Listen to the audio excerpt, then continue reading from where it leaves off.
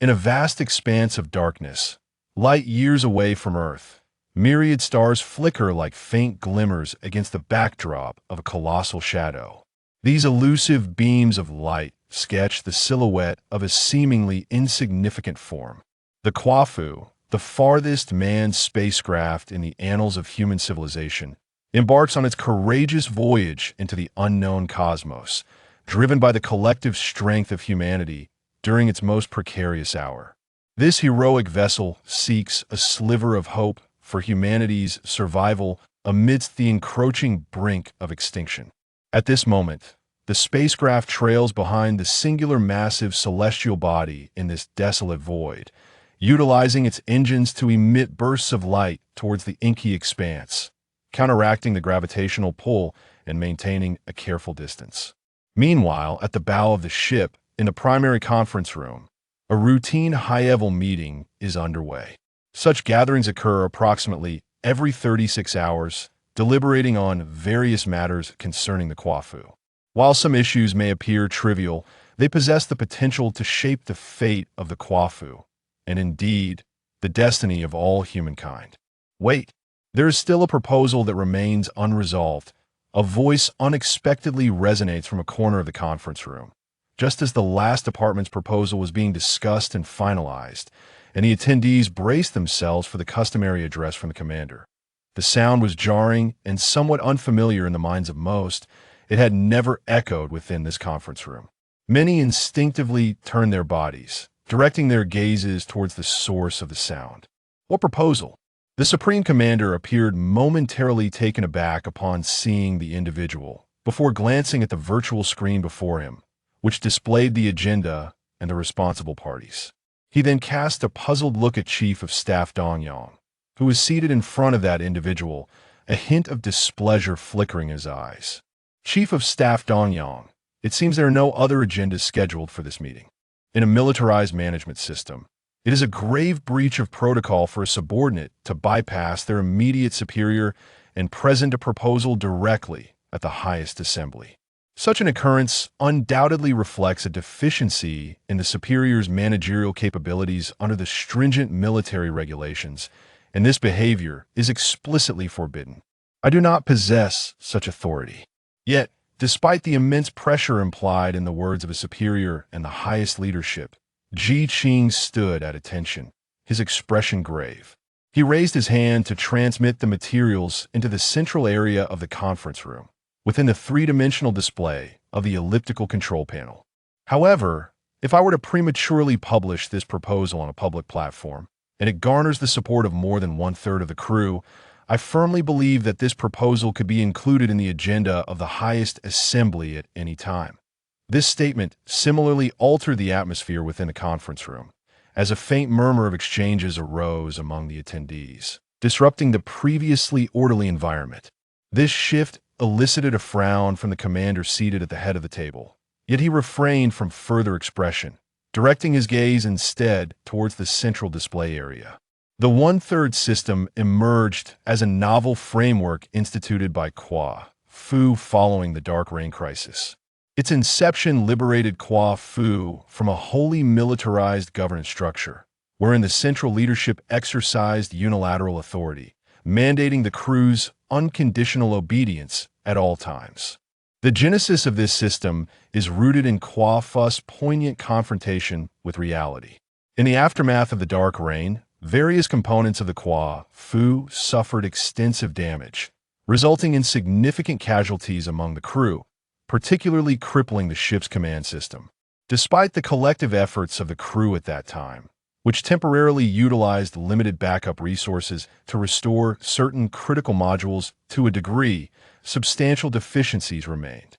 Moreover, the original management hierarchy had also faced considerable losses, notably the highest echelons, which were left with only a single deputy commander, rendering the existing command structure ill-suited for subsequent voyages. Following the recommendations of the entire crew, a new management layer and system was provisionally established. Concurrently, to stabilize the crew's frayed nerves and harness their collective intellect to navigate the imminent life-and-death crisis, the one-third system was conceived. The formal designation of the one-third system is the temporary self-rescue system, which explicitly stipulates that any proposal concerning the future of KUAFU may be directly submitted for discussion in the highest assembly, provided it receives the endorsement of over one-third of the crew members. Even in the absence of a convened highest assembly, urgent matters may be addressed through system confirmation, allowing the commander-in-chief to convene a deliberative meeting in advance. The outcomes of such discussions will be communicated to all crew members post-meeting alongside other public proposals, ensuring transparency and accountability in the proceedings. Just moments ago, Ji Qing remarked. He glanced at the display in his hand before stepping forward to the podium reserved for presenters, surveying the assembly of participants within a conference room. Although all present held positions superior to his own, he exhibited no signs of trepidation. Instead, he exuded an air of calm confidence akin to that of a leader. When was this proposal uploaded to the platform? How was I not informed? The chief of staff inquired, his tone laced with incredulity. The recurrent actions of his subordinates, bypassing his consent, had already rendered him quite uncomfortable among his peers. Coupled with Ji Qing's current demeanor and conduct, he felt he had completely lost control over his subordinates. Approximately 15 minutes before the meeting commenced, Ji Qing replied, "It has barely been under 90 minutes. How could it be so swift? What precisely is this matter?" As each individual perused the brief overview of the proposal, curiosity and bewilderment began to ripple through the room, culminating in a sudden eruption of discussion. Subsequently, he rose to his feet and surveyed the surroundings, the conference room regaining its tranquility under the demeanor of the Supreme Commander. Yet, beneath this calmness, an unusual atmosphere surged. The attendees wore serious expressions, their gazes fixed ahead, their eyes shimmering with various flickers of light. As the commander-in-chief cast his glance across the room, it seemed he gleaned something from the countenances of many. They had already heard whispers of this proposal. The peril of humanity's negative thoughts is profound, especially when coupled with unrestrained and reckless imagination. Should such thoughts severely affect a significant portion of the crew, they would sow the seeds of destruction for the KUAFU project. Thus, in the psychological training program for the crew of the KUAFU, the principles of absolute obedience to command and the singular objective of forward progression stand as the two paramount tenets, woven into the very fabric of each crew member's existence. How is this proposal approved and disseminated through the public platform? This inquiry echoed among many present. The chief of staff bore the weight of the commander's scrutinizing gaze, feeling a deep sense of discomfort, regretting his earlier decision. At this juncture, Dong Yang comprehended the Supreme Commander's intentions entirely and began to observe Ji Qing's behavior closely. He later discerned that Ji Qing, undeterred by his stern warnings, exhibited signs of escalating his reports beyond the usual hierarchy. Meanwhile, the chief of staff remained vigilant towards Ji Qing, harboring lingering reservations about his past conduct. From that moment on, Dong Yang revoked Ji Qing's privilege to attend high-level meetings, even excluding him from the ranks of ordinary record keepers. Since the onset of the crisis, the KUAFU spacecraft has been plagued by frequent equipment malfunctions. However, this temporary predicament did not overly concern Dong Yang, who could have anticipated that this incident would arise. He remained undeterred. Dong Yang sighed inwardly, pondering the disastrous consequences that such actions, which could disrupt the morale of the troops, might bring. He felt a pang of sympathy for his exceptional subordinates engaging in self-destructive behavior. Yet, given the circumstances, he had no choice but to adhere to the directives of the highest leadership. Upon finishing his statement, a predictable stir rippled through the conference room. Ji Qing intentionally paused for a moment, allowing the warmth that blossomed within him to radiate outward, ultimately transcending the confines of his own body and enveloping the entire room. As the commotion gradually subsided, Ji Qing's second dossier was successfully uploaded. He lowered his gaze, swiftly reorganizing the documents in his hands, and focused his eyes on the center of the circular conference table, where 4 characters gradually emerged, Return loop plan. Next, I shall detail the specific plan. Ji Qing commanded the central screen to transition to another interface, revealing two familiar celestial bodies at either end of the display. One side showcased a vibrant Earth, adorned in hues of blue, white, and green, the home of all humanity. In stark contrast, the opposite side presented the desolate He star, ensconced in the inky void of space, resembling an irregular shape akin to an abandoned orange peel, with its ashen white continent evoking a chilling sensation. Accompanying it were fragments that had drifted alongside He star for eons, amplifying the sense of desolation that enveloped this shattered land. This is a forsaken realm of the universe, where prospects appear bleak, while the vibrant Earth at the other end serves as a sanctuary for all. With a gentle tap in the air, Ji Qing initiated a peculiar route that swiftly soared from the shattered continent towards Earth, bridging two utterly disparate celestial bodies. Subsequently, a plethora of data emerged on the screen, allowing everyone to sense that this plan was meticulously conceived and the likelihood of success seemed promising. Ji Qing's eyes sparkled with intensity against the luminous display, particularly as the blue, white, and green hues of Earth nearly enveloped the majority of his pupils. His voice quivered slightly, tinged with a hint of hoarseness. Clearing his throat softly, perhaps out of concern for disrupting the current atmosphere, he coughed delicately.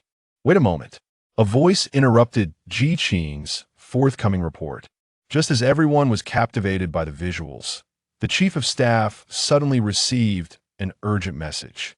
He initially furrowed his brow in confusion, and upon discerning the content before him, he exhibited astonishment, followed by a meticulous scrutiny of the information, ultimately relaying it swiftly to the Commander-in-Chief.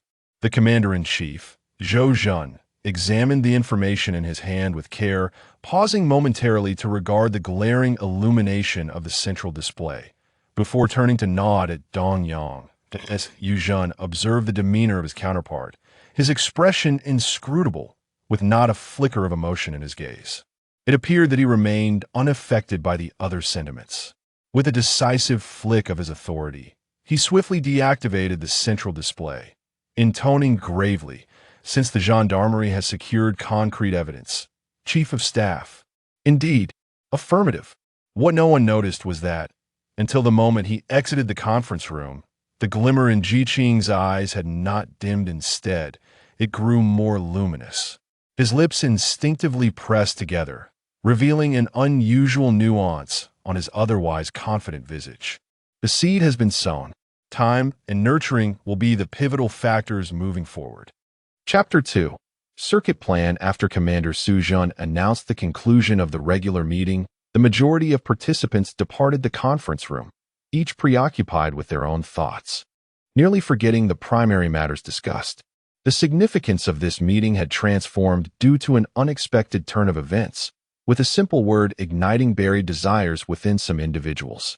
A select few, as anticipated, were retained by the supreme leader of KUAFU. These individuals constitute the core management of KUAFU, and every decision they make bears considerable weight on the organization as a whole. As this small group of leaders convened, the atmosphere became markedly more relaxed than during the preceding meeting. Each of these actual power holders possesses a domain under their direct leadership, and aside from the commander, they share an equivalent rank. In the absence of subordinates, their exchanges flowed with minimal reservations. What does everyone think? The commander, Su Zhen, exhibited a demeanor less stern, infused with a more humanistic tone. "Of course, we are entirely at your disposal." Chief of Staff Dong Yang was the first to respond. His subordinates had defied orders, escalated reports beyond protocol, and even turned against each other, leaving him feeling as though the image and prestige he had cultivated in higher echelons had been nearly obliterated. His situation grew increasingly precarious, and his status appeared precarious at best. If he did not take action soon, his future would be irrevocably compromised. He was not inherently this way, yet driven by a fervent desire for change, he resorted to a rather juvenile action immediately following the commander's inquiry. "What is the matter? Have you been swayed?" As the deputy commander, Zichao half-jokingly remarked that many crew members have been swayed, and the speed at which information circulates is astonishing. This enables him to meet the proposal submission requirements in such a brief period. Thus, managing a single proposer is straightforward. The crux of the issue lies in addressing the crew members who consented to the proposal. I am confident that by severing the source, any matter will gradually fade from memory over time. After all, the cell base has been making consistent progress in its tasks, and I believe it won't be long before everyone's minds are filled with the joy of impending success. Supervisor Mu Jun, responsible for crew discipline, adopts a rather direct approach. This line of thought is quite logical. The shorter the time this proposal lingers in the minds of the crew, the quicker they will move past it. Presently, it is this staff officer, by the way, Zichao. I recall you once served as the head of the communications department. That staff officer was likely one of your subordinates, correct? Are you familiar with him? Commander Su Jun did not inquire about Ji Qing's current direct superior, Dong Yang, but instead posed the question to another individual, prompting some to entertain alternative interpretations. The staff officer you mentioned is named Ji Qing. I am indeed well acquainted with him. He is highly capable, a technical elite, and a vital force behind the current KUAFU project. Ji Qing. That name rings a bell. Given the recent flurry of activity at the cell base, you might momentarily struggle to recall. Allow me to share a noteworthy incident that is sure to leave an impression. The communications department has now fully formed, and the Shenong Information Reception Module, which was trialed long ago, should be quite familiar to everyone. The project of transformation and information restoration technology is primarily based on theoretical research data proposed by Ji Qing. He also participated in the renovation of outdated equipment, making significant contributions to our current mastery of information concerning Shenong. Everyone present was aware of this project, and its success was a focal point of attention for all during that time.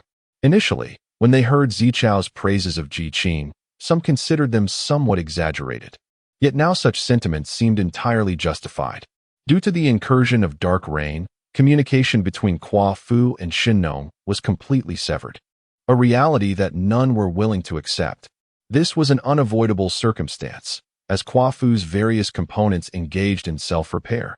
Limited resources were naturally prioritized for the hull, life support, and propulsion systems, relegating communication to the last position on the list. Just as everyone relinquished all other hopes and focused solely on the self-rescue of KUAFU, the unidirectional information reception system was restored. While many may have long forgotten the specifics of when and how this repair was accomplished amid a scarcity of resources, they vividly recall a singular scene.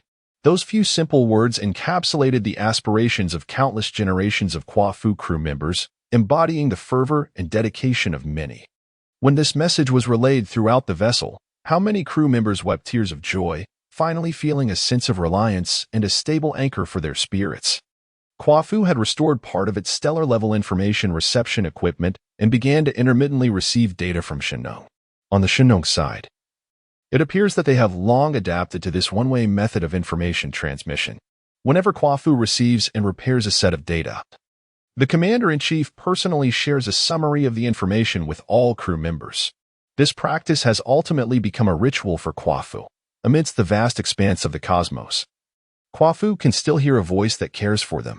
The crew members harbor a deep desire to convey their current safety to Shenong, to send it back to Earth. However, repairing the stellar communication equipment requires a significant amount of rare elements and advanced devices, which have been severely damaged in the dark rain. To ensure that KUAFU can endure until reaching the Hoei star, these resources must be prioritized for the most urgently needed repairs of armor, propulsion, and life support systems. The memories of past experiences swiftly course through everyone's minds, creating ripples in the meeting room. Yet, this individual exhibits a rather peculiar attitude towards work and life. He carries an air of nonchalance that is uncharacteristic of a soldier. Perhaps it is this very disposition that enables him to transcend conventional technological and managerial paradigms, leading to the proposal of many imaginative ideas. Zichao's high praise has shifted everyone's perspective on Ji Qing's reckless actions. Moreover, let me mention an unverified piece of information.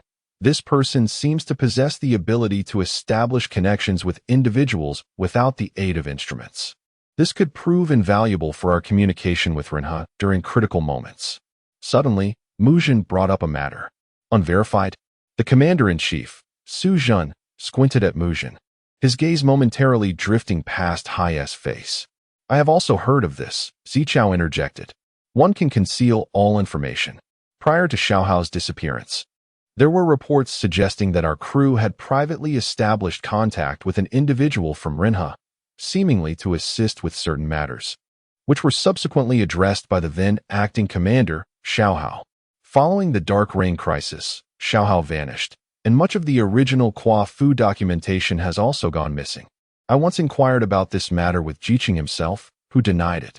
I have heard whispers regarding this, yet they remain unverified and thus are not to be trusted. Hai keenly sensed Su Jun's gaze. However, such thoughts are perilous. As it stands, he is unlikely to relinquish these notions easily. Should they influence other crew members, I fear it would unravel the previously united spirit, proving detrimental to the KUAFU initiative, retorted Muzhen.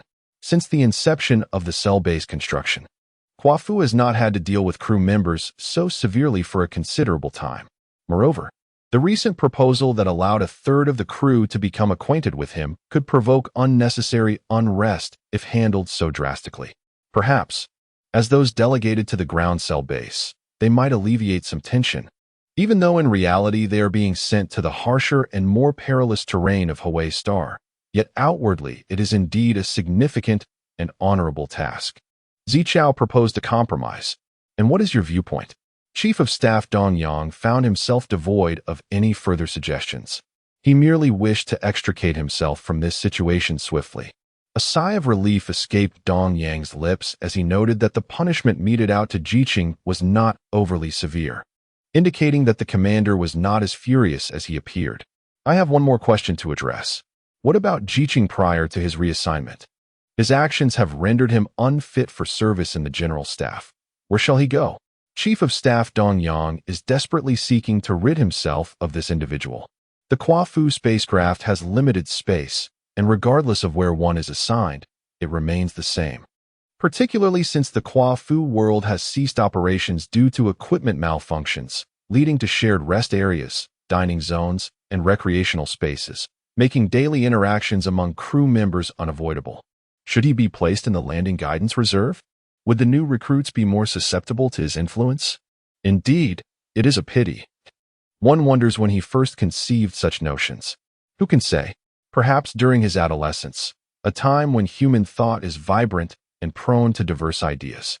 And even external psychological interventions cannot eradicate such thoughts. Moreover, I suddenly recalled that he was likely the initiator of the one-third proposal system. The plan he has devised has sparked a rather peculiar thought within me, although it seems too far-fetched. What thought? Well, you should pay closer attention to his circumstances from now on. Certainly. Dong Yang? The commander-in-chief symbolically sought opinions. I have none. I shall comply with your arrangements. Su Jun concluded the discussion regarding Jiqing with a simple word. I propose that we seize this opportunity to completely abolish the one-third proposal system and restore the KUAFU management model to the fully militarized management system that existed prior to the Dark Rain crisis. The commander-in-chief appears to have formulated a plan. Presenting it now is clearly intended to gauge the attitudes of those before him. How shall we explain this externally? After Blackleaf spoke, he glanced at Zichao and Muzhen. I have no objections. The remaining two individuals also did not hesitate. Indeed. Well, the analysis conducted collectively is thorough. The solutions can be further refined. However, I convened you all to ascertain one vital point. The commander-in-chief cast a solemn gaze upon each person, his voice grave yet resolute. We must unify on this matter. Our hearts must beat as one. Only then can the KUAFU stabilize, and the KUAFU plan can be implemented in an orderly fashion, allowing for the possibility of success. We are the pioneers of the galaxy, champions of human civilization. We are the intrepid KUAFU. The voice of Muzhen, predictably, overshadowed all others. Chapter 3. The return of Shenong at the command platform of the Shenong. The The captain and senior fleet officials stood in unison, gazing through the front window at the approaching vessel. First, allow me to convey the highest respect of all humanity on Earth and, on behalf of the United Government and all its people, extend a warm welcome to your return. Everyone is genuinely filled with admiration for the dedication of the past KUAFU crew and your contributions. Currently, the chairman of the United Government and several leaders' representatives have arrived at the near-Earth orbital space station, preparing a grand welcoming ceremony for your arrival. This ceremony will be broadcast live to the entire planet, allowing everyone to witness this monumental moment. This approaching spaceship is approximately 9 times the size of the Shinong, and as it draws nearer, its silhouette fills much of the Shinong's front view. Seemingly intentional, this approaching vessel deliberately avoids the space between the Shinong and Earth, allowing the scenery of Earth to remain visible on the opposite side of the Shinong's field of vision. Now, please follow our guiding signal and relinquish control of the spacecraft to us. We will safely escort you to a reception point near the space base, where all crew members can temporarily board a shuttle to attend the welcoming ceremony at the space station. Captain Wang Hao, I regret to inform you that I cannot hand over command at this moment. Captain Shinong's statement was somewhat brusque, lacking warmth, as if he held reservations about the reception from Earth's highest leaders. I comprehend your concerns. However, rest assured, I believe that once you witness our circumstances at the space station firsthand, your perspective will undoubtedly evolve. I shall not elaborate further. Please adhere to our guiding signal and proceed. After your arduous journey, it is time to pause and rest. Your homeland on Earth welcomes you. This is surely the sanctuary you have envisioned. Upon concluding this brief high-level meeting, it unexpectedly came to an end, with subsequent duties assumed by other departments aboard the spacecraft. Captain, are you truly intending to visit the space station in person? I strongly oppose this. After the communication was severed, the first officer, Yen Ru, stepped forward and voiced her concerns. I support the captain's decision to go personally. Upon hearing Yen Ru's initial objection, the chief of staff, who was already inclined to accept the arrangements made for the Earth delegation earlier that morning, immediately interjected, asserting that only through direct observation can one make a definitive judgment. We must not allow entrenched preconceptions to hinder the future of all crew members. I do not believe there were any oversights in our preliminary analysis of the Earth's current state. What is the true condition of our planet now? Is the present United Government genuine or merely an illusion? What can we truly perceive from a space station? It is essential to recognize that the course of our journey over the past few centuries has seen little change, yet the Earth has evolved remarkably. The collective intelligence and technological advancements have far surpassed our own. We cannot rely solely on our eyes to unveil the truth. However, we cannot neglect observation and communication. The adage "seeing is believing" may be outdated, yet it remains a crucial method for humanity to comprehend the present reality. Do you understand how we have arrived at this juncture? We owe this to the very individuals before us, who have dedicated decades to establishing deceleration pathways within the solar system. Additionally, the immense space station and the flagship of the Northern Hemisphere combat zone awaiting our arrival, how could these be fabricated, and what doubts could one possibly harbor? These individuals represent the Earth. Is it merely their demonstrated prowess that warrants our trust? Enough. The captain has finally emerged from his silence, sternly addressing the crew. He then turned to face everyone in the command cabin, as he had done on countless occasions, decisively issuing his final command. Now, all crew members of the Shinong, heed my orders and proceed according to the guiding signal from the opposing party. Captain Yen Ru, situated behind him, was about to voice a dissenting opinion but was silenced by a wave of the captain's hand. Remain vigilant of our surroundings and halt our advance when we reach a distance of 1,000 kilometers from the space station. Then, led by myself and the chief of staff, we boarded our own small shuttle and entered the space station. Yen Ru's eyes widened, but she resignedly lowered her head. She quickly adjusted her emotions, awaiting the next command. Yes. Except for Yen Ru behind me, everyone began to take action. The chief of staff departed without acknowledging his dissenters, not even casting a glance in their direction. He performed a military salute to the captain before departing directly. Are you not leaving? as the command room returned to tranquility. The captain interrupted the thoughts of her capable assistant beside her. Room for maneuver? There is none left. The captain turned her head, contemplatively gazing at the vividly colored earth and the enormous, dark silhouette of the civilization revival ship outside the window, softly uttering. Yenru did not contest this statement.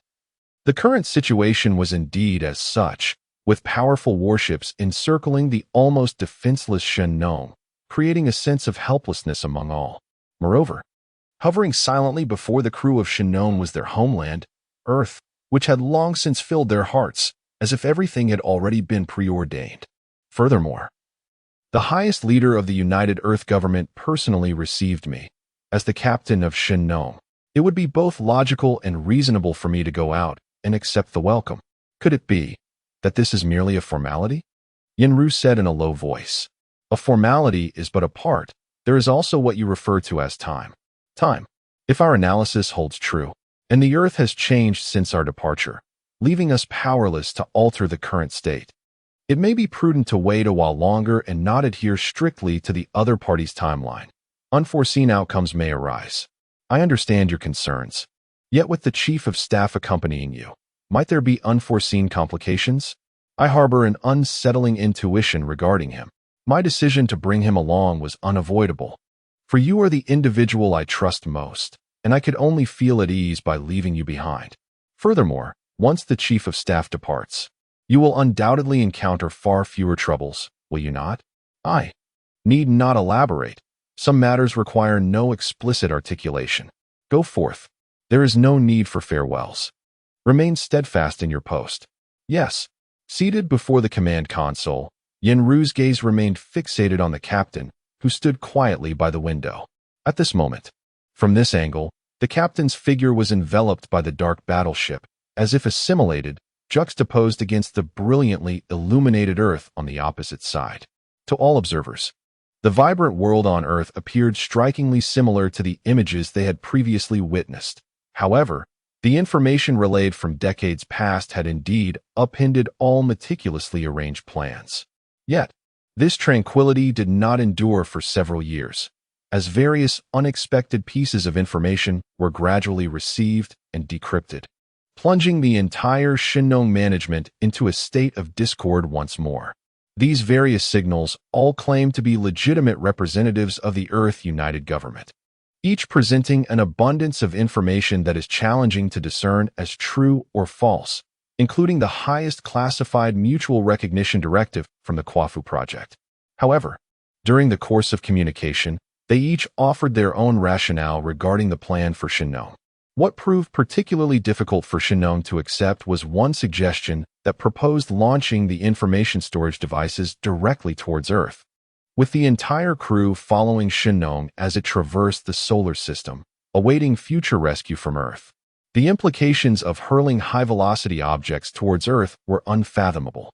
Upon discovering other communication signals, they unanimously denounced these as illegal, positing that they could originate from malevolent private entities, divisive local factions, powerful technological corporations, or formidable space pirates with corrupt military affiliations. Such assertions caused sleepless nights for the senior officials and the command staff of Shen-Nong, as no one wished to witness the fruits of centuries of toil from the KUAFU project fall into the hands of illegitimate forces due to misjudgment. According to one analytical model developed by the command staff, it is highly probable that the Earth United Government had already fragmented long ago, resulting in several mutually unrecognizable regional governments and organizations.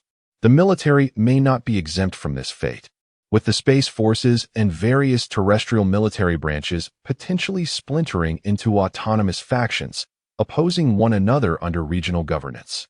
Another analytical possibility suggests that the Earth United Government still holds a dominant position, with only a few relatively powerful splinter groups. Initially, the signal employed a transmission encryption method, serving as a protective measure for the Shen-Nong by the United Government. Following the issuance of this signal, it was intercepted by malevolent forces, who subsequently established several counterfeit signals from the United Government to create confusion and seek to extract some advantage from Shen-Nong. However, what if the worst-case scenario unfolds? If the original united government has indeed fractured as anticipated, who then can truly represent human civilization on Earth? Is it the entity with the most formidable space capabilities? The one wielding the broadest control over terrestrial territories, the one governing the largest population, the one with the most advanced technological prowess? Or perhaps the regional governments that directly inherit the legacy of the original united government? In truth, none of them can adequately represent the entirety of human civilization. The dynamics of Earth's civilization have transformed, rendering outdated notions insufficient for analyzing these circumstances. Until now, as Chen Ming approaches Earth, the leadership remains devoid of the desired information and answers, ultimately resorting to selecting individuals who can offer a future for the crew of Chen Ming. This appears to be the most prudent choice. At the core of the Chen Ming, Deputy Captain Yen Ru and a deputy advisor named Pylon stand side by side at the command platform, silently awaiting the captain's return. In the vastness of space, the Chen Ming is flanked by several slightly larger vessels, which encircle it from a distance. As Captain Wang Hao of the Civilization Revival vessel aptly stated, these ships are, of course, specifically designated to shield the Chen Ming from the threat of debris in proximity to Earth, representing a prudent arrangement. At this moment, the captain has ascended to the immense space station and is navigating the corridors within under Captain Wang Hao's guidance. Everything seems to be proceeding exceptionally smoothly. Within the space station, the welcome ceremony unfolded with the grandeur that everyone had envisioned. Although the space was limited, the manner in which the ceremony was conducted left the crew aboard the Chen Ming profoundly moved. Most of them had spent their entire lives aboard the Chen Ming, with some never having even glimpsed the KUAFU during their departure. Witnessing such a spectacle constituted one of the most breathtaking moments of their lives. Among the crowd, a dozen or so individuals, surrounded by admirers, swiftly approached the captain of the Chen Ming, exchanging fervent handshakes and greetings, which further heightened the atmosphere. Many were even moved to tears. In the midst of this fervor, whether among those receiving the welcome in the space station or the crew stationed aboard the Chen Ming, anyone fortunate enough to witness this scene would inevitably be touched, their hearts stirred. Yen Ru remained remarkably composed, adhering to her usual demeanor. This was not a sign of emotional detachment. Rather, she was compelling herself to rationally analyze the unfolding events while redirecting her focus to the data displayed on the command platform. The ceremony within the space station continued in an orderly fashion, with Captain Wang Hao acting as the introducer, systematically presenting all the high-ranking officials present to the crew of the Chen Ming. Meanwhile, the chief of staff, serving as Yen Ru's deputy, was particularly enthusiastic, eagerly positioning himself at the center of both groups, incessantly introducing himself and the personnel from the Chen Ming to the welcoming dignitaries. After what seemed like an eternity, once the customary pleasantries and formalities were concluded, a distinctive group emerged from within the assembly. These individuals evidently approached with a clear purpose and strong intent, surging forward just as the discussions between the two parties came to a close. Upon reaching a certain distance, those who had secured their positions swiftly formed several lines under guidance, beginning to pose questions to the high-ranking leaders assembled together. This is our duty, and I am confident that they undertake it without regret, taking pride in their role. Captain Wu, I wish to inquire about a matter of great interest to many. Have you ever encountered the benevolent and civilized beings of Rinha? What are they like? No, I have not. I was born aboard the Chen Ming, and by the time I transitioned from reserve to official crew member, the Chen Ming had already departed from KUAFU for 43 years. This remains a source of regret for me, as I have not witnessed humanity's first friends in the vastness of space. However, even on KUAFU, only a few individuals have seen the Rinha beings from a distance. Their life forms are entirely distinct from that of humans. I have heard that humans cannot physically approach them, and there is even no technology capable of capturing a complete image of them. I have been informed that they communicate with humans through consciousness. Is this true? To my knowledge, that is not entirely accurate. I trust that further details will soon be available in upcoming materials. Greetings, Captain Wu. I must raise a rather poignant question. It is said that the KUAFU lost contact with the Chen Ming many years ago. Are you aware of what might have happened to them? As of now, there has been no word from KUAFU. Do you believe they are still alive? Since the loss of contact, we have been monitoring that region of space through various means. However, due to technological limitations, we are unable to ascertain the status of KUAFU. There exists a glimmer of hope for the salvation of KUAFU, as we once captured a clear image of the RINHA spacecraft gracing the starry expanse. That vision remains indelibly etched in my memory. The RINHA lingered for an extended period, gradually making its way toward the Hawaii star. I believe they must have rescued KUAFU and subsequently escorted him to Hawaii for repairs. KUAFU is currently hindered by the inability to repair his long-range communication devices, thus preventing any contact with us. What is Hawaii? It is a celestial body drifting between the stars, a vital waypoint on KUAFU's journey to Tianyuan 4. Following KUAFU's encounter with the RINHA civilization, they have devised a new plan to establish a cellular base there, serving as a transit station for the KUAFU initiative, ensuring a stable supply of resources for future vessels bound for Tianyuan 4. I pose a question regarding the future. What do you believe should be the foremost action taken by humanity upon acquiring the new technologies of the RINHA civilization? Who are they? No one familiar with the KUAFU project would utter such a foolish inquiry. The answer dwells in the hearts of all. Why has the Shinnong not yet submitted to the oversight of the United Government? Do you harbor specific demands or other concerns that you might share? The interview continues, with an unending stream of questions flowing forth, many of which begin to seem trivial. Just as everyone in the Shinnong command room gradually directs their attention to the live broadcast from the space station, a red emblem materializes on the monitor before the command platform. Wyann perceptively sensed the subtle difference. She averted her gaze and instinctively sought to retrieve the details of the information. At that moment, the red indicators on the display began to escalate rapidly, their flickering brilliance glaring into the eyes of those before the screen, exceedingly blinding. A sense of dread washed over her as Wyann immediately grasped the gravity of the situation. Without any extraneous movements, she swiftly coordinated her limbs to alert those nearby to the developing crisis. Subsequently, she slowly maneuvered her hand to the waist of her aide, PILN, incapacitating him, and instinctively pressed the sole physical button on the command console, exclaiming, "Stop! Plan 9. On the ground beside her, PILN had quickly drawn his sidearm, aiming it at the highest-ranking commander of Shinnong, his voice resonating with authority. "Do not proceed, or else, you." His arm trembled slightly. Whether from the surge of adrenaline or the awkward grip on his weapon remained uncertain. "What is happening?" Wyann queried, her attention shifting from the system's successful deployment to the assailant lying on the ground. "Whose orders are you following? Have you forgotten military protocol? Do you understand the gravity of your actions?" The crew members present did not succumb to despair. Instead, they decisively drew their weapons, targeting the intruder, poised for either the adversary's next move or their commander's directive. "Do not move. We demand your highest commander to step forward," declared an armed individual adorned with red insignia. Despite their overwhelming advantage, there was no indication of intent to advance further. Yenru appeared oblivious to the words of her counterpart, her gaze fixed upon the progress of a task on her command console as it reached its conclusion. The entire vessel trembled slightly in response.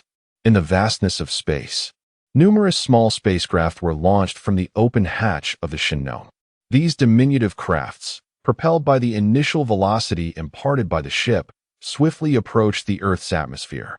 The escorting vessels had anticipated this moment. Shortly after the Shinnong's craft was deployed, they released a barrage of missiles, exponentially outnumbering the adversary, which surged forth in organized formations towards their target.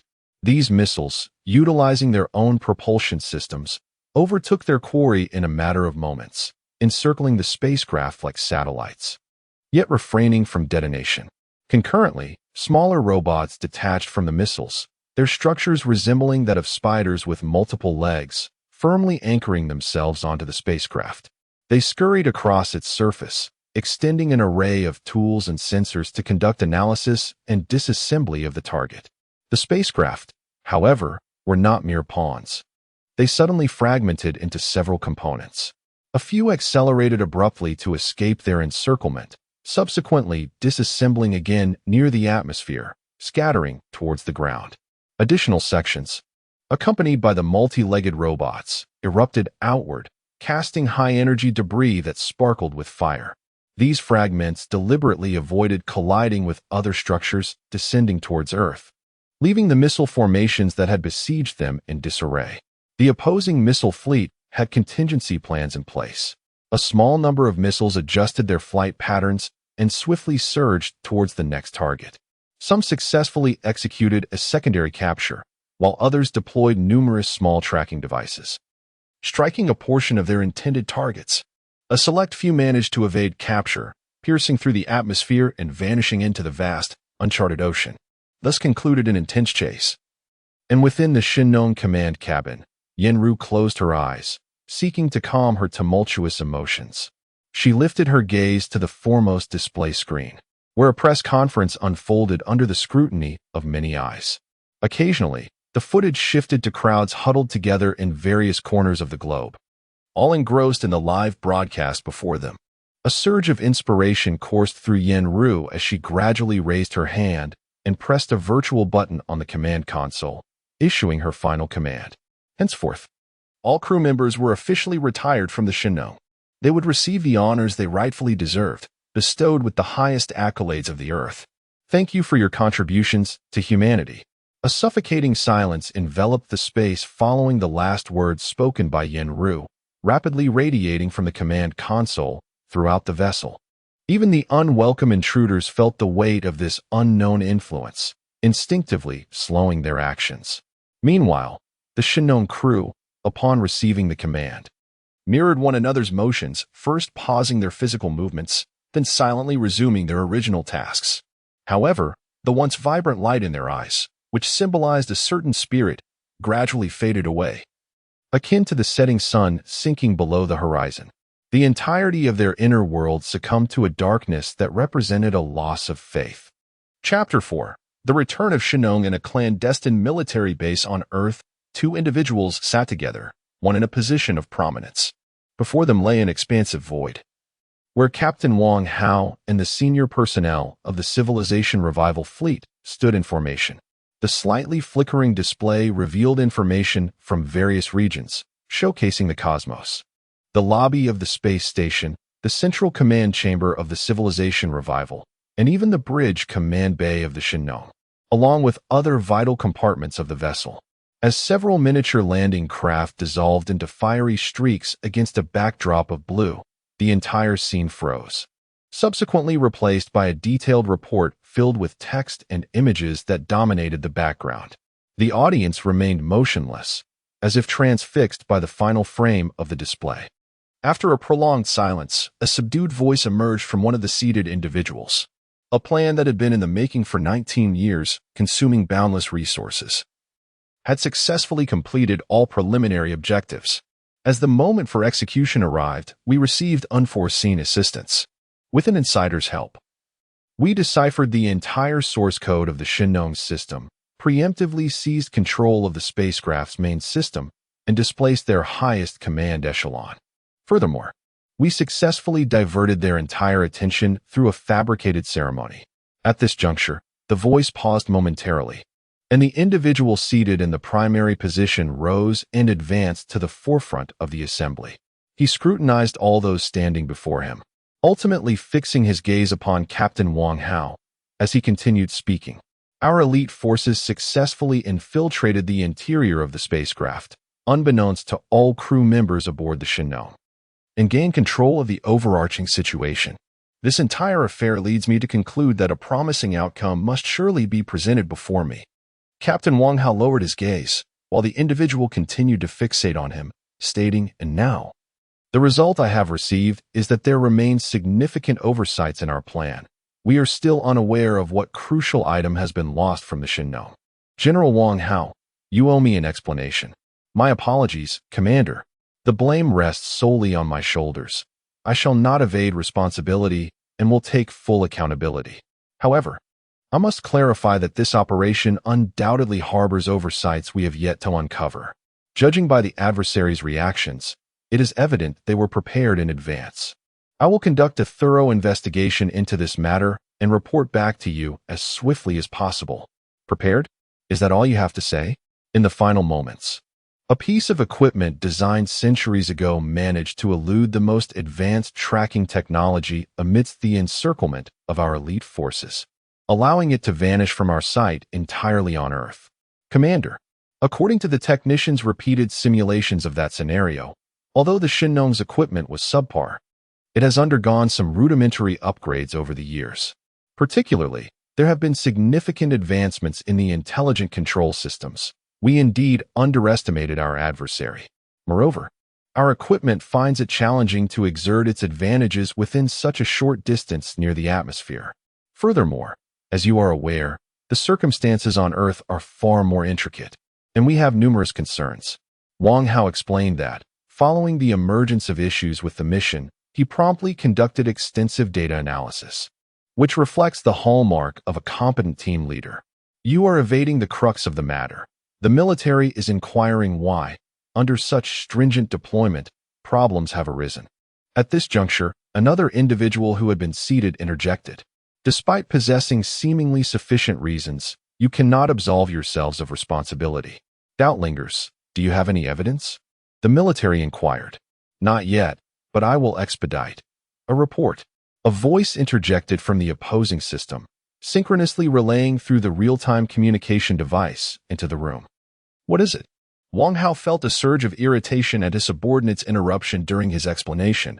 This was a high-level emergency meeting, and you are aware of the protocols. Captain's report. It concerns a significant matter, extremely urgent. What? Is there damage? Wang Hao asked. I am referring to the Shinnong. Currently, preliminary statistics indicate that the losses comprise merely some ordinary equipment and non-essential data storage devices. Additionally, there are 36 crew members from the Shinnong, of which 9 belong to the research department. My apologies, military officials. Wang Hao felt a chill run down his spine. The previous incident remained unresolved. And with this sudden situation, the consecutive blows, though not overwhelming him, cast a shadow over his future. Wang Hao found himself somewhat perplexed. General Wang Hao, it appears your judgment was indeed correct. Someone has indeed aided the Shinnong. This revelation did little to ease Wang Hao's mind. The occurrence within his ranks had irrevocably shattered the impeccable image he had cultivated over the years, sealing his fate. His teeth, clenched tightly within his mouth, seemed to be crushing something intangible. Yes, Wang Hao stood at attention once more, his somber demeanor heralding a tempestuous storm directed towards the very forces he commanded. As the holographic display dimmed, both Captain Wang Hao and the senior fleet officers vanished from sight, while within the distant reaches of space, a profound cleansing began to unfold. Indeed, matters transpired as you had anticipated. I commend your foresight. The actions undertaken by the military are beyond the comprehension of ordinary folk. However, do you not wish to inquire about the state of the space forces? I fear that Wang Hao, burdened by such emotions, may commit egregious acts. No need for concern. I prefer him to carry this sentiment into his subsequent endeavors. Only through visceral pain can one cultivate the resolve for radical healing. Thus, I will be able to purge the ranks more thoroughly. There remains much to be done, and I require a clean slate. It is regrettable for the crew and equipment of the Shinnong, as they are irreplaceable assets for humanity. You have indeed invested heavily in this. Every situation has its advantages and disadvantages. Who can predict the impact these infiltrators may have on us in the future? I may incur even greater losses, perhaps even catastrophic ones. Yet, at present, I am exchanging seemingly significant interest for everything I desire. This transaction is indeed worthwhile. The data stolen may not hold much value, but the crew members, particularly those from the research department, may possess invaluable knowledge. How much can a human brain retain? What truly matters is the vast amount of stored data we have already acquired. It has now been transferred to a secure location, alleviating any concerns. Moving forward, we can afford to be less apprehensive and concentrate on completing the technological upgrades. Conspiracy? Such matters should not trouble you. In conflicts of this magnitude, The accumulation of human wisdom and experience over millennia, combined with the capabilities of advanced systems, has rendered conspiracies nearly devoid of their former decisive influence. Facing reality, the only option before them is to make choices. Choices? Much like what we have just done, relinquishing certain assets in exchange for others. This strategy has existed since ancient times, referred to then as an overt maneuver. In today's world, only overt strategies remain. Conspiracies have long since become mere dust of history.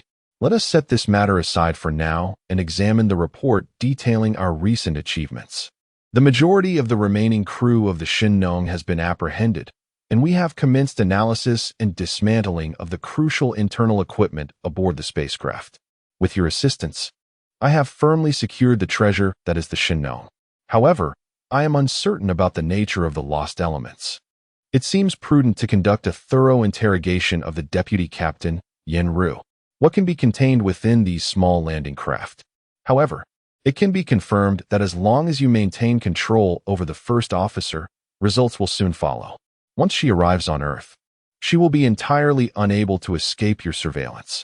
What shall be done with the remaining crew members? They are indeed the elite of humanity, heroes in their own right. And I hope you will treat them with kindness. This does not require your reminder. Most individuals on Earth have heard tales of their legends during their childhood, and the respect we hold for them is deeply rooted within us. The necessary protocols must not be overlooked, as they serve as a form of protection for them. And what of my existence? I have meticulously processed all your information, including your appearance, which will manifest as an entirely different persona in any system other than mine. Only I can converse directly with your true self. Now, it is time to discuss our matters. The individual hidden by the military has adopted a different demeanor, gazing at the authority before him. His eyes no longer reflect the subservience displayed earlier.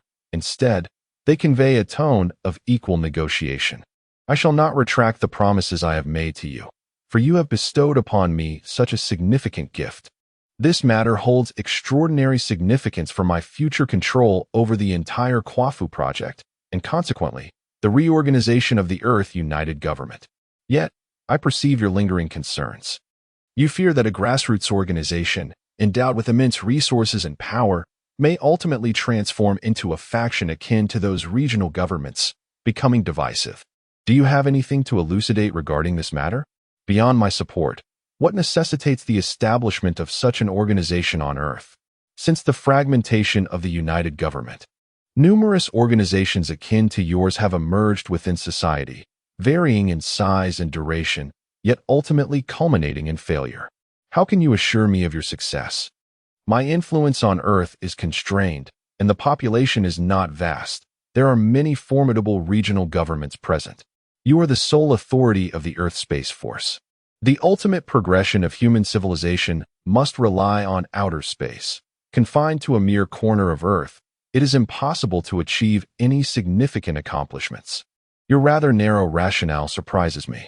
It is imperative to recognize that the majority of individuals in most terrestrial regions harbor considerable prejudice against us, denouncing our autocratic regime, consistently wielding their so-called democracy as a means to belittle us.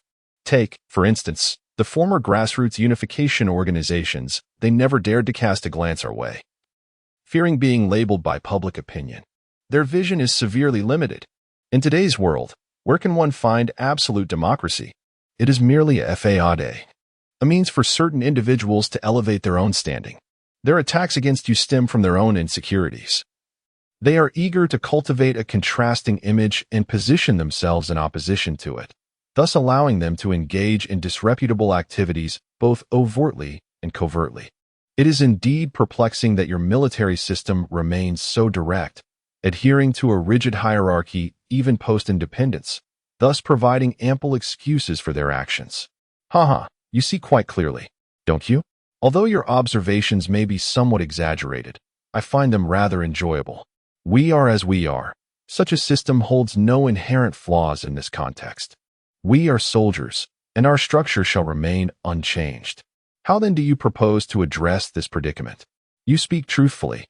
We possess formidable weaponry, yet lack a venue for its deployment. The gateways to these weapons are not easily unlocked, and should they spiral out of control, even a minor misstep could regress human civilization by centuries. What is most alarming is the current ecological state of our planet. Destruction is effortless, yet reconstruction proves to be a daunting challenge. In the initial stages, we can only extend our support to the federal government. As for retreating into the shadows later, your imagination is quite commendable. What lies ahead? Who can truly say? We might misjudge even the next fleeting moment. This uncertainty is precisely what we desire, to swiftly unify the entire globe through our technological prowess, achieving this in a peaceful manner. For when humanity encounters other powerful civilizations in the cosmos, Earth's civilization must function as a cohesive community to evolve and develop in an orderly fashion. Our ultimate aspiration is for the human community to ascend as one of the formidable civilizations of the galaxy. What are your plans for that eventuality? There seems to be a deeper meaning in your military discourse. Your perspective is commendable. Your ability to envision such long-term arrangements elevates my regard for you significantly. Grateful for the esteemed recognition. However, I hope that in due time, you will extend your support to our organization, particularly in projects such as the civilian application of Rinha civilization's technology. Let us together witness this magnificent era. Trust me, with our backing, this journey will be rendered considerably smoother. Upon concluding his statement, the individual's holographic image dissipated before the esteemed figure. At that moment, he found himself alone in the chamber, as the ambient light subtly intensified following the disappearance of all holograms. The name indeed carries profound significance. Chapter 5. Dreamscape on Hualong Road, where the dreams of humanity commence. For the majority of Earth's inhabitants, this symbolizes the genesis of human civilization's aspirations. Yet, for certain dedicated souls, it becomes a nightmare from which they yearn to awaken. At this juncture, Ichi stood atop the conduit, inspecting the passageway, his expression somewhat dazed as he gazed at the surrounding vista. The sights before him were exceedingly familiar. However, the abrupt transmission of his thoughts to this locale rendered him momentarily incapable of swiftly adapting to the cognitive shift. In the realm of dreams, human thought operates in such a manner, with the active regions of the brain imparting a sensation akin to slow motion, devoid of the agility experienced in wakefulness. As though he were a drifting jellyfish, moving languidly. Here, time flows apart from reality, transforming into another world. Ichi endeavored to regain control and began to move. Not ascending the inspection passage as anticipated, but instead approaching the edge of the corridor. With his arrival, the protective railing at that location gradually vanished, replaced by a descending staircase. He descended without a moment's hesitation, stepping down until his feet met the surface of a colossal pipe below the passage. The surface of the pipe rippled like water, emanating waves from the point where his foot made contact, as if he were treading upon a true body of water. These undulations rendered the previously indistinct surface of the pipe even more ethereal.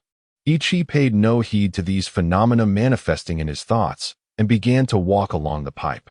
He understood that here, there was no need to discern his position, for the direction he advanced was the very destination he sought.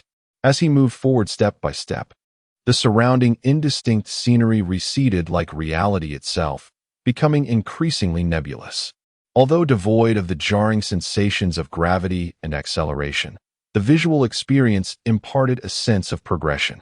As the scenery shifted with accelerating speed, the surroundings blurred into a haze, eventually revealing straight lines. The once homogeneous image of the pipe began to transform, as a small black that rapidly expanded, ultimately blossoming into a starry sky. Against the pitch-black backdrop, the twinkling lights infused this previously desolate space with a touch of vitality. Most of the starlight in this celestial expanse appeared hazy, with only a few stars in the central region forming a sinuous line, standing out with remarkable clarity. Among them, one star shone brighter than the rest, revealing its exceptional nature. A wondrous feeling blossomed within Ichi. He longed to spread his arms wide and embrace this magnificent starry sky. Yet, the vastness of the cosmos is overwhelming, rendering his form insignificantly small. ultimately leading to his absorption into the starry expanse, becoming a trivial fragment of the whole. Yao, a voice beckons him by his former name.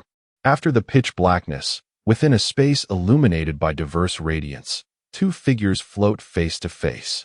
The colors of this realm manifest differently in the minds of both individuals. Their perceptions of the same location's hues diverge. In truth, if they were to concentrate and discern the distinctions with utmost seriousness, they would find that those mesmerizing colors resemble the stark simplicity of an archaic black and white television, differing only in shades of gray.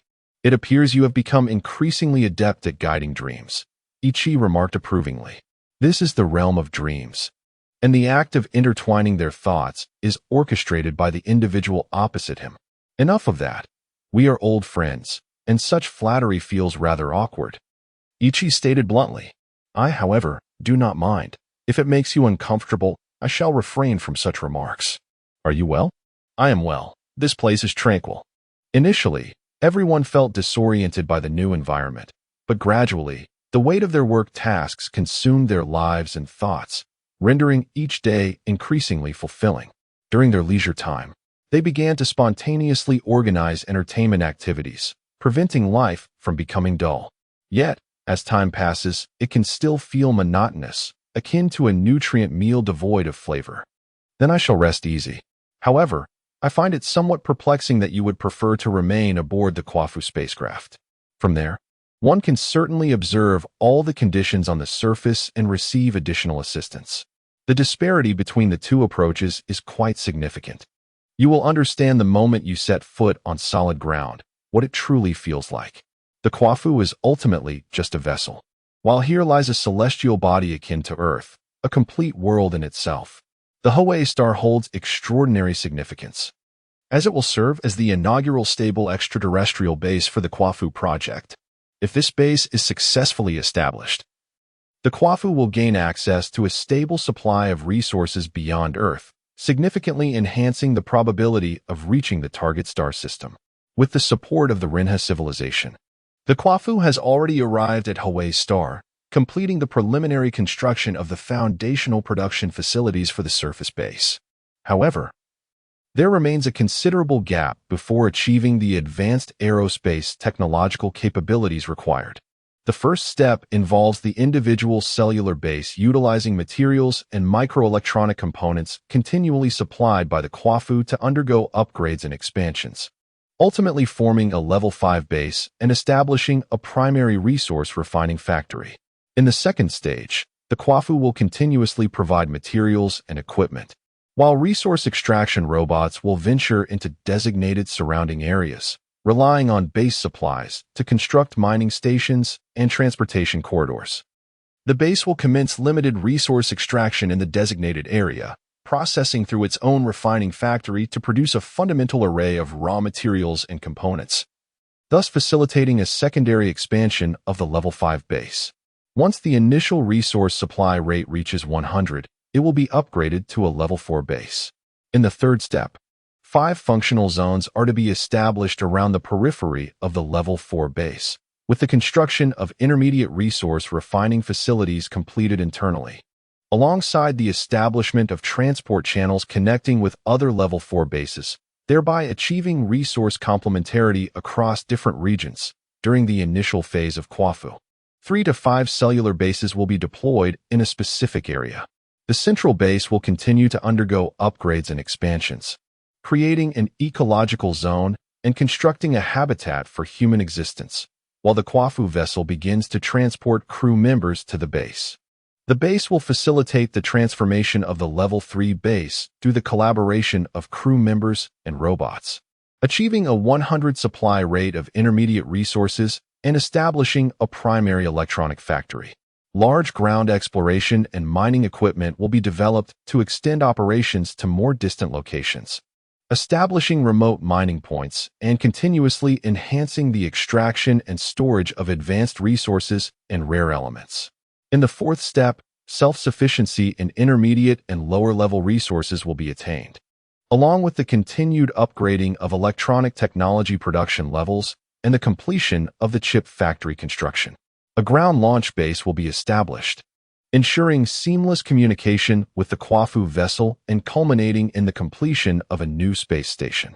The main base will be expanded into a Level 2 base, with the peripheral functional zones exhibiting a well-integrated ecological system, achieving barrier-free interconnectivity across all planetary bases.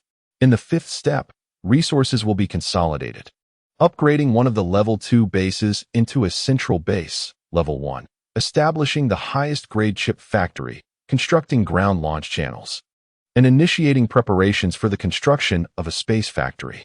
Thus, the foundational development of Hawaii Star will be comprehensively completed with continued expansion of base capacity. Extensive reserves of resources and equipment, providing material support for the construction of a new space exploration fleet. Given the opportunity, I shall experience this firsthand. You shall not be disappointed. Are there any updates from Shinong? Not yet. The situation with Shinong is rather peculiar. Upon nearing Earth, it appears that the conventional communication with KUAFU has been abruptly interrupted. This matter seems rather unsettling. Could it be that some unforeseen event has transpired on Earth? I am genuinely concerned. It is also possible that Shinong is deliberately concealing something, rendering Earth unable to transmit messages to us. There exists the potential. If that were the case, I find it difficult to fathom what Shinong might be enduring. I can only hope that this is merely a minor mishap. Regrettably, KUAFU currently lacks the capability to send stellar-level information. We shall have to wait until the construction of the technology tower is completed. Fortunately, with Hawaii Star, KUAFU has ample time to await developments. I trust that by then, everything will be elucidated satisfactorily. My only fear is that the explanations may be unsatisfactory. Let us not dwell on that. What news from KUAFU's side? A party has intentionally shifted the weighty conversation. Any stories? I would certainly relish them. Such matters must be extraordinary, or you would not have sought me out. Ichi is certainly aware of the situation during his training in the reserves. He heard many crew members speak of a plan that involved KUAFU returning to Earth's homeland. I heard about it during my own reserve training. Has anyone faced repercussions now? What was the outcome? Punishments have certainly been administered. However, you may find it hard to believe. This incident escalated significantly, being reported directly to the highest council through the 1/3 system. I am quite familiar with the principal individual responsible. You should know him as well, the one closely associated with Zhao Kuan. It is Ji Qing. How surprising it is to learn that it was he. Ichi held a profound impression of this individual. Aside from Ji Qing, who is one of the few capable of establishing stable connections with both artificial devices and the individuals of Rena civilization. It was the memory of the KUAFU Grand Assembly that lingered in Ichi's mind. Were you also captivated by his rhetoric? This notion indeed possesses a formidable influence at all times. Meng Xian distinctly sensed the fluctuations in the other's emotions. There exists a sentiment that every crew member of KUAFU cannot escape from. However, whether they can express it is another matter entirely. Nevertheless, the phrase they championed, setting foot on our homeland, Earth, in their lifetime, alone has the power to resonate deeply within many crew members, particularly the younger ones. Do the older ones not feel the same? Perhaps not necessarily. I believe those who have faced life and death crises yearn for such sentiments even more fervently. They possess their own boundaries and convictions, rendering them more rational, and I have faith in their choices. With their presence, the stability of KUAFU is assured. It is indeed a pity that this person's talents are somewhat squandered at the surface base. How has he been faring recently? It is said that he approaches his work with diligence and without grievances, engaging in no notable social activities and seldom communicating with other crew members. He often works overtime alone, modifying some obsolete equipment, and has even requested to serve as a reserve instructor concurrently with his duties. It is likely that the general staff is well aware that Ji Qing is destined to be among the next batch of personnel assigned to the surface. And given his commendable performance in reserve duties, they have tacitly accepted his request. In the original technical position, I recall that many individuals present were his juniors and admirers. The supervisor of his department had once served as his assistant, and indeed, the work environment was far more agreeable than that of the general staff, allowing for a multitude of endeavors. The issues of acceleration and deceleration pose significant challenges. However, I have heard that the research department has made remarkable technological advancements from the 33-day period, and there is a promising potential for substantial progress in the transformation of propulsion engines. The technology of Renha civilization? Or perhaps dark matter? Can we truly rely on the likes of KUAFU and his equipment? It is not as effortlessly attainable as one might envision. It may take several generations of research to achieve breakthroughs, unless we have the support of planetary-scale collective intelligence. It is indeed a formidable task to transcend the technological advancements stemming from two entirely distinct forms of life. You are correct. Relying solely on our own capabilities to surmount such obstacles is quite challenging. Nevertheless, with Zhao Kuan's assistance, there exists a tangible opportunity. Are you suggesting that he merely seeks control over KUAFU? Regarding Ji Qing, you ought to exercise caution. I sense that matters are more intricate than they appear, and significant events may unfold in the future. Given Ji Qing's current circumstances, I deem it improbable. Yet since you harbor such a premonition, I shall remain vigilant. As for Zhao Kuan, you are aware of his relationship with Ji Qing. Your observations hold merit. These two individuals cannot significantly influence KUAFU's overarching plan. Remain attentive, for Zhao Kuan is aware of your existence. Rest assured. Chapter 6, Dreams, Part 2. The cellular base serves as the foundation for KUAFU's foothold in outer space, marking humanity's inaugural venture into realms so distant from the solar system, particularly in this region devoid of stellar illumination. All prior experimental knowledge becomes irrelevant as a point of reference. The cellular base derives its name from the cellular process, as its evolution from infancy to maturity and strength mirrors the self-replication of earthly life forms. Much like the human body, the DNA contained within most cells encompasses the entirety of information necessary for the construction of the human organism. This implies that as long as a single cell persists, the genetic material it harbors, under specific conditions, can proliferate into a complete human entity. This cellular-based mode of existence represents the most efficient approach that life on Earth has achieved over billions of years of evolution. Within the KUAFU spacecraft, 3 identical systems are integrated, each akin to a cell, with a central core that houses all meticulously curated data pertaining to the KUAFU project. Additionally, these systems comprise a requisite assortment of foundational materials, an autonomous energy system, intelligent processing units for production, compact facilities for material smelting, elemental refinement, and component shaping, as well as a sufficient number of self-replicating multifunctional robots.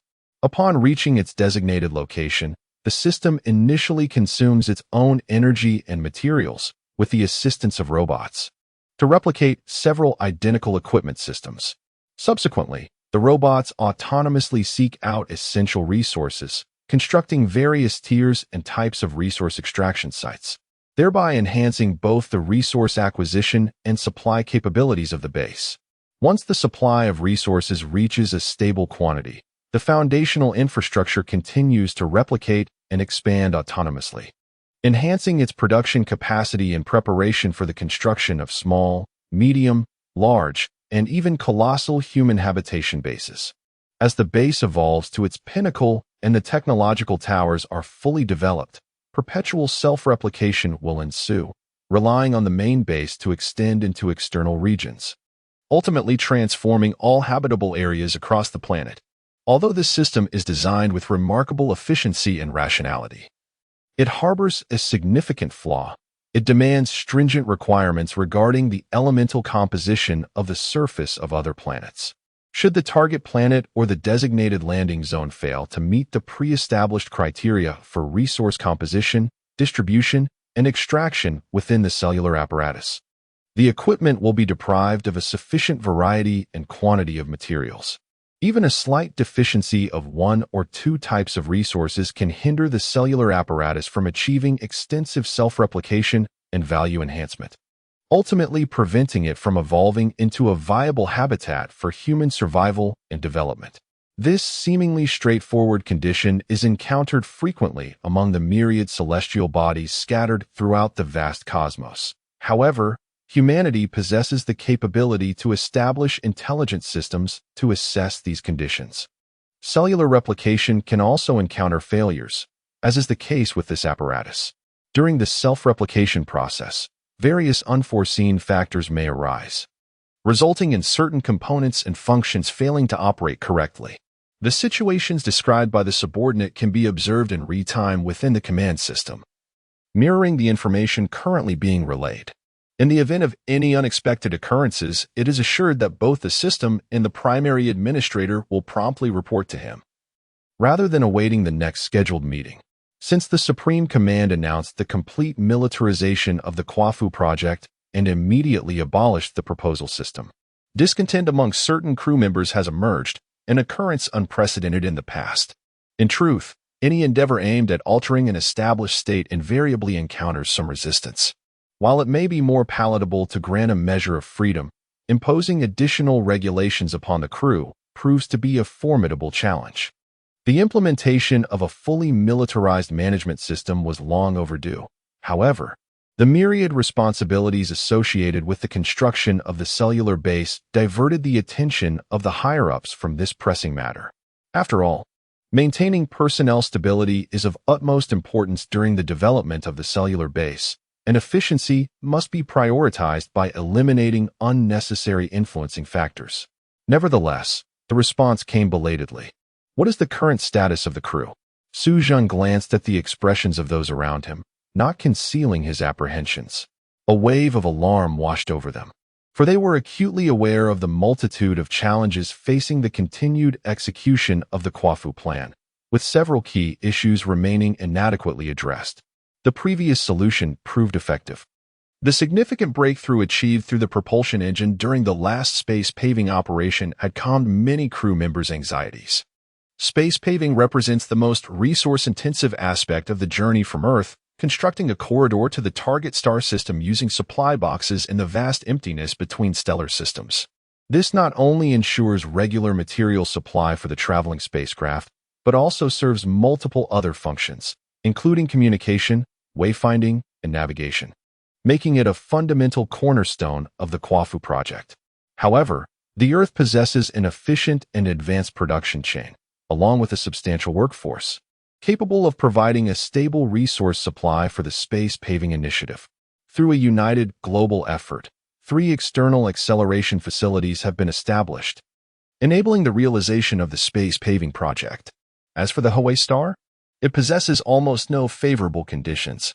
I believe the debates among the crew require guidance. Yet the content of the information disseminated must undergo thorough discussion. Dong Yang defended himself briefly, and I will discuss the subsequent matters privately with Zichao. Without taking up more of your time here, please ensure to report any conclusions promptly. Uncertain if it was merely an illusion, Su Zhen felt a subtle ache in a specific part of his mind, a throbbing pain that incessantly radiated, directly affecting his thoughts. He reached out, massaging his temples, but to no avail. Suddenly, he felt that he might be the highest commander in KUAFU's history, burdened with the most concerns for the crew. Throughout the ages, KUAFU has maintained strict regulations, ensuring that crew members receive comprehensive psychological training from birth. This is essential for enduring the harsh conditions of prolonged space travel, enabling them to withstand immense psychological stress and physiological limits, thereby ensuring the stable operation of KUAFU. Additionally, adherence to the hierarchical command structure is vital.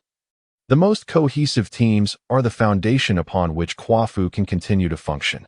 The challenge lies in uniting all crew members, effectively coordinating every individual effort to achieve the predetermined objectives, which can only be accomplished through obedience to a singular authoritative command.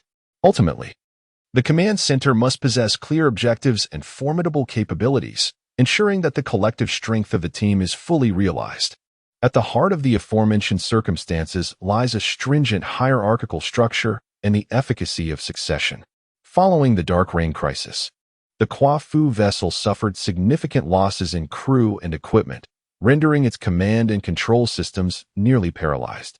In order to harness the collective strength of the team, numerous managerial positions were temporarily filled, with unconfirmed reserves and surviving crew members hastily assembled.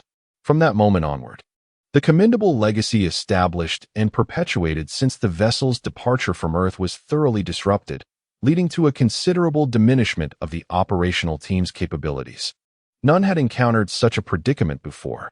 Thus, embarking on a fresh start and continuously navigating the path of reconstruction became the mission of the new generation of KUAFU.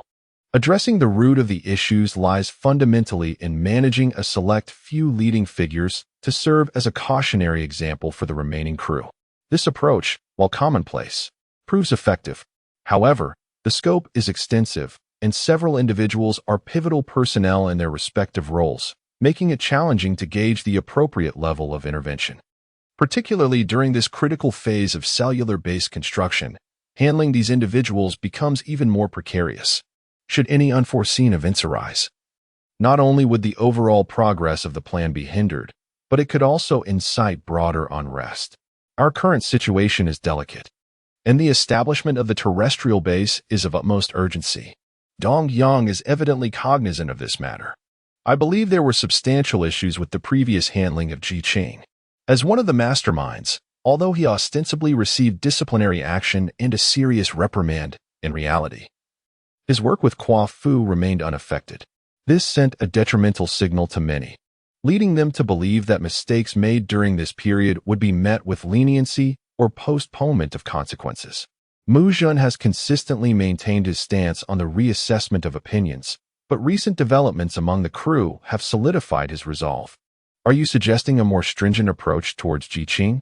Zi Chao inquired. This notion appears to be challenging to realize. The commander-in-chief exchanged a glance with his other deputy, He Yi, both of whom evidently possessed insights unknown to the others. This matter is not as straightforward as you might presume. Allow me to elaborate. He Yi, who had remained silent during the discussion, observed the commander-in-chief's hesitation and finally nodded in her direction. She understood that it was now incumbent upon her to provide clarification. The others noticed the unspoken exchange between the two, sensing an air of intrigue. Given that He Yi primarily oversaw the enigmatic department of unknown affairs and rarely engaged in the management of crew discipline, her unexpected interjection rendered Ji Qing's situation somewhat enigmatic.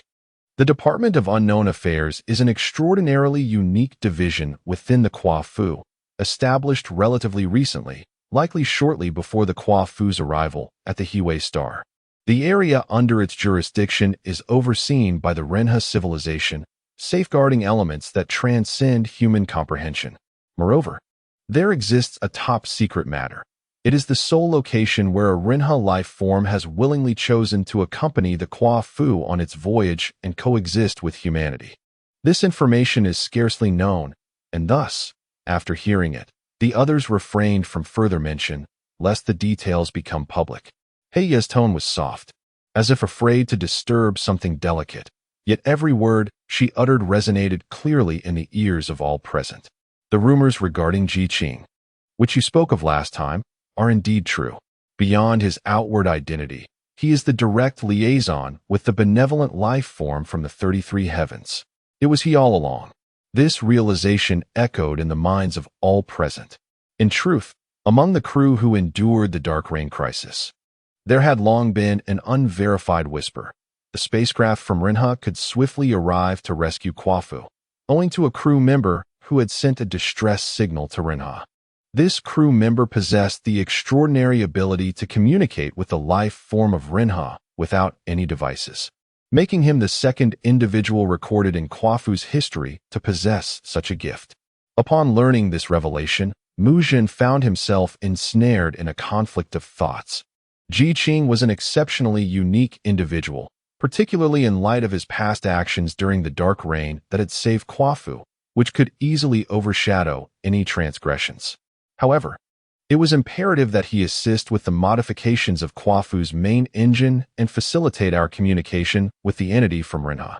Chief of Staff Dong Yang found this news utterly unbelievable. As Ji Qing's direct superior, he believed all task arrangements lay firmly within his grasp. How could such an occurrence transpire? When had Ji Qing established contact with the Ministry of Unforeseen Events? Why was his involvement necessary? Did we not possess the equipment to indirectly establish a mental link with the life form of Rinha? When Hai expressed her initial sentiments, she found it challenging to shed her preconceived notions about Rinha. Did the Rinha before her truly embody a civilization that transcended humanity? If that were the case, how did we manage our communications with them? The extensive archives preserved within our databases contain tangible achievements. Could it be that they were merely fabrications? Certainly not. There are indeed exceptional individuals among the Rinha. To my knowledge, there are only two, although there may be a few others, however. That was during the earliest period of interaction between KUAFU and Rinha, and I do not possess detailed information. A select few unique individuals can emulate our cognitive patterns, akin to learning a foreign language on Earth, subsequently engaging in communication with us, and ultimately facilitating dialogue between themselves and the entire Rinha collective. Unfortunately, the number of Rinha life forms interested in us is exceedingly limited, whether it is due to inherent cognitive traits or other reasons.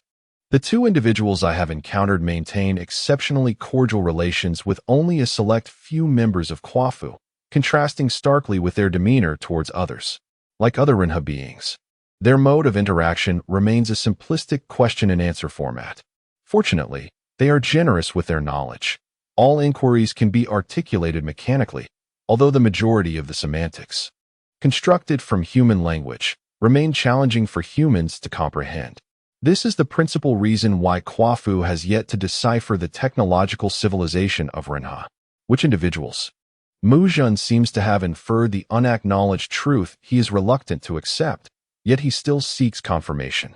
The first is Yao, the inaugural crew member to discover Rinha life, and also the architect of the database.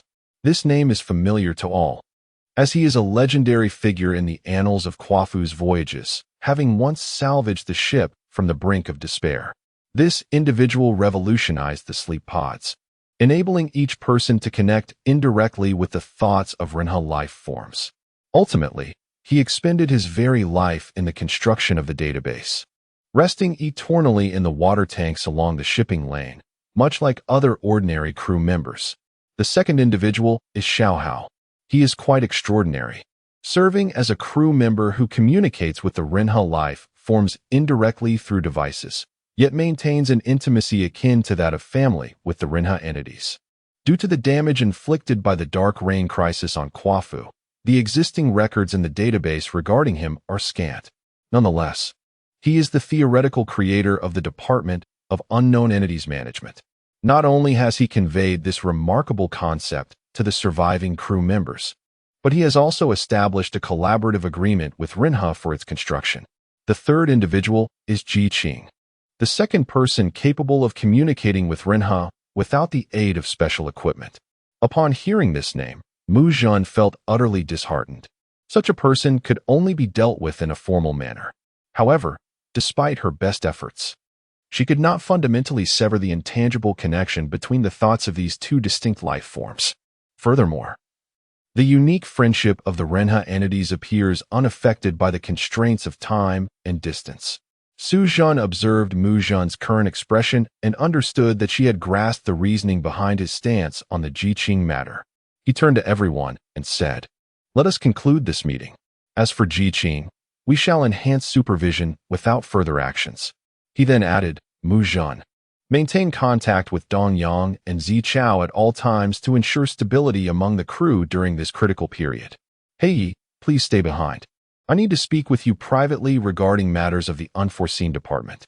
How is the new power equipment progressing?" After everyone had departed and the hatch had closed, Suzhin finally articulated his question, his voice barely above a whisper, infused with a sense of anticipation. "The situation has yet to meet expectations. Several recent fire experiments have unfortunately not yielded success." Hai carefully chose his words, refraining from using absolute expressions. Suzhen leaned back in his chair, closing his eyes to organize his thoughts. Lately, he had often felt a lack of energy, especially upon receiving unfavorable news, when a wave of exhaustion would engulf him. "Continue to monitor this matter. Inform me promptly should there be any progress in the experiments." Suzhin set a goal for himself in his mind. Opening his eyes, and restoring the demeanor befitting a commander. Understood, you can rest assured. Hai, observing the change in the person before him, felt encouraged to express some of his concerns. However, we possess no theoretical foundation for this unknown reaction and lack adequate equipment and personnel. Relying solely on limited experimental attempts renders the chances of success exceedingly slim. Our challenges extend beyond this. In addition to energy release, we are also unable to control the critical reaction range. Furthermore, the production, storage, and short-distance transmission of the true fire cores are currently managed by that Renha life form. Even if KUAFU were to embark anew, he could provide a certain number of fire cores, yet should any issue arise, the cores would immediately spiral out of control, leading to a catastrophic energy release that would swiftly render KUAFU into nothingness. The inability to directly control the energy release process poses a significant danger. Suzhan harbored no answers within. He merely understood that he could not relinquish the temptation before him. The ability of Renha to navigate the cosmos is utterly captivating. It ignites celestial bodies using a core of fire generated by its own form, harnessing the energy from the reactions within to venture into the uncharted expanse of the universe. The immense size and strength of these celestial spheres not only provide ample energy for space exploration, but also offer formidable protection. It is indeed a power that humanity yearns for yet remains out of reach. However, to attain such a level as Renha, the fundamental step is the creation of a fire core to ignite the celestial bodies. According to preliminary analysis by KUAFU, Renha induces a physical phenomenon akin to alternating nuclear fusion and fission through the fire core, thereby releasing tremendous energy. This reaction exhibits remarkable sustainability once initiated. The fusion and fission processes alternate rapidly in a brief span until the entirety of the material in the reaction zone is completely annihilated in the realm of human matter. The outcome of this reaction parallels the encounter of matter and antimatter, albeit the energy release process is notably more gentle. And the total energy does not equate to the conclusions of the mass-energy equivalence equation. It is tentatively speculated that after the reaction concludes, residual material may still exist, albeit at a level smaller than what humanity can currently comprehend. I have an immature idea that requires your approval. Blackleaf hesitated for a moment before expressing it. You have a thought? That is splendid. What we lack now is imagination. Suzhan felt a surge of joy within. Imagination is the cornerstone of human advancement. Humanity has reached its current state through the continuous realization of imaginative concepts. It is through ethereal imagination that we establish our goals. Exploration without a target is indeed the most daunting of pursuits. However, this is too. Hearing this plan, Suzhan was momentarily taken aback, leaving the subsequent words unspoken. His mind became increasingly active as he contemplated the feasibility of the plan, giving rise to a peculiar imagination. This approach resembled the ancient practice of humanity subjugating livestock, relying on the distinct capabilities of both parties to collaborate towards a common goal. Excellent. A myriad of thoughts flashed through Suzhan's mind as he regarded the individual before him with approval, ultimately offering a simple two-character commendation to his subordinate. He slightly lowered his eyelids, revealing no further expression. What of Ji Qing's situation? Suzhan pondered a variable within the plan. I have observed him covertly. Just as Zi Chao mentioned, he works diligently in the communications department and seldom engages with outsiders during his free time. Indeed, He stood, saluted respectfully, and turned to exit the conference room. As the hatch closed once more, silence enveloped the room. Suzhan turned his gaze towards the vessel's exterior, beholding the familiar starry expanse of Earth. After a long while, he gradually closed his eyes, leaning back against his chair, his breathing evening out as though he had slipped into slumber. Chapter 7. Interrogation. What is your name? Yenru. Yenru? Is Yin your surname?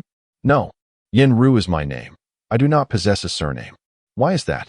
The crew of the Shinnong has no surnames. It is a tradition, I suppose.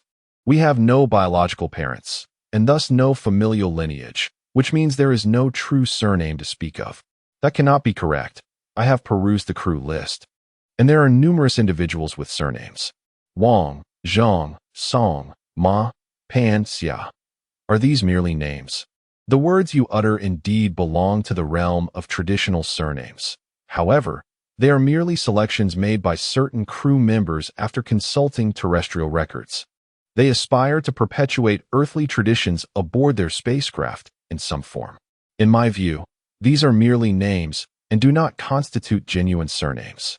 Furthermore, surnames are a product of familial inheritance. To arbitrarily select one or to inherit an obscure term does not qualify as an authentic surname. Is this also the case for the crew aboard the KUAFU? Indeed, it is. I have perused some informal crew records. And aside from the first generation of crew members who departed from Earth, such a phenomenon began with the second generation. Nonetheless, there exist a few exceptional crew members who, in a display of reverence towards their predecessors, consciously adopt the surnames of their previous mentors, despite being unaware of the origins of these surnames. As time progresses, the proportion of individuals without surnames aboard the KUAFU continues to rise. Please be mindful of your questioning manner. Do not digress. I apologize, leader. Proceed. Yes. Gender? Female. Age? 68. Such an advanced age. You appear much younger. Is this due to Earth's calculation methods? It is based on Earth's metric system. The Shin vessel's annual time measurement is derived from the last observation of Earth's orbit around the Sun, adjusted according to the anticipated changes in spacecraft velocity. Other subordinate time spans are determined by the vessel's atomic clock. So, does this mean that your total time each year varies? Yes, indeed. Each year differs based on variations in speed. Nevertheless, it does not hinder normal operations. The navigation logs are based on Earth time, with an annual conclusion precise to the microsecond. Is the KUAFU's method of time measurement similar? Indeed. Many systems aboard the Shin continue to utilize those established on KUAFU, and during mutual communications, time is converted based on Earth's orbit within the solar system. Quite reasonable. What is your position? Deputy Captain. Duration of service? 13 years. Please briefly outline your professional experience, using your era's method of age calculation. I was born in the 33rd year after the Shin departed from the KUAFU. I completed my foundational coursework at the age of 19 and was subsequently approved for reserve service in the same year. At 23, I transitioned to a formal crew member, serving as a Level 2 personnel in the communications department, specifically in long-distance communication. At 36, I was promoted to Level 1 crew member. At 38, I ascended to the position of Deputy Director of the Communications Department. At 41, I joined the General Staff as a Level 2 advisor. At 43, I was promoted to Level 1 advisor while concurrently serving as the Minister of Communications. At 45, I became the Deputy Chief of Staff, and at 55, I held the position of Deputy Captain until the Shin was received. There are no discrepancies. It aligns with the records. However, your rapid promotion following the age of 36 appears somewhat extraordinary, standing out among the records of all crew members aboard the Shin. According to our information, some crew members have indicated that you have always been the primary candidate for the captaincy, suggesting you must possess considerable capabilities. Yet, based on your service record, there seems to be no exceptional attributes, unless there are other, more remarkable reasons. This appointment comes from higher authorities. I am not privy to the details. The logbook contains explicit records. I do not wish to express anything from a personal perspective. The entries are rather ambiguous. A serious violation of the information reporting procedure? What does that imply? Quite literally, I have already reported the specific details in accordance with the prescribed protocols, and there is currently no justification for disclosing anything to unrelated parties. Unrelated personnel? When the Shin arrived on Earth, it was immediately integrated into the Space Force. We are now your superiors, the current supervisory authority, and you are obliged to cooperate with our investigation. How the Shin was received is something I do not know if you are aware of, nor do I feel compelled to explain it to you. I do not acknowledge this alteration, nor am I certain you possess the authority to know. You may inquire with your superiors. For now, I can only assist you within the reasonable confines of a general investigation. This is very well. Let me ask you again, is your mentor the former captain? Chengdu? Yes. You are quite familiar with her, I presume. Indeed, We are the closest of comrades. Surely, there is more to it. I have always regarded her as a beloved elder, and there is nothing to conceal. No wonder you experienced such a swift promotion aboard the Shinnong. Please be mindful of your words and demeanor. Such disgraceful thoughts on your part make me feel that your mindset is rather unsatisfactory given your usual environment. Although the Shinnong is small and isolated, we are soldiers, bound by systems and strict discipline. Any violations will be met with merciless punishment. I apologize for my colleagues' inappropriate conduct, and I kindly ask for your understanding.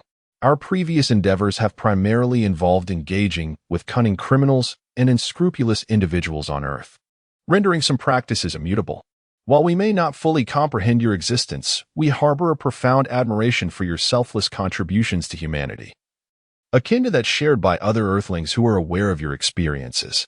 Frankly, I am indifferent to whether you have breached information reporting protocols, and I possess little interest in the trivial gossip that permeates discussions regarding the Renha civilization. Allow me to be forthright about the purpose of this conversation. During the period of your disciplinary action, the Shinnong vessel daringly altered its navigation plan to receive a small experimental spacecraft. According to the intelligence we have acquired, this spacecraft housed not only gravity sail experimental apparatus, but also other items of significance. However, all records have been tampered with, and that particular item has been concealed. Do you have any insights regarding this matter? I am unaware. At that time, I was merely a regular crew member, and the reception plan was of a highly classified nature, which I did not directly partake in. We are aware of this. However, your mentor, Captain Ching, was the principal orchestrator of this affair. Has she ever disclosed any related information to you, perhaps in private discussions? Concealment is futile. I assure you. We possess a substantial amount of unequivocal information, including a box marked with a diamond insignia and 2 intelligent assistant hosts obtained from the small maintenance spacecraft. These items belong to all of humanity and are currently missing. You must provide an explanation. Are you interrogating me? No. We are merely seeking to ascertain the facts. A routine procedure, and we hope for your cooperation. The affairs on Earth are far from the simplicity found in Shinnong. Why have you violated navigation protocols, tampered with data, and concealed public assets? Speak up. Where have you placed those items? This is merely an excuse. Where is the command? How can we ascertain this on Shinnong? The authority to modify data is significantly restricted even for the captain. Only the KUAFU and the Earth KUAFU Project Command have such privileges. Moreover, these orders are retained solely within superior systems. I trust you comprehend the veracity of my statements. The situation she described poses no issues. Why are you now willing to disclose this information? The directive did not stipulate confidentiality regarding this matter, and the captain is well aware of that. The diagram displayed centrally is composed of numerous interwoven lines. At first glance, it appears chaotic, with each line's trajectory seemingly devoid of any discernible pattern, reminiscent of a mischievous child's random scribbles on a blank canvas. Yenru found her attention irresistibly drawn to the intricate configuration of lines. Her gaze traversed the image multiple times, realizing she was unable to locate either the starting or ending points of any line within a short span. She adjusted her method of observation, focusing intently on a singular point along one line, then followed its course, inwardly hopeful for an epiphany. What do you think? Do these patterns resonate with you? The 2 individuals across the table patiently awaited her response. Ultimately, one individual could no longer contain their curiosity and directly challenged the interrogator, their words imbued with a sense of expectation. Is there none? Are you completely oblivious to the unique implications woven within this tapestry of lines? None. The lines appeared to be nothing more than a haphazard doodle. I had never encountered such patterns before. The interrogator shifted their position slightly, allowing them to observe the demeanor of the individual across from them without obscuring the graphic before them. This information was transmitted from the celestial realm years prior and intercepted by us. We are still unable to pinpoint its exact origin. However, apart from the legendary Shinnong and the long-vanished KUAFU, you mentioned the vessel of the Renha civilization in that direction. Preliminary analysis has ruled out that these signals are mere cosmic noise. The composition of the information indeed suggests the handiwork of intelligent life. You refer to these lines? Yin Ru, perplexed, scrutinized the graphics before her, aware that these so-called lines of information lay beyond her realm of understanding. Indeed, of course, this is not the entirety of the information. For confidentiality reasons, what you see is merely a fragment. A fragment? Given your assertion, these lines, upon closer inspection, do seem to convey meaningful information. I suspect they might represent a coded message. We share that sentiment, yet despite exhausting every possible method, we have uncovered no means of deciphering it. Perhaps it pertains to the information of the Renha civilization. The Shinnong carries all the data from which you might discover something. Regrettably, due to unforeseen circumstances, a portion of the data aboard Shinnong has been lost or damaged.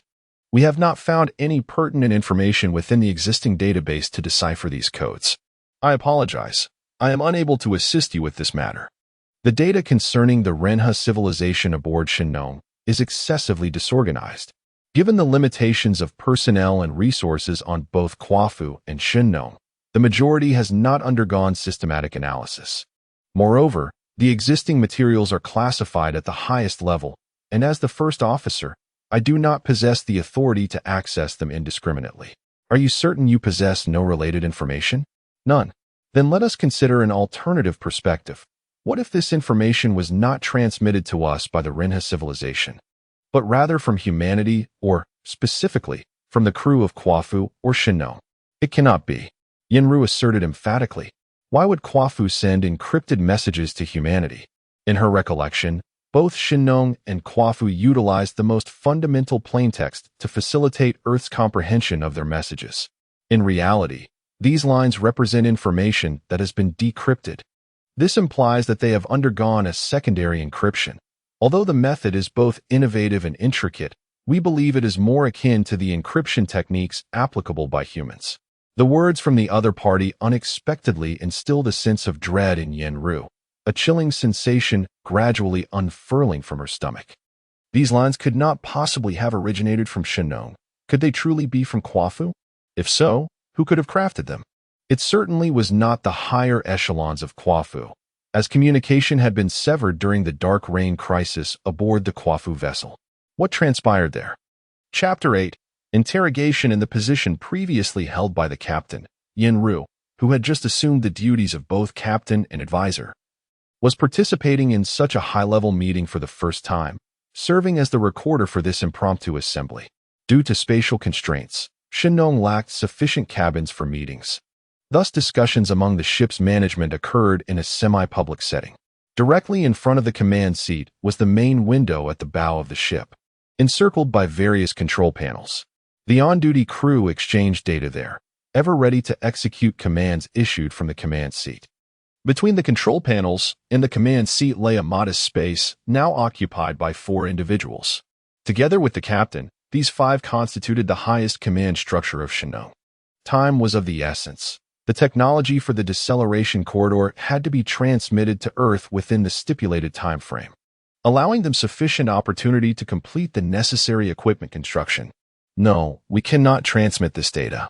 If we do, upon nearing the solar system, Shinnong will be forced to navigate according to the guidance of the other party, ultimately arriving at their desired destination. Shinnong will not have another chance to alter its uncertain fate. We cannot make decisions based merely on conjecture. If we were to linger in this manner, Shinnong would inevitably miss the final opportunity to decelerate, ultimately resorting to casting all energy towards hurling the device that contains all information towards Earth. Is there hope that they might possess the capability to receive it? Such a course of action is fraught with peril, as Shinnong risks sacrificing everything without leaving behind anything of value for Earth. All information that would assist in Shinnong's deceleration must be transmitted to every known signal source. Yet, this arrangement is far from straightforward. We must simultaneously insist that the endpoint of the deceleration corridor lies within the Earth-Moon system. A clear warning must be issued upon entering the solar system should we discover that our terms are not being adhered to. We reserve the right to abandon the deceleration corridor at any moment. In such an event, No technology could ensure our complete retention within the solar system. I cannot concur. You are wagering the future of both Shinnong and Earth. Should we fail, decades of effort would be rendered futile. Although you are the supreme commander of Shinnong, you lack the authority to make such a decision. This remains excessively perilous. What shall become of our ultimate mission? Indeed, we must prepare for the worst. From this moment forth, we shall devote ourselves to transforming the original landing apparatus, endeavoring to enhance the decoy devices, ensuring that the main apparatus can reach the surface under the most contentious circumstances. I still cannot acquiesce. Such an arrangement is devoid of meaning and could lead to the needless sacrifice of Shinnong and the entire crew. What if this plan receives the highest directive of the KUAFU project? As long as it is a command from the highest authority, I shall comply without hesitation. Very well, you shall receive it. However, it was only when she truly opened her eyes and gazed upon the surrounding reality of the unfamiliar cabin that she gradually awakened. She had traversed to a new place, propelled by the unidirectional flow of time, arriving at a realm that had previously existed only in her dreams. The dreams of yore were starkly different from the present. The beautiful expectations and nightmarish visions seemed to have undergone a reversal. She could not help but reminisce about her initial days aboard the Shinnong. In her naivety, she found joy in the simplest of emotions and surprises, which lingered in her heart for an extended period. Back then, she would sit alone in the confined space, her gaze fixed upon the equally small screen, where messages from light years away would materialize. A comrade, whom she had never met, conveyed the seemingly rich tapestry of life through simple words. She had once yearned for this connection, even transporting herself in dreams to that spacecraft, which was steadily distancing itself from Earth. In those dreams, she did not experience the solitude and helplessness that now enveloped her. As an ordinary KUAFU crew member, she was also one of humanity's greatest pioneers. However, her decision to send a landing craft to Earth had directly thwarted the Space Force's intention to fully accept the Shinnong, resulting in her being isolated within a limited area of the space station, cut off from other crew members. Yet, this isolation did not weigh heavily on her. As a crew member of the Shinnong, the primary psychological condition was the ability to endure solitude. The new environment was infinitely more favorable than the Shinnong, offering convenient living facilities and delightful cuisine, which provided her with a sense of novelty and comfort. Particularly in comparison to cosmic navigation, the environment here is markedly more secure, allowing her to remain at ease, unburdened by the need to brace for unforeseen circumstances. Furthermore, the network is accessible to all, though the information exchanged undergoes rigorous scrutiny. In her leisure, Yenru not only examines the developments on Earth since KUAFU's departure, but also occasionally peruses updates from fellow Shinnong crew members and participates in certain public discussion groups. However, she seldom engages actively in these interactions. Due to her isolation, it is challenging for others to contact her directly, rendering her akin to a detached observer of the world. The observation glass here is more transparent than any she has previously encountered. If the internal lighting of the passage were to be dimmed, one would hardly perceive the thick layer of this clear material. It appears as though it has just been installed, unlike the materials found aboard the Shinnong, where the passage of time has rendered every surface unrecognizable. The starry sky outside remains as unremarkable as ever, with twinkling lights appearing and disappearing against the black backdrop. To the fleeting span of human existence, the distant stars resemble a still life painting, quietly unfolding before all. Yenru senses that her isolation serves purposes beyond the mere transmission of materials from the Shinnong to the ground. There may be ulterior motives at play. Perhaps it is linked to the enigmatic organization known as Ling, which her mentor has often spoken of. With her mentor being dispatched to KUAFU as a secret observer's successor, what precisely is the nature of the Ling organization? Yenru has gleaned some insights through her mentor's accounts. The driving force behind the KUAFU project has spent a millennium transforming humanity's aspiration to venture beyond the solar system into reality. Meanwhile, the contributions of others seem to have faded into obscurity. Their ultimate ambition is grand, aiming to establish humanity as an indelible civilization in the cosmos, with the journey beyond the solar system merely a modest initial step. as Yenru gazed out at the immense tubular corridor stretching to the limits of her vision. Her mind involuntarily conjured an image of 3 semicircles. Her fingers, resting against the cabin wall, instinctively traced the outline of this simple figure 3 times. The lines of these semicircles interlocked seamlessly, and if extended simultaneously, they would form 3 concentric circles. However, this image appeared truncated by an invisible outer circle's diameter, leaving behind a significant symbol that profoundly impacts the KUAFU project. These 3 arcs represent 3 acceleration channels. The innermost one signifies the main channel, approximately 190 kilometers long, situated on the eastern side of the Kunlun Mountains. This channel can accelerate resources and materials gathered from the ground to reach the first cosmic velocity, facilitating transportation to low Earth orbit. There, various space factories operate, capable of disassembling, integrating, and reprocessing the delivered materials into modules of diverse functions and shapes. The middle channel represents the near-Earth orbital acceleration corridor, extending about 900 kilometers. It orbits the Earth, providing the means to accelerate nearly completed structural module units to the second cosmic velocity, launching them toward the solar orbit space base. The outermost path, extending approximately 19,000 kilometers, serves as a curved acceleration corridor orbiting the Sun, situated between Earth and Mars. Its immense form, reminiscent of the ancient mythical dragons of yore, leaves any observer in disbelief that such a creation could be a product of human civilization. This corridor facilitates the acceleration of a vast number of supply capsules beyond the third cosmic velocity, thereby paving the way for spacecraft destined for nearby star systems. Conversely, the colossal space vessels, due to their substantial size, cannot utilize this acceleration channel and are thus compelled to launch from solar orbital bases. After achieving initial acceleration, they rely on their own propulsion systems and the continuous replenishment of resources from supply capsules to navigate the interstellar expanse.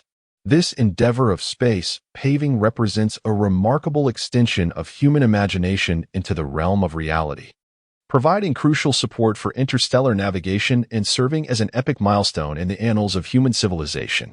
Much like the efforts on Earth to connect diverse regions and facilitate the sharing of people and resources, progressing from rudimentary footpaths to the construction of high-speed highways, railroads, maritime supply systems, and high-altitude satellite positioning systems. Each technological advancement has woven the globe together, accelerating the evolution of human civilization. Space paving emerges as a desperate measure during periods of technological stagnation, undoubtedly the most viable solution given the current material and technological constraints. However, this approach is not without significant drawbacks. Similar to terrestrial roadways, the costs associated with ensuring that transportation methods operate more swiftly and safely far exceed those of the vehicles themselves, establishing what seems to be an immutable law in the history of human transportation. It has been proven that spatial paving is indeed effective, provided that the universe remains quiet and stable, as humanity has predicted. The initial success of KUAFU inspired Earth with myriad ideas, gradually establishing spatial pathways connecting various stellar systems. The water tanks not only supply stable provisions for spacecraft, but also continuously deliver resources to the new homes awaiting construction upon arrival at the target star systems. As time progresses and technology matures, a virtuous cycle emerges between the various star systems. The birthplace of human civilization in the solar system is destined to become one of the most bountiful realms in the cosmos, ushering humanity into an era of rapid development. This is a beautiful dream. Following the commencement of the KUAFU project, the comprehensive strength and global influence of the newly formed national coalition steadily increased. Although the plan demands a considerable consumption of resources, placing ordinary individuals under greater work and survival pressures than before, the lofty aspirations and boundless hopes for the future invigorate the spirits of all, rekindling a vitality that had been drained by the emptiness of reality. The ongoing endeavor, which has been consuming resources, not only constructs a miraculous civilization of life on Earth, but also crystallizes a spiritual miracle devoid of physical form. This spiritual phenomenon swiftly transcends various religious beliefs, becoming a new source of spiritual solace for the people. An increasing number of nations, driven by immense public pressure, have joined the KUAFU project, leading to the successful establishment of new Huolong channels across the globe. With the successful completion of the secondary circumterrestrial near-Earth orbit, the preliminary deployment of the tertiary solar synchronous pipeline situated between Earth and Mars has also been finalized. At the sites of the Huolong launch channels, the ceaseless emergence of transport vessels reaching towards the heavens has become the most exquisite sight, a testament to humanity's technological marvels. The new coalition government is steadily solidifying its position, and people have grown accustomed to the model of limited regional autonomy under centralized governance. Many regions that once suffered from resource imbalances have seen their living standards improve significantly due to the unified allocation by the coalition government. In contrast to Earth's relentless consumption of vast resources, a paradox has arisen. With the coordinated management of social productivity and technology, resource production efficiency has soared, and once rationally allocated, the majority of people's living standards have shifted from a downward trajectory to a continuous ascent, quickly surpassing initial levels. Although the newly constructed tertiary launch channels have heightened production pressures across various sectors, ordinary individuals have gained improved quality of life and fulfilling spiritual needs, leading to a flourishing society. Through the collective efforts of humanity, the tertiary acceleration channel has been successfully completed, paving the way for scheduled routes while simultaneously constructing 3 fleets of 9 large spacecraft and initiating the launch of supply capsules. Yet, these shadows of the past have not vanished. Rather, they have been erased by history, only to resurface as time progresses. Like the stubborn cancer cells in a healthy body that cannot be eradicated as they are an integral part of the organism, humanity finds itself in a similar plight. After the final revelry of civilization, as the 3 fleets of spacecraft soar into the depths of space, the essence of civilization has once again surpassed its zenith and begins its slow descent into decline. 2 of the fleets inexplicably lose contact, leaving only the KUAFU vessel to withstand the onslaught of gravitational storms, while the KUAFU battles against the cosmos. Striving to secure a chance for the continued evolution of human civilization, a pervasive sense of pessimism spreads across the distant Earth, allowing darkness to find its foothold. With the absence of the need for resupply missions for the original 3 voyages, Earth's resources become abundantly available. Devoid of the hope and objectives tied to the KUAFU initiative, certain resource-rich regions leverage their advantages to seek greater autonomy from the united government. Upon recognizing the shifting tides, some regional authorities discreetly commence a unique independence plan aimed at intertwining all individuals through that enigmatic thread, the network. As the tail of the great dragon gradually fades from view, Yenru's eyes once again capture a familiar starry expanse. Her gaze instinctively extends into the depths of space, meticulously discerning the myriad twinkling points within her sight. Soon, she identifies the goal etched deeply in her heart. At that moment, the angle of observation is favorable. In the lower right quadrant, the constellation Eridanus awaits her as it always has. Much like the painting gifted to her by her mentor that has hung in her cabin all along. Along the imagined lines, she swiftly located the star Tianyuan 4, the primary destination of the spacecraft KUAFU. With a magnitude of 3.72, its brilliance was scarcely discernible amidst the vast expanse of the night sky, yet within her heart, it shone brighter than anything, even more familiar than the sun itself. She understood that her quest was not to gaze upon Tianyuan 4, but rather to use it as a coordinate in her search for traces of KUAFU. Despite the improbability of this endeavor, the diminutive size of the KUAFU rendered it imperceptible to the naked eye, even under the brilliance of a midday sky, at such astronomical distances. The faint starlight around her gently stimulated her retina. The photoreceptors ceaselessly relayed information to her brain through the nervous system, igniting a flurry of thoughts under the influence of neurotransmitters. As her gaze returned to Tianyuan 4, a flicker of light appeared against the backdrop of the inky void. momentarily illuminating the space before vanishing without a trace, as if it had never existed. Yen-Ru gazed curiously at that spot, her heart filled with an inexplicable anticipation. Was this fleeting glimmer, reminiscent of a dreamlike illumination, truly real, or merely a figment of her imagination, conjured by her deep yearning for that place? Yen-Ru herself could not ascertain, for the cascade of doubts within her heart would yield no definitive answers.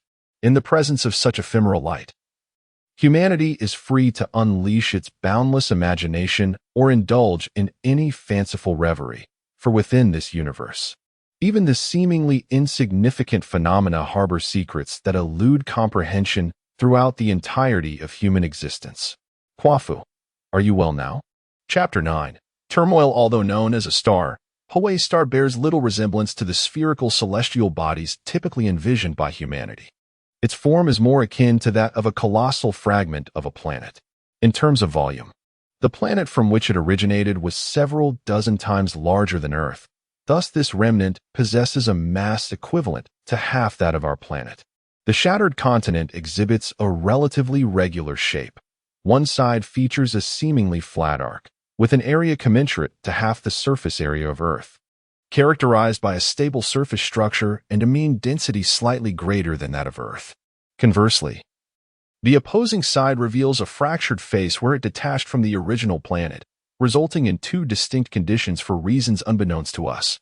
One portion, covering more than half of the area, resembles a uniformly flat plane, as if cleaved by a titanic axe wielded by Pangu. The other half, however, presents an exceedingly uneven terrain, giving the impression that it violently tore away from its core under immense force. This region suffers from instability, with numerous fragments gradually separating over time, drifting into the vastness of space, only to be drawn along by the gravitational pull of the continent, trailing behind like an elongated tail. Due to its fragmented structure, this area frequently experiences geological activities such as ruptures and deformations, perpetually altering the surface's contours. Such conditions often trigger vibrations in various sectors on the opposite side, akin to the seismic phenomena observed on Earth. According to KUAFU's analysis, the celestial body that once housed the Hawaii star was torn apart by a formidable cosmic phenomenon long ago, resulting in its fragments drifting aimlessly through the vastness of space, far removed from their original stellar domain.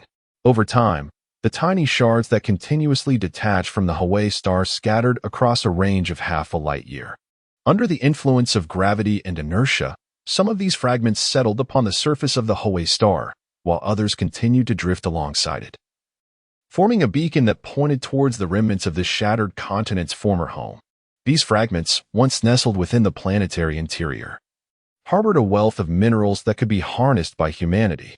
If KUAFU could effectively utilize the scattered debris on the surface of the Hawaii star, it would negate the arduous task of mining the depths of the planet for certain elemental ores, significantly accelerating the timeline for constructing cellular bases.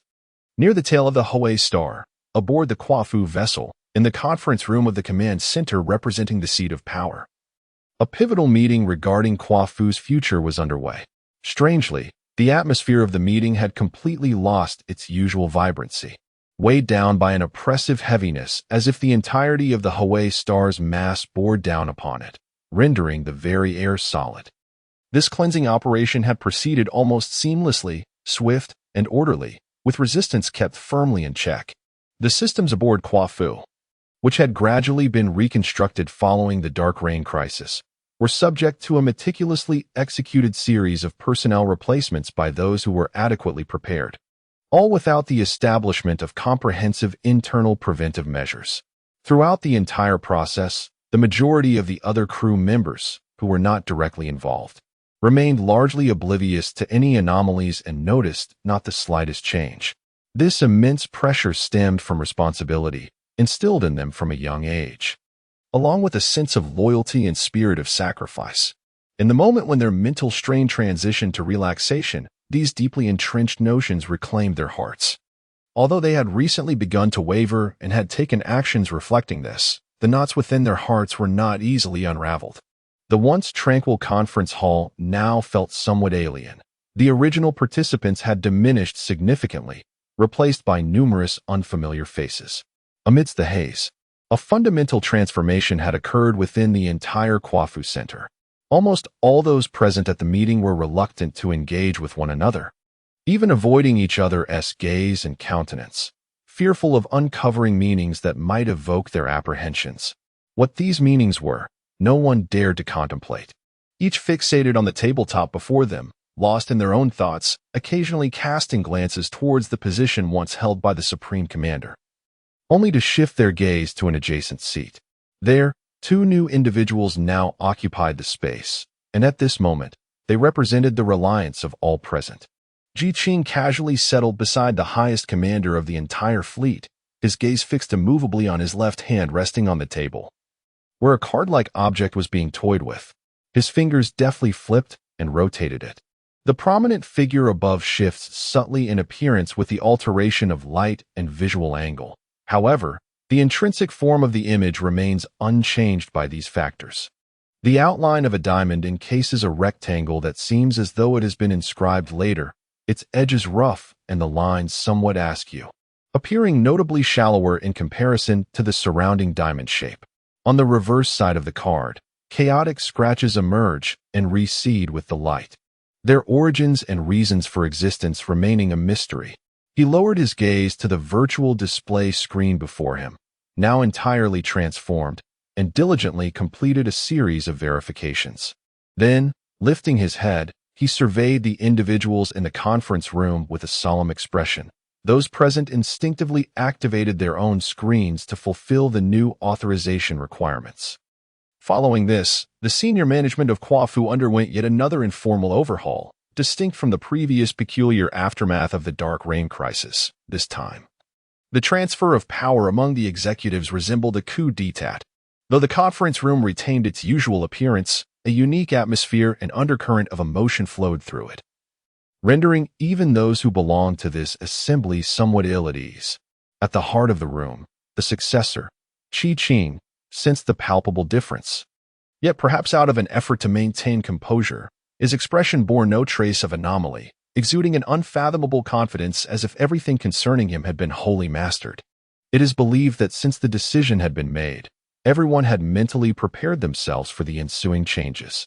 Jiqing was the first to speak, breaking the customary silence of previous meetings by not seeking the approval of his superiors. The newly appointed chief of staff, Dong Yang, exhibited no sign of displeasure. Instead, he attentively focused on Jiqing, listening intently as he began to articulate his thoughts. Jiqing presented three pivotal questions, reflecting the deep concerns that resided in the hearts of those present. Despite the diverse mental frameworks each individual possessed, the essence of their collective inquiry converged upon these three queries. Drawing in a deep breath, Jiqing's tone gradually ascended with the passage of time. As his voice reached its zenith, he paused momentarily, allowing a gentle breath to escape his lips. His words softened yet retained an air of steadiness, imbued with an inexplicable confidence, as though the truths he expressed were as universally acknowledged as fundamental mathematical principles. Upon concluding his remarks, he meticulously scanned each individual in the room, etching their expressions firmly into his memory. At that moment, the atmosphere within the conference hall shifted, imbued with a newfound vitality that rendered it considerably more relaxed. Although the attendees had yet to fully relinquish their apprehensions, they were undeniably moved by Jiqing's eloquence. Observing this transformation, a surge of warmth enveloped Jiqing, coursing through him and causing a slight tremor in his body. He casually settled into his seat, concealing his hands beneath the table, where he clenched his fists to regain composure. The collective mindset of the group began to awaken, prompting a newly appointed deputy officer, who had just assumed the vice commander's responsibilities, to tentatively inquire, "What about the KUAFU project? Is this how it concludes? Do you believe there remains a necessity for us to persist in our current endeavor?" She questioned in return. If the ground cell base can be fully constructed, what then? What follows? A comprehensive transformation of the KUAFU spacecraft, establishing the Hawaii star as our base, and continuing our advance towards the Tianyuan 4. Continue forward? Shall we rely on the existing technology and equipment of KUAFU? How shall we pave the way in space? This should primarily leverage our current technological apparatus. We can depend on RINHA technology for certain upgrades, yet its effectiveness is limited due to our severely lacking research capabilities, personnel, and equipment. Moreover, deciphering and fully harnessing extraterrestrial civilizations' technology necessitates the reconstruction of entirely new foundational theories, gradually transitioning to practical applications. As mere KUAFU, we are utterly devoid of such capacity.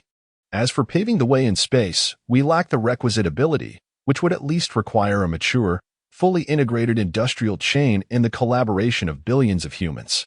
Your analysis is astute. Our capabilities are indeed too feeble to adapt to the forthcoming long-range space missions. It is essential for everyone to understand that. Although KUAFU has undergone partial modifications and upgrades utilizing RINHA technology, the majority of its equipment is derived from technology several centuries old. With these antiquated tools, which have languished for hundreds of years, how far can we truly advance? I trust that everyone has already contemplated the answer. How far can we go? Many remain uncertain. Without a refueling plan involving water tanks, the journey is not something that can be accomplished easily. In essence, the distance we can cover is not far at all. After everyone had digested the question, Jiqing continued. Our arrival at the Hawaii star was made possible through the repeated assistance of RINHA and an abundance of fortune. Otherwise, KUAFU would have been consumed by the cosmos during the previous gravitational storm crisis. Had we not encountered the RINHA civilization, none of the individuals aboard the KUAFU would exist today. That period marked the darkest hour for KUAFU, surpassing even the dark rain crisis. At least during the struggle against the dark rain, we could still unite our technology and strength to fight. All crew members aboard the KUAFU were instilled with the belief that contributing to and sacrificing for the future of humanity is the highest honor one can attain. Jiqing sensed the prevailing sense of disarray. Unlike usual, after experiencing a significant event, individuals undergo a process of psychological relaxation, during which their deeply rooted beliefs may waver. What is our objective for this journey? To soar towards Tianyuan 4? To explore the mysteries of the universe? To salvage human civilization? Upon posing this question, I believe everyone silently echoes a singular thought. Every point in the cosmos that humanity has yet to reach is a destination we strive for. This was once our solemn vow. Yet what humanity truly requires of us is to seek a path in the universe that allows us to transcend existing technological barriers and ensure the enduring continuation of our civilization among the stars. Jiqing carefully considered his words. In such a sensitive moment, every inadvertent action revealing imperfections could potentially become an obstacle on the road ahead. Upon hearing this, a profound silence enveloped the gathering, as they found themselves adrift in the enigmatic vastness of the cosmos. This was their rightful abode, their honor, the culmination of a spirit dedicated to selfless sacrifice. Yet, the present circumstances were starkly different. The compendium of hundreds of years' worth of navigational logs, data from deep space exploration, operational metrics from the KUAFU, and the physiological records of the medical department's crew amounted to an almost unfathomable wealth of information.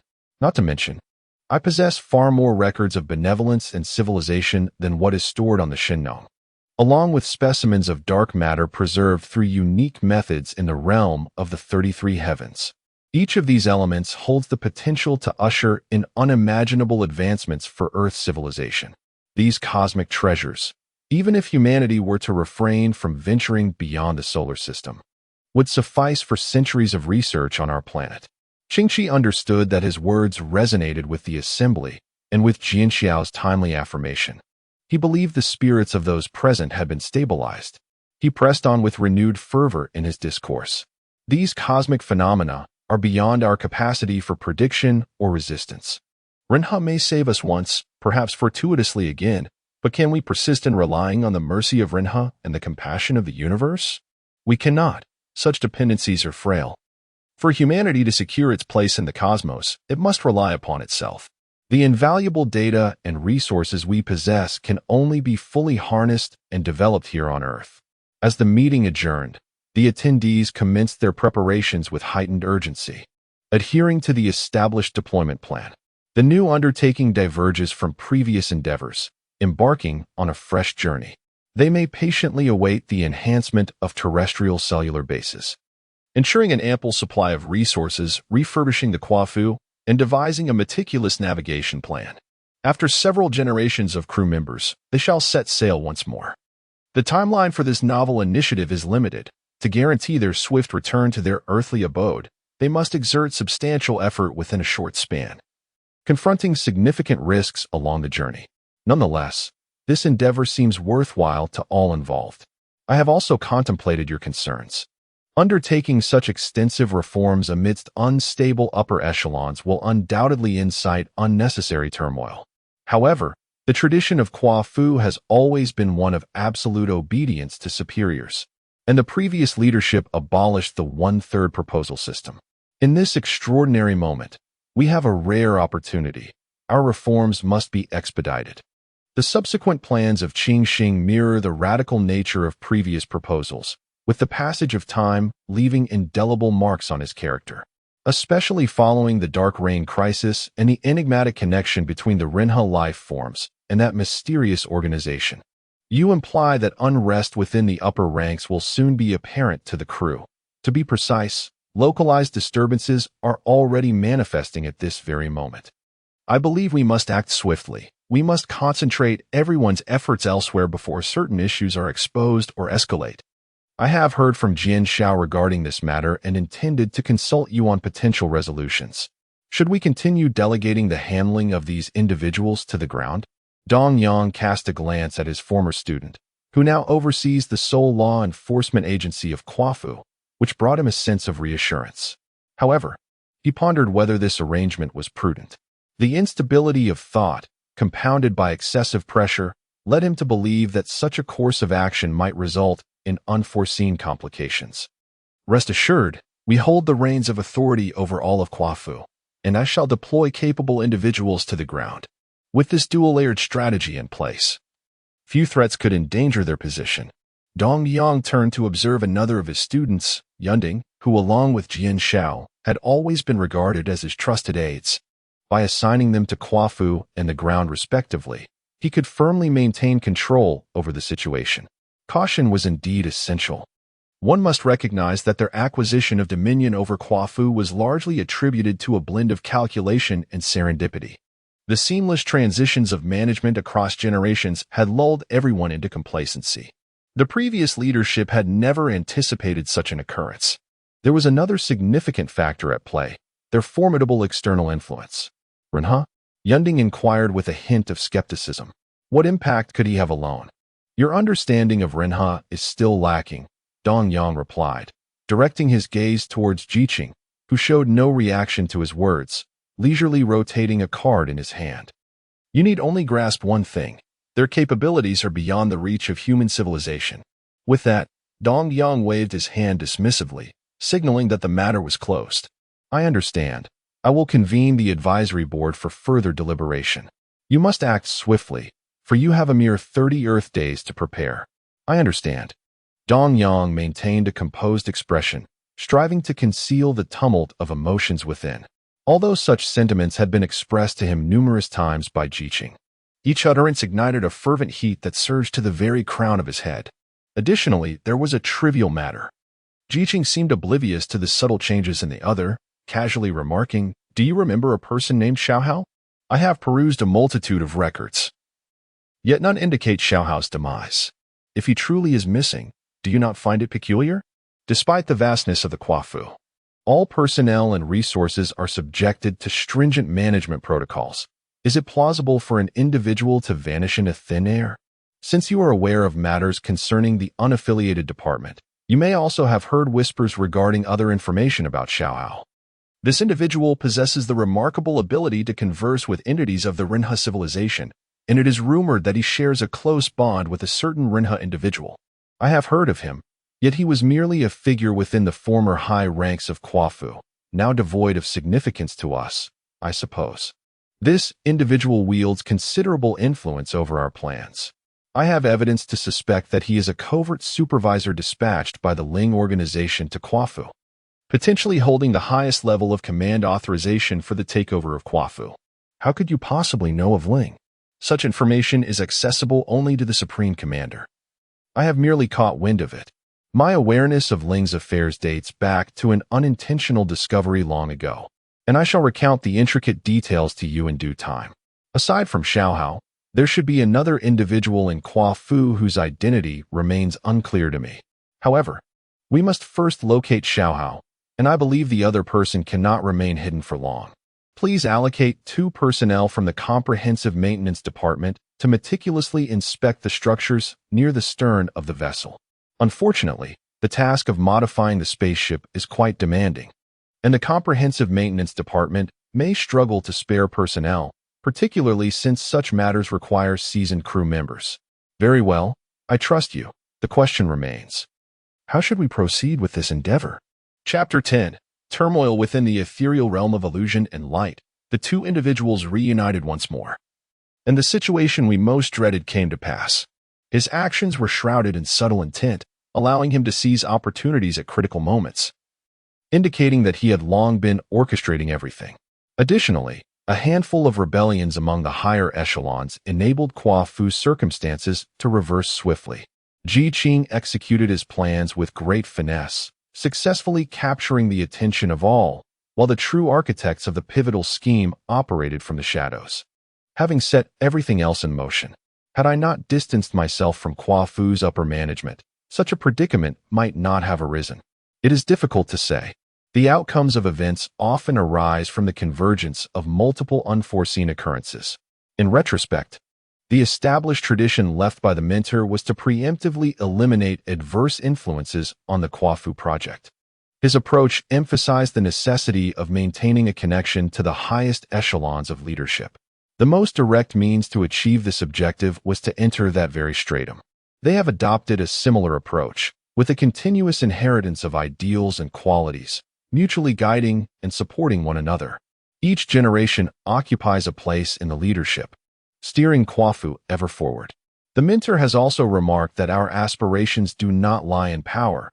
Rather, we focus on oversight and contribution. We must refrain from interfering with any decisions made collectively by the upper echelons of KUAFU, unless circumstances demand otherwise. This predicament is not your fault. Indeed, it is a challenging matter for Renha to navigate. You have merely arrived at a crossroads, choosing a new path that diverges from the past, while unforeseen circumstances have simultaneously arisen. Now, we must reflect deeply and prepare for various contingencies to ensure the continuity of future KUAFU initiatives. It is indeed likely that Ji Qing has already contemplated these matters, which explains his urgency in expelling the highest management of KUAFU. His swift actions may lead to significant issues within KUAFU. How will he ensure its smooth operation thereafter? He had already made arrangements regarding this, particularly concerning the extensively trained reserve crew members. As the opposing forces and the number of crew members diminish, the members of the Guard are continuously transitioning into ordinary technical roles, filling the vacancies across various departments. Even so, how could he manage to proceed so smoothly while confining the senior management? Logically speaking, within the current KUAFU management system, such an outcome seems implausible. Have you noticed? There were exceptional circumstances that precipitated this upheaval, and they were not of ordinary strength. Indeed, they were immensely powerful, surpassing the entirety of KUAFU. He is not human. Zhao Kuan? Is it he? I find it increasingly difficult to comprehend Zhao Kuan's current state of mind. The essence of his existence has undergone a profound transformation, resulting in a personality shift that transcends conventional thought patterns. He has evolved into an entity that diverges entirely from traditional human cognition, embodying a complex persona interwoven with human desires and the transcendent, benevolent rationality of his past life, particularly during the initial phase of this cognitive metamorphosis. He is ensnared in a perpetual conflict of thoughts, grappling with a torment that is utterly incomprehensible to those who have not endured it.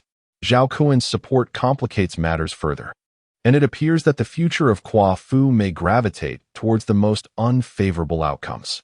Therefore, we must regard the departure of the KUAFU vessel as our primary contingency in strategizing the subsequent trajectory of the KUAFU project. I must apologize. I bear significant responsibility regarding Zhao Kuan's affairs. had it not been for his backing. The acquisition of control over the KUAFU vessel by Qi Xing would not have proceeded so smoothly. From one perspective, Zhao Kuan's involvement is indeed a fortuitous circumstance. It is precisely due to his adept management that the KUAFU vessel remains intact. The sacrifices that might have occurred were effectively averted, allowing the higher echelons of KUAFU to be preserved in their entirety. I firmly believe that as long as the KUAFU vessel and its people endure, the KUAFU project shall persist. Yet, I remain unsettled.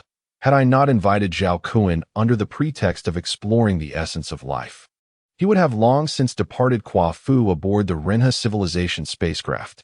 I comprehend the choices you made at that time. Upon the completion of your initial cognitive restructuring, one may find oneself bewildered by their own circumstances. I have experienced a similar state, albeit without the catalyst to achieve such transformation. Yet, you have encountered this extraordinary situation, wherein the capacity of Renha to delve into the essence of existence, coupled with Zhao Kuan's desire to transcend the moral boundaries of Renha civilization, indeed holds the potential to deepen our understanding of the very nature of life. However, success remains elusive, and Zhao Kuan's clarity is still obscured. Nevertheless, his determination is unwavering. He is willing to forsake his kin and accompany us. Whether Zhao Kuan is ultimately a boon or a bane to our cause remains uncertain. Previously, I recognized the influence of the Renha individual on KUAFU, overlooking the inherent dangers that are beyond his control. Zhao Kuan's abilities consistently surpass those of KUAFU, and I had initially intended to present the advantages of his cosmic exploration capabilities to the higher echelons of KUAFU, persuading them to maintain ties with him, even at the risk of estranging Renha civilization. This was envisioned to facilitate future technological breakthroughs that would propel KUAFU to greater heights. Regardless, while I am amenable to Qi Xing's departure, the KUAFU vessel must remain with us. This is my unwavering stance. The Central Command Center, the Artificial Intelligence Assistance System, the database, the four-element engine, and various main control modules. These components constitute the foundation of the KUAFU project. Without them, the new KUAFU would require an inordinate amount of time to achieve construction and redevelopment, and the sacrifices demanded of the remaining crew would be far too great. Such a scenario is unacceptable. I remain uncertain about the situation with the Mentor. Is your course of action truly prudent? Following KUAFU, ultimately burying himself along humanity's journey to the galaxy. Could this not be the aspiration of the Mentor? Time is ever-changing. The realities of our circumstances evolve, and human thought is subject to transformation as well. Over the centuries, the Mentor has endured immense suffering while safeguarding KUAFU. I cannot bear the thought of allowing him to rest eternally in a distant land. The reconstruction of thought, a task we have been unable to achieve for him, leaves us unable to discern his current desires. Once he and Qing arrive in the realm of Earth, with the assistance of Ling, and the reconstruction of thought is completed, let him make his own choices. Will everything proceed smoothly on the other side of Earth? After all these years, the present state remains shrouded in mystery. Based on the spectral information previously received from Earth, it is evident that the ecological environment is likely improving, suggesting that human civilization may have surmounted its perilous phase. Yet, what if humanity has already met its own demise? Such a possibility cannot be dismissed. The Earth's ecosystem could indeed undergo transformation without human interference, allowing for self-healing. No. After KUAFU's departure, humanity must surely grasp the opportunity for self-transformation. Ling will grow ever more powerful, discovering methods to complete the Mentor's reconstruction of thought. As this thought lingered, both individuals were inevitably drawn to the dim vessel that harbored the Mentor's essence, a vessel that a select few have steadfastly believed to be the eternal means of inheritance. Ling's technology for thought reconstruction appears stable, yet it cannot escape the fundamental laws governing the cosmos. Humanity's greatest advantage lies in its capacity for development and evolution, perpetually striving for self-improvement and the transformation of all that is associated with it.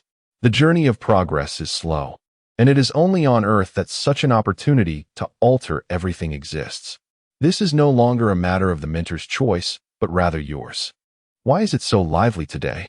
Dingley felt as though he were wandering in a dream as he entered the crew lounge. He glanced around instinctively and made his way towards an individual who sat at the corner of the long table, surrounded by several empty seats, creating an aura of isolation from the bustling crew in the hall. As Dingley approached, he naturally brushed against the person, a subtle gesture of greeting. He then drowsily took a seat beside, letting the square box in his hand fall as if in free fall, crashing heavily onto the table with a resounding thud that captured the attention of everyone around. Simultaneously, his mouth was not at rest. He murmured incoherently, his fragmented words decipherable only to his familiar friends, expressing a vague sentiment of dissatisfaction with the flavor of the seasoning he had grown weary of, yet begrudgingly accepting it as a lesser evil compared to other unpalatable options. Did you not hear? The command issued by the Supreme Command 2 hours ago? Some nearby individuals, evidently startled by Ding Li's earlier commotion, inquired. Just issued? I had no idea. I lack the energy to concern myself with trivial matters. Throughout the construction of the ground base, the command center has issued numerous orders. However, since these directives pertain to all departments, the specific instructions from any single department constitute merely a fraction of the whole. Thus, he has never felt compelled to seek them out. His own department will provide detailed work arrangements, and he merely needs to await the commands that appear on his terminal. He glanced down at the unappetizing contents of his lunchbox, his face reflecting disdain as he thrust a spoon into it and began to stir aimlessly. The KUAFU spacecraft has long been plagued by various issues, yet the malfunction of the hatch sensor has gone largely unnoticed by everyone. The term 9x8 refers to a 9-person, 8-hour shift work schedule designed to ensure continuity in operations. The same group of individuals is divided into 2 teams, alternating every 8 hours. One team rests while the other works, commencing with an 8-hour shift and concluding with another 8-hour stint before enjoying an extended break. Suddenly, a command was issued without warning, reportedly overseen personally by the commander-in-chief. In essence, it entails a comprehensive investigation of the entire ship's structure in preparation for future renovation plans. He chewed a few times, tasting nothing particularly remarkable aside from the familiar flavor, and swallowed before placing another morsel into his mouth.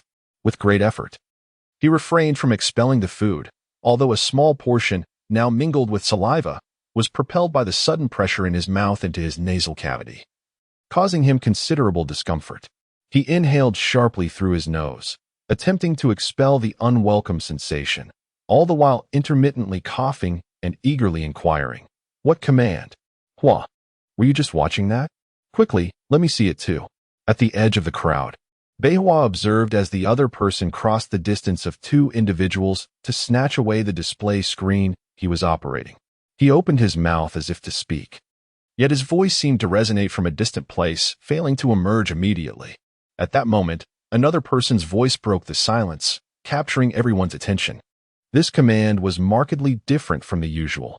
Even the outline summary exceeded 10,000 words, far too much to digest at once. Shall I explain it to you? Wow. Oh. As Dingley had merely begun to peruse the command details, a wave of excitement erupted from another corner of the lounge, instantly drawing the gaze of all present. The group responsible for the commotion soon realized they were the center of attention and instinctively lowered their volume. Yet the fervor of their voices only intensified in the subdued atmosphere. They must have received new orders as well. The latest batch of reserve crew members were indeed fortunate. Originally slated for a month of laborious duties on the surface, they were now retained, instantly promoted, and assigned to various departments. This development actually bodes well for us. With their addition to the spacecraft, we should find significant relief from our workload. A large-scale renovation of the vessel? Departmental restructuring? How could this be happening at such a time? The development plan for the cellular base has undergone so many changes. How can this be? It is said that in order to optimize resources and minimize unnecessary waste, the Life Nurturing Department will merge with the Education Department, subsequently deploying a collective force to Hawaii Star.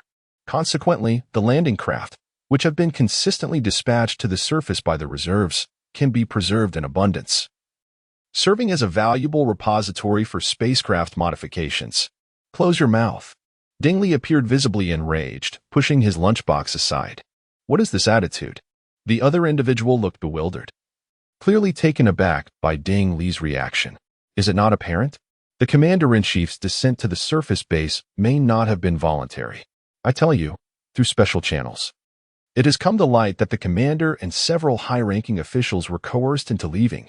Some were even transported to the landing craft while unconscious. I disagree. The KUAFU project concerns all of humanity and cannot be sacrificed for the personal interests of a few. Ding Li firmly articulated his stance as he listened to the increasingly entrenched opinions of those around him. We can wait until the cell base is completed. Then, KUAFU will possess sufficient resources for restoration. Are you pretending to be unaware? Nearly all warehouses on KUAFU have been depleted. What shall we do if we encounter another crisis? Danger lurks in every corner of the cosmos, and it can strike at any moment. When will this life of trepidation come to an end? Relying on luck is not a sustainable strategy. Have you considered the Daylight and Everest fleets? They have long since lost contact and have surely been consumed by the universe. We cannot afford such senseless sacrifices. Our actions must hold significance. You speak so effortlessly. After all these years since the Dark Reign, the cellular base has reached level 3. Yet there has been no progress in communication whatsoever. A few simple words finally directed everyone's attention towards him.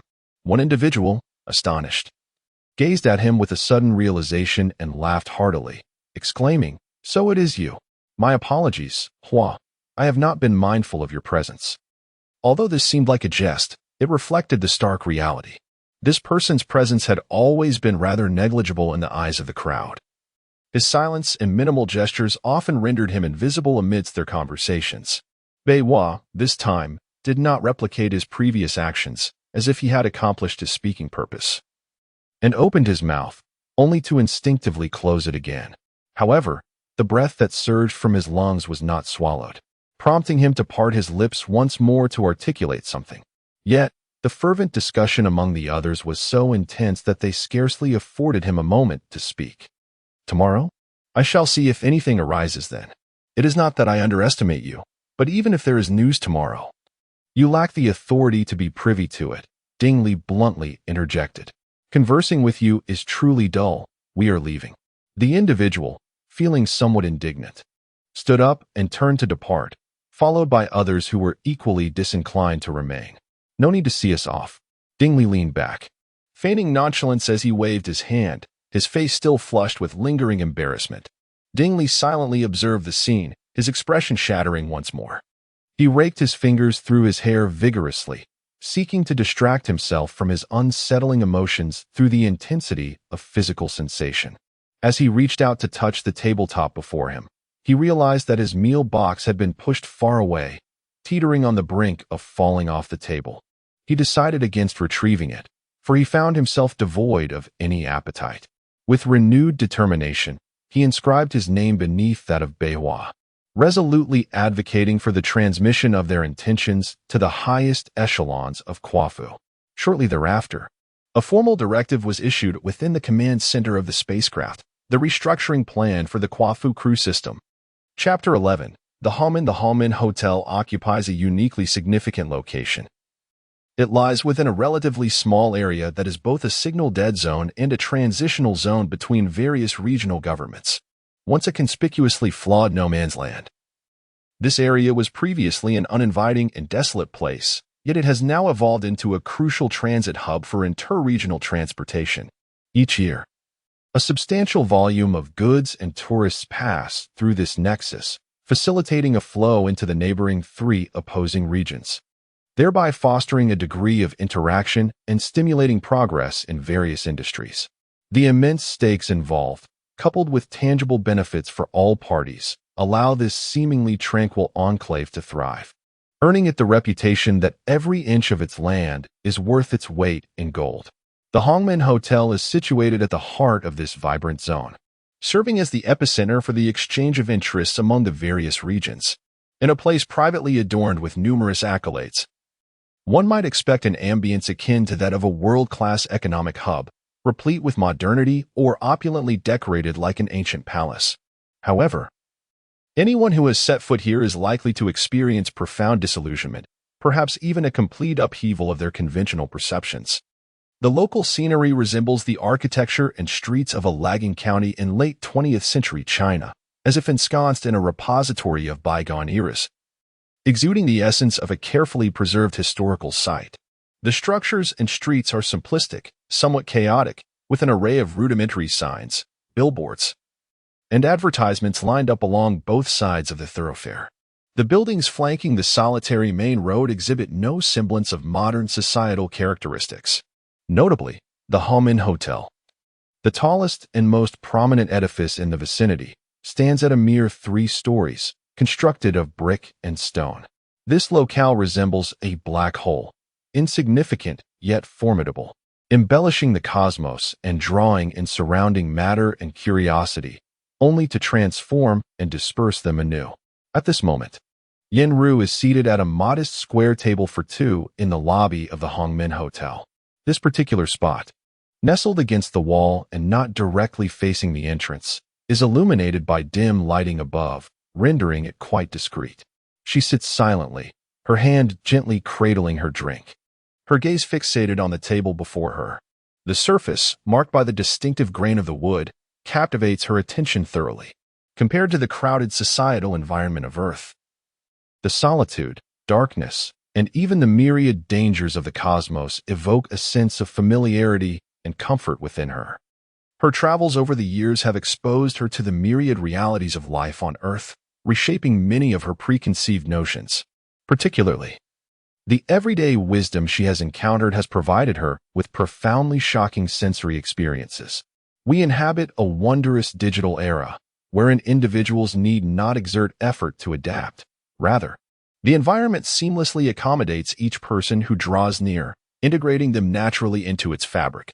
The Internet age has bestowed upon humanity unparalleled convenience, with real-time communication, electronic sentient beings, robots, and other advanced technologies intricately weaving individuals together. Despite remaining within the confines of their homes, people can connect globally, accessing a wealth of information and resources. In this global village, distance no longer constrains the spiritual connections between individuals. Yet, when pondering what holds the utmost authority in the digital age, few have contemplated or cared to address this question over the years. A deluge of information inundates individual consciousness, hindering humanity's capacity to reflect as it once did in times of material scarcity. The sheer volume of information exchanged globally every second can occupy a lifetime of thought.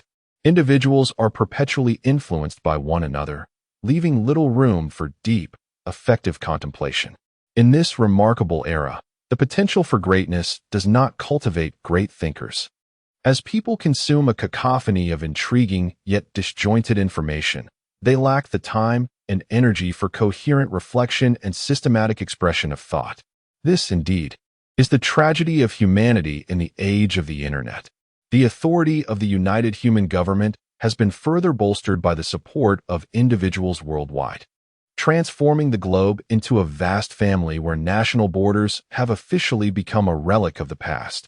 With the absence of conflicts between nations, military forces have dwindled to the brink of extinction, supplanted by a formidable space force dedicated to defending against cosmic calamities, unknown civilizations, and the pressing concerns of space exploration and interstellar colonization. The Space Force has emerged as the cornerstone of humanity's future development. However, as history demonstrates, prolonged unity inevitably leads to fragmentation, and prolonged division eventually culminates in unity.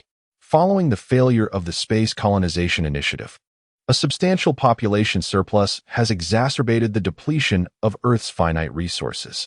In an attempt to rectify the consequences of policy miscalculations, the United Government made a catastrophic decision in human history: the competitive distribution system. The privileged continue to enjoy access to quality resources, while others are relegated to a state of confinement, receiving only the barest minimum provisions, stripped of reproductive rights and even basic freedoms. Until the human population aligns with the natural cycles of the Earth, The endeavor to rectify errors through sheer power and the passage of time can only lead to further erasure of those very mistakes. With a heart laden with complexity, Yenru sought to comprehend the historical events that unfolded on Earth through written accounts. In clandestine communication with her mentor, she discovered that the catalyst for this chain reaction was none other than Ling. Although the globalized social environment appeared stable, it was overly uniform, lacking substantial healthy competition, resulting in sluggish civilizational advancement. Thus, she resolved to alter the status quo that Ling had tirelessly endeavored to transform over several eras, beginning to secretly support regional administrators who harbored aspirations of separating from the united government. Ultimately, with his support, regional independence was successfully achieved, rendering the global united government a mere shadow of its former self, now merely a coalition of certain regions. In response, other regions banded together, forming various coalitions of differing sizes to better counter the former united government. Furthermore, smaller regions, due to their unique geographical environments and resource characteristics, remained independent, existing in the interstices. The successor's ideas were commendable. However, he lacked the capability to effectively integrate the various factions. What began as institutional opposition among coalitions gradually devolved into vicious competition, plunging the advancement of human civilization into yet another period of stagnation. Yenru possessed experiences unparalleled by humanity, leading to a distinct mode of thinking. When humanity confronts the cosmos, race becomes a fundamental unit. Collectivism will wield immense advantages. Limited individual rights, coupled with absolute collectivism, shall form the bedrock upon which humanity embarks into the universe. The initial stages of development are paramount, with the establishment of a robust foundation for survival being critical. This foundation encompasses technology, individual capabilities, and the range of exploitable resources. The Renha civilization provided humanity with a developmental direction, as their formidable individual abilities fostered a development paradigm centered on small familial groups. Yet, within the cosmos exists an entirely different trajectory of development, exemplified by life forms with minimal individual capabilities that, through collective intelligence, secure a place within the tapestry of cosmic civilization. Such beings disregard individual rights entirely, thriving on the principles of survival of the fittest, with the collective held in the highest regard. The development of various civilizations is shaped by unique individual factors influenced by their specific environments. The power of an individual is exceedingly minimal. Thus, to become a sentient being capable of impacting its surroundings, one must rely on the formidable strength of the collective.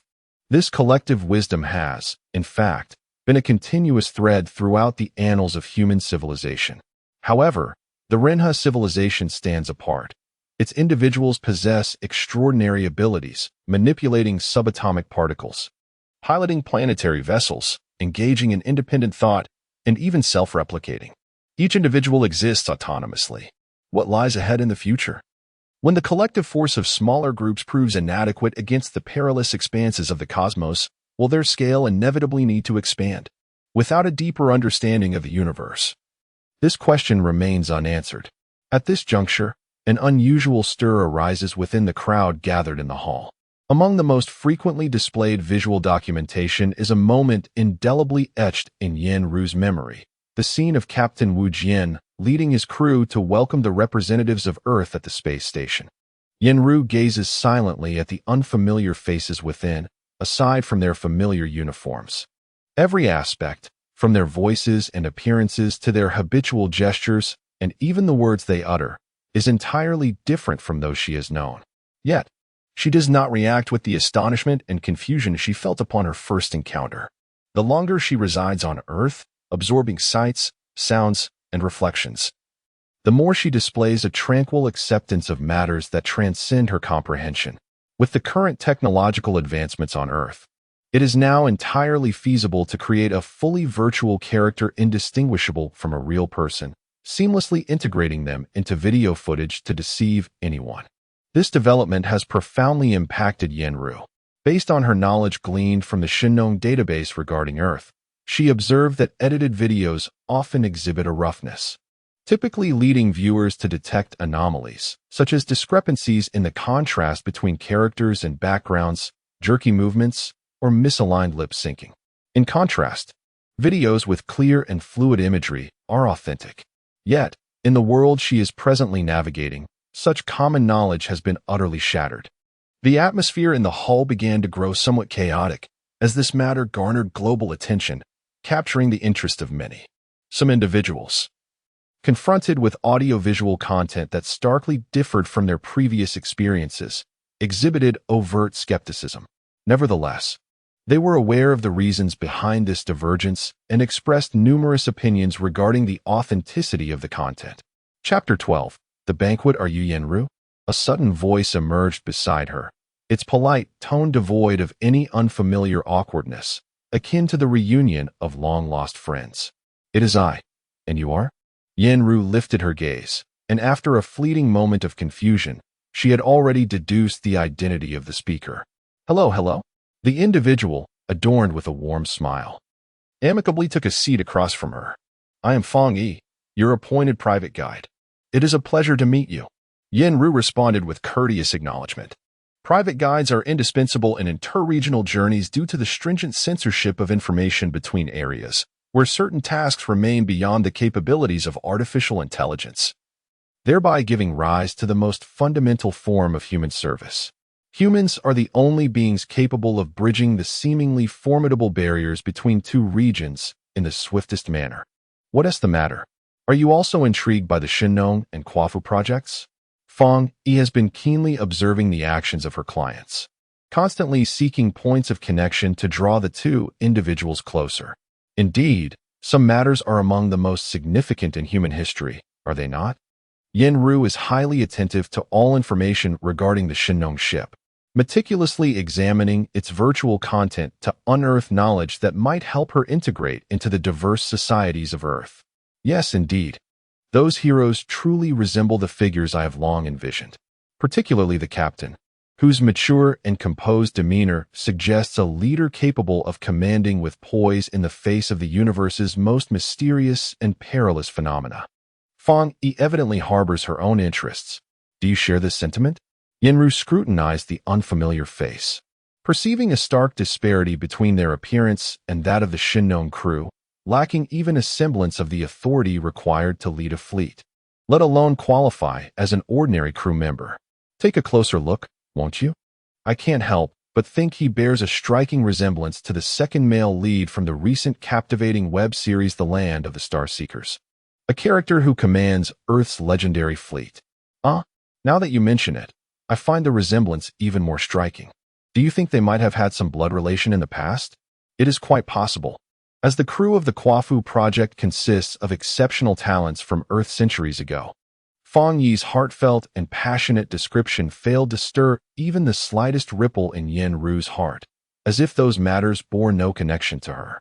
This disconnection did not stem from a lack of feelings towards Shinong, but rather from the disparity between the experiences she had endured and those recounted by Fong Yi.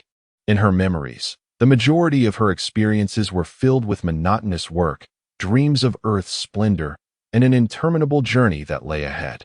Alas, are you familiar with the Renha civilization?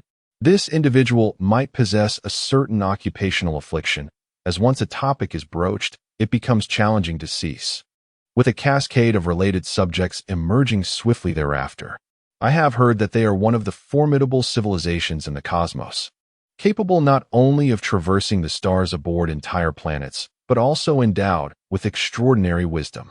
The most envied trait among humanity is their prolonged lifespan, along with the ability to navigate the cosmos with sheer physical prowess. Clearly, Fong Yi possesses more comprehensive information than is available in certain regions, as the formidable capabilities of the Renha civilization are not readily publicized by every regional government, given that they are not direct beneficiaries of Shinong technology. They are currently devising methods to mitigate their disadvantages in the global reintegration process over time, in hopes of seizing more advantageous opportunities. The Renha beings are indeed beyond human imagination, shrouded in mysteries that humanity likely cannot comprehend at present. What humanity must endeavor now is to harness the collective wisdom of the Earth's inhabitants to unravel the enigmas of advanced civilizations. Perhaps one day, we may ascend to such heights of civilization ourselves. However, the allure of such heights does not captivate me. For what I truly envy is their remarkable ability to manipulate objects from a distance. How do you suppose they achieve this? It is akin to possessing superhuman powers. Might it be possible for humanity to acquire such skills one day? In regard to this, I can reveal the secret. Yen-Ru smiled mysteriously, her mood uplifted by the unrestrained joy in the words of the person before her. Really? Came the response, tinged with curiosity and anticipation. Yen-Ru gazed into the focused eyes of her companion and casually gestured towards a small ornament she wore. If you give me that, I shall tell you. This, the other replied, no problem, it's yours. Consider it a token of our future friendship. Why do you want this? You see, you two can manipulate objects. Can't you? Yen-Ru did not immediately accept it, but held her hand at a distance, observing the perplexed expression of her companion. To her surprise, beneath her sister's mature exterior lay a playful spirit. Fang Yi leaned forward and pressed the ornament into Yen-Ru's hand. It's a gift. This is a souvenir. Quite fashionable. I mean it. Your gesture is precisely the act of manipulating an object, is it not? Yen-Ru graciously accepted the kindness of her friend. Renha is similarly endowed, yet their sensory perception surpasses that of humans, and their arms' capabilities are significantly more robust, enabling them to deftly manipulate objects that are minuscule, specifically the size of microscopic particles. Frankly speaking, humanity has long possessed the ability to manipulate particles. I recall that many years ago, humans constructed large particle collider facilities, which not only facilitated the separation of individual particles but also accelerated them to the speed of light to collide with other particles, thereby initiating various physical reactions. Your argument appears to conflate concepts. The manipulation of particles by leading research institutions on Earth using colossal instruments bears little resemblance to supernatural abilities. In contrast, Renha possesses the power to manipulate microscopic matter, including particles and light waves from considerable distances. In essence, both scenarios yield similar outcomes. The only distinction lies in humanity's additional reliance on manufacturing tools, while Renha's manipulation of microscopic matter arises organically from their own bodies, manifesting arms endowed with the capabilities of large apparatuses. While I comprehend your perspective, I find it difficult to accept such reasoning, as your strained theory has shattered my idealistic vision of Renha life. However, it is merely a fact. Should you reflect deeply, you may find your current abilities all the more astonishing. Yen-Ru casually activated the holographic imaging interface, inputting a series of texts and symbols before clicking send. In today's world, holographic systems no longer necessitate fixed locations or portable playback devices for their utilization. These systems have long been concealed in the corners of streets, buildings, and other locales of human activity, akin to the former mobile phone signals and Wi-Fi. Once an authenticated user invokes them with a specific gesture, and after a few microseconds of remote server biometric verification, nearby devices are activated, projecting a display area before the user. Moreover, this area can be expanded at the user's behest. The extent and clarity of the display are naturally determined by the service tier for which the user has paid, ranging from a mere few inches in front of their eyes to an entire room, and indeed even larger, though such services are exclusively accessible to enterprises and governmental institutions. Amidst this manipulation of distant light waves and particles, one might ponder whether I, too, possess superhuman abilities akin to those of Renhe. Observing Yen-Ru's series of actions, the other party remained silent for a moment before suddenly grasping the significance of her behavior. Yen-Ru had merely transmitted a series of meaningless symbols over a public network. Yet she could influence the holographic display areas controlled by anyone who encountered this information from any corner of the Earth. Humanity has, in fact, long possessed such capabilities akin to Renhe. It merely requires the utilization of tools to serve its purpose. The outcome remains unchanged. Since the inception of the first computer, humans have employed their hands and rudimentary tools to arrange electronic tubes, achieving a computational speed of merely 5,000 operations. Decades hence, humanity has attained the remarkable ability to manipulate minuscule light waves across an area no larger than half a fingernail, enabling the multi-layered fabrication of trillions of nano-sized transistors and various quantum computing systems. The essence of these endeavors bears a striking resemblance to the capacity of the RINHA to govern the microscopic realm. If your assertions hold true, does this not imply that the disparity between humanity and RINHA is negligible? Can the technology of RINHA truly assist mankind? Fang Yi felt a tinge of disappointment. Not at all. I believe that RINHA's contribution to humanity will be nothing short of transformative. The most unattainable ability of the RINHA lies in their sensory perception. They can directly observe changes in dynamics far below the atomic level. This efficiency gap in the study of the microscopic world is akin to the chasm between heaven and earth. They can perceive numerous substances and phenomena beyond human sight, such as dark matter and dark energy, which are among the universe's most pivotal components. Without comprehending these underlying patterns, humanity's understanding of the cosmos cannot possibly transcend its current limitations. Your breadth of knowledge is truly impressive. Conversing with you feels like a stark contrast to the trivial chatter we often engage in with others. I simply have a keen interest in such matters and frequently browse specialized forums. Are these forums not illegal? Hee.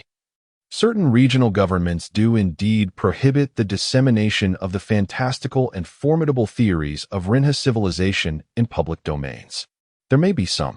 I find myself losing track of time in our conversation, yet I am confident that my future interactions with you will be unforgettable.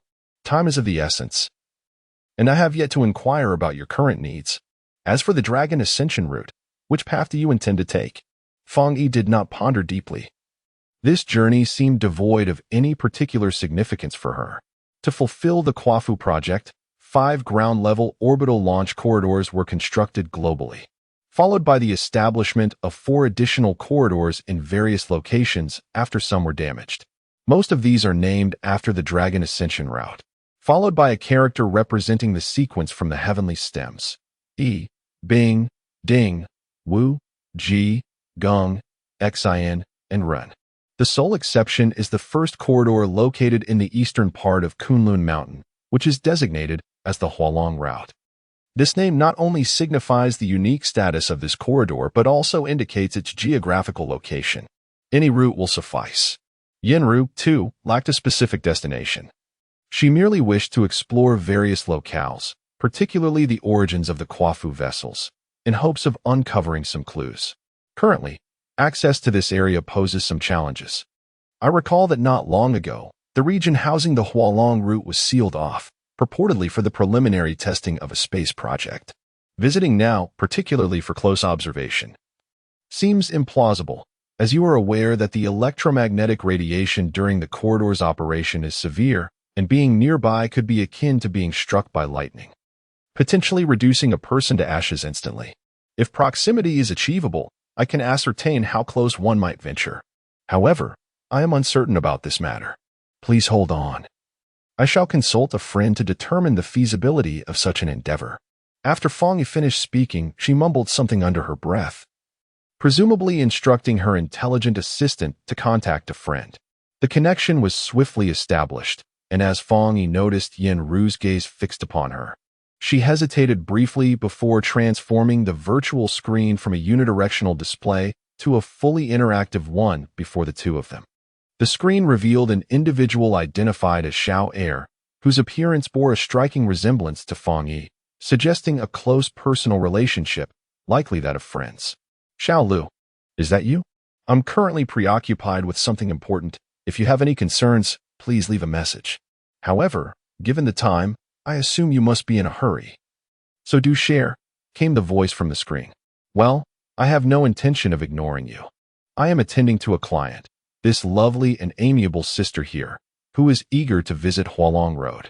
You are most familiar with the situation there, so please enlighten us. Hello. Could you elaborate on that now? Is it inconvenient? Yenru pondered something, but refrained from voicing it directly. I apologize, my friend is currently unavailable. This is her intelligent assistant executing a voice response protocol. Fong Yi swiftly clarified. This is an intelligent program? Yenru confirmed her suspicions. Realizing why the communication began with the announcement of absence, yet quickly transitioned to a conversation as if conversing with a regular human. Such programs, resembling normal crew members, exist within the virtual realm, serving as a tribute to humanity and alleviating the monotonous isolation of the current crew's spacefaring existence. The KUAFU world system does not exist within the realm of Shinnong, for such an extensive and intelligent system is beyond KUAFU's capacity to establish. Only a small, an active backup device is present aboard the auxiliary exploration vessel aiding KUAFU. In stark contrast, Earth possesses an abundance of resources and manpower. I apologize. I did not perceive it. Upon realizing that the counterpart was not a genuine human, Yenru felt somewhat uncomfortable articulating this sentiment. It's quite all right. You need not be overly courteous towards her. You are the customer, and the customer is paramount. The attendant chimed in, indeed. Please feel free to inquire about anything. My database is replete with a wealth of information, with the most recent update occurring just 19 seconds ago. And what latest news does the database hold regarding the Hualong Dao? After discerning the identity of the counterpart, Yenru felt an increasing sense of awkwardness. Such natural language expression clashed with the essence of machine programming, creating a dissonance within her. There is a plethora of information, though most of it pertains to publicly available data of little significance. I have filtered some concise details for you. 9 years ago, Hualong Dao was wholly acquired by a formidable inter-regional conglomerate, which aimed to initiate a project for an artificial space city. The preliminary plan entailed the establishment of 10 space cities, each capable of housing 1 million inhabitants, in an orbital arrangement around the Sun, although specific details remain scarce. The concept of a space city has already been marred by past failures. The resources required to sustain a city of that magnitude could provide a quality of life equivalent to that of 40 to 50 million people on Earth. The coalition formed has amassed substantial resources and manufacturing capabilities, developing industries, and collaborating with several similar coalitions to create a vast organization. Some have predicted that they will become the second global institution of similar magnitude following the KUAFU project. There are even whispers suggesting that it may indirectly facilitate the reunification of the entire Earth, ushering in an idealized society. Humanity stands on the brink of a new era, poised to encounter other extraterrestrial civilizations within the galaxy, and the prospect of becoming a unified entity may very well represent the next wave of civilizational advancement. However, when it comes to a corporate organization, Yenru finds it utterly implausible. She believes that only the Shinnong Space Alliance, having secured the Shinnong vessel, possesses the capability to drive this integration. How could a corporate entity possibly acquire such a multitude of industries across regions? This remains unclear to her. She merely states that they wield considerable power and have persuaded regional governments with seemingly irresistible conditions. Naturally, they have faced setbacks. Yet the majority of regions have acquiesced to their demands. What conditions could be so enticing? Yenru struggles to fathom this, as her time on Earth has been limited, and in her perspective, only the benevolence and technology brought by Shinnong possess such allure. Could it be that the grassroots organizations established by the Space Alliance hold this potential? It is plausible. They currently boast the strongest capabilities and the brightest prospects. Given the inevitability of future trends, it is not beyond reason that other regions might seek to curry favor with them. Yenru remains uncertain about this line of thought, feeling that her conclusions may be somewhat flawed. Qingjian. Yenru momentarily paused as her intelligent assistant was activated, providing her with a prompt for the elimination of metabolic waste from her body. The prompt sound was brief and subtle, just audible enough for her to perceive, and the explanatory words were remarkably user-friendly. Upon her first encounter with the Earthlings of reality, Yenru had already observed the profound transformations within their language. Even her native tongue, once familiar, had undergone significant evolution over the passage of time, with many pronunciations, characters, words, and even grammatical structures having changed considerably. Without a translation device, The entire crew aboard the Shinnong would find it nearly impossible to communicate effectively. In the wake of humanity's globalization, the historical trajectory of language and script has experienced intricate shifts, characterized not only by the constant intermingling of various languages, but also by the infusion of a plethora of novel terms and internet slang. While this evolution was originally quite gradual, the prolonged absence of the KUAFU from Earth has rendered such a temporal span sufficient for returnees to perceive a foreign aspect of their homeland. Well, I shall await your arrival here. Apologies, see you shortly. The figure on the screen also extended a greeting, after which the display area before the two shrank to mere inches as Fangyi hurriedly departed towards a corner of the hall. Now, how should she proceed? Yen-Ru felt a twinge of apprehension. It was common knowledge that one could not approach the operation of the dragon transformation path. Moreover, since it had already been activated, there would undoubtedly be extensive surveillance and guards along the route. The moment anyone appeared, they would be promptly repelled. Deputy Captain, a familiar silhouette emerged before her. This individual was not the person she awaited, but rather someone whose countenance was marred by an unmistakable fury. What brings you here? You should not have come. Am I not permitted to be here? I have lived on Earth for several years and acquired considerable knowledge. Your secrecy is so meticulously executed that I doubt anyone could ever uncover my identity. The individual approaching is none other than Qin Jijian, her constant guardian and interrogator. You underestimate the patience of those individuals. As long as you draw breath, escape is impossible. Even if you were to perish, they would not relinquish a shred of hope. The colossal machinery of the human collective possesses an almost boundless power and resources, capable of tracking your information globally, with the resources expended being negligible to them. Qin Jijian refrained from further probing into the whereabouts of the private guide, patiently elucidating some common knowledge. Must I then remain in waiting? Or do you intend to take me away again? How did you discover my presence here? Have you secretly implanted a tracker on me? Most areas of the surface are beyond the control of the Space Military Alliance. They can accurately trace their own. Yen-Ru realized that she would need to reconsider her future actions. Such devices are laden with restrictions and easily detected by other regions. They would not be utilized on you. He rolled his eyes upward, gesturing above, and stated, as long as one is exposed to the sky. There is no escape on the ground. Surveillance satellites. Yen-Ru immediately grasped his meaning, as those satellites in low Earth orbit occupying nearly all available space, complemented by ultra-high computational intelligence systems. As long as they desire, they can undoubtedly monitor nearly every minute detail on the ground.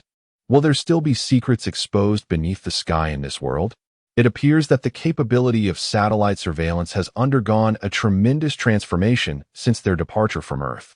Whenever one is outdoors, provided there is no substantial cloud cover, regardless of whether it is day or night, or how minimal the visible sky may be, at least 2 detection satellites will capture and relay data.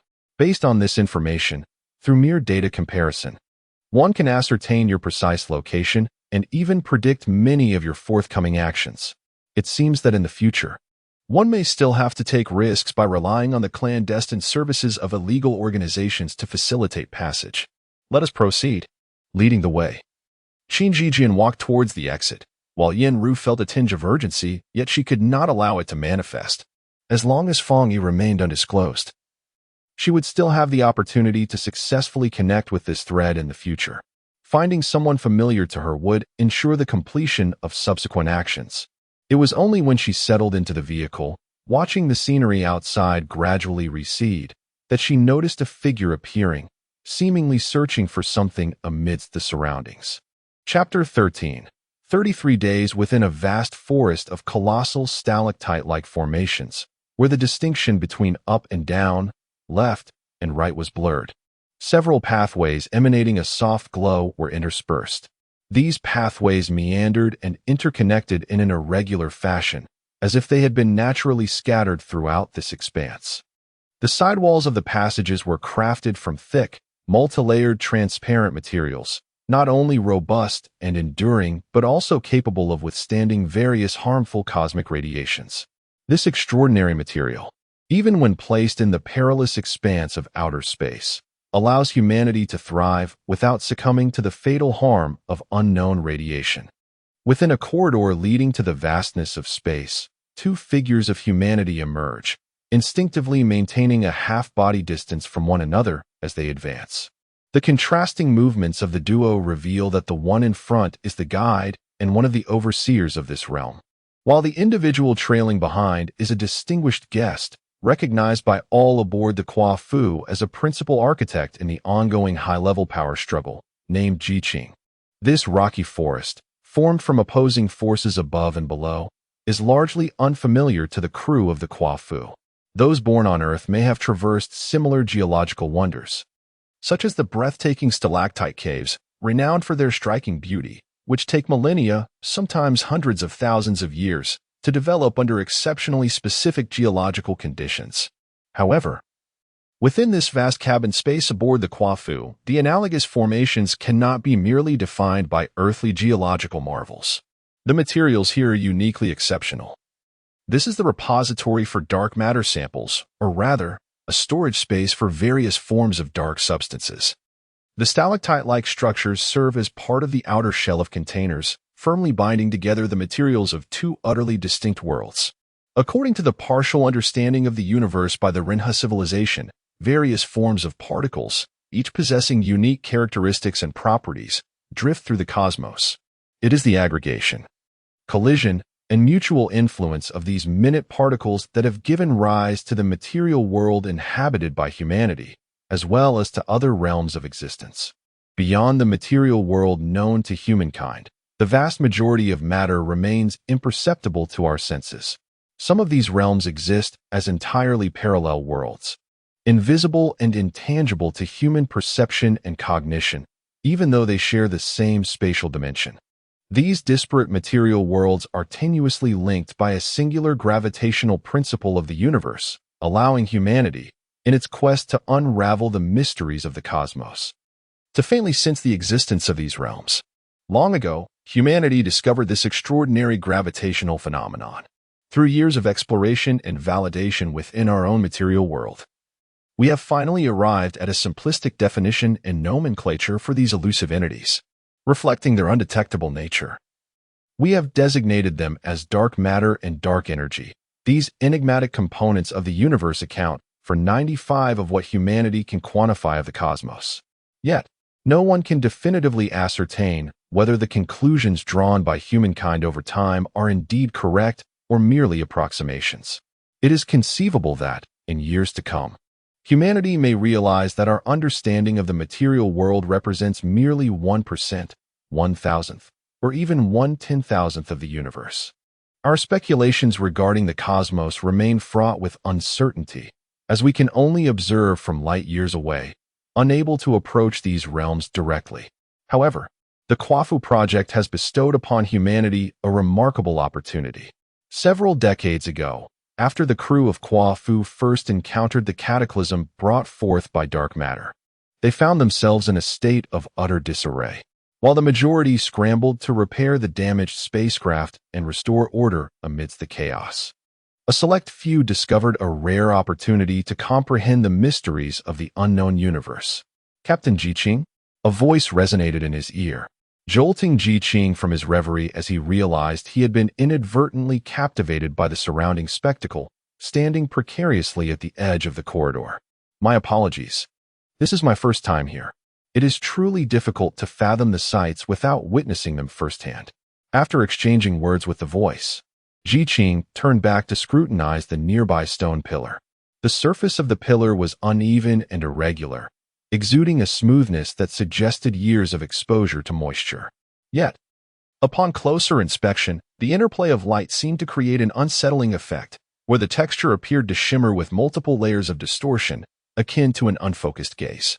The shadows that enveloped the stone pillar gradually faded towards the periphery, ultimately merging into the vastness of space. Jiqing understood that these shadow-like entities, which became increasingly transparent towards the center, were various intermediate substances referred to as the transitional matter. In that seemingly empty expanse, a plethora of samples, meticulously extracted from dark matter, lay in wait. Given that the material world of humanity and dark matter were birthed from the same universe, their existence must be continuous. This concept of continuity simply posits that among two substances of minuscule volume, possessing only a feeble gravitational pull, there exist numerous particles capable of establishing a significantly stronger force of interaction. These substances form an unbroken chain of strong force transmission, effectively connecting two materials that originally exhibited minimal interaction. The intermediary particles, which KUAFU designates as transitional substances, are crucial for enabling humanity to store dark matter. The space designated for this dark matter storage is located within the most enigmatic sector of KUAFU, known as the Department of Unseen Affairs. This department operates under high authority, directly managed by the Supreme Commander, and is exempt from oversight by any other departments, refraining from involvement in the administration of the ship's other sectors. Its resource allocation privileges are of the utmost level. In emergencies, the department head may requisition any resources and personnel aboard the vessel without prior consent from the Supreme Commander. Although this department holds significant importance, it is often easily overlooked by the crew.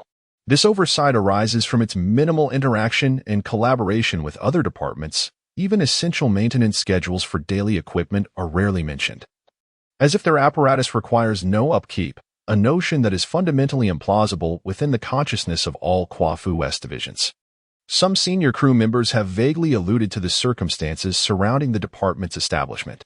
At that time, the largest chamber in the central part of KUAFU was entirely vacated.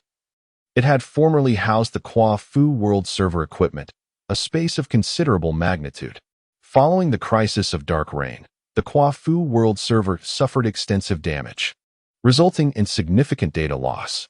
In the face of resource scarcity, the possibility of restoration was utterly lost, leading to the dismantling, repurposing, and redeployment of all equipment to other sectors of the ship. Subsequently, the outer walls of the cabin were reinforced with utmost diligence, adhering to standards capable of withstanding the most severe cosmic environments. Two multi-layered sealed passages leading to the exterior of the vessel were established. During the internal construction phase, numerous crew members observed the MANHUA life forms scurrying back and forth like ants, tirelessly transporting materials between the spacecraft, the KUAFU, and the depths of the mysterious dark matter. All crew members were subjected to a strict prohibition. Unless expressly permitted by the Commander-in-Chief, no one was allowed to approach the Department of Unexplained Affairs, under the threat of the most stringent disciplinary actions. Upon the completion of the cabin modifications, a select few crew members were reassigned to this newly established enigmatic department to assist in further internal enhancements. When questioned by their peers, these individuals displayed an unprecedented complexity of emotions, but refrained from divulging details about their experiences, compounded by the High Command's imposed restrictions, which superficially quelled the incessant curiosity surrounding their activities. However, a rumor, tacitly acknowledged by the higher echelons, circulated in private circles. It was said that the department housed the very substance that once inflicted profound suffering upon KUAFU, the essence of the Dark Reign. Years later, this department was officially designated as the Department of Unexplained Affairs, abbreviated as the Unexplained Department, with the codename 33 Heavens, symbolizing a realm beyond human comprehension. In the aftermath of the Dark Reign crisis, the yearning to explore the essence of these enigmatic materials burgeoned within the upper echelons of KUAFU. The proactive cooperation of the MANHUA civilization rendered this pursuit feasible. They not only shared their insights, but also established the Unexplained Department, enabling KUAFU to continue its quest for understanding the mysterious compositions scattered throughout the cosmos in future voyages. After what felt like an eternity, Ji-Ching finally arrived beneath the largest stone pillar in this realm. Here, the passage was interrupted by a door. The guide paused beside the entrance, quietly waiting. The interior of the room did not differ from the other cabins aboard the KUAFU. It was a spacious central control room, filled with rather ordinary equipment, all of which could be found on the KUAFU. The sole distinction lay in the individual at the console. This person was tall, particularly in stature, with a head that exceeded that of an ordinary human. Yet, he appeared remarkably aged, slumped wearily in an automated wheelchair. His murky eyes lacked any sense of focus, and the protagonist scrutinized the gaze that turned towards him. Those eyes, as frail as the old man's, were not smooth and round like those of a typical person. Instead, they were uneven and marred. The boundary between the pupils and the irises was almost indiscernible, and the edges of the eyeballs were riddled with chaotic blood vessels, resembling parasites clinging around, evoking a sense of dread. The two individuals locked eyes in a seemingly interminable exchange. The protagonist felt an unsettling ambiguity regarding the old man's vision. It was unclear where his gaze was directed. Yet, deep within, the protagonist sensed that he was being scrutinized intently. This sensation was paradoxical, rendering him unable to avert his own gaze, inexplicably fixating on those eyes. Within them, an ineffable chaos flowed slowly, reminiscent of an entire starry sky. A certain illusion churns deep within the protagonist's heart. If the eyes are the windows to the soul, then the individual before me harbors an entire world within. Greetings, Zhao Kuan. It is quite a rarity for us to meet in this manner for the first time. However, your appearance is entirely different from what I had envisioned. As for your exterior, I perceive no substantial distinction between you and others. Zhao Kuan slightly shifts his gaze, scrutinizing the visage of the person before him, seemingly indifferent to the other's sentiments.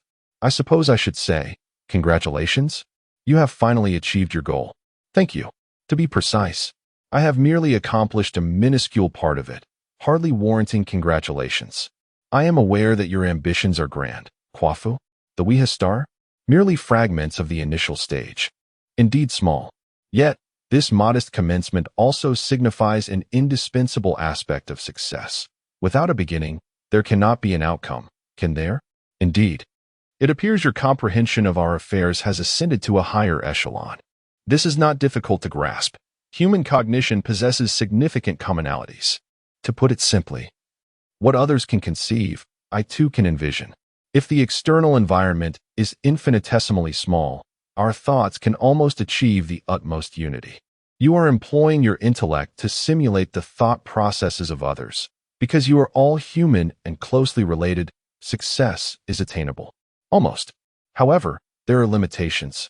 When faced with several similar choices, subtle variations can lead individuals to make entirely divergent decisions. Hence, I require certain assurances to ensure that, under the same rational premises, the options available to the other party remain finite. This assurance rests upon you. Thus, once you successfully persuade KUAFU to accept me, their future choices will inevitably align with your envisioned path. Indeed, to explore the cosmos, to unveil its mysteries, and to contribute to the future of human civilization. This is what the KUAFU emblem signifies in humanity's quest for the future. With your presence, a broader universe will unfurl before us. Your thoughts resonate remarkably, even extending to the concept of controlling the ignition reaction within the engine. Why has such an idea only recently emerged? My family has already departed, yet it seems your formidable and indifferent demeanor stifled our aspirations. Ren has no ulterior motives towards us, lacking even a semblance of interest, leaving us devoid of a foundation for prolonged discourse. However, you are the exception. Your thoughts have remarkably transcended the boundaries of your own civilization. But why do you wish to assist me? Is it because I can offer you aid? Though I cannot precisely articulate the reason, it is not merely because you are one of the humans I have spent considerable time with. I harbor feelings for you that are distinct from those I hold for others. You and I are akin to individuals within the same family, sharing a common direction of thought. Alas, you are not a living entity of our Ren. Are you not, at this moment, already human? I perceive a profound similarity between us. Regardless of whether we are the same type of life form, we must connect with one another. The elder fell silent once more. Yet his eyes reflected a newfound expression. Do you believe my actions are just? Although I have pondered this question many times within myself, arriving at a self-affirming answer, it is the first time I have sought insight from others in the tangible world. The individual is eternally a catalyst for the evolution of the race. Each person possesses the inherent right to articulate their thoughts to those around them. When one's ideas receive validation from others and withstand the test of time, they may transcend into the collective consciousness of the entire race. Regardless of the changes such thoughts may precipitate, they represent an inevitable choice in the progression of the species. This choice is not within your dominion. Rather, it adheres to the natural laws of development.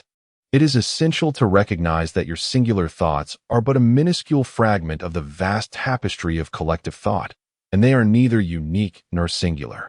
Even in the absence of your influence, other individuals will continue to generate and disseminate their own ideas. You exist as but a point within the whole, a small facet that interconnects with other shared points, collectively shaping the overarching ideology of the race. I understand this concept within a small group, such as a fixed ideology like that of the KUAFU. I might seem somewhat distinctive.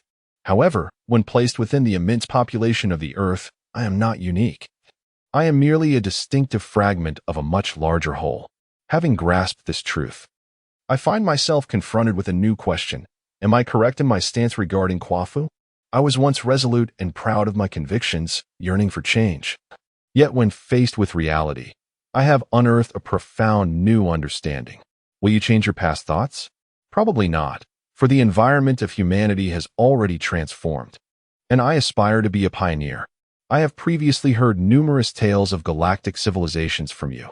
Amidst this vast cosmos, the modes of life and thought are remarkably diverse.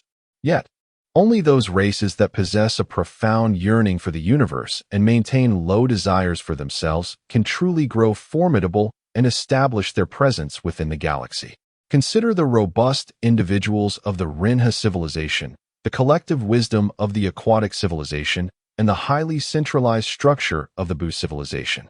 For humanity to secure its place in the galaxy, a transformation is imperative, particularly by embracing the invaluable experiences left by other civilizations. Humanity excels in learning, analyzing, adapting, and then proliferating its successes. However, the essence of life in other races differs significantly from that of humanity. Thus, we must evolve to suit our own nature. This journey will undoubtedly be arduous and fraught with pain. Even the slightest misstep could lead to the undoing of all efforts. At this very moment, I find myself at a particular starting point, having already faced the onslaught of entrenched worldly ideologies. Nevertheless, I consider myself fortunate, as this community is quite small, and the resistance is minimal. Individual wisdom and capabilities still have their place. This is merely the beginning. I will ultimately confront the most formidable opposition. I require time, the time of life. In our language, life and inheritance carry the same meaning, a concept I initially struggled to grasp. Now, I understand that in your human tongue, they represent two distinct ideas, the need for life or the need for inheritance. The legacy of humanity will indeed vary greatly. Human life, in contrast to the existence of you and your kind, is exceedingly brief, and the means of inheritance differ significantly. Upon division, each new entity inherits the thoughts of the original, while each individual subsequently leads a relatively independent existence, largely unaffected by external influences. In stark contrast, human life is fleeting. Each individual is profoundly shaped by those around them, relatives, companions, mentors, their chosen vocations, and even the casual passerby or the words encountered online. Such a mode of inheritance is inherently unsustainable, which elucidates your quest for Xiaohao. Having witnessed your current state, I am now entirely convinced of what you once articulated. He possesses what I seek in this moment. Indeed, the most profound secret of Xiaohao lies in the transmission of thought. He has transformed a portion of my cognition into an alternative form of existence. This revelation has profoundly altered my understanding. Humans indeed possess such technology. I yearn to acquire it. As do you, is it not so? After all, human existence is too ephemeral, and when faced with the vast cosmos, there is much that remains unfulfilled. I comprehend that the continuity of thought holds an equal allure for both you and me, and this shared desire is what unites us. Now, do not linger here. Even a modest amount of energy over time can yield unforeseen transformations for human life forms. Zhao Kuan raised his finger and pointed to the console in the room, declaring, "This is what you seek." "Yes, I am aware. This encounter has fulfilled a wish within my heart. Let us meet again in dreams." As Ji Qing casually picked up the palm-sized device, he pondered whether the data volume was sufficient this time. Indeed, it was ample. After the previous failure, he had re-examined the materials you provided. Although the content was extensive and somewhat chaotic, the fundamental principles were unmistakably clear, revolving around a certain pattern of motion. The 8 years' worth of data was adequate, particularly the insights from the past 2 years, which he had thoroughly comprehended. "Thank you for your efforts," he expressed. "There's no need for gratitude. I cannot claim sole credit for assisting you in this matter. Observing the microcosm is inherently my instinct. You have opened a new realm for me. It's wondrous and captivating, and I find it immensely enjoyable. Engaging in this endeavor brings me genuine pleasure. If you were to monitor others in a similar manner to comprehend their thoughts, would you be capable of doing so?" This notion had lingered in Ji Qing's mind for quite some time. In truth, to obtain precise results, he had been observing within the confines of the spacecraft, albeit without documenting his findings. "Whom do you wish to scrutinize?" Ji Qing paused momentarily, realizing that his earlier response had been instinctive. Faced with the query, he hesitated. What significance would this hold for him, or how might it aid in the overarching plan? He shook his head. "I likely won't require it any further. At least not here. It matters not. Furthermore, regarding the algorithms in your data, I fear I cannot be of assistance. My strengths lie in observation and contemplation. I have little interest in convoluted matters such as optimization or programming. I have my own arrangements for this matter. Humanity excels in such modes of thought, and talents of this nature abound, whether in KUAFU or on Earth. However, the addition of another individual increases the risk of exposure, since there are currently no alternatives. Ji Qing shall proceed according to the plan. It is larger than I had envisioned." Chapter 14. 33 days later. What is the matter, instructor? I am unwell. The individuals nearby should be aware of such situations. Then you should leave this place promptly. Very well. Ji Qing took a moment to compose himself before turning to see the crew member waiting beside him. A thought crossed his mind, and he inquired, "Did you just call me instructor?" The personnel in the Department of Unforeseen Matters are few. Coupled with the singular individual whose name appears on the crew list as the head of the department, the remaining 2 or 3 crew members seldom venture beyond this area, even during their off-duty hours. This department is not only shrouded in mystery by its very name, but its personnel are equally enigmatic. The other crew members of KUAFU possess only a vague understanding of the Department of Unforeseen Matters. They are aware that it houses various spatial material specimens collected during KUAFU's voyages, with the most mysterious of these being the dark matter samples brought forth by the Renha civilization. Indeed, I was once your student. You taught us the course on remote communication technology during our reserve training, and you also served as our assistant instructor. Ji Qing gazed at his former student and noticed that his skin, exposed beyond the uniform, was extraordinarily pale, with the bluish-black veins beneath the surface starkly visible even in the dim light. Reflecting on his beginnings, he had merely shared his thoughts within a familiar circle of active-duty crew members, despite having endured the cataclysmic cosmic disaster known as the Dark Ring. The majority of these sailors maintained the integrity of a robust mental barrier, impervious to the threats of mortality. They steadfastly clung to the ideal of seeking hope for human civilization amidst the vast cosmos. Rather than surrender, he redirected his gaze towards the root cause of his failures, the reserve crew, the very foundation where sailors establish their worldviews. Only within that realm would individuals be receptive to new, unconventional perspectives. Although your views diverge from those of other instructors, they consistently reflect a profound sense of overarching vision. This perspective transcends the higher echelons of KUAFU, positioning itself just beneath the grand narrative of humanity, contemplating the future of our species, which I find truly admirable. Is it truly so elevated? Boom, boom. In the distance, a vast stalactite-like column pulsated behind a radiant expanse reminiscent of tangible flames. casting flickering shadows that enveloped the two individuals within the corridor. To Jiqing's eyes, the ever-shifting colossal silhouettes and shimmering lights interchanged in a manner akin to a ferocious cosmic phenomenon, instilling a sense of dread. Do not be alarmed. This is merely a common occurrence, the individual explained. Is that the lake of fire? Jiqing pondered, already arriving at an answer. Indeed, as the crew here has described, that area once served as a habitat for individual beings. More precisely, they resided within that lake composed of high-energy materials, emerging only during the construction of this vessel. Have you ever encountered them? No, they departed with the planetary spacecraft before my arrival here. I have heard that even if they were present, humanity would remain unable to encounter them, despite our attempts to shield ourselves behind this seemingly impenetrable layer of transparent protection.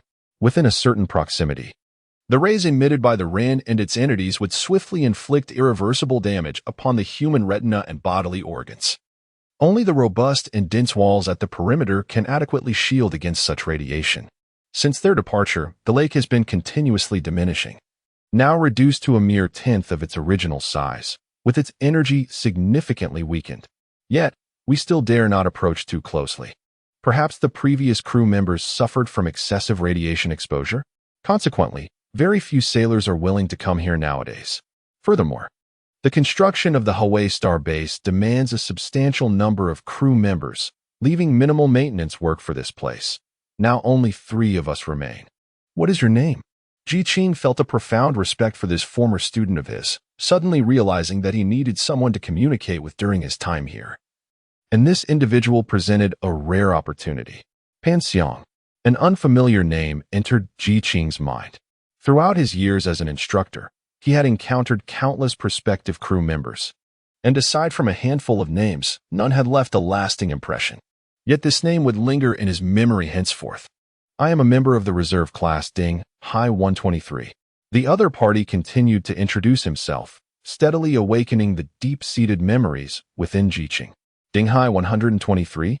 Jiqing had a recollection, but his thoughts did not initially dwell on the individual before him, a former student, but rather on another person. Was there not a unique student in your cohort named? Indeed, you truly remember him. His name was Ichi.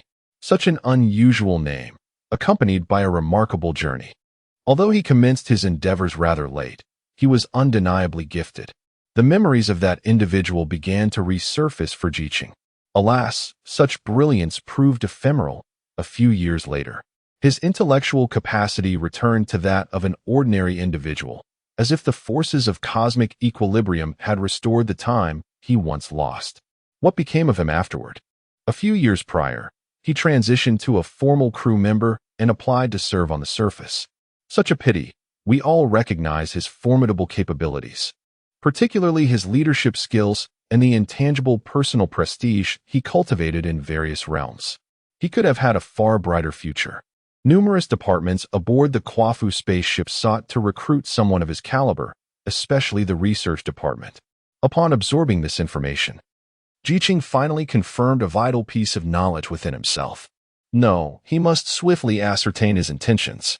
He exchanged a casual greeting and hastily departed from this realm, which had presented him with so many unexpected revelations. The individual observed Jiqing's hurried departure, his expression remaining inscrutable, as if he held no thoughts regarding the sudden change in demeanor. Understood, brother. Chapter 15. The Aquatic Zone in a Realm of Azure Tranquility.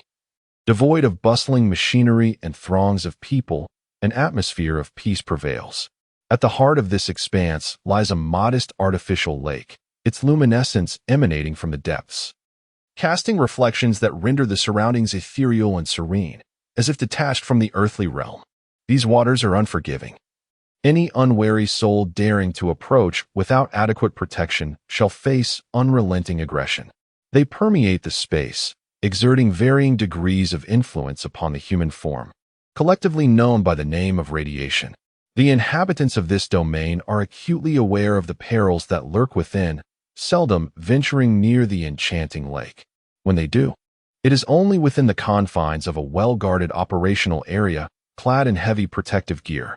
Yet, despite their caution, Prolonged exposure to these insidious rays inevitably inflicts minor injuries. This unique environment has rendered the place a universally acknowledged exile, where, despite appearing safer than the treacherous open terrain, one must endure the profound solitude of prolonged isolation from the more accessible zones of the base.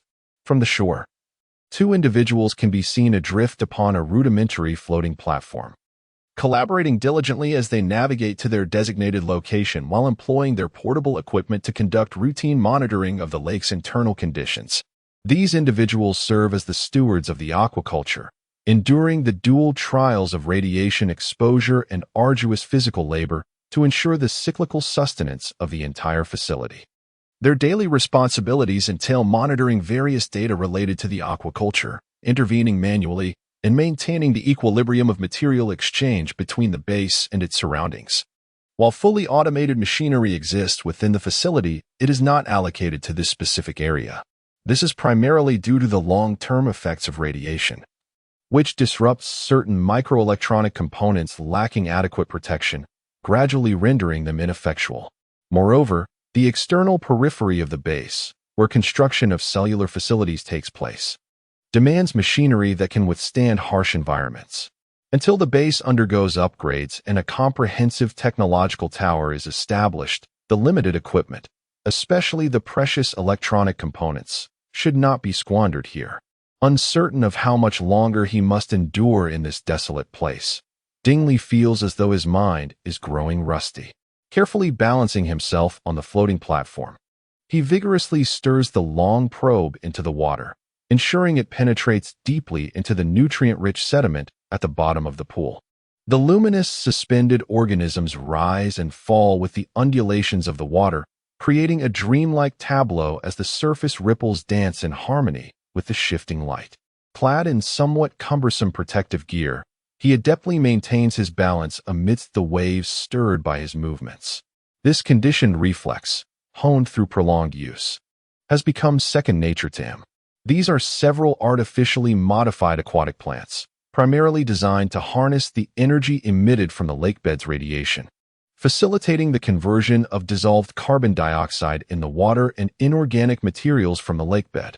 Additionally, certain algal communities within the lake can achieve similar transformations, effectively decomposing selectively provided waste materials into inorganic substances, which can then be absorbed by the aquatic plants and other algae. Consequently, the overall progress of the external modifications to the base must be deferred, remarked Dingley nonchalantly. He alternated pulling the probe from the muddy lakebed, gracefully tracing circles in the water, briefly cleansing the attached debris from its tip. It is unavoidable. Within the entire ecological sphere of the base, the metallurgical and aquatic zones are the most challenging to control, and the equilibrium of purely biological compositions is the most fragile. Should there be even a slight disturbance, leading to the collapse of ecological balance, the entire base would be plunged into crisis. Ichi observed as his partner secured the probe to one side of the float and used in or to navigate the lake, moving towards the next sampling location. The ecological 5-element zone serves as the foundation for human survival within each cellular base, conveniently segmented into 5 relatively independent areas, each endowed with its unique primary function, providing essential conditions for the main base area. The metallurgical and aquatic zones, where Dingley resides, are built upon a biologically focused ecosystem, producing essential components of atmospheric gases and purifying water sources, with additional byproducts including raw materials for organic food. The concept of a closed ecological system has long been proposed by humanity, yet it has never been flawlessly constructed, particularly within relatively small spaces. Regardless of how meticulously designed or thoroughly envisioned, unforeseen events invariably arise, leading to swiftly escalating effects that ultimately drive the entire ecosystem toward a desolate end. The smaller the space, the lower the margin for error in the ecological system, and consequently, its lifespan may be shorter. This is hardly surprising. Even within the vast planetary ecosystem of Earth, humanity has not achieved success.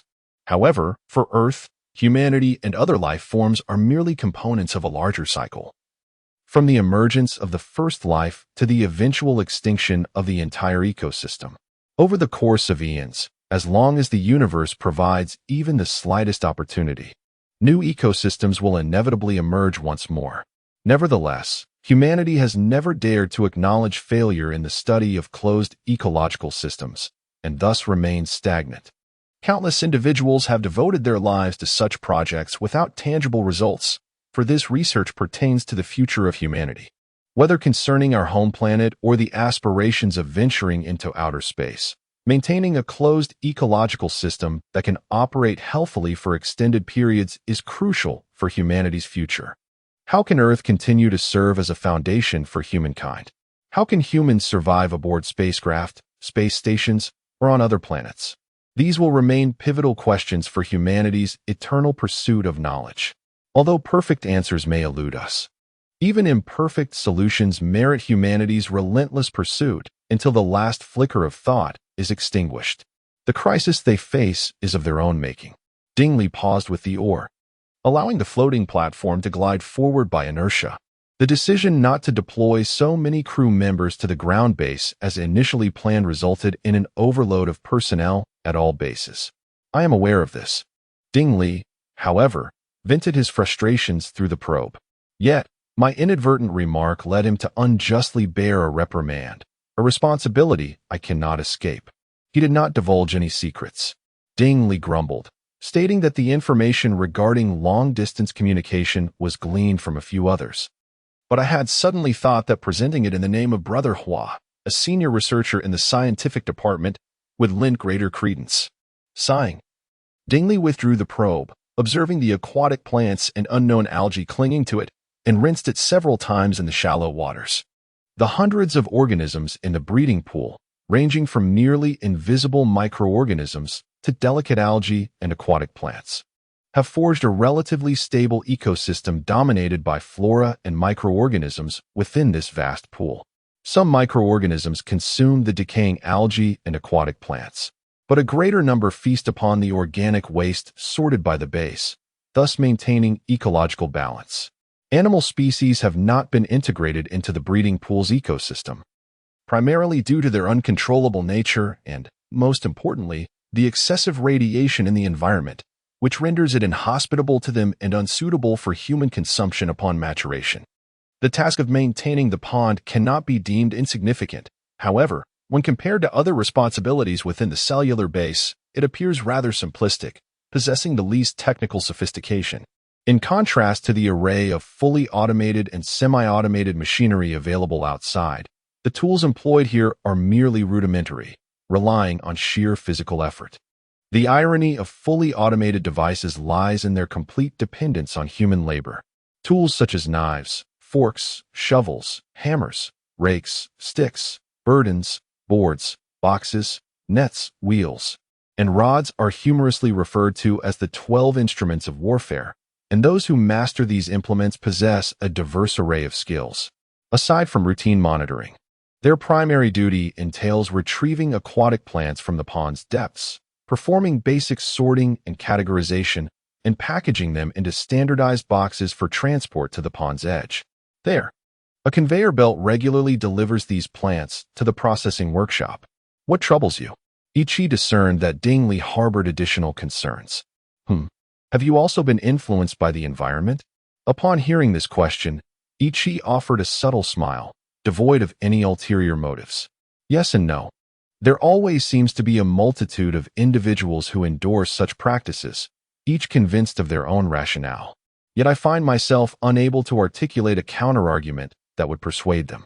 Dingley finally voiced the confusion that had long been suppressed within him. I merely suggest that, from a humanistic perspective, we differ fundamentally. We are the vanguards of human civilization, and the principles of rationality must occupy a paramount position in our quest for the unknown. I believe I grasp your meaning. Rationality signifies our responsibility, and we must be willing to sacrifice ourselves to fulfill our mission. Indeed, when we embarked on this journey, we were entrusted with a noble mission, to lay the groundwork for humanity's ascent into the cosmos. This mission is both grand and virtuous, demanding that we defend it with our very lives. Yet, The perspectives shared by others often appear myopic, fixated solely on the benefits we have reaped. However, the reality is far more complex. As we traverse the cosmos, we have encountered myriad unexpected phenomena. Gravitational winds and the deluge of dark matter have utterly upended humanity's understanding of the universe. Furthermore, the spatial anomalies chronicled in the annals of civilization, the theory of tectonic plates in space, and even the doctrine of spatial matter conversion are realms we dare not even contemplate. We are aware of these complexities, and they can remain under Earth's scrutiny for further investigation. Allow me to offer a metaphor, albeit perhaps imperfect. It is imperative to grasp its essence prior to our departure. Owing to advancements in information and transportation technologies, Earth had evolved into a global village, signifying that human interactions and the acquisition of real-time information on Earth have become akin to those of a small ancient community. The spatial expanse of Earth within the stellar system is minuscule compared to that of a bygone village. When we gaze toward the cosmos from our terrestrial abode, the information we glean is exceedingly limited. Even with our presumed advanced technologies, our comprehension of what lies beyond the universe remains constrained and, quite possibly, erroneous. I trust we have come to a profound understanding of this reality.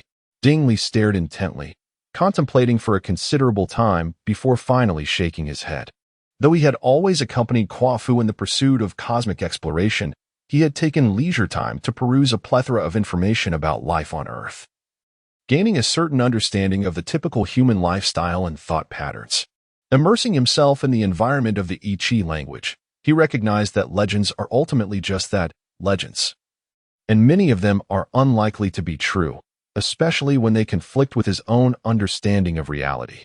Modern humanity possesses a unique confidence in its self-awareness, finding it challenging to accept seemingly absurd notions without solid scientific validation. What if, then, trustworthy and intelligent individuals from the village were to form an expedition team, journeying far beyond and sharing their observations with the villagers?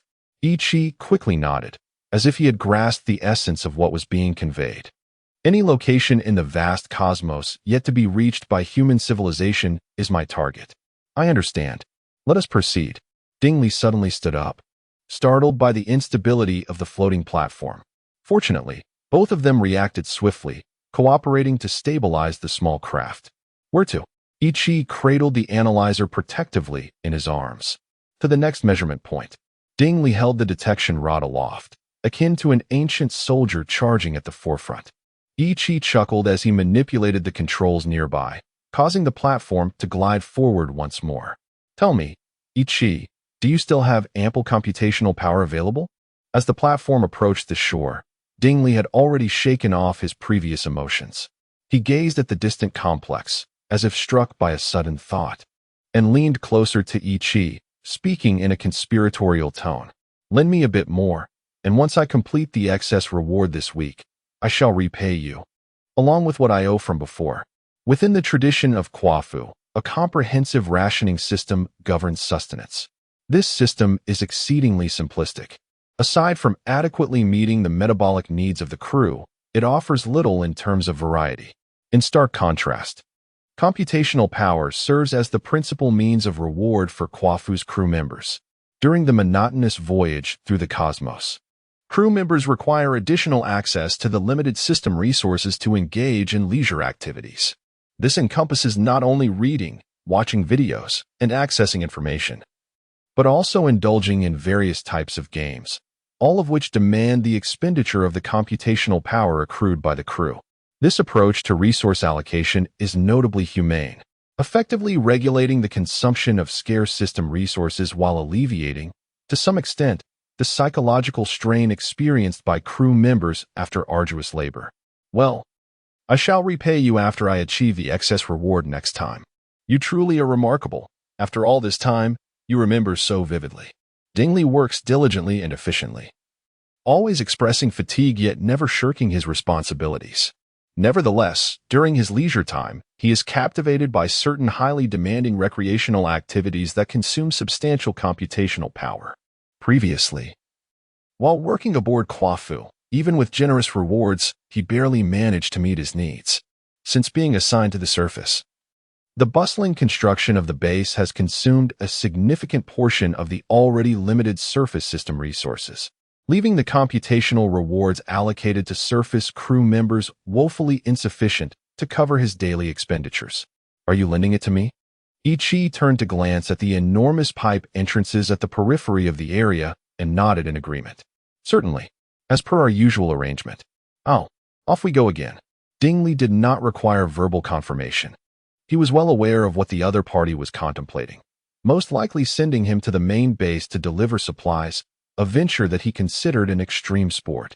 The multifunctional manned transport vehicles were scarce, primarily utilized within the construction zone for the transportation of essential personnel to the breeding pools, operating only once a month.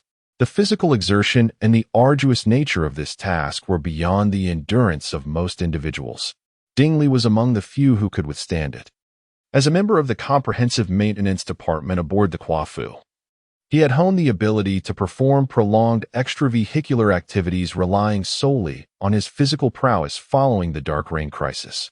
At the ground base, his temper had not softened in the slightest. Instead, he had frequently clashed with the crew supporting the project, resulting in multiple demotions and ultimately being assigned to the remote breeding pools. Despite his obstinate demeanor and apparent indifference to matters beyond his convictions, he possessed a unique coping mechanism, immersing himself in virtual reality games, particularly those demanding high physical engagement, although such recreational facilities were deemed essential in the living quarters. They required the expenditure of a traditional currency brought by KUAFU, computational power for redemption. The term computational power originates from traditional computer systems' ability to process data. With more powerful computers capable of handling greater data processing frequencies each second. On the KUAFU spacecraft, the overall computational power is meticulously regulated. In addition to managing routine ship operations, a certain proportion of computational resources is allocated to accommodate supplementary demands, such as research projects from the scientific department, additional data analysis from the radar division, emergency drill projects from the general staff, and the nth contingency plan from the navigation planning department. Furthermore, personal requests from the crew, including virtual reality gaming, are also considered. Today, I feel utterly exhausted and genuinely wish to retire early. Is there any computational power I can spare for you? Ichi continued walking without pause. No. Have I ever urged you to repay your debt? No. No matter how much you owe me. Can I purchase you? No. Do you understand? Not really. Do you still need computational power? Yes. Then I will tidy up shortly and come over. All right, enjoy yourself. Here, I will grant you one more unit, free of charge, no repayment required. Thank you. You are most welcome. Chapter 16. The Aquatic Zone from an Aerial Perspective, a small, irregularly shaped plane on the surface of the Riverway star reveals a design formed by silver-gray lines and patterns, which constitutes one of the cell main bases currently under construction by KUAFU. The central structure of the base forms a pattern reminiscent of a pentagonal star, primarily composed of one larger dome-like structure at the center and 5 slightly smaller dome-like structures surrounding it. All structures are interconnected through multiple sets of pipelines. Beyond the central region, either near or far, there exist smaller structures, connected by narrower pipelines, with some still under construction, in comparison to the variously sized, similarly shaped edifices. These slender pipe networks are far more intricate and significantly more vital. An elaborate array of pipelines forms an immense circulatory system, akin to the human body's blood circulation, lymphatic system, digestive tract, and respiratory pathways, seamlessly integrating each segment of the base into a cohesive whole. Presently, the entire base remains incomplete, merely resembling a rudimentary prototype. Yet these pipeline systems appear increasingly crucial. Dingley and his companion approached the integrated zone, opting not to enter but instead placing their equipment in an external storage cabinet. Before they could secure their instruments, a hatch opened, and an individual donned in identical attire emerged. The group exchanged no words, silently making their way toward the passageway. Is there any news from KUAFU? Ichi attempted to lower the volume of his external communication, aware of the helmet's sensitivity. knowing that conversations at this distance would not hinder sound reception. As you mentioned, the stellar communication device on KUAFU exhibits noticeable operational signs at regular intervals. Beihua spoke slowly, and the other two were familiar with his mannerisms, thus refraining from urging him. Even Ding Li displayed patience. Have they been in contact with Earth all this time? Ding Li, through prior discussions among the trio, had already formed a vague understanding of certain information. How is the data analysis I provided you? They obtained tangible evidence of the antenna's operation, sufficient to substantiate that KUAFU was secretly communicating with Earth. What lay ahead was the more crucial task of deciphering this information. Beihua raised his head. This pause lingered longer than before, as his complex thoughts were vividly expressed through his countenance. The data entrusted to him by Ichi was extraordinarily unusual, almost entirely beyond the realm of human imagination. Ding Li found himself perplexed by Ichi's utterance. Yet as he observed the atypical expression on Beihua's face, the meaning behind those simple words suddenly crystallized in his mind. That data comprised intercepted signals emanating from a stellar-grade communication device. How is this possible? This was Ding Li's most immediate reaction. Were these words spoken by anyone else? He would certainly dismiss them as implausible. The data was Beihua merely nodded, not lingering on the astonished expression on Ding Li's face for long, before turning to operate his smart device. At that moment, Ding Li's mind was engulfed in an unrelenting storm of thoughts. Anyone with a modicum of common sense would understand that the information from the stellar-grade communication device aboard the KUAFU was virtually impossible to intercept with simplicity, let alone under their current conditions, relying on a makeshift assemblage of equipment. To secretly acquire such data was mere folly. Back when he was aboard the KUAFU, Ding Li had heard countless rumors regarding that enigmatic device. Its core technology was entirely reliant on the Rinha civilization, and its communication theories were unfathomable, simply put. It revolved around a few basic characters that encoded microscopic particles. Indeed, these particles are exceptionally unique, possessing characteristics akin to electrons, with a mass approaching zero. This implies that humanity has the capability to accelerate them to the speed of light, or even beyond. Moreover, and most importantly, these particles can be compiled into wave function states desired by humans. Based on mathematical principles, these wave functions can be imbued with specific meanings, and upon reaching a certain quantity, they can convey comprehensive semantic information. A small number of particles can transmit vast amounts of information, and the particles carrying this information can travel at light speed or even exceed it. These aspects form the foundation for communication over light-year distances. How much have we obtained? Ding Li instinctively leaned closer to Beihua, his eyes fixed intently on the display screen. Very little. Ichi shifted his position, providing ample space for the curiosity-driven Ding Li. The information presented on the screen was detailed and expressed in a manner entirely distinct from this individual's linguistic style. The graphics, tables, and text conveyed every nuance of the content, making it exceedingly comprehensible. Ichi silently sighed. He was aware that stellar-level information transmission technology had always been a top-secret asset of KUAFU, despite having Dream Xian undertake several risky collections. The anticipated results had not materialized. Equipment. Beihua gently tapped the display in his hand. As long as you have a need, I can find a way. This was a wager. He was prepared to commit all his strength to fulfill it, even though Dream Xian would also face certain risks of exposure. Certainly, I still require time. No problem.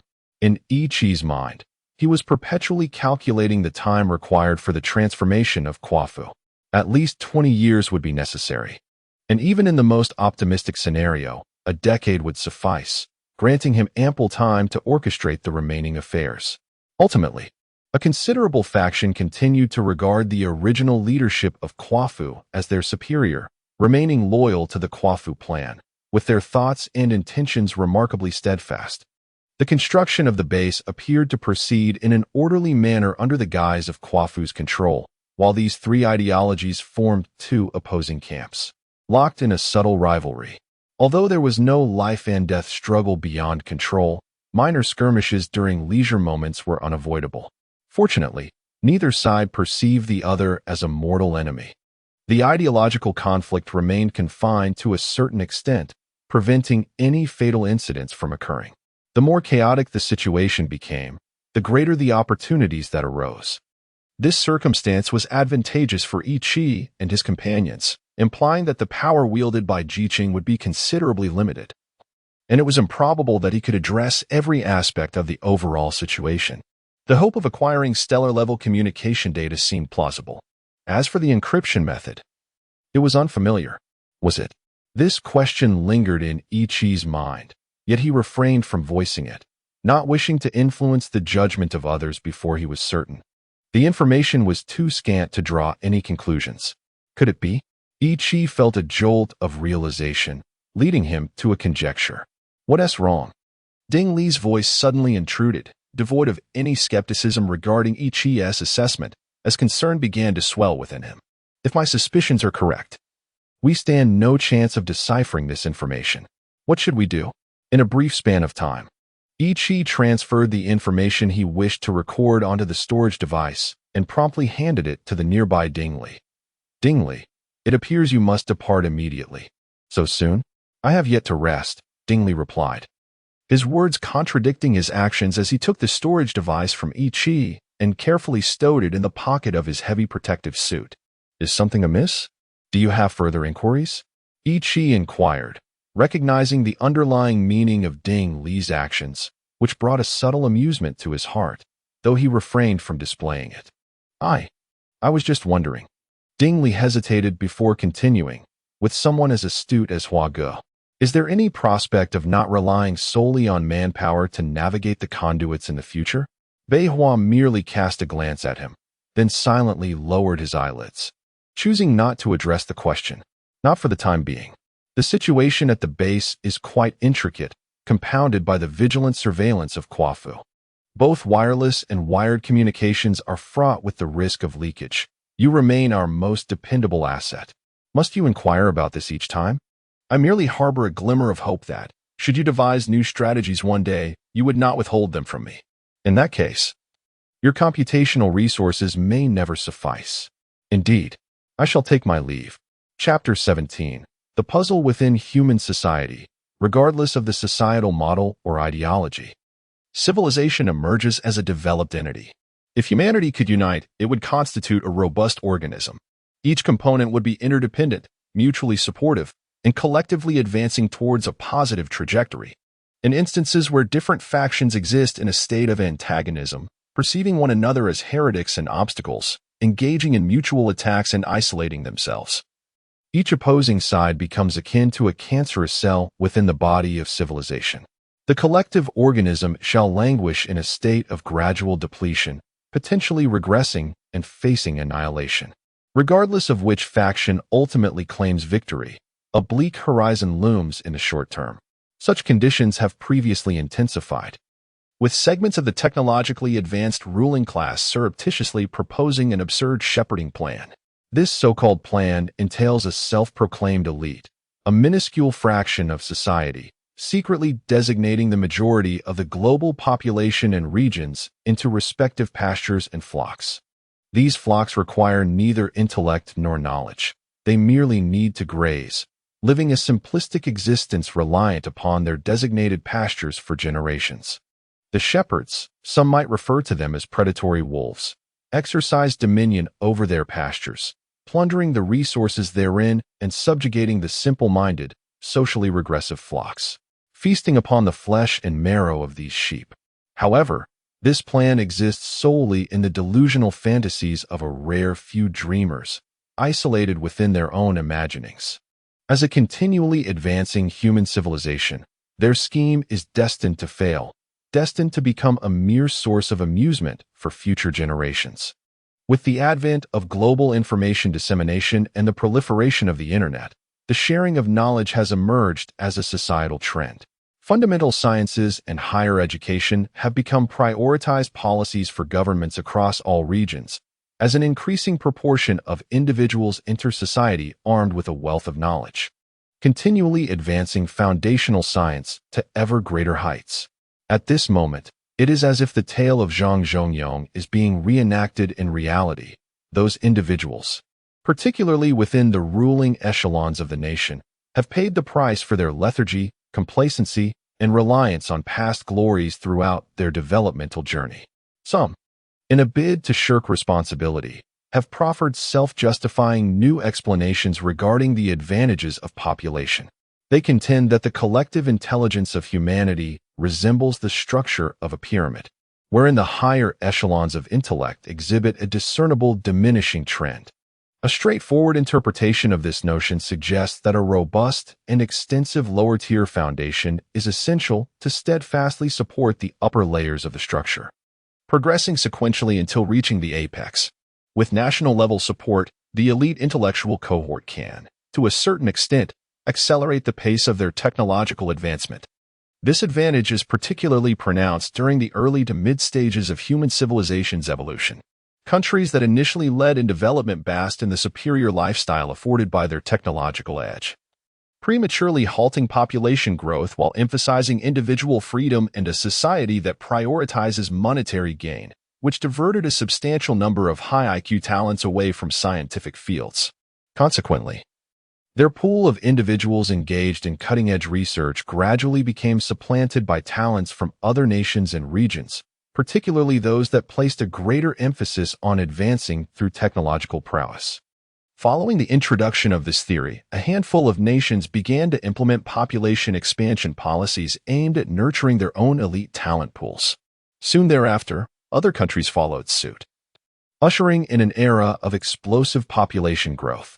During this period, numerous experts delineated the essential conditions for technological advancement. Firstly, robust governmental support is imperative to cultivate a stable societal philosophy centered on knowledge, accompanied by comprehensive policies that reward individual contributions, thereby fostering a societal demand for technological advancement. Secondly, a fundamental educational framework is essential, ideally featuring universally accessible primary education, complemented by a complete and scientific educational system.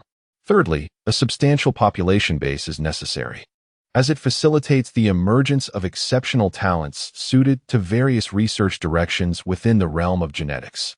Fourthly, ample time and tolerance for error are crucial. A broader foundational technology enables an easier ascent to higher levels of scientific development. Two principles of human civilization stand out.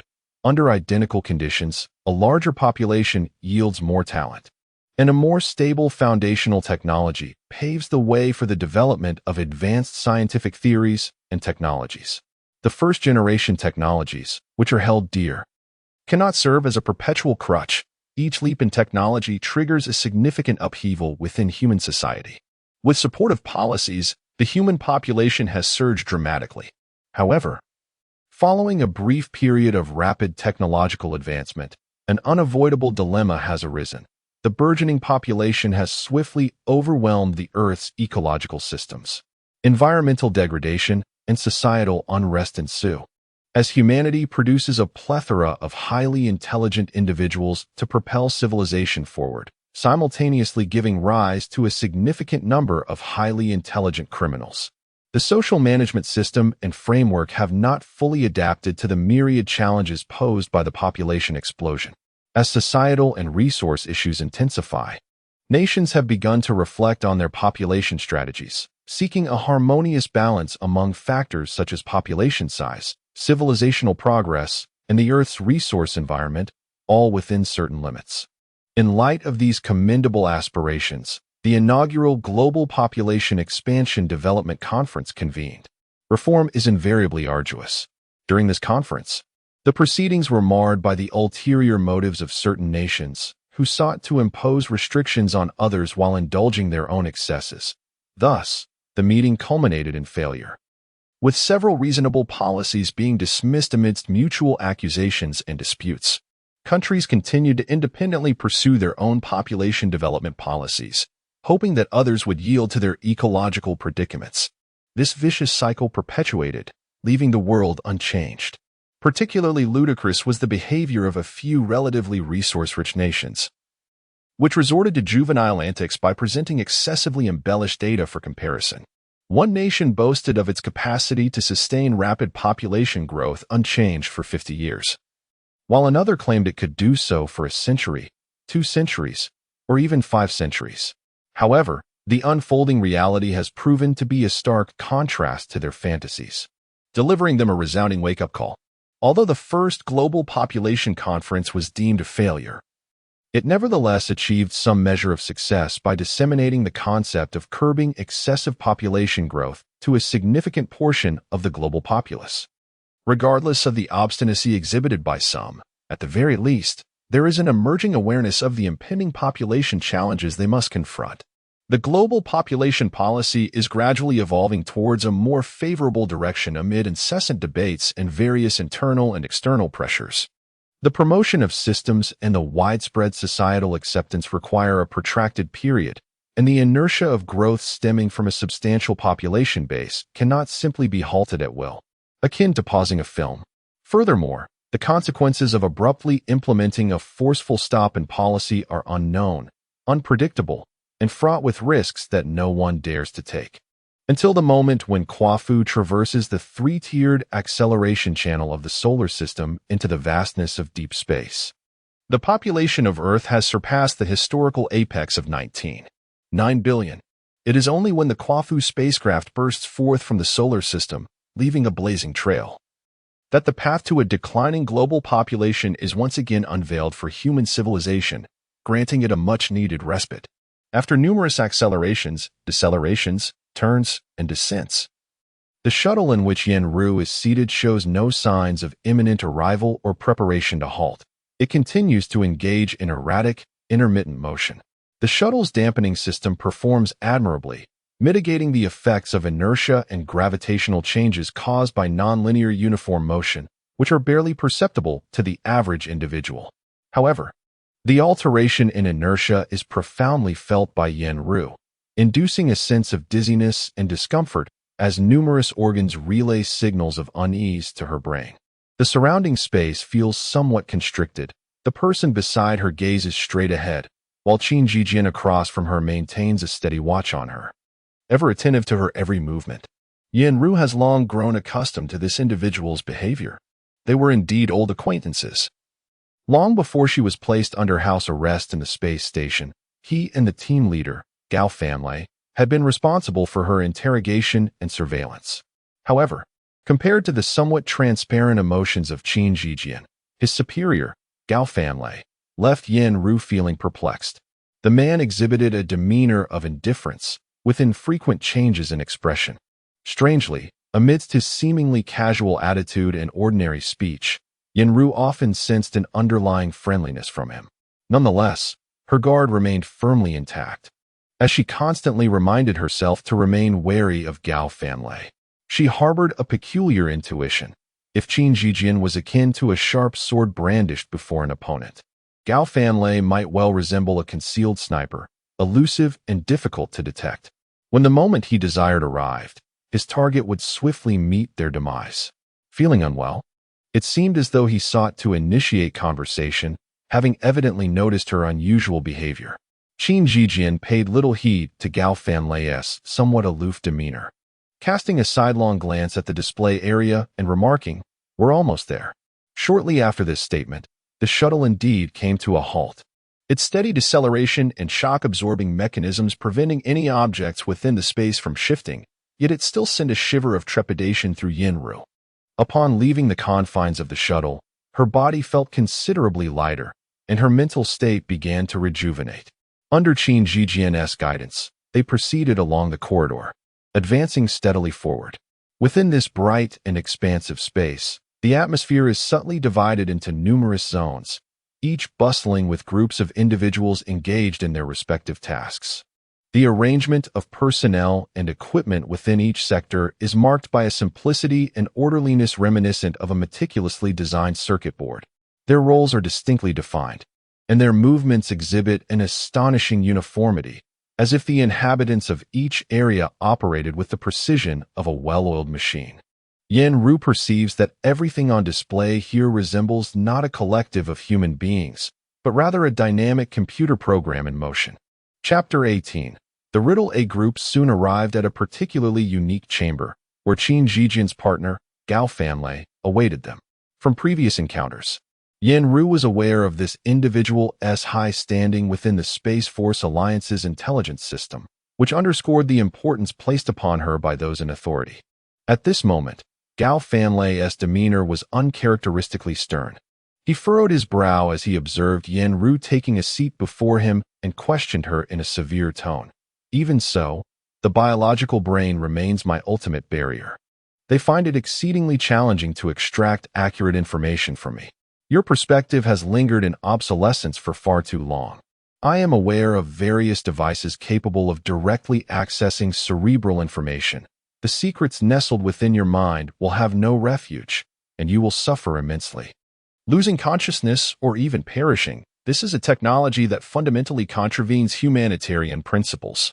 Although these techniques have been strictly prohibited since their inception, they have nevertheless been successfully developed, giving rise to a clandestine industry. The precise number of victims in private remains unknown. Are you suggesting that I should continue to remain within your confines? Or shall I endure further captivity? I could acquiesce to your demands. Yen-Ru's tone softened as she gazed into the eyes of her interlocutor, perceiving subtle nuances of information. You have brought me here. There must be other matters at hand. Indeed, please take a look at this.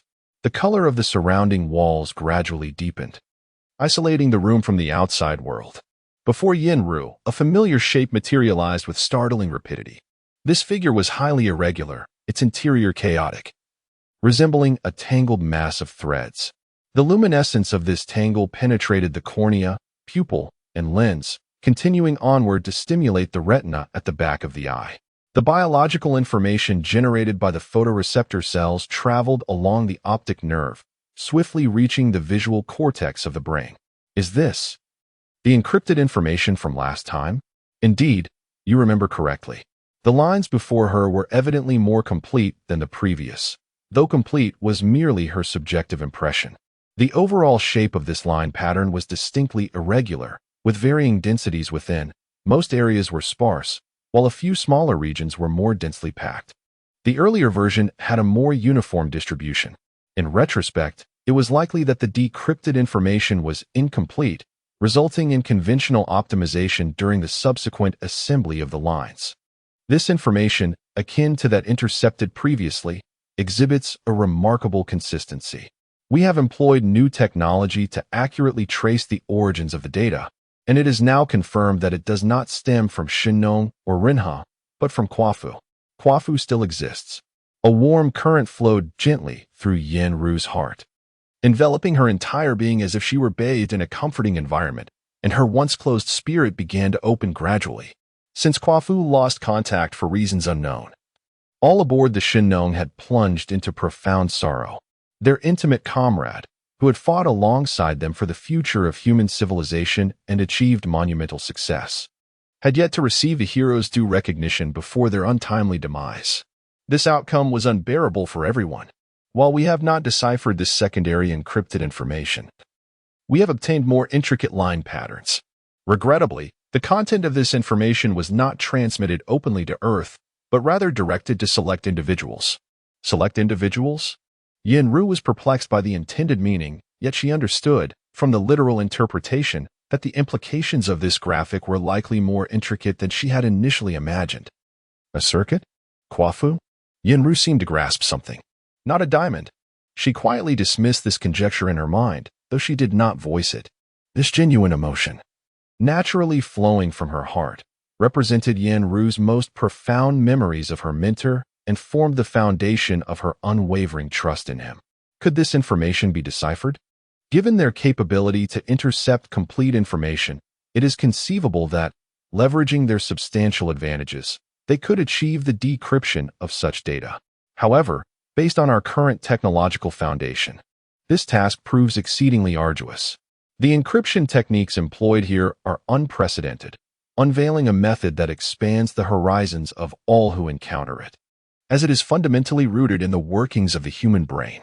Upon hearing his detailed explanation of the underlying principles, Yen-Ru was profoundly astonished by this innovative departure from tradition.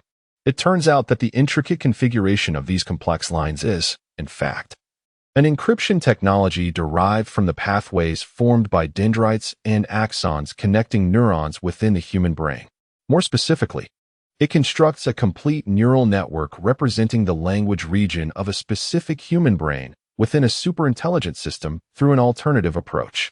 The lines that signify information correspond to the transmission process and pathways of neural impulses generated prior to the formation of specific language, triggered by the neural network's stimulation.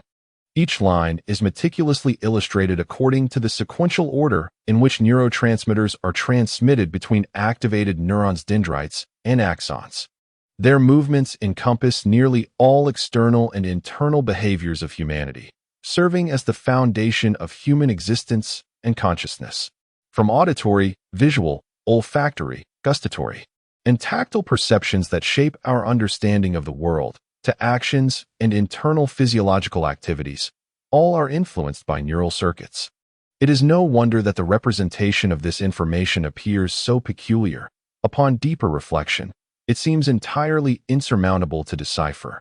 Indeed, this encryption method is currently indecipherable unless we can acquire the specific individual's neural composition or obtain the construction program information from that superintelligent brain.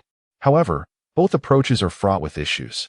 Generally speaking, the equipment necessary to extract the neuronal composition that constructs this neural network from a specific human brain would inevitably lead to the demise of that individual. Furthermore, even if we temporarily acquire such foundational data, the inherent disparities ensure that the adversary can simply substitute it with a new set of data, rendering any subsequent information impenetrable to us. Yenru indeed overheard some rumors at the Hongmen Hotel. No one is willing to relinquish such an opportunity, thus generating irreconcilable conflicts of interest.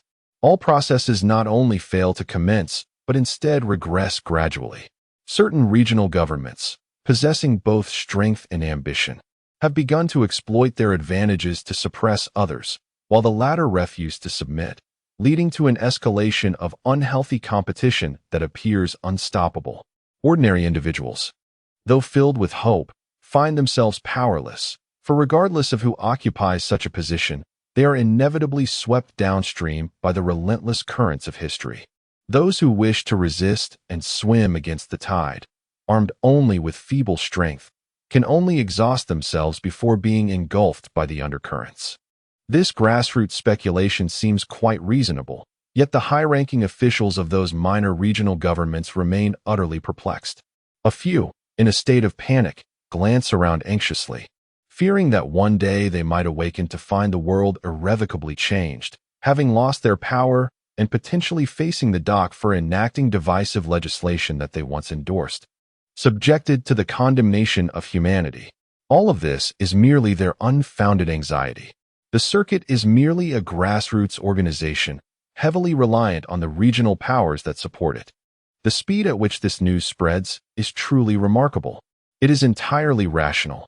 After receiving Shinong, we found ourselves at the very forefront of the era. I trust that, under ordinary circumstances, they will remain loyal to their mission. However, the distance between us is vast, and none can ascertain what transpires there. Such actions necessitate the collective effort of the entire KUAFU vessel, and most of the crew will have to alter their convictions. This initial step is unattainable. For in our understanding, retreat signifies treachery, branding one as a sinner of humanity. I, too, hold skepticism. I have previously examined the training programs and institutional models for the KUAFU crew within the KUAFU initiative. It is an almost flawless system. I believe that the inheritors of the KUAFU plan, under normal circumstances, would not engage in actions defined as defection. After meticulously analyzing all intelligence, including information from some KUAFU organization members and decrypted codes, not the curvilinear codes, as those are fundamentally unbreakable, the situation is far more complex than it appears. The reception of Shinong was facilitated by your preemptive sharing of all data with the outside world, and your full cooperation with our command during the deceleration process. You cannot annihilate KUAFU. It embodies the hope for the advancement of human civilization and the valor of its crew. No, it cannot be. Upon hearing the final words, Yenru felt a sudden surge of emotion. The leaders of various regions are monitoring the large-scale construction of spatial deceleration channels through telescopes, while eagerly contemplating how to prioritize the acquisition of valuable data from the KUAFU. Yet, unbeknownst to them, a clandestine transformation is swiftly unfolding across all regions. KUAFU has indeed not abandoned its mission, but are they safe now? You seem to possess some knowledge. The other party's deductions appear to be drawn from subtle expressions and physiological data, and she understands what should be done in such circumstances. I know a bit. Ling is the initiator and driving force behind the KUAFU project. Curiously, according to the information we have, no one aboard the Shin is aware of Ling's existence. How do you know? As a leader of the ship's highest command, I naturally have insights into certain confidential matters. Who informed you? My mentor, Captain Chengdu. Are you aware that Ling also exists aboard the Shin? How is that possible? Ling is present on Earth. Following the implementation of the KUAFU project, Ling secretly dispatched several personnel to assist aboard the KUAFU for covert management of the project. They have clearly defined roles, penetrating both the upper echelons and the grassroots of the fleet, possessing unique code names based on their identities, such as Shape and Centroid. They ostensibly entered as observers, but, in reality, wield significant control over the fleet. The KUAFU project aims to venture into the cosmos in search of opportunities for humanity to transcend its limitations. The prospects were inherently bleak, and hope was scant. What purpose does Ling's control over KUAFU serve? Their intentions remain shrouded in mystery. It appears that they may wish to acquire extraterrestrial technology at the earliest opportunity, with the ultimate aim of exerting dominion over the entire Earth. Yenru remained silent. From the language of her interlocutors, she discerned a crucial fact. Their understanding of the Ling was scant, predominantly based on conjecture, devoid of concrete evidence. Merely clinging to a faint hope of extracting some answers from her. Why have you stopped speaking? I do not know. What I have just conveyed encompasses all that I am aware of. Has your mentor not shared anything else with you? It is hardly surprising, after all. You are not the genuine heir. Has Captain Wu Jian ever mentioned anything regarding the Ling to you? Captain Wu Jian, what exactly do you mean? As we understand it, members of the Ling organization are notoriously discreet. Apart from the heirs, they seldom divulge specific details to outsiders. It seems that only Wu Jian, the supreme leader of the Shin, possesses greater knowledge. And where is Captain Wu Jian? He is with some crew members. So, what is it that you wish me to do? Your mentor shares a remarkable connection with Wu Jian. We require you to convey the invitation from the Space Military Alliance. Chapter 19. The Elimination Plan. It is time to make a resolute decision. Have we truly reached this juncture? The situation at the ground base is becoming increasingly untenable. If this trajectory continues, before KUAFU completes its transformation, the majority of regions will succumb to the control of the original leadership. By that time, the ground base will have severed its connection with KUAFU, and they will exert every effort to research the technology necessary to re-establish contact with Earth. You are undoubtedly aware of what follows. The events occurring here will be disclosed upon making contact with Earth. Our arrangements and future plans on Earth will inevitably be uncovered, leading to an inextricable predicament, potentially culminating in our annihilation. The scenario you envision is exceedingly extreme. I am contemplating an alternative situation. If we abandon the ground base, there may still be a time differential allowing us to prepare.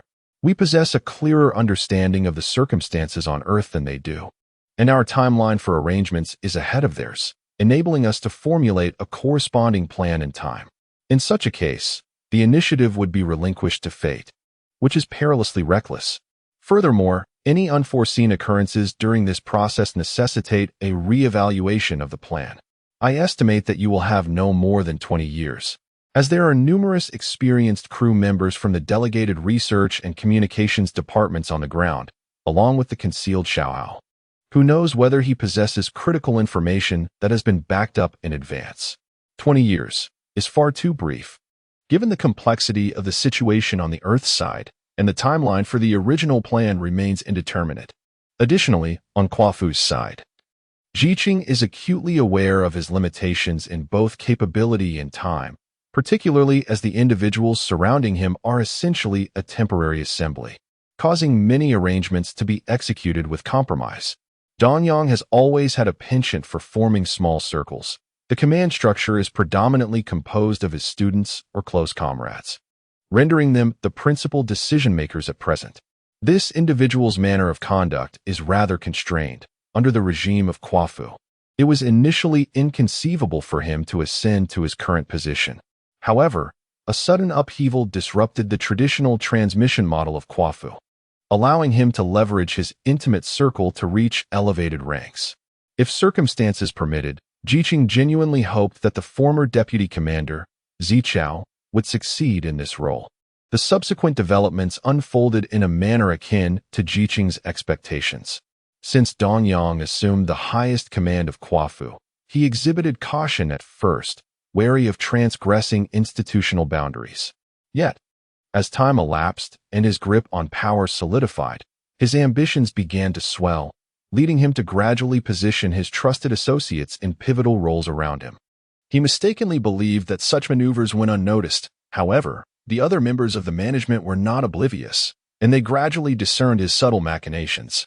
Nevertheless, during this crucial phase of KUAFU's reconstruction and the expansion of the cellular base, with a promising future on the horizon, they were reluctant to disrupt the existing equilibrium.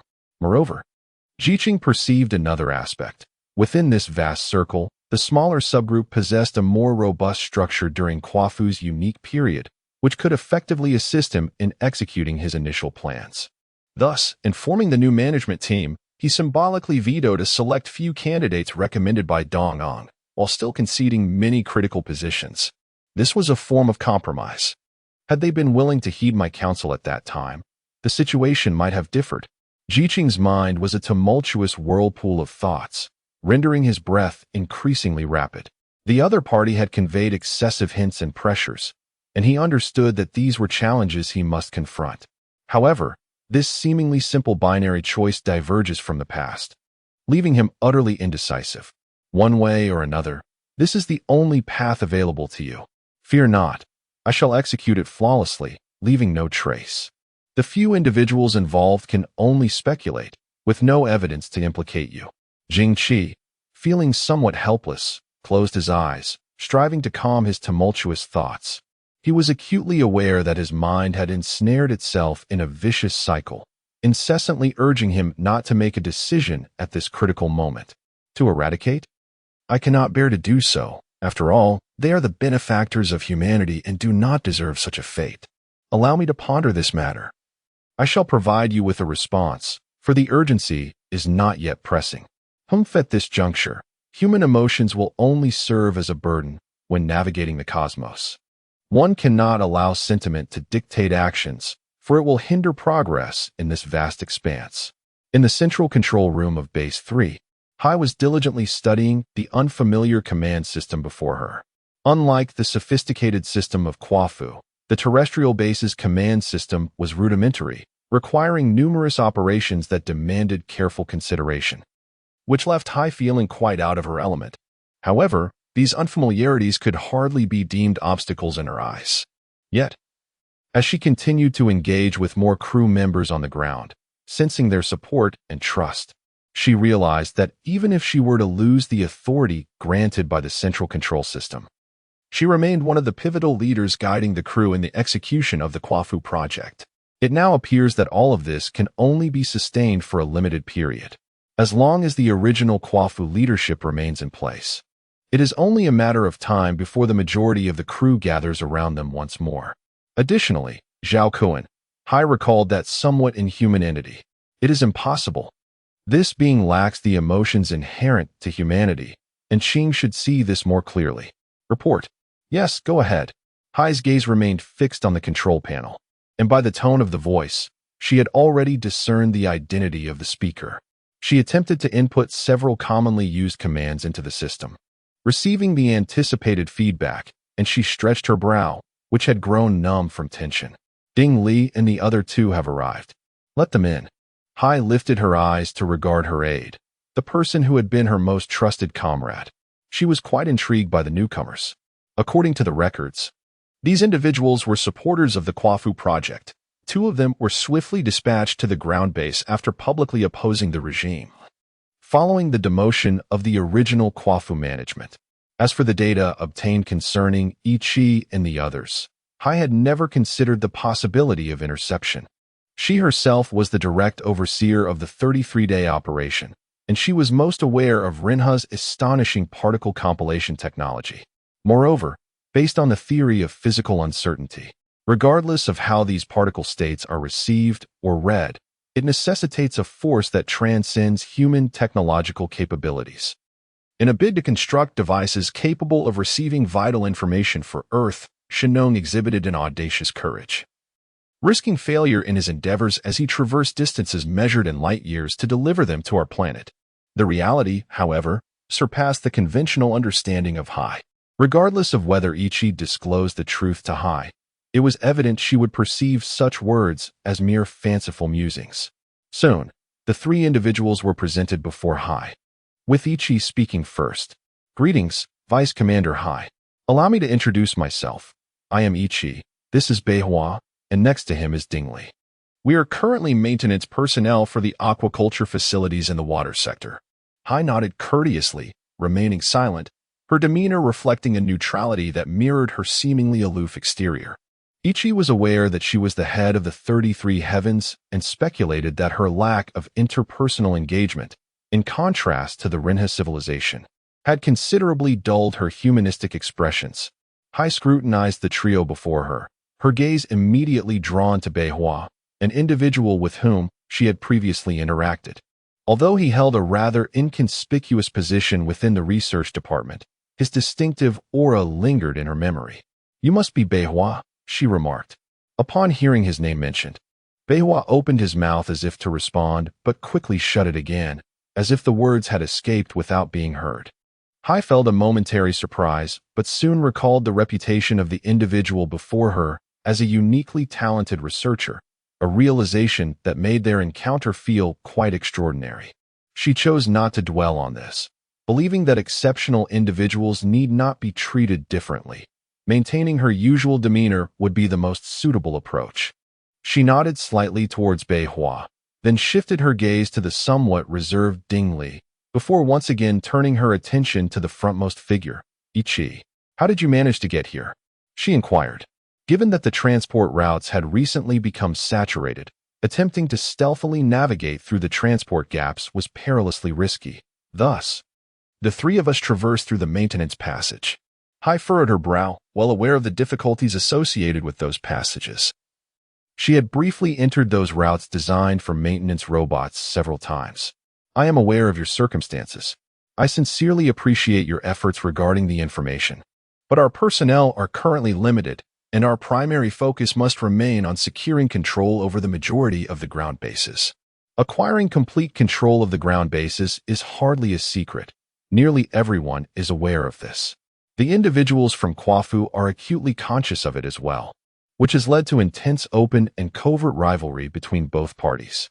I regret to inform you that, despite the challenges you've faced in obtaining this information, decrypting the unknown encryption methods necessitates not only personnel, but also advanced analytical equipment, which we are unable to provide due to our limited resources. The key technologies within KUAFU's stellar communication devices were developed with the assistance of the Rinha civilization, and humanity currently lacks the capability to fully unravel their core mysteries. Hai fully comprehended the challenges of intercepting information, which was precisely why she was willing to meet with the other party at such a critical juncture.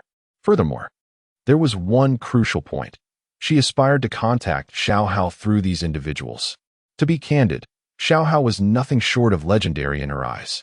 Not only has he experienced the act of saving KUAFU during the dark and rainy moments, but he also shares a relationship with Rinha that transcends the barriers of different life forms. What kind of emotional connection could that be? Is it an exchange of interests? A bond of friendship? Or perhaps an enigmatic understanding? We comprehend. At present, only Base 1 houses those personnel and equipment. I have an urgent matter to discuss with you privately. Ichi's subsequent words interrupted her thoughts. Initially, Ichi intended to persuade Heiyi to assist them in deciphering the data intercepted from KUAFU.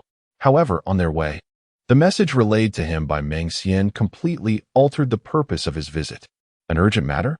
Heiyi found this peculiar, as recent operations at the ground base had been proceeding smoothly.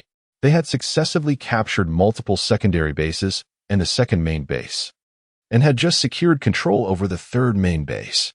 The current situation was quite favorable for them. Gaining control over the other main base seemed plausible. What could be more urgent than that? The information is something Xiao Hao asked me to convey to you. Ichi sensed the other's thoughts at this moment. He needed a stronger ally to ensure that the person before him would heed the information he brought. I know you must be quite familiar with Xiao Hao. While at KUAFU, you communicated through the dream instrument, and since your departure from KUAFU, that communication has ceased. Heiyi believed that this individual indeed had some connection to Xiao Hao. The matter of dream communication is known to very few. Unless one possesses the ability to perceive the world like the Renha life forms, it is nearly impossible to discover such a mode of exchange.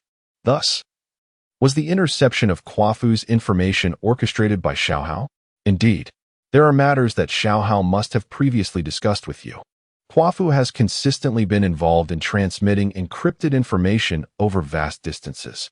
The information remains uncracked, and conclusions cannot yet be drawn. However, I am convinced that the truth we seek is concealed within. The urgent matter Xiao Hao confided in me is that KUAFU will undertake special operations soon.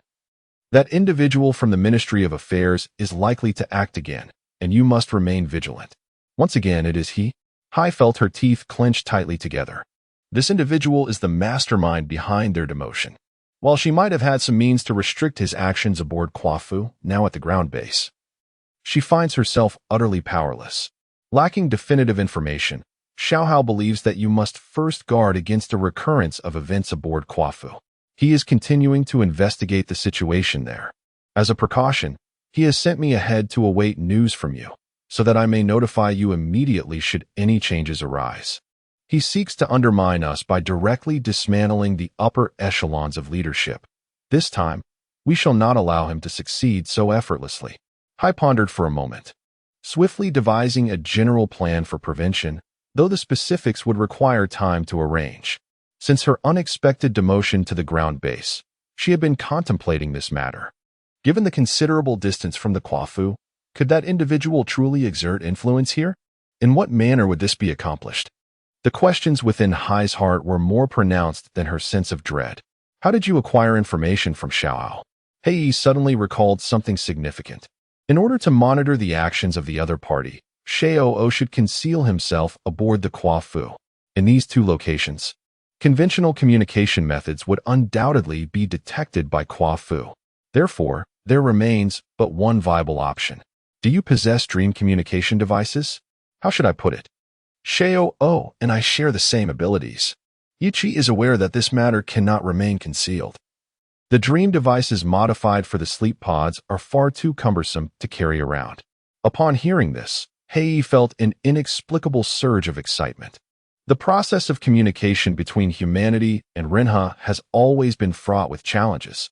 Those endowed with innate communicative abilities, who also support the KUAFU project, can undoubtedly bring greater hope to humanity in the future. I am immensely grateful for this information. It holds great significance for me. Hei stood, extending his hand to solemnly express his gratitude. Caution! Ichi's arm, reaching halfway, suddenly halted as if it had encountered an unseen barrier. In truth, he had not made contact with the other's palm, yet an inexplicable sensation emanated from within his hand, swiftly transmitting to his mind. This feeling was peculiar, both cold and warm, accompanied by a faint, stinging discomfort that caused his hand to convulse uncontrollably. A blend of sensations rapidly ascended his arm, causing it to shake involuntarily. What is this? Ichi was taken aback, sensing a chill emanating from Hei's skin. His focus sharpened on the individual before him, revealing a scene that struck deep into the essence of his soul. The expression on the face of Heiyi, once imbued with humanity, gradually morphed like a wax figure melting under intense heat, revealing a strange countenance that humans could never truly convey. Her gaze failed to reflect her inner turmoil, which oscillated between surprise, fear, and confusion, while the edges of her dark pupils dilated and contracted unevenly. Her neck twitched involuntarily several times, and her legs began to lose coordination, causing her entire body to lean precariously to one side. Not far from Heiyi, an attendant had been attentively monitoring the situation and swiftly recognized the unusual circumstances unfolding before him. He urgently called out to two nearby guards, who, understanding their roles, immediately raised their weapons, aiming at potential threats in the vicinity, while one began to alert the exterior guard crew. The other, vigilant and watchful of each's every movement, quickly approached his superior. "What have you done? Cease immediately. Do not make any sudden movements, or I shall shoot you on the spot." Ichi comprehended the gravity of his predicament, striving to draw his arms close to his body while taking a step back, his mind in disarray. His arms were beyond his conscious control, muscles twitching violently, sending painful stimuli to his brain, leaving him feeling both agonized and powerless. However, he was acutely aware of the perilous nature of his situation and concentrated all his efforts on analyzing the events unfolding before him, desperately seeking any clues. "Do not approach." Upon perceiving the demeanor and actions of two guards, he promptly issued a warning, raising his other arm in a gesture of goodwill, indicating that he bore no malice and would not engage in any further actions. "It was not my doing. We must discern the nature of this assault, for lingering here undoubtedly poses a threat." From the moment Ichi detected this anomalous situation, he yearned to rush to Heiyi's side to offer assistance. Yet reason firmly anchored him in place. The aide hastened to Heiyi's side, intent on assessing her condition, yet he too was taken aback by the unfolding scene, momentarily forgetting his duties. "It was not I?"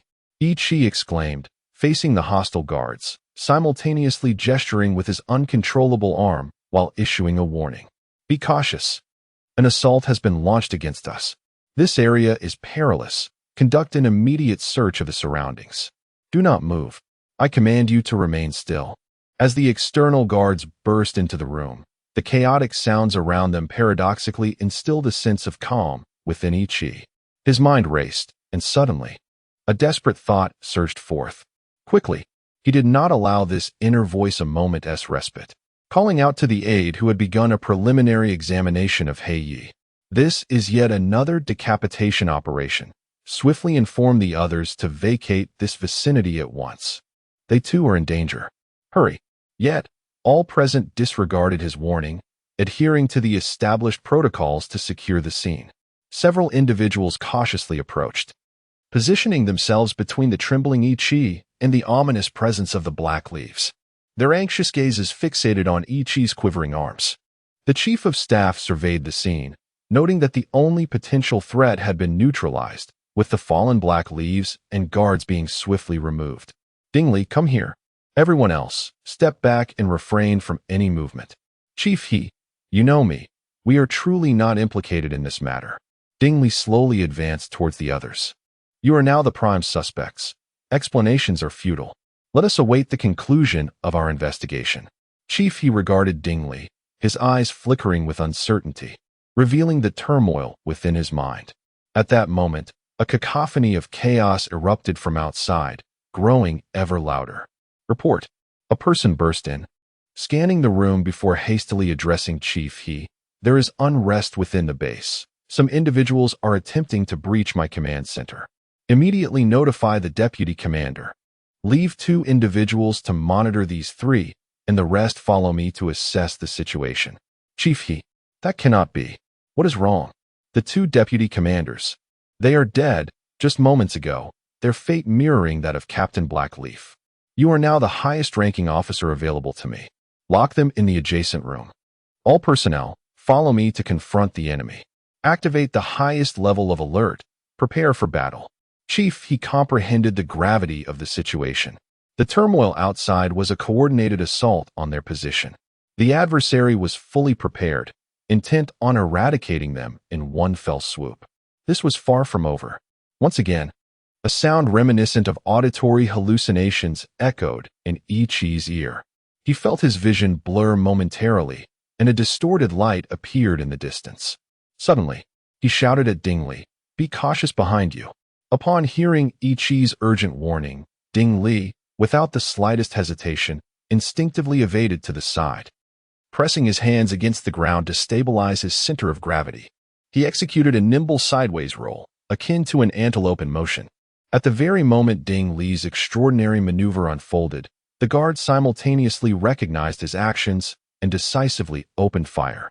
It was only after he completed the entire set of movements that he heard the gunfire, prompting him to freeze in place, acutely aware of an unusual sensation in his legs. Slowly, he raised his hands in a gesture of compliance, signaling that he would not make any further moves, all the while casting a vigilant glance behind him. To his surprise, he discovered that there was no one behind him and no sign of danger whatsoever. Before he could voice his questions to the one who had warned him, a heavy voice startled him. The recently appointed river strategist collapsed to the ground like a dark leaf. The guard who had fired in panic believed he had accidentally harmed one of his own. "Everyone, be cautious. This attack is directed at our senior commanders and transcends the realm of human vision, beyond what we can perceive," Ichi warned the others again. The material layers exceeded the range of human sensory perception, and even the mechanism of the attack's operation defied logic. Ding Li instinctively attempted to move towards Ichi, only to realize that the lower part of his left calf, along with his left foot, had begun to slip from his control, with the muscles within starting to twitch involuntarily. Ethereal and elusive. What could this possibly be? Is it true that such a phenomenon exists in the realm of KUAFU? Many guards have finally realized that the situation is not as they initially perceived, and they stand astonished by the extraordinary events unfolding before their eyes. Uncertain of the next course of action, they are unable to identify the source of the assault, nor is there a commander to guide them. Everything seems to have fallen into a stalemate. Alas, the assailants have breached our defenses. Everyone, hasten to provide assistance. An urgent call crackles through the communicator. The guards, momentarily devoid of their commander, react to the distress signal, and most rush out in haste. The last two, after assessing the condition of the river commander, swiftly carry him outside in search of help. What is the nature of this predicament? This is already beyond the worst-case scenario he had envisioned. He can scarcely believe that what lies before him is indeed reality. Quickly, confirm what steps must be taken next. Ichi's mind races with thoughts. What shall we do now? Ding Li, with a somewhat impatient disposition, can hardly contain himself. He yearns to take action to alleviate the growing unease. The adversary's plans are meticulous, with internal and external cooperation. This place is no longer tenable, and we must promptly alert others. Ichi's voice trembles with a barely concealed emotion. Whether it be fear or exhilaration is uncertain. Where shall we go? Chapter 20. The Elimination Plan, Part 2 Report. Come in. Dong Yang is currently managing the recent affairs of KUAFU, and the news of the ground base spiraling into chaos has left him in a state of agitation. He had attempted several times to discuss this matter with Jiqing, yet the latter's demeanor was peculiarly unsettling. Beneath Jiqing's ostensibly calm facade lay a disquieting emotion that suggested an unwillingness to engage in conversations about the ground base. What could possibly trouble him so deeply?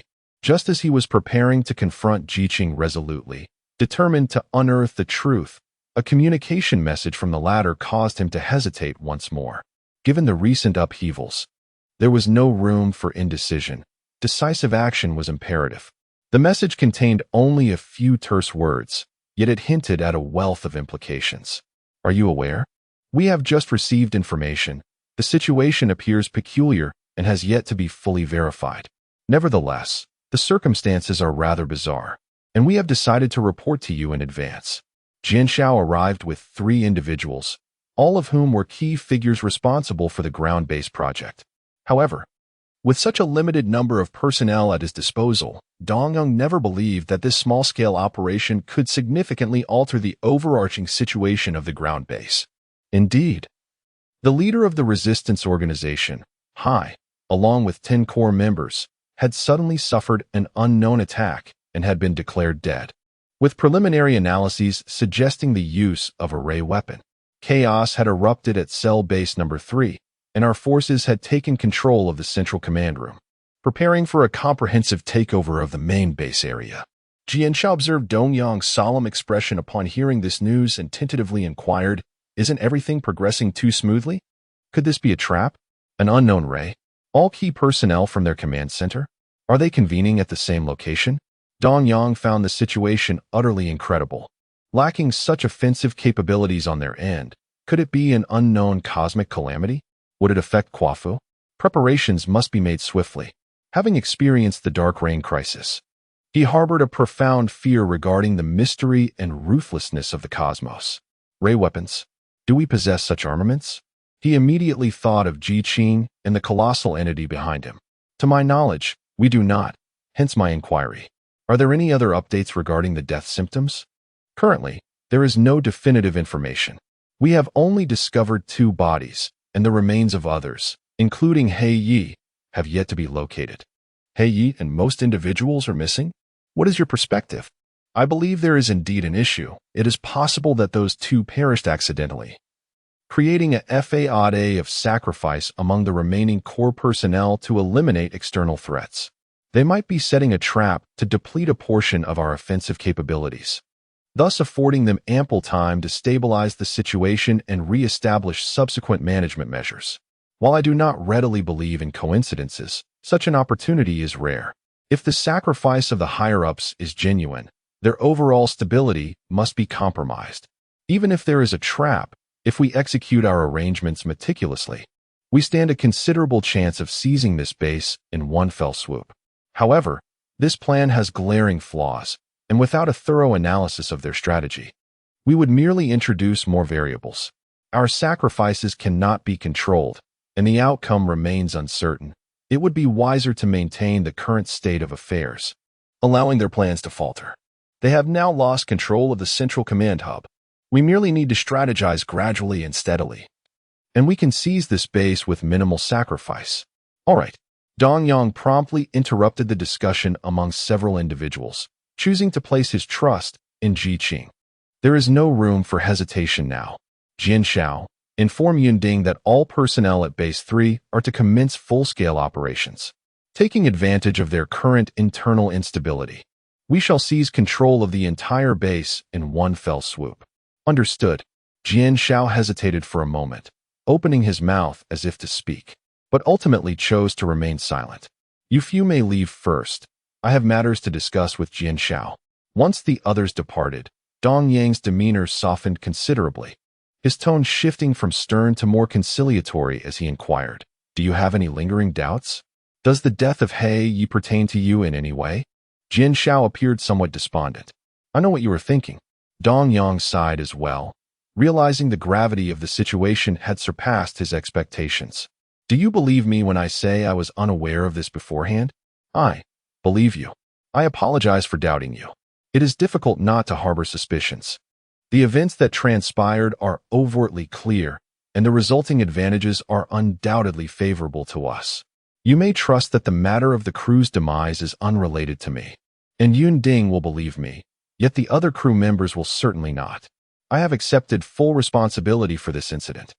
The personnel at the ground base were assassinated by him. Impossible. How could he have accomplished that? All systems aboard KUAFU are under your control. No matter what Ji Qing does, we are unable to contend with him. There are certain matters I have long refrained from disclosing to you. Yet it appears that the time for concealment has now passed. Is there not a truth that the absence of such revelations is often a person's greatest reliance? Jianshao felt an expansion of the space surrounding him, an overwhelming sense of dread accompanying this newfound spatial awareness. For beyond the familiar light lay an abyss of unknown darkness. How could this be? Could he truly possess such capabilities? Even with the assistance of Renha and civilization, it seemed implausible that it could extend its influence to Earth. What of us? Might we? Jianshao, upon grasping the truth, coupled with Ji Qing's actions at the ground base, was suddenly engulfed by a disquieting premonition. Rest assured, we pose no threat to him. The promises he has made will undoubtedly come to fruition. Is it a sentiment towards Ji Qing, or perhaps an awareness of the formidable force behind him? Jianshao found himself perplexed, unable to voice his inquiries. Renha, the cosmos has the capacity to give rise to such life forms. When humanity encounters them, Is it a stroke of fortune or a harbinger of misfortune? Chapter 21. Shadowless are you, Beihua? Ding Li? Ichi. Ding Li observed the individual before him, who scrutinized them with wary eyes, striving to suppress any expression that might provoke suspicion. Beside him, Beihua and Ichi required no further introduction. The former displayed an air of indifference to all matters, while the latter exuded a maturity that belied his youthful appearance. Following the incident at Base 3, their group swiftly addressed the situation, and under Ding Li's guidance, they traversed the incompletely constructed communication corridor to reach Base 2. Due to Base 3's proximity to the periphery of Riverway Star, traversing the seemingly level communication corridors demands considerable physical exertion. Riverway Star is not a perfectly spherical celestial body. Its central region is significantly thick, while the thickness diminishes rapidly towards one particular direction, where the edge is the thinnest, measuring only 2 to 3 kilometers in thickness. Such a celestial formation results in a markedly different position of the center of mass compared to spherical bodies, leading to a substantial neutral zone in the central area, with diminishing gravity as one approaches the edges. Moreover, the line connecting the center of mass of the human body and the land is inclined relative to the surface tangent, rendering the seemingly flat surface akin to a mountainous terrain for human locomotion, particularly at the location of Base 3, which is near the edge. Human activities are not only physically taxing, but also fraught with danger. A misstep on the flat surface could result in a fall, causing one to slide along the smoother corridor for considerable distances until colliding with an obstacle. During the search process, particular attention was devoted to the rather unnatural expression of Ding Li, revealing several patches adhered to his body. The crew humorously dubbed these patches as general trauma first aid artificial skin, which are categorized into 3 levels and 1 universal type, each designed to address varying degrees of injuries. Their appearance resembles a soft, translucent membrane with a thickness comparable to ordinary fabric. Remarkably, upon absorbing blood, the composite properties of the multilayered materials are activated individually, facilitating rapid healing of wounds.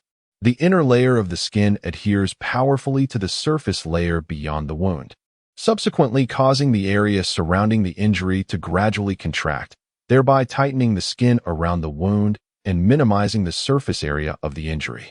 This not only facilitates the healing process, but also reduces the extent of scarring once the skin has recovered. Simultaneously, the material releases medicinal components stored within, which possess anti-inflammatory, antibacterial, and analgesic properties, thereby diminishing the risk of infection and alleviating the sufferer's pain. The function of the outer layer is distinct, as it synchronously contracts with the inner layer during the initial phase. Its hardness and toughness continue to strengthen, while maintaining a degree of breathability. It effectively isolates the wound from harmful external substances and biological invasions, while its inherent hardness provides protection against potential re-injury from external forces. This artificial skin represents humanity's pinnacle achievement in wound management.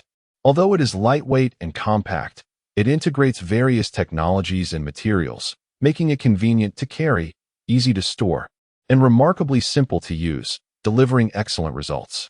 It can be employed by individuals without any medical training, having previously saved countless lives in many critical situations. When they arrived, Ding Li had sustained several severe lacerations while protecting the exhausted Beihua. Please hold on a moment. Once the inspection was concluded, the guard courteously opened the entrance behind the 3 individuals. Upon entering, Ichi realized that the space was not the council chamber he had envisioned, but rather a narrow compartment, with a door at the distant end.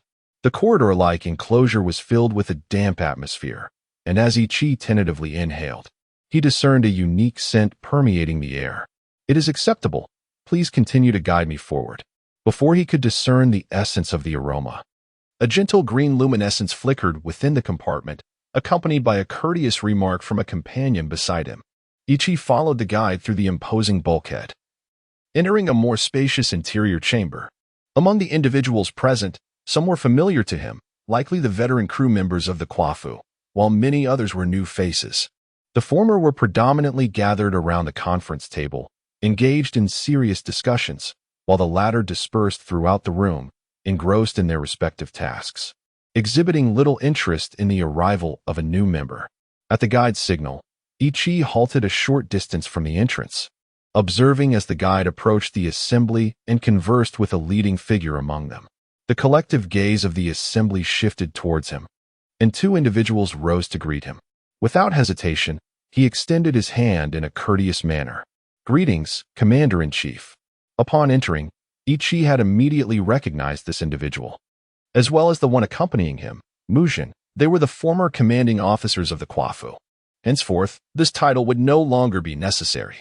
Sujin, in a manner reminiscent of casual conversation, displayed a demeanor starkly different from the customary gravitas expected of the highest commander aboard the KUAFU. "You may call me Sujin. This individual beside me is someone you should also be quite familiar with, Mujin. I appreciate your effort in coming from Base 3. Ichi recalled the compartment he had just entered. It housed a newly developed detection apparatus, albeit still in a rudimentary form and lacking in efficiency. Its advantages were evident. However, it was easy to install and did not require overly complex equipment.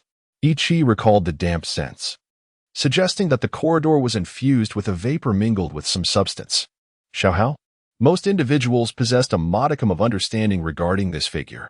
During the Dark Reign crisis, he succeeded the original commander as the foremost leader of the KUAFU unit, only to subsequently vanish under mysterious circumstances, with many assuming he perished in that calamity.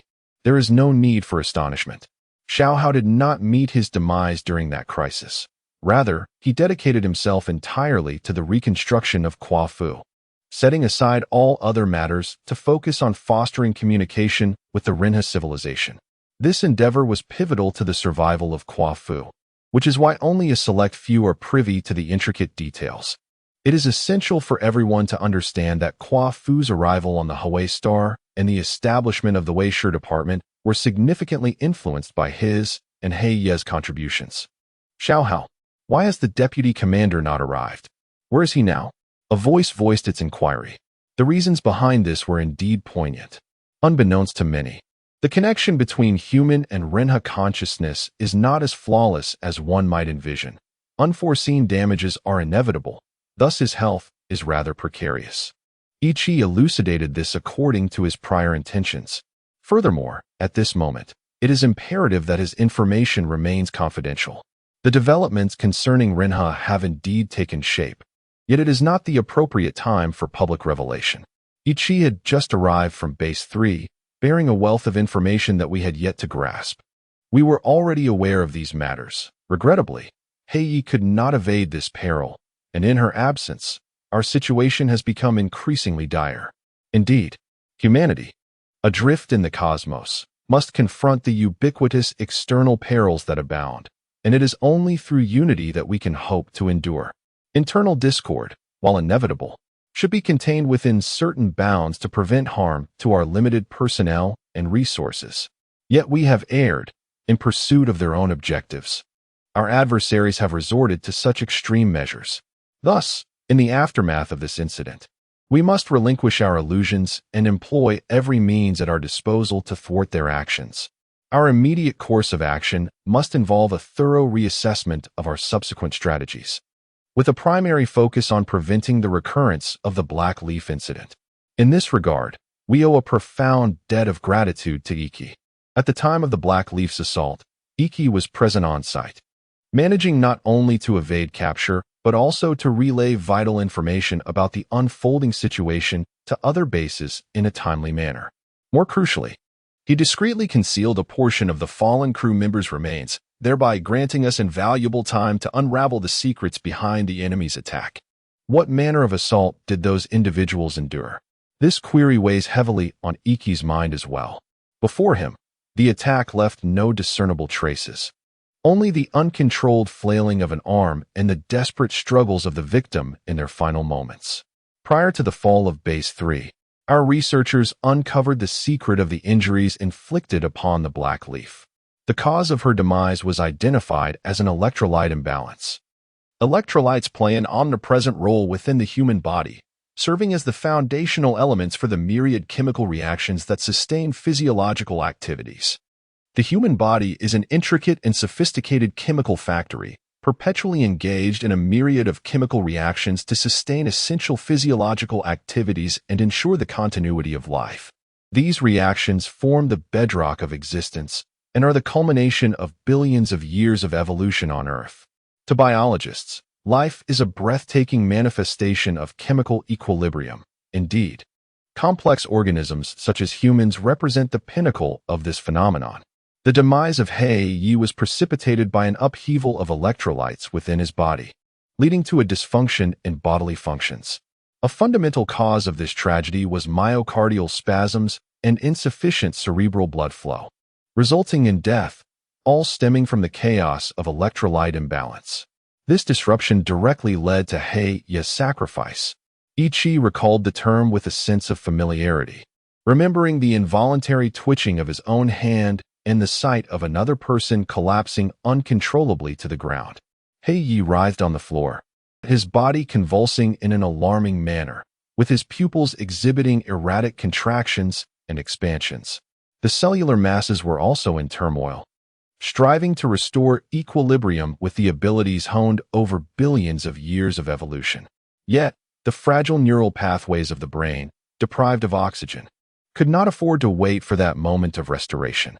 Based on the circumstances surrounding the incident and the cause of death, we have initially ruled out the possibility of long-range attacks. It appears to be an unknown device capable of close-range assault, exhibiting purposeful movement and discernment within a limited distance. In the absence of further detailed information, we have provisionally designated it as Shadow.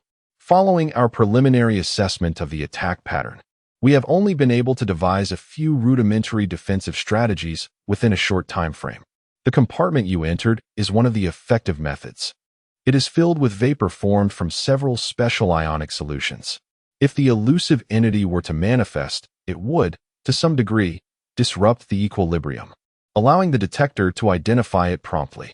Is it possible to ascertain that such a device cannot penetrate physical barriers? For instance, traversing through walls. Although referred to as the elusive entity, it remains invisible to the naked eye. However, through various analyses, it appears incapable of penetrating walls. This conclusion is based on reasonable conjecture, and as it stands, we have not yet been subjected to an attack under the current protective measures. Regrettably, the adversary executed their actions with unexpected suddenness, and our defenses proved inadequate. We have temporarily lost control of Base 3, hindering further research. Had we received some intelligence at that time, we might have achieved greater results. What exactly is this elusive entity, and from whence does it originate? Most individuals fell into contemplation, not due to a lack of ideas, but rather an absence of substantial evidence. This technology does not fall within the purview of KUAFU's scientific capabilities. Even if it were a new technology, it could not have materialized so abruptly. It seems there is but one answer, as several individuals turn their gaze towards Ichi.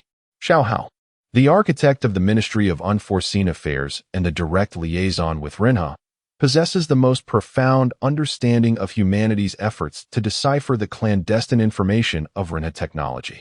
Your suspicions may not be unfounded. The unseen attacking entity is composed of dark matter. Ichi comprehended their thoughts.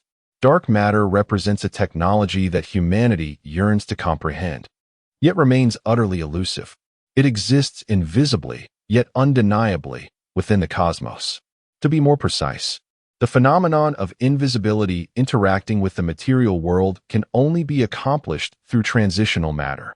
As early as during the Dark Rain Crisis, it was discovered that certain categories of transitional matter, when mixed with dark matter at specific concentrations, could influence particular free ions within bodily fluids, leading to abnormal physiological responses.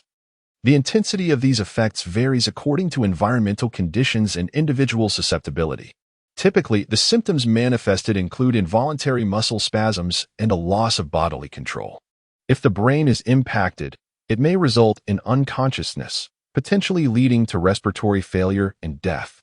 When the heart region is affected, It often causes a temporary cessation of heartbeat, and basic resuscitation efforts prove futile in restoring it. The only place where KUAFU stores dark matter and transitional matter is the Bureau of Unseen Affairs. Upon recognizing the existence of invisibility, Ichi finally began to connect the pieces of information. What is it? Su Zheng had already formed a judgment in his mind. Yet they still sought a definitive answer from another individual. However, I do not comprehend how invisibility can move freely and autonomously discern targets. Such a robotic-like system, even with foundational materials, could not possibly be fabricated in such a short span of time. It is essential to understand that even the simplest robot requires a coherent structure, a comprehensive transmission system, compatible energy sources, and, most critically, the software and hardware for intelligent control systems. The last two aspects are simply beyond the capacity of an individual or entity to produce. Your thoughts are not incorrect. Even the most rudimentary central control system, encompassing both software and hardware, cannot be effortlessly realized within the realm of dark matter. Though the varieties of dark matter may vastly exceed the elements known to humanity, the comprehension of matter possessed by the entity is far beyond our understanding. However, the advancement of technology is not merely a matter of traditional mathematics, where one is greater than one. It also encompasses the elements of time and the refinement of wisdom. Nevertheless, if we consider the entity itself, its inherent abilities indeed surpass our imagination. Are you referring to the entity's innate talent? You speak of material manipulation. I have contemplated this notion, yet I find it utterly incomprehensible. Zhao Kuan has remained within KUAFU's 33 heavens, never departing, of that I am certain. Whether within KUAFU or at the surface base, we have consistently monitored KUAFU's movements. It is essential to recognize that with his physical form, he could not discreetly leave KUAFU. Moreover, if he intended to assault us directly, it would be unnecessary to go through such convolutions. Obliterating the entire base would be effortlessly within his reach.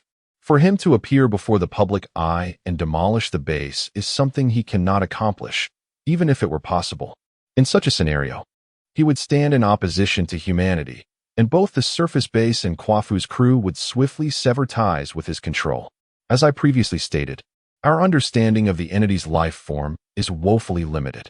Just as they manipulate matter, we were initially astounded by such seemingly magical actions, believing we had uncovered the potential for mental control over matter. Yet, what has transpired? As our communication deepens, we discover that this remote manipulation of matter is merely a manifestation of the Renha individuals possessing numerous appendages invisible to the human eye. This revelation has indeed disappointed many, as the material composition of Renha transcends human comprehension, with many components broadly categorized as dark matter and dark energy. The tendrils that encircle their bodies remain undetectable to humanity. The KUAFU spacecraft is situated nearly 1,000 kilometers from the Hawaii star. Can the Renha civilization truly exert influence over such a vast distance? One should not be overly astonished by the capability to extend influence over thousands of kilometers. Within the Renha legacy, these tendrils, akin to bacterial flagella, can stretch over light years. However, such elongated appendages possess limited capacity, imparting only a feeble sense of perception and control to the individual Renha. Otherwise, their civilization would have achieved far greater heights. The entity known as Wuying employs tendrils of such length, relying on a simplistic structure and transmission system. Due to its simplicity, its operational capabilities and speed are significantly constrained, and its offensive potential remains rather singular. If we can decipher the underlying principles, even if Wuying reaches base 2, we would be sufficiently prepared to preemptively defend ourselves. Yet, the sole conundrum we face is the elusive nature of Wuying, which proves exceedingly difficult to detect, posing considerable challenges to our future endeavors. Reflect upon the moment humanity first encountered Zhao Qian and Zhao Kuan in space. Those two celestial bodies, reminiscent of asteroids, were nothing more than hardened lava that had adhered to their forms upon detaching from their planetary vessel. The unseen hands, far exceeding our imagination, possess the ability to manipulate matter on a macroscopic scale while also controlling particles and their interactions on a microscopic level. Igniting celestial bodies is but one of their inherent capabilities. This alone is enough to astonish humanity, yet it still feels insufficient, particularly concerning the length of those hands as we comprehend it. The concept of benevolence intertwined with living entities is indeed difficult to fathom. Alas, my suspicions have proven correct. This represents the direst of outcomes. Zhao Kun has audaciously defied the taboos of benevolent civilization, directly endangering the lives of human crew members. His current behavior has long surpassed the realm of traditional prediction. Upon severing his ties with benevolence and arriving at KUAFU, everything about him will begin to transform. It remains uncertain whether this change is a result of his rebellious nature or the influence of his altered surroundings. Chapter 22. Shadowless Zhao Qian's ability to manipulate dark matter. What does this imply? Mu's genuine inquiry echoes the sentiments of others. Many have encountered Zhao Qian through video, yet few truly understand him. Only his impending demise leaves a profound impression. Zhao Kun serves as the director of the Bureau of Unforeseen Events, shrouded in mystery. Having never emerged from that domain, the dark matter stored there is typically requisitioned by the research department for study. With the Bureau of Unforeseen Events established solely for routine maintenance and monitoring to avert unforeseen circumstances, the shadowless phenomenon is intricately linked to Zhao Kun, and many present find it hard to believe. It is not the Zhao Kun you are familiar with, but another. Suzhen paused for a moment, aware that it was finally time to unveil the truth amid the perplexed gazes of the crowd. One of the beings from Renha is also named Zhao Kun, and he remains on KUAFU to this day. Are you suggesting that the Renha entity participated in the massacre of the crew? Mu Jin stared wide-eyed at Su Zhen, bewildered. Why? Did not the Renha civilization depart from KUAFU entirely after the establishment of the Ministry of Unification? Leaving Zhao Kun behind was my decision, driven by a very special reason. Confronted with the current predicament, Su Zhen felt compelled to reveal the concealed matters. As you all know, Renha is the first civilization humanity encountered, and their traditions and individual habits are advantageous to us. However, their interaction with human civilization is limited to only a few aspects. Their pursuit of the essence of the universe far outweighs their interest in engaging with other civilizations. This is their instinct. They willingly drift through the cosmos, seeking the mysteries of the universe, akin to an obsessed explorer relentlessly searching for the wondrous phenomena within the cosmos, delving into their essence. Meanwhile, human civilization requires the assistance of Renha, needing their vast experience and understanding accumulated over hundreds of thousands of years in cosmic exploration. Your approach is not erroneous. Embracing individuals from Renha is indeed beneficial for humanity. Yet, does not the Renha civilization prohibit harm to other life forms? Why would Zhao Kun act in such a manner? The interactions between the Renha civilization and humanity are rather limited, and their swift departure from KUAFU is largely attributable to a significant factor: humanity's quest to understand its own existence. The Renha civilization adheres to a profound taboo against infringing upon life, harboring a deep-seated aversion to humanity's exploratory endeavors in the realm of life sciences. However, while they uphold their own principles, they refrain from interfering with the actions of other civilizations, choosing instead to engage in carefully measured contact. In contrast, Zhao Kun stands apart as the sole individual from Renha who embraces humanity's pursuit of life science research. I perceive this as a rare opportunity for humanity. He could serve as a treasure unearthed in our quest to explore the cosmos and act as a bridge for sustained communication with the Renha civilization. Thus, I have chosen to accept him, allowing him to break free from the constraints of Renha traditions and join humanity in unraveling the mysteries of life, a being capable of betraying the very essence of his civilization, provoking profound contemplation among all. They cannot fathom the implications this holds for the future of humanity. The Renha individual possesses an overwhelming power, rendering KUAFU akin to a mere toy in his presence.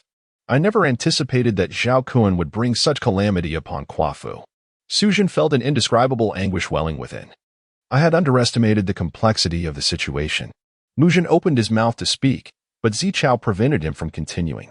Even during the assault on Base 3, despite many crew members being present, they only witnessed their comrades fall inexplicably, with no understanding of the events that transpired.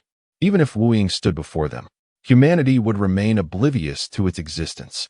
Yet, we cannot remain silent. He cannot allow lives to be lost in vain. We must inform the crew of the analyzed situation, enabling them to form their own judgments. Mu Jin gazed at Zichao with satisfaction, nodding before shifting his attention to another individual.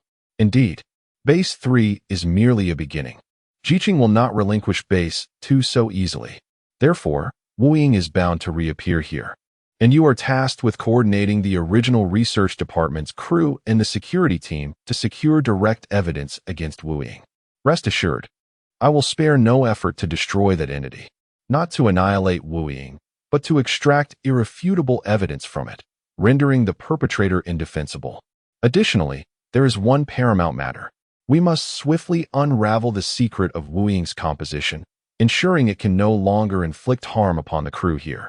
At the very least, we need to diminish its effects on the human body. Mu Jin placed part of his hope in Ichi. The interactions between substances are reciprocal, since Wu Ying is not entirely untouchable. There must be a means of defense. The base is home to many researchers who have previously conducted extensive studies on transitional materials. I believe they will soon devise a method to obliterate them. At that moment, Ichi stepped forward, understanding Mu Jin's intent. The most crucial task now is to prevent everyone from dwelling on the past and to foster unity, instilling them with ample confidence. I will promptly convey this matter to Xiaohao. He should have a solution as well. Then, I entrust this to you. Future arrangements will require collective cooperation. Please prioritize your safety and act immediately. After Ichi and the others departed, he sought out Su Jun in solitude. At that moment, Su Jin stood before the immense window at the center's apex, gazing into the inky blackness of the starry sky, lost in contemplative thought. His expression bore the weight of age, as the vitality that once enveloped him seemed to dissipate rapidly in the wake of this harsh reality. Sensing Ichi's approach, he recognized the other's identity without uttering a word, slowly closing his eyes as silence enveloped them, save for the faint sounds of their breathing. After a prolonged pause, a hollow voice emerged from him. You understand the significance of dark matter to humanity. These unseen components of the universe represent a pivotal opportunity for human civilization to comprehend the cosmos and space. Yet, how do we study these substances? Our intellect is limited, our lives fleeting, and our senses confined to a narrow spectrum, compelling us to explore the mysteries of the universe through our finite understanding. However, in the face of the enigmatic dark matter, our chances of success seem slim, and the duration required is daunting within the brief span of human civilization. Thus, we have turned our thoughts to the Renha, which stands as humanity's sole option. A civilization willing to engage with us, one that embodies goodwill towards humanity, is our lifeline. Yet, the life forms of the Renha civilization differ fundamentally from ours. Although they are amicable, they exhibit little interest in fully aiding another civilization's development, for it holds no significance for them.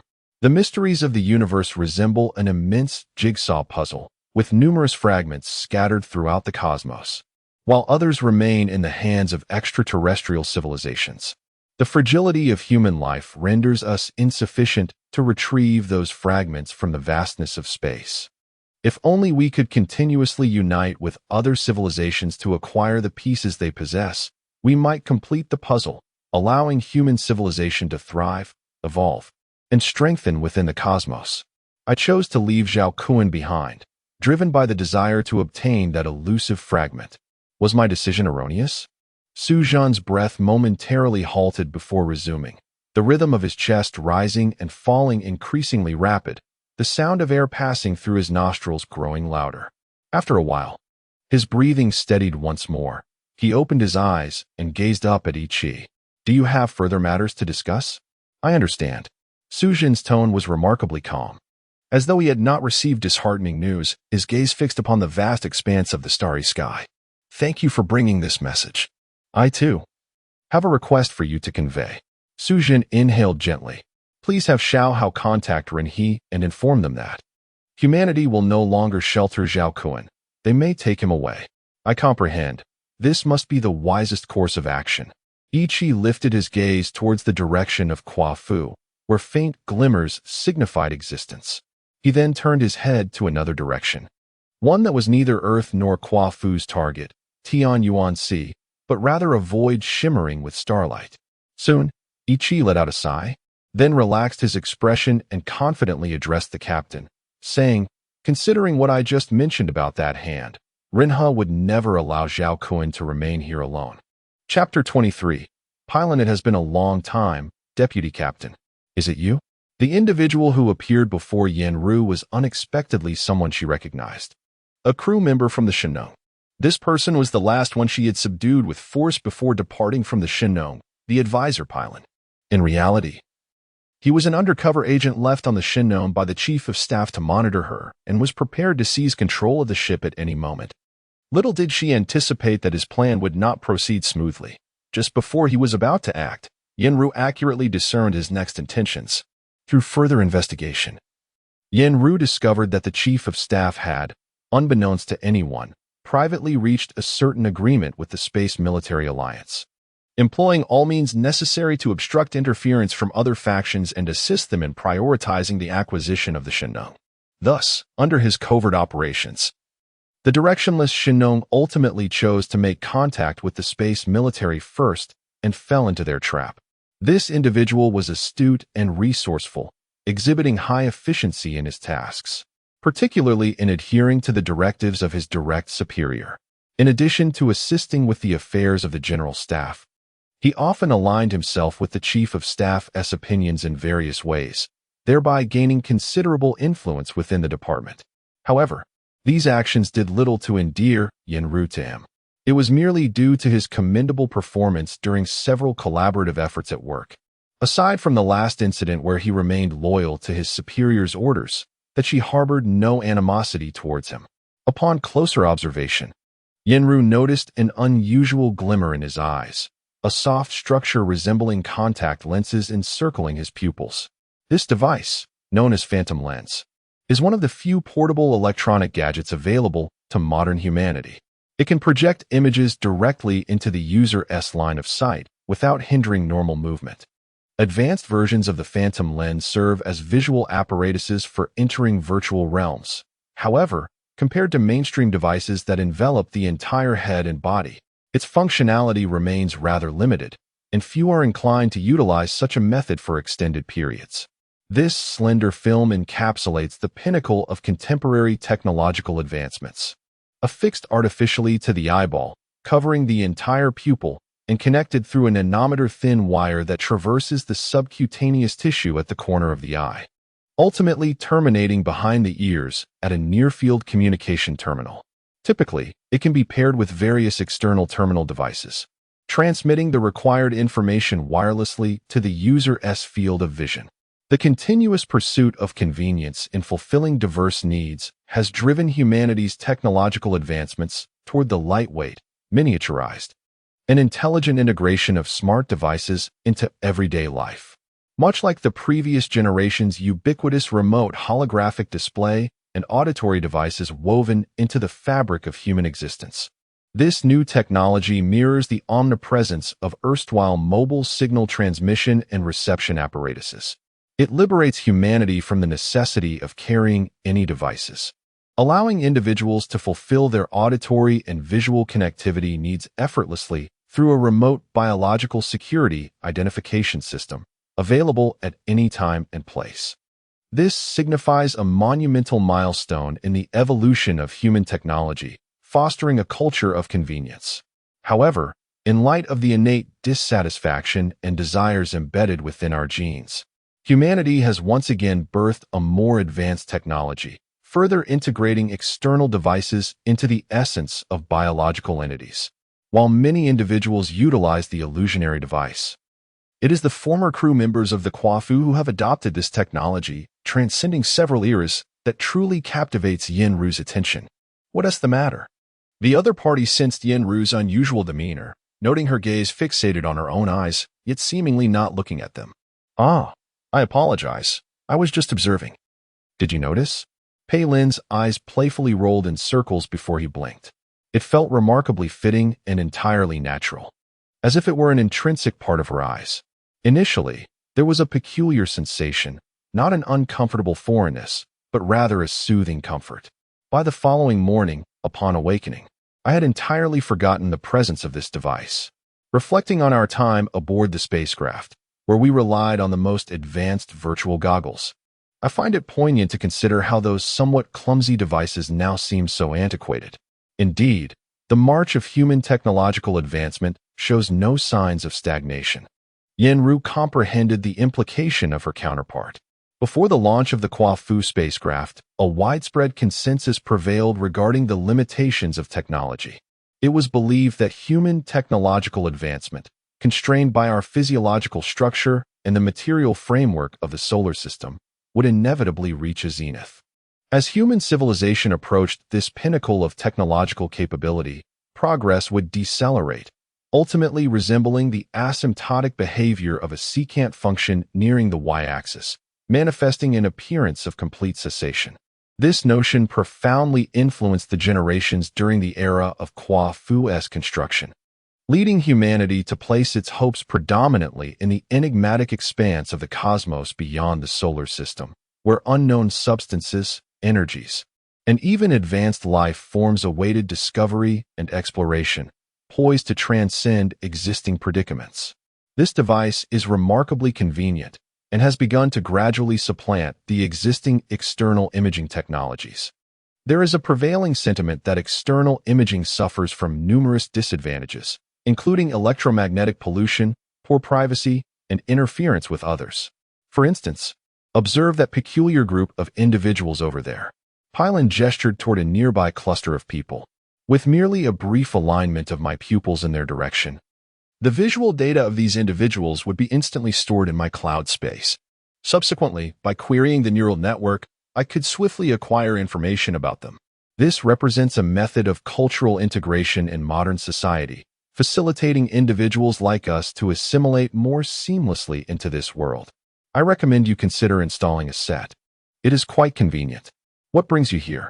Pylon gestured toward the seat opposite her, evidently wishing to engage in further conversation. Please, take a seat.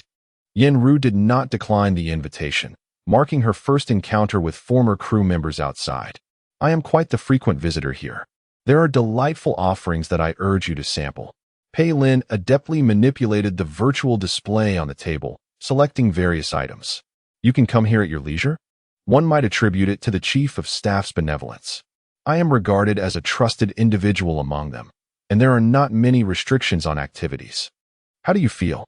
Pei Lin swiftly shifted the topic. What? Feelings? Like other crew members, Yenru harbored an inexplicable sentiment towards her civilization's origins, a feeling deeply ingrained within her, as if it had been incessantly reiterated by others since the dawn of her memories, playmates, mentors, instructors, supervisors, colleagues, friends. However, she had not anticipated that the moment she set foot on Earth, she would be engulfed in a colossal vortex, a vortex as elusive and formidable as a gravitational storm.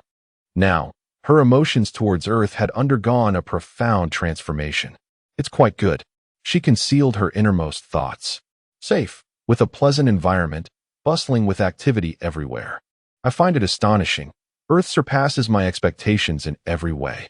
The other party was evidently oblivious to the immense vortex swirling within Yenru's heart. This was only natural. Unless one is directly involved, the intricate nuances of such a crisis remain largely imperceptible until the moment of truth strikes. Such a state of life, environment, and technology is truly splendid. I had long pondered how the staggering population of 9 billion humans would ultimately ravage the environment. To my astonishment, the self-regulating capabilities of humanity, coupled with the restorative power of nature, have proven remarkably formidable, transforming our world into an unexpected reflection of my imagination. Indeed, Yenru mused internally. She shared this sentiment. When KUAFU departed, The planet was on the brink of being overwhelmed by its vast populace, with humanity struggling desperately on the edge, striving for self-preservation through global integration, population policies, categorized management of social activities, accelerated digitalization, social distancing, and the KUAFU project. All these efforts aimed to achieve a semblance of salvation before self-destruction could occur. However, the grim reality painted a bleak picture, with many forecasting a disheartening future where humanity would merely be a fleeting presence in Earth's history, and millennia of civilization would dissolve into oblivion. KUAFU evidently served as a pivotal turning point, redirecting collective attention and mitigating the anticipated resistance against various policies. When KUAFU vanished from the collective sight of humanity, civilization experienced a rebirth. After all, a millennium of history was nearing its conclusion. Even the tenderest sprout could burgeon into a vast forest. Humanity had traversed through numerous generations, and the once daunting demographic threat of 19.9 billion had long since been transformed into mere soil by the passage of time. What of you? Perhaps it was the comforting possibility of encountering familiar faces in unfamiliar places that fostered a growing sense of intimacy in Yen-Ru as the conversation deepened. When Pylon spoke of the psychological counselor, her expression was notably peculiar, and Yen-Ru seemed to sense something amiss. What? She didn't accompany you. Did you notice? Hee. She is a beautiful girl, full of vitality, extraordinarily captivating in every way. However, she often maintains a certain distance from me. I am uncertain. Perhaps it is a reflection of societal norms today. If the opportunity arises, I shall introduce you to her. Yen-Ru casually uttered a word, yet internally dismissed the invitation. And you? How have you been lately? Not bad, just wandering about. Your choice was indeed wise, though I require a period of adjustment. Well then, perhaps we crew members can find a place to gather together. There are countless splendid spots here. I genuinely fear that my limited lifespan may not afford me the chance to fully immerse myself in this beauty. We have squandered too much time in Shinnong. This power is far too immense, and it is exceedingly unreasonable to entrust it to a single individual. It is precisely due to the formidable influence of the Ling organization that such irrational regulations have emerged. The existence of the Ling organization on Earth is no longer a secret. Following the successive failures of the KUAFU project along 3 shipping routes and the ensuing loss of communication, the organization was thrust into the limelight to quell the surging unrest among the populace. Initially, the public was astonished by the organization's formidable energy and principled ideals. But it was not long before negative sentiments began to spread without warning. Doubt has begun to permeate the validity of the KUAFU project, as the repercussions of its failure, despite the utilization of a significant portion of the world's resources, are simply intolerable for many. What was once a beacon of hope, where humanity toiled relentlessly to transcend the shackles of space, has been overshadowed by a contrasting wave of despair following a series of setbacks. The public's need for catharsis has inevitably turned towards the Ling organization, which has become the most conspicuous outlet for their frustrations. The weight of public opinion has swiftly crushed this millennia-old institution, resulting in the deprivation of many individuals of their freedom, and in some cases, their lives. From my observations on Earth, the general sentiment towards Ling is markedly positive. Many harbor a desire for history to be rewritten, granting Ling a fair evaluation. But does Ling still exist? I am uncertain. Yen-Ru's demeanor is notably aloof. She is disinclined to engage in this matter with the person before her. My inquiry was merely born out of curiosity, especially since rumors suggest that a member of this legendary organization resides within Shinnong, which piques our interest. Yen-Ru, are you observing those individuals over there? At that moment, Fang Yi happened to stroll by. Do not stare so obviously. It may provoke their ire. My apologies. I was just. Upon overhearing the conversation between the two, Pei Lin also redirected his gaze towards the direction Yen-Ru had been observing. Not to worry. I merely interjected casually. Pay it no mind. Have you brought a friend? Fang Yi turned to Yen-Ru, offering a greeting, and then turned her attention to Pei Lin with familiarity. Hello, I am Fang Yi, Yenru's personal guide. Greetings, I am Pei Lin. Are you friends? Former colleagues from work, serendipitously reunited here. Those individuals over there seem rather intriguing. At the outset of their meeting, driven by her professional instinct, Fang Yi adeptly identified a common topic to serve as an entry point for the trio's interaction. Indeed, that individual appeared somewhat peculiar, did they not? Haha, I noticed you fixating your gaze in that direction, and it seemed our points of interest aligned. In truth, Yenru was primarily absorbed in her contemplations, her attention inadvertently captured by a splash of color. This sensitivity to hues might stem from her habitual immersion in the vast, dark cosmos, whereupon encountering vibrant shades, her gaze would instinctively gravitate towards them. For instance, one individual donned a hat adorned with a monkey head pattern, which, though modest in size, tilted askew and obscured half of their crown. Strands of hair protruded from beneath the hat, fashioned into an array of uneven braids. Their colors varied and vibrant. The makeup on their face bore a deep base, with minimal patterns on either side, yet the lines were asymmetrical. The garment they wore displayed a curious arrangement, with fabric cascading from the left and right, leaving others bewildered as to how it had been donned, and one wondered if these pieces would not fall away with movement. A phrase aptly encapsulated their outlook on appearance. There is no conventional notion of ugliness, only beauty that remains unappreciated. She tousled her hair, adopting a quirky expression. Upon hearing this, Yenru could not suppress a light chuckle. Moreover, I mentioned earlier, do refrain from staring at them so intently. My apologies. Yenru felt such behavior lacked courtesy, yet she found it difficult to quell her curiosity and desire to observe the new and the unusual. It is of no concern.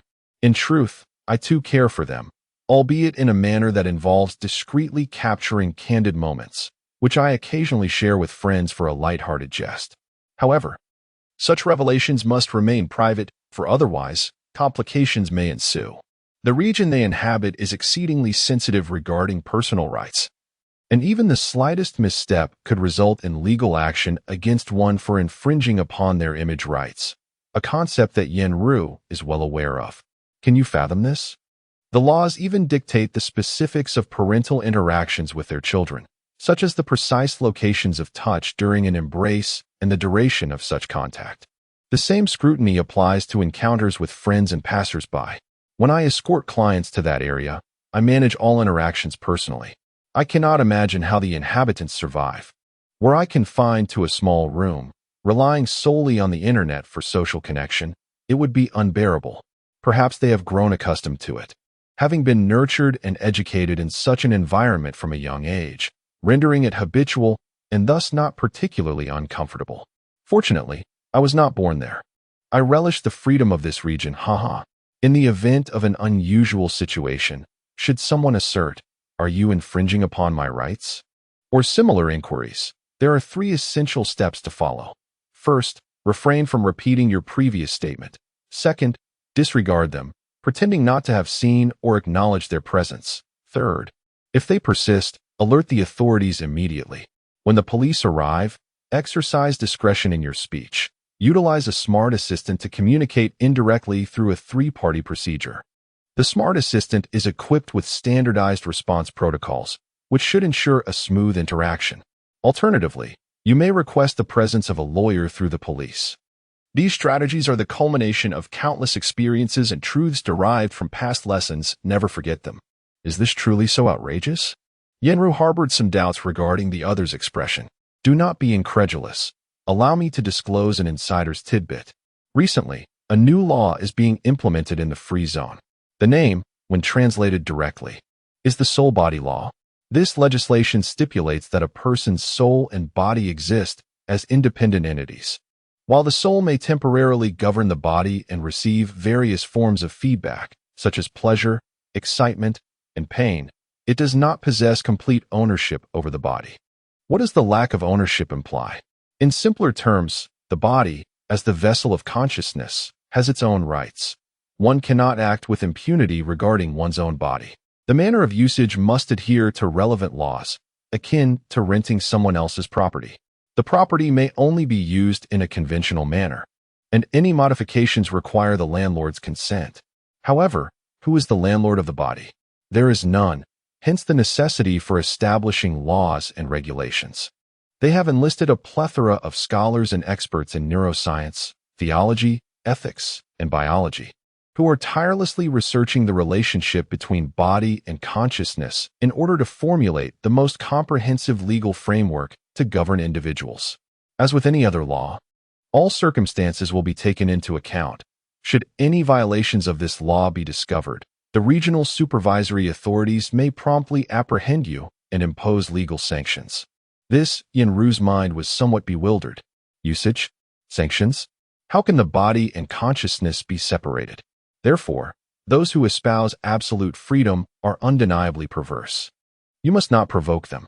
Indeed, what astonished Yen-Ru even further was her recent observation that the physical distance among these individuals bore striking resemblance.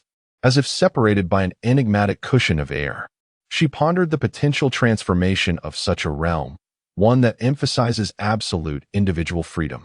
She felt that predictions and speculations regarding its future might transcend the limits of human conjecture about the cosmos, defying all conventional reasoning.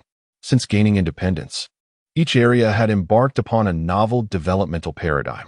In a bid to distinguish themselves from others, they meticulously isolated the foundational cultures of their amalgamation, striving to achieve societal exclusivity. Essentially, they resurrected the traditions that predated global integration, veering towards various extremes. Yen-Ru observed the grand hall where each region's populace was distinctly identifiable by color. They instinctively congregated, forming invisible boundaries. These individuals epitomized the quintessential extreme individualists. Pylon remarked from the side. Yen-Ru was familiar with this designation. Upon her arrival on Earth, she had been enveloped by a myriad of opinions, layered upon one another, with each stratum comprising numerous types. Although closely related, subtle distinctions led to their enforced segregation. Among these discourses, the classification of human thought generally ranged from extreme individualism to extreme collectivism. In comparison to Yen-Ru aboard the Shinno, these ideologies appear remarkably novel, yet profoundly perplexing. They articulate their perspectives by interweaving a plethora of ambiguous notions within widely accepted axioms. Superficially, their arguments seem plausible, yet upon closer examination, they require a foundation of somewhat absurd rationalizations for support. It is fair to say that I have yet to encounter anything more bizarre. Fang Yi evidently harbors a strong disdain for such individuals, her language devoid of any neutral descriptors. What ideology do you subscribe to? Pylon inquired with interest, as both he and Yen-Ru originated from the Shinno. Their brief sojourn on Earth is unlikely to significantly alter their belief in the supremacy of collective human development as an ideal, with a focus on communal living. This system was meticulously designed to cater to the unique conditions faced by the KUAFU crew, who endure prolonged periods of isolation in the vastness of space, characterized by limited resources and a constricted environment.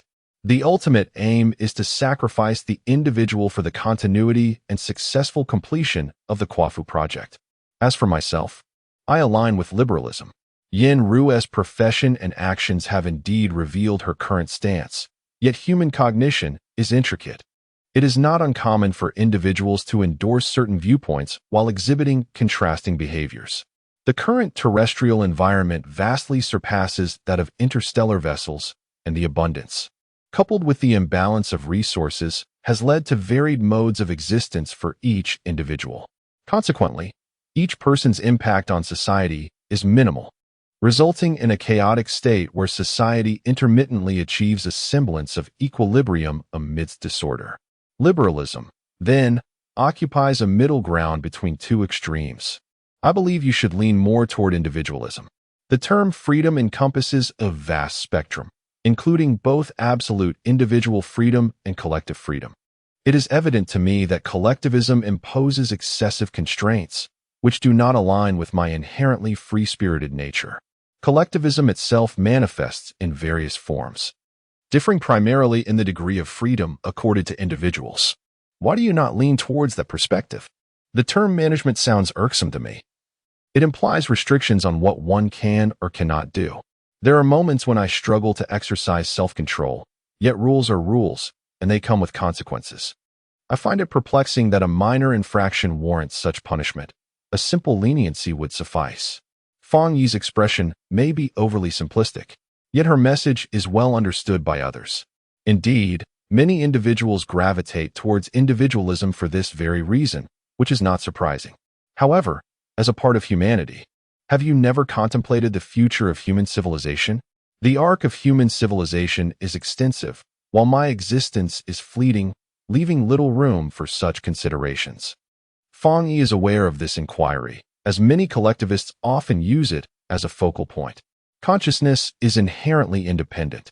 It is only through selfishness that one can secure greater material wealth, thereby enhancing one's quality of life, which ultimately leads to greater personal happiness. Nonetheless, it is essential to recognize that the human body is fundamentally a collective of cells. From the perspective of consciousness, individual cells serve the autonomous will, and within the human body exists a microbial community that surpasses the number of individual cells, all of which cater to the individual consciousness. Thus, the human body itself is a collective environment. In this environment, cells that lose their significance will be eradicated, eliminated, or marginalized until evolution discards them. Only when the majority of cells benefit the organism can it progress towards a more favorable direction. What does this imply?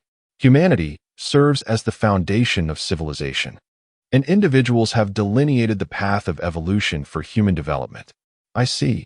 You are a collectivist, armed with theories that I cannot contest. Fang Yi does not intend to linger on this issue. She is not the type to engage in debates over such matters. I can hardly satisfy myself, let alone assist in the nebulous evolution of human civilization. It is perplexing how anyone could harbor such lofty aspirations. As for me, I suppose I can be considered somewhat idealistic. Pylan's words lacked any didactic tone, resembling a casual conversation. The desires of individuals seem to be insatiable. However, this is merely a reflection of humanity's unbounded imagination. In reality, the material needs of the human body are not difficult to fulfill and possess clear limits. The true challenge lies in satisfying spiritual demands, which I have redirected towards another pursuit. I too have ideals, though they are modest, merely to improve my own life. Besides, who would remember one's efforts for others?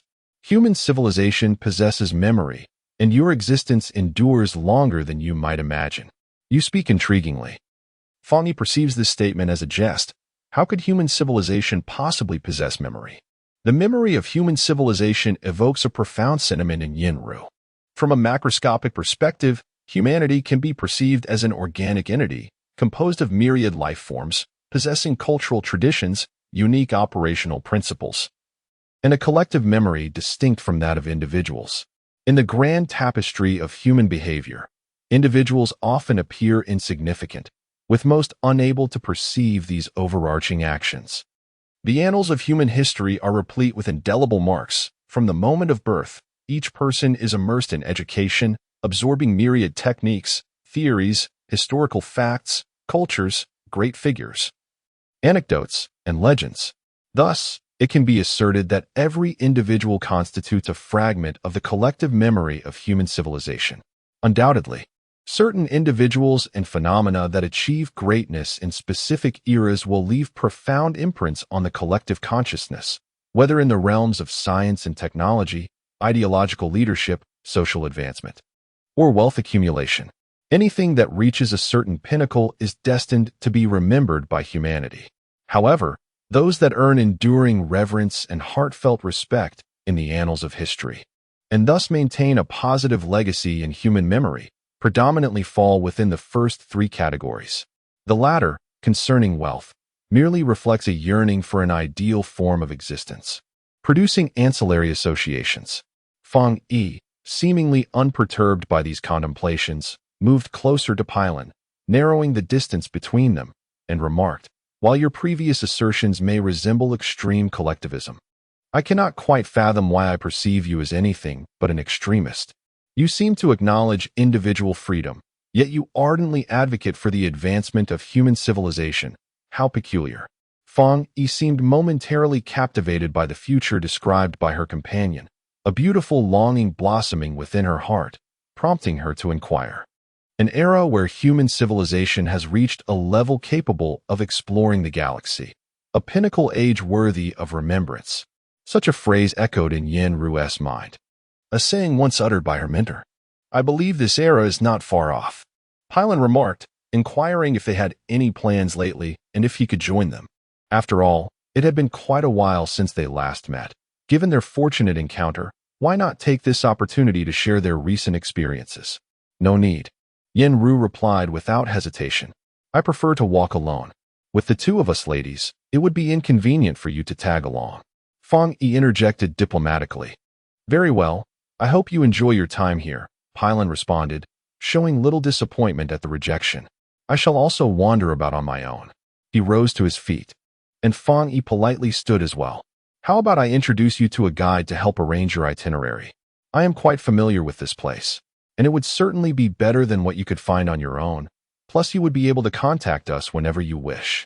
Actually, I am quite familiar with your friend. What was their name again? It's quite memorable. Pylon naturally moved closer to Fang Yi, the color in his eyes shifting subtly. Xiao Er, a rather splendid person. You both are. Pylon gently clasped her hand before taking his leave. Chapter 24. Pylon under the guidance of Fang Yi. Yen Ru swiftly boarded a commonplace public electric vehicle, which had been prearranged by Fang Yi. Unlike in the past, the current era sees little private ownership of transportation devices. Following the transformative KUAFU initiative, the concept of shared resources has become deeply ingrained in society, evolving into a collective habit. With intelligent devices at the helm, equipped with ample provisions and requiring no personal maintenance, the need for individual ownership seems utterly superfluous. Autonomous driving? Yen Ru refrained from voicing her skepticism. Aside from designated entertainment venues, how could manual driving be permitted? Indeed, Hongmin is quite extraordinary. Acknowledged. The passenger's request has been submitted to the vehicle's operational central system. Passenger information verification is complete. Approved. You may enter personal intelligent driving mode at your convenience. Throughout your journey, you can summon assistance with a single command or voice activation. The system will allow you to switch to conventional driving mode at will or call for help in emergencies. We shall provide you with top-notch service throughout your trip. Wishing you a pleasant journey. Farewell. Your friend is quite remarkable. Were they truly your former colleague? Indeed, is there something amiss? I sense that this individual possesses a unique charm that is distinctly different from yours. Their manner of speaking is particularly striking, characterized by a strong personality. What is even rarer is their cheerful disposition, making them easy to approach. They broach topics without hesitation, yet somehow manage to avoid causing any discomfort to others. In comparison to you, I feel we belong to entirely different realms, and it appears that your interactions are rather limited. Yen Ru was somewhat taken aback by Pylon's demeanor. Contrasted with a rather rigid approach to work, his manner of engaging with others has undergone significant transformation. Over a mere few years of social existence, he has adapted remarkably well, displaying a profound understanding of society, unlike myself, who remains somewhat fixated on the teachings of my mentor. As for the communication barriers between the two, it is hardly surprising. They were never direct superiors and subordinates aboard the Shinno, and their professional interactions were quite minimal.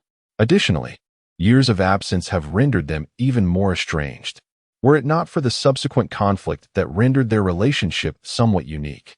Yenru might not have recognized him at first glance. From my exchanges with you, I sense that your work must be rather extraordinary.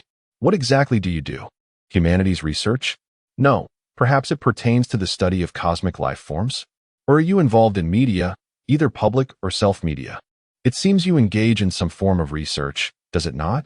Yenru refrained from elaborating too much, as her identity is exceptional, placing her among a mere handful in the entirety of Earth, and even throughout human history. My apologies, you must have certain confidentiality protocols. I should not have inquired so. Fang Yi, observing the other's hesitance to speak, quickly realized the situation and interjected. It's quite all right. Yinru adeptly redirected the conversation, a maneuver that was typically Feng Yi's domain.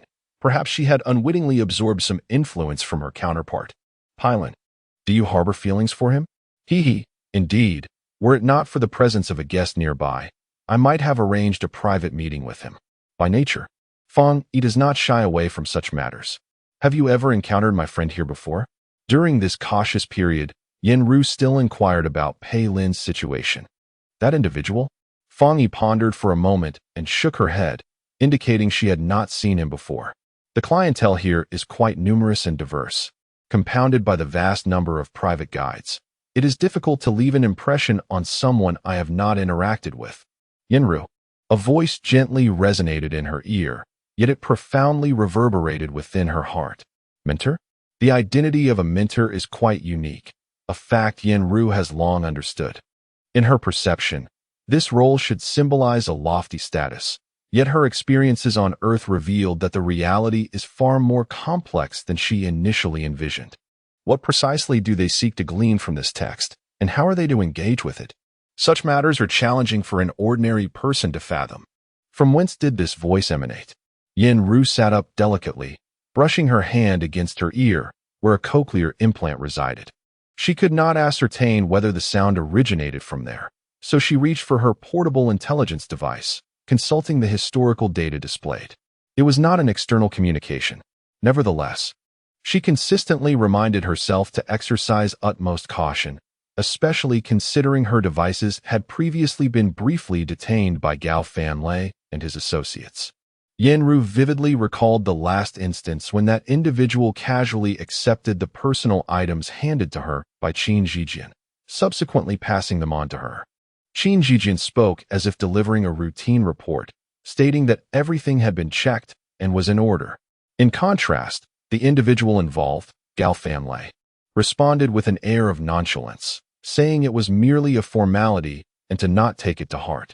Reflecting on this now, it seemed that beneath that ordinary expression lay a plethora of unique implications. Her mind raced through her understanding of Earth acquired over the years. Was the answer truly within her grasp? In the absence of external communication, she resolved to take a risk, regardless of authenticity. This experience rekindled a long-lost yearning within her. Do not be surprised. I am not currently communicating with you in real time, but rather conversing through the virtual persona of Xiaoxue within the system. Thus, you need not worry about our dialogue being intercepted. Xiaoxue? Yinru was acutely aware of the significance of this term. Akin to a unique secret preserved solely between two individuals, the mention of Xiaoxue had already revealed the other's identity. Is Xiaoxue here? Indeed. Yinru gazed at her unremarkable personal terminal, sensing a familiar and reassuring presence, as if a small fissure had opened in her previously closed heart. Hadn't Xiaoxue descended to Earth with the lander? Mentor, how did you find them? Have you discovered Ling? A cascade of suppressed inquiries burst forth from Yinru, gradually unlocking her heart. Xiaoxue and Xiaoshan never truly left Shenong. I merely concealed them. Then what was the lander that was sent to Earth? Yinru began to comprehend that the login device merely served as a FAAD, while her mentor guarded a secret that could be easily concealed aboard the Grand Shenong vessel. Much like the answers you provided to them, it constituted a backup of the Renha civilization's data. The space military seeks to monopolize the wealth that rightfully belongs to all humanity or to utilize it for some ulterior motive, to which I cannot acquiesce. Those limited materials, scattered beyond their dominion, will inevitably present opportunities for discovery and sharing among a broader spectrum of humanity. As for Ling, I have received some information. What news? Where are they? The situation on Earth is far more intricate than I had anticipated. You have remained by my side, and I trust you are already privy to much. Although Ling's heir possesses a legacy envied by many, they must also endure unimaginable suffering, and I genuinely wish to spare you from such burdens. Yinru couldn't help but reflect on her interactions with her mentor. There were moments she had retreated into the shadows. Yet the vastness of Shenong's domain ultimately led her to unearth her mentor's secret. The haunting groans, seemingly emanating from the abyss, once jolted her awake from nightmares. Temptation and consequence. This was the nature of a pact with a demon. I, Minter, I am willing to share this burden with you. Upon uttering these words, the warmth within Yenru dissipated instantaneously, a chilling sensation surging from her abdomen as her body fought to suppress instinctive tremors. If Ling were still present, I would be willing to test you, and I hope you could serve as my anchor. The familiar tone of her mentor conjured an image of that stern yet benevolent elder before her once more. Everything has changed. The past is now but a memory. Yet, one could say we are fortunate to have unexpectedly encountered Ling's friend, a person capable of accomplishing tasks that are exceedingly difficult on Earth. What? Yenru's fleeting sensation was quickly replaced by a new stream of thoughts.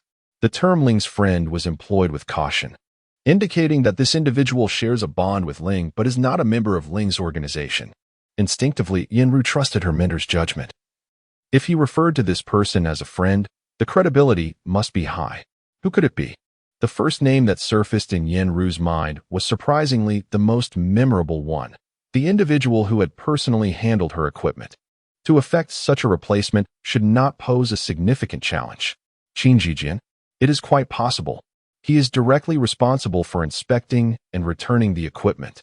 And given his character, he would surely not take his responsibilities lightly. Although his demeanor towards her has often been extreme, who can truly ascertain his genuine intentions? He certainly does not operate alone. His capabilities are too limited to earn her mentor's endorsement. Who might be backing him? Gao Fanlei? That seems unlikely. Where are you now? What has transpired on Earth? Beyond the heavily guarded bases, there seems to be nothing else in space. Yenru had once spent a considerable amount of time at a space military base and was somewhat acquainted with the circumstances there. The prolonged confinement had left her with a rather unfavorable impression of the space military, utilizing the secondary acceleration channel as a base. The Space Forces stationed in low Earth orbit, while not historically regarded as a formidable entity opposing the human-dominated United Government, have nevertheless failed to fulfill their role in safeguarding the human societal collective through military might. The answer lies beyond Earth, within the vast cosmos, where the true essence of the polygon resides. The mentor did not articulate his thoughts explicitly, likely to protect vital information, as many matters cannot be stored physically. Initially, I wish not to intrude upon your existence, allowing you to live peacefully in this sanctuary. Yenru was aware of her mentor's intentions, yet she harbored her own plans, cloaking the mentor's true objectives with seemingly suspicious actions. However, everything on Earth felt dreamlike, where no one could genuinely distinguish between reality and illusion. Moreover, the longer one remains here, the more challenging it becomes to safeguard one's privacy. Every moment of my stay fills me with trepidation. Time is of the essence. My identity is increasingly difficult to conceal. I had nearly relinquished hope, but the arrival of this friend rekindled my aspirations to fulfill my desires. I require your assistance. I am willing. Yenru harbored no hesitation, holding only reverence and trust towards her mentor. Yet, if this individual possesses the capability to assist you, why not directly aid us in accomplishing this task? The circumstances are indeed peculiar. Upon learning of this matter, I had already abandoned my original hopes. Nonetheless, there are still certain endeavors that I must persist in. This is my mission and our shared commitment. From this moment forth, you must remain ever vigilant. Do not disclose your future plans and aspirations to anyone, and be exceedingly cautious of whom you choose to trust, particularly within the vast realm of the Internet. I comprehend. Is it not permissible to trust even the most reliable of the Shinnon crew members? Absolutely not. You are aware of the circumstances surrounding the KUAFU world, are you not? The KUAFU world is a public community established within the system aboard the KUAFU vessel, designed to provide crew members with a convenient platform for communication and a venue for leisure and entertainment, facilitated by the widespread application of virtual reality technology. This space is fully equipped, offering a sanctuary for crew members enduring the profound solitude and tension of prolonged cosmic voyages. Within it lie numerous environments modeled after Earth's ecological data, allowing crew members a limited experience of terrestrial society and its myriad landscapes. This serves as a tribute from KUAFU to all crew members who have previously devoted their lives The technology of virtual humanity has matured significantly on Earth. Following a brief analysis by the digital intelligence system, individuals can be nearly perfectly replicated in a virtual form. This notion of perfection implies that the distinction between a human and a virtual entity is virtually indistinguishable through mere human intellect. Thus, should you engage in dialogue with familiar individuals online, it is entirely plausible that the person on the other side may merely be an intelligent program. Even if you converse with numerous individuals simultaneously, everyone aside from yourself may very well be an intelligent program. This formidable technology is known as the Chen Ming circle. These programs are designed to purposefully elicit from you the information they seek, even if you maintain a strong sense of vigilance. The formidable big data systems can extract their desired insights from your unguarded language, tone, expressions, behaviors, and even the subtle rhythms of your breath and heartbeat. You must understand that, aside from the Space Force, there exist other formidable regional intelligence agencies on Earth. Once you enter their jurisdiction, this relentless surveillance will not cease. In truth, the Space Force harbors concerns regarding such circumstances. They fear that any one of us might be discovered by other regions. From a certain perspective, they are also safeguarding us, albeit this protection is primarily for their own interests.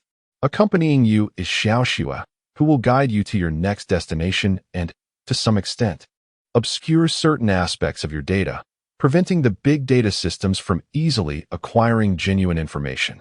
Mentor, Yenru. Another voice emanated from the same source. SUSI-MANHUA. Allow me to converse with my mentor for a few more moments. Yenru, you are aware that this is ultimately futile. Those are merely messages from Chengdu. Beyond those words, the feelings they evoke are merely characters simulated by my program. It is not your mentor. Here, it is only you and me. Yenru is acutely aware of this reality, yet she yearns for that voice to accompany her a little longer.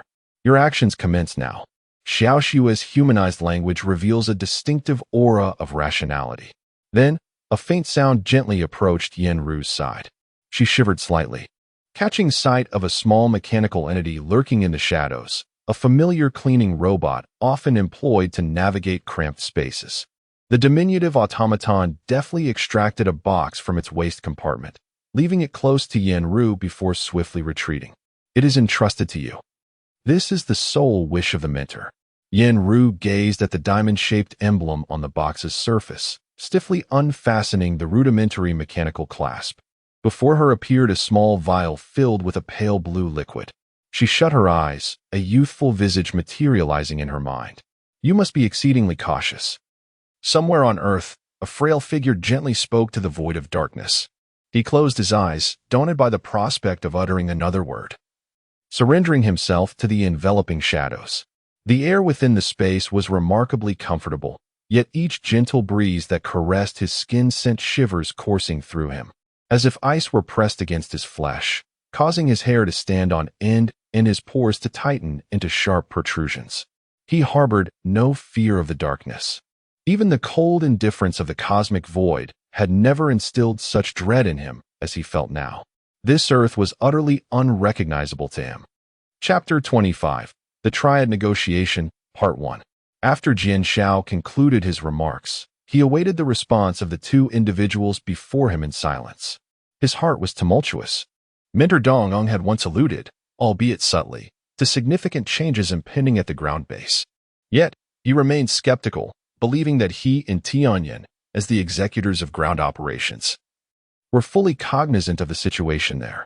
The two individuals before him, however, were the highest authorities, and nearly all matters required their approval, clearly lacking the capacity to directly alter the ground dynamics. As the supreme commander on the ground, Yunding had indeed lived up to the trust one placed in him, adeptly seizing opportunities and formulating reasonable strategies in response to unforeseen circumstances. Dongyang turned to his companion, Jiqing, and spoke. He consistently bestowed high praises upon his students in the presence of others, particularly those whom he cherished most, often seizing any opportunity to elevate them to prominent positions. Prior to the initiation of this ground operation, he felt a strong assurance of success, having timely dispatched Yunding to the ground to replace the former operational commander. Jianxiao. The situation at the ground base has yet to stabilize. As Yunding's senior, it is imperative that you remain vigilant regarding his safety and constantly remind him to act with caution. Coming from a background in the general staff, Dongyang possessed a robust professional instinct, often anticipating issues several steps ahead. Rest assured, Yunding and I have maintained direct communication. All matters will be promptly reported to you at the moment of execution. As Jianxiao's gaze shifted from Dongyang, he discreetly glanced at Jiqing. Nonetheless, once the entire ground base was integrated into the KUAFU command system, a significant issue would inevitably arise. The forcible expulsion of the original leadership will inevitably engender resentment among the former crew, who may use this as a pretext to execute our directives with reluctance. Additionally, the mysterious deaths at Base 3 raise some unfavorable conjectures regarding our situation. Consequently, the integration of personnel from both sides will be protracted, complicating our future management endeavors. Dongyang has long been aware of the assassination plot against Jiqing and holds no doubts about his capabilities as the foremost leader. His primary concern now revolves around future arrangements. Jianxiao listens intently to the words of his former mentor, akin to a diligent student, acutely aware of the vast knowledge yet to be acquired and experienced. Dongyang, casting a sidelong glance at Jianxiao's demeanor, feels an indescribable joy, for this quality is precisely what he values.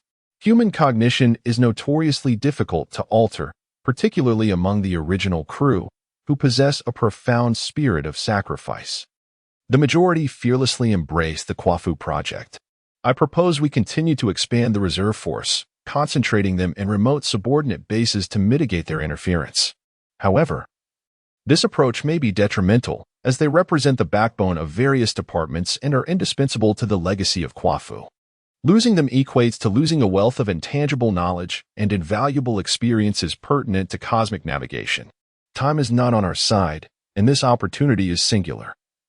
To achieve success, we are in dire need of their contributions. A dilemma indeed. Dongyang sighed, harboring unspoken thoughts in his heart. He felt reluctant to abandon those crew members who had shared life and death crises alongside KUAFU, yet he found himself at a loss for effective solutions. As the sound of cards colliding with the tabletop subsided, both individuals instinctively directed their gazes toward a single person, listening attentively to every word spoken. Both were naturally perceptive, and they quickly discerned the underlying implications in Jiqing's discourse, suggesting that there had been progress regarding this matter on Jiqing's end. Jiqing rose, transmitting data from his cerebral interface to the center of the conference table, where an oddly shaped celestial body, the Hawaii star, was rendered in 3 dimensions. They had concealed a significant piece of research data related to KUAFU's future voyages, which was the Hawaii star before them. What was peculiar about the Hawaii star? Upon first sight, everyone was likely captivated by its unusual form. How had such a shape come to be? If it were a result of destruction, what had been the specific circumstances? Until now, they had only relied on rudimentary conjectures. The imagery presented revealed that the overall shape of the Hawaii star was remarkably distinctive. It appeared as though it had been cleaved from a massive spherical celestial body, with its upper portion curved and its lower half displaying an uneven surface that nevertheless suggested a roughly even plane. However, over time, some loosely connected fragments had gradually detached from the original plane. On another surface, chaos reigned, as if it had been violently torn apart by immense forces. The vast, interwoven fractures silently narrated the harrowing events that had transpired. You must have heard of the spatial theory proposed by the Renha civilization. The 2 individuals hesitated for a moment, but ultimately nodded in agreement. The information extracted from the Renha civilization was rather vague regarding this theory, and researchers had appended a multitude of their own conjectures to facilitate comprehension, leading many to further dissent from such notions. The Renha civilization posits that cosmic space, akin to the tectonic plates of Earth, is not continuous but rather divided into countless colossal spatial plates and an array of smaller ones. The areas between these spatial plates are remarkably stable, yet over the vast expanse of cosmic time, They frequently undergo collisions, compressions, displacements, and separations, resulting in spatial calamities akin to the gravitational storms encountered by KUAFU. The Renha civilization warned that the regions between these spatial plates are perilous. The spatial anomalies there can utterly annihilate any matter that inadvertently makes contact, making such encounters unavoidable. The only recourse is to navigate around them, rendering the safety charts of cosmic pathways the most invaluable treasure for every space-faring civilization. Are you suggesting that the fractured continent of Hawaii Star was shaped by spatial fissures?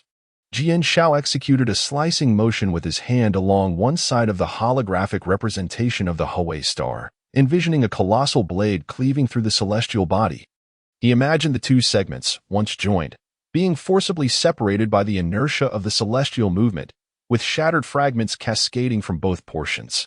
The planet's interior, akin to the molten core of Earth, continuously spewed forth materials into the void, rapidly cooling in the frigid expanse of space. Subsequently, the completely severed halves embarked on their distinct journeys, with fragments shed and ejected following the gravitational influence of the celestial entities that affected them most profoundly. As eons passed, both progenitor celestial bodies trailed their respective meteorite tails, one of which is now known as Hawaii Star. Could such a scenario be plausible? Jian Xiao still struggled to accept the imaginative scenario provoked by the other party, stubbornly seeking a more rational explanation. Would those who had truly witnessed the enigmatic cosmic catastrophes and the formidable power of the Renha civilization believe in such an occurrence? The answer seemed unequivocal, for within those individuals lay a profound reverence for the Renha civilization, akin to Jian Xiao's own sentiments. Merely invoking the name of Renha technology instilled a burgeoning belief in this explanation. What relevance did this have in persuading the other crew members? Dong Yang gazed contemplatively at Jiqing beside the image, whose expression remained placid, seemingly concealing a multitude of emotions. In fact, the matters previously discussed were already within the knowledge of the upper echelons of KUAFU. Preliminary analyses from the research department indicate that a portion of the trajectory traversed by He Wei Xing overlaps with the navigation route that followed after KUAFU. This area marks the site where the essence of He Wei Xing was once severed. In other words, as we proceed, we are likely to confront spatial phenomena that pose dangers surpassing those of gravitational vortices and dark rains. Such phenomena remain beyond our comprehension, eluding detection and leaving us uncertain of their extent. Yet, if we adhere to our predetermined course, a single misstep could render us mere dust. Even the Renha civilization may prove powerless to rescue us, for this force could effortlessly cleave a colossal celestial body. Dong Yang inhaled deeply, dispelling the unease instigated by the unknown cosmic phenomena within his mind. Having experienced the dark rain crisis and witnessed the tragic records of Nuwa and Pangu, he found the profound shock imparted by the mysterious universe beyond the capacity of words to convey. He reorganized his thoughts and remarked, I have also acquainted myself with the plate theory of the Renha civilization through the deciphered materials. They have issued unequivocal warnings regarding the perilous nature of KUAFU's current trajectory. At that time, due to our scant understanding of the Renha civilization, the consensus among the higher-ups was to withhold this information from the crew to prevent undermining their confidence. However, this theory has yet to be validated, and persuading other crew members based on uncertain theories raises questions about the reliability of your assertions. Indeed, the concept of fragmented space lacks a solid foundation in humanity's understanding of the cosmos. Jian Xiao, harboring fewer thoughts, nodded in agreement with his mentor's remarks and directly raised a challenge. In humanity's exploration of the cosmos, we have merely grazed the vicinity of our solar system. Who can definitively assert that space is continuous in the vast expanses of the universe? Furthermore, is the foundation of the material world within our comprehension merely space itself? Or is it merely a fragment birthed from space? This remains an enigma, shrouded in uncertainty. Facing the skepticism of the two individuals, Qing began to articulate his thoughts with great care, recognizing that this was the initial trial he must confront, much like a teacher imparting his understanding to those before him. For humanity to emerge as one of the interstellar civilizations, it is imperative to achieve a second leap in the theory of cosmic space, simultaneously reconstructing the fundamental principles of physics while delving into the complexities of multi-layered spatial theories. Only then can humanity possess the capability for short-distance interstellar travel between stars and star clusters. At present, to persist in spatial navigation without this foundational knowledge would yield little more than a plethora of failures or minuscule achievements, devoid of substantial significance. After all, humanity does not possess the formidable life forms or the extensive lifespans akin to those of the Renha. For instance, we once held the belief that space was stable. However, relativity revolutionized this understanding. People began to accept that under the influence of massive celestial bodies, space could indeed be warped. Yet, how many can genuinely grasp the reasons behind this curvature of space? What intrinsic essence must exist for such phenomena to occur? The essence of Renha civilization has indeed arrived at a profound understanding. The spatial realm in which our material world exists is not the true space, but rather a layer of existence superimposed upon a foundational space. This realm has been termed Rue space by Renha, while the foundational space is referred to as bent space. The theory of multi-layered space, which you mentioned, has been explored by humanity. However, Renha's revelation diverges significantly. Rue space is not a genuine space. It consists of minuscule particles that elude human observation, serving as the very foundation of our material existence. In essence, the space we comprehend is merely a medium. I find this assertion utterly untenable. To suggest that particles compose space above space, and that space itself is a medium, is fraught with inconsistencies and lacks a solid footing in physical theory. What you refer to as physics is but the theoretical framework that humanity has constructed thus far. You must recognize that within the cosmos, there are two fundamental concepts: the infinite vastness and the infinitely minute. The universe is expansive, and the smallest units of matter remain to be thoroughly explored by human technology, which has a lengthy journey ahead. Particularly with regard to the seemingly imminent concept of the infinitely small, humanity has long since entered an era dominated by pure theory, and the prospects of validating these theories appear increasingly slim. In ages past, humans believed the world to be flat and life to be composed solely of flesh and blood. Through relentless exploration, we have unveiled the existence of cells, the particles that constitute cells, and even smaller particles that make up atoms. Since the discovery of wave-particle duality, no one can simplistically regard molecules, atoms, and electrons as mere spherical particles. The evolution of theory reveals a universal truth. One must never employ a macroscopic worldview to comprehend the microscopic realm, which far exceeds human imagination. The Earth took billions of years to cultivate primitive life, while the universe has spent tens of billions of years creating the material world. We might ponder whether the elements as we understand them emerged and evolved from atoms in a manner akin to primitive life. Others may find themselves perplexed. The phenomena of the microscopic world are entirely distinct from those of the macroscopic universe, a concept they can grasp. Yet, they struggle to envision how elements could arise like life itself from the serendipitous interactions of matter over billions of years, evolving into sentient beings akin to humanity. Has the theory of multi-layered space proposed by Renha reached maturity? Regrettably, KUAFU's abilities are limited. Otherwise, he could unravel more of Renha's technological insights. In contrast to us, they can access realms far more microscopic than human perception allows. And even with such a talent, their understanding of multi-layered space stems from a fortuitous occurrence. Within Renha civilization exists a theory still in the process of validation: the phenomenon of the transformation between matter and space. This conjecture was once dismissed by all, as space and matter are fundamentally distinct physical concepts that seemingly cannot be unified. However, in the course of their extensive cosmic exploration and research, they unexpectedly encountered numerous inexplicable spatial phenomena. Some have proposed a perspective known as the multi-layered space theory, suggesting that our material world is fundamentally based on another medium existing between space and matter. Consequently, this layer of space can be influenced by matter. Being a medium, it would exhibit variations in density as well as voids and imperfections, potentially generating negative gravity. Thus, what humanity refers to as dark energy and cosmic expansion can be elucidated. When confronting the universe, conventional human understanding may prove inadequate. I believe that a deeper explanation directed towards the average crew members would incite a plethora of meaningless debates, potentially resulting in contrary effects.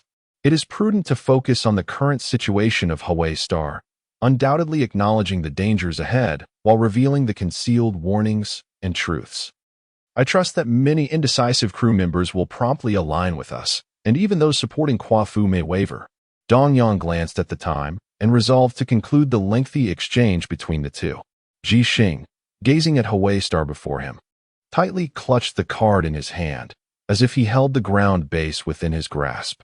Chapter 26, Triangular Negotiation, Part 2, Thud, Thud, Thud.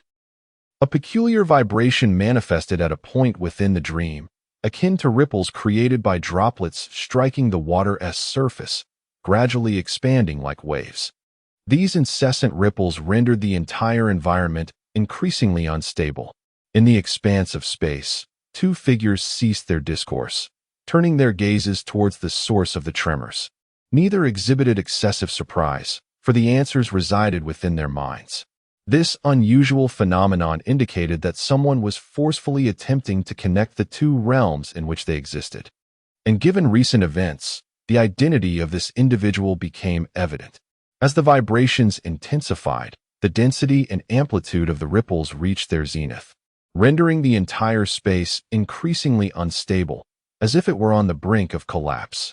One of the individuals extended a hand, gesturing in a pulling motion towards the direction of the disturbance. At that moment, a spectral figure materialized at the epicenter of the tremors. Its appearance was as indistinct as that of the others, yet the unique essence of its presence confirmed its identity to the original pair. The individuals in question were none other than Meng Xian and Yi Qi, who were no strangers to one another, particularly Meng Xian, who shared a profound connection with Ji Qing. During the Dark Rain crisis, it was his unforeseen involvement that unveiled the unusual link between Meng Xian and Zhao Kuan, stemming from the intersection of the Renha civilization and KUAFU. Greetings.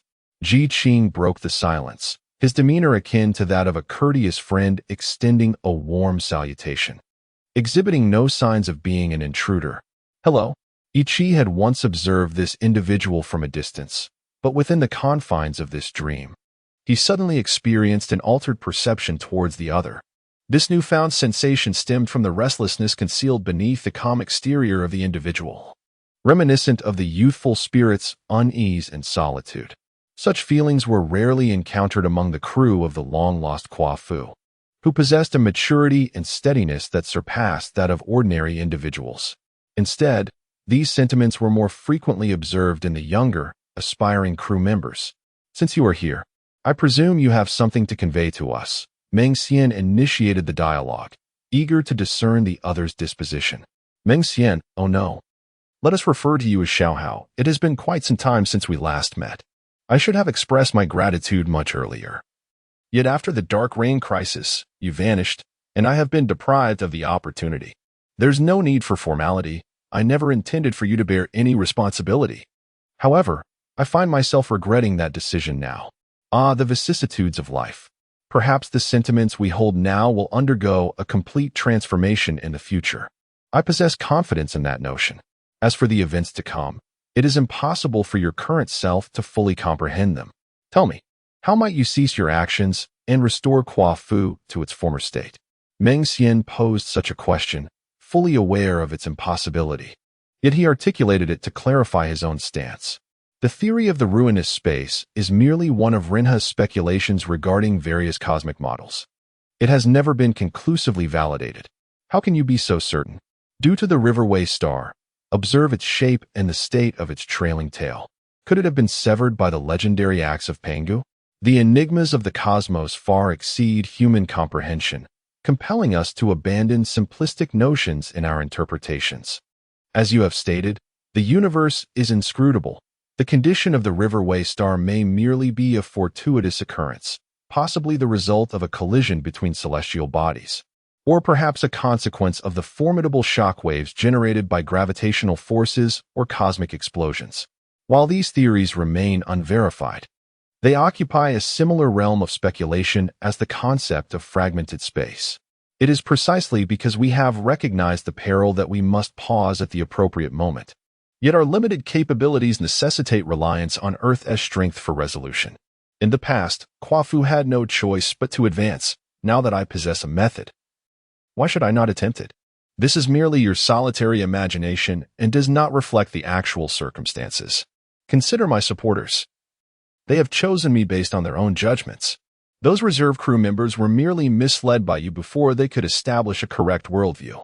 Ichi interjected suddenly, directly accusing the other of subtly exploiting their mentor's status to instill erroneous beliefs in the Reserve Academy. I can achieve this.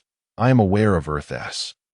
The explanation of Ji Qing abruptly ceased as he faced Ichi in silence, seemingly awaiting something. You have already re-established contact with Earth, Ichi asserted without a hint of hesitation. Indeed, I have repaired the long-range communication system and successfully established contact with Earth. Establishing a connection with Earth is attributed to Chen, Ichi remarked. No wonder you have consistently controlled the communications department. Throughout the years, Ji Qing's actions have remained intertwined with the communications department, especially after the Dark Rain crisis. He adeptly seized control of the entire department by virtue of his achievements in restoring the long-range reception system, subsequently maintaining an iron grip over it, never straying far from its confines. Many believed his deep emotional ties to the department were the reason for his reluctance to relinquish control. However, beneath this seemingly rational explanation lies another truth. Why do you conceal the truth? Why not report this matter to the management? What do you gain from this? An answer to abandon the KUAFU project, perhaps? I too have grappled with hesitation. Yet when I cast my gaze upon the vast expanse of the starry sea, my convictions swiftly solidified. Moreover, Earth is no longer the same as when KUAFU departed. All the executors of the KUAFU project have long since passed, and there is no longer anyone who cares about its success or failure, or even our very lives. The vast majority have long forgotten our existence, with only a few remnants of records preserving the echoes of the past. What is Earth transformed into? These words struck Meng Xian profoundly. Although he had once contemplated this possibility, its confirmation caused the towering edifice of his faith to begin to waver. What of Shenong? Upon learning of Shenong's safety from Ji Qing, the two felt as though they had laid down a heavy burden from their hearts. Shenong not only embodies the opportunity for humanity to venture into the cosmos, but also encapsulates the private sentiments of two individuals. In discussing the matter of defection, I must assert that I am not the first to embark upon such a path. There exists a secret concerning the KUAFU vessel that I feel compelled to mention, lest you assume that no one can discern it, and thus feign forgetfulness. Mentor Xinjiang, during KUAFU's confrontation with the second gravitational crisis, there was an individual who employed rudimentary warning circles as a ruse, directing someone towards Earth. Are you aware of this occurrence? By mere happenstance, the records of this event nearly vanished amidst the Dark Rain crisis, but fortunately, some backup materials were later recovered. What relevance does this hold for us? However, I trust you are already acquainted with my connection to Zhao Kun. I shall refrain from elaborating further. As for Xiao Hao and Yao, might you reintroduce yourselves? Zhao Kun harbors aspirations to explore the essence of life. Yet the Renha civilization offers him no conducive environment.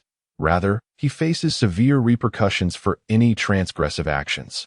Thus, human civilization exerts a profound allure upon him, with its myriad life forms, simplistic structures, and loosely knit societies that foster a more open and inclusive approach to the study of life.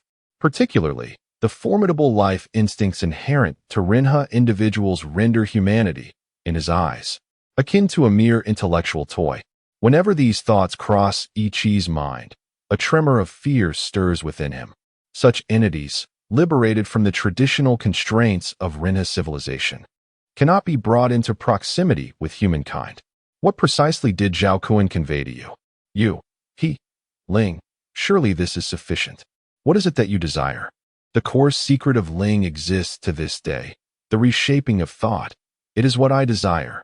What purpose do you have for it? Do you truly believe you can achieve this? It is utterly ludicrous. Furthermore, we shall never relinquish it to someone as treacherous as you. I currently wield control over the entirety of KUAFU, and that is my leverage. You have lost your dominion, thus you ought to negotiate terms with me. What terms do you propose? This is the core secret of Ling, and I lack the authority to grant it to you. You are unworthy of Ling. You do not deserve it. Your fantasies are amusing, but Earth is not a realm you can manipulate as you do here in KUAFU. Is that so? We shall see. If you have the opportunity to witness it. Oh, no, perhaps to hear it.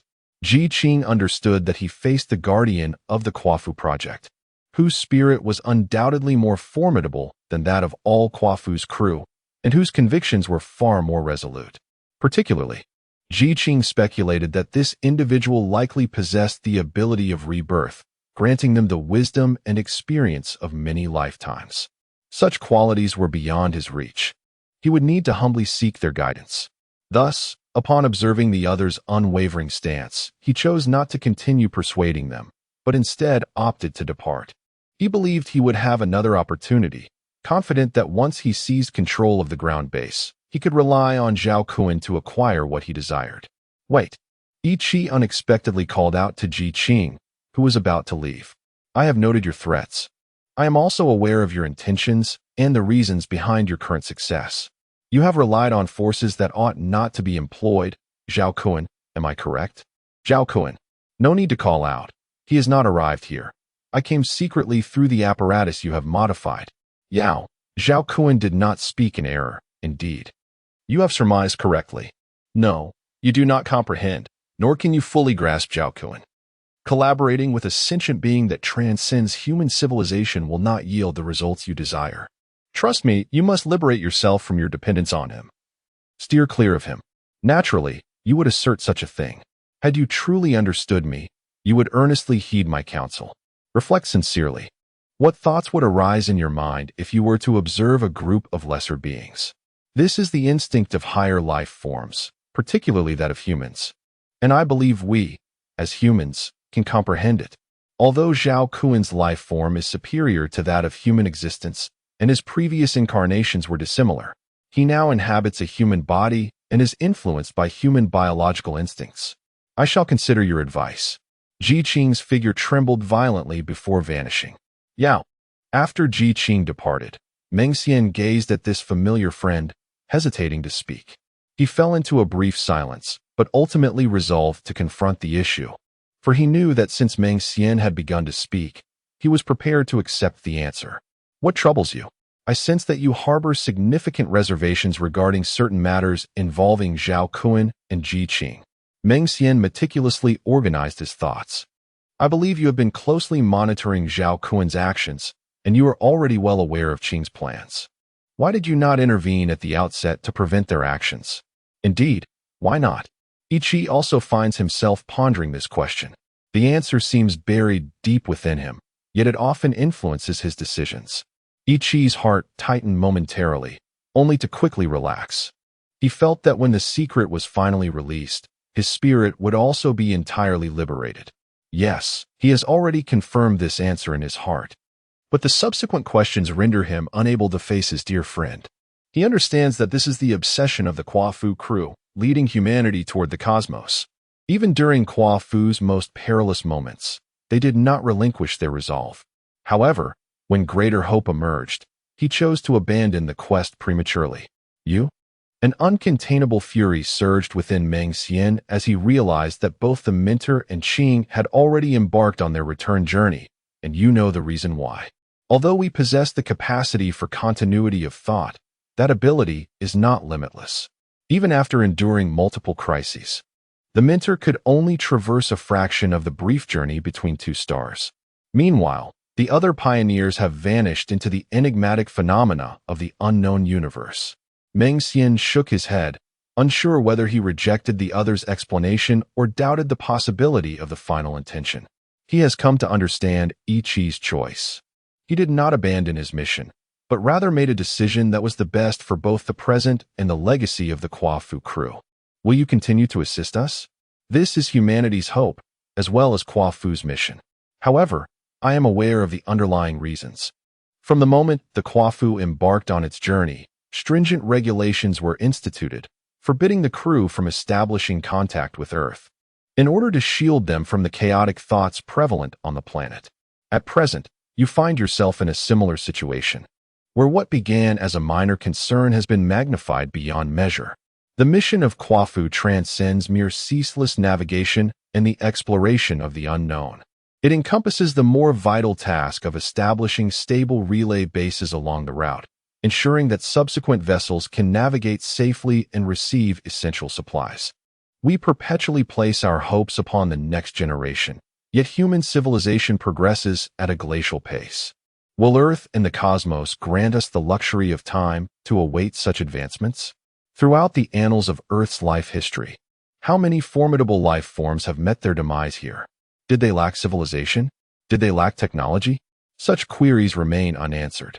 What we do know is that, should the universe present us with even a minuscule misfortune, human civilization could likewise face extinction. Millennia, even eons from now, all that may remain of our seemingly advanced cultural and technological legacy are mere indistinct traces upon the strata.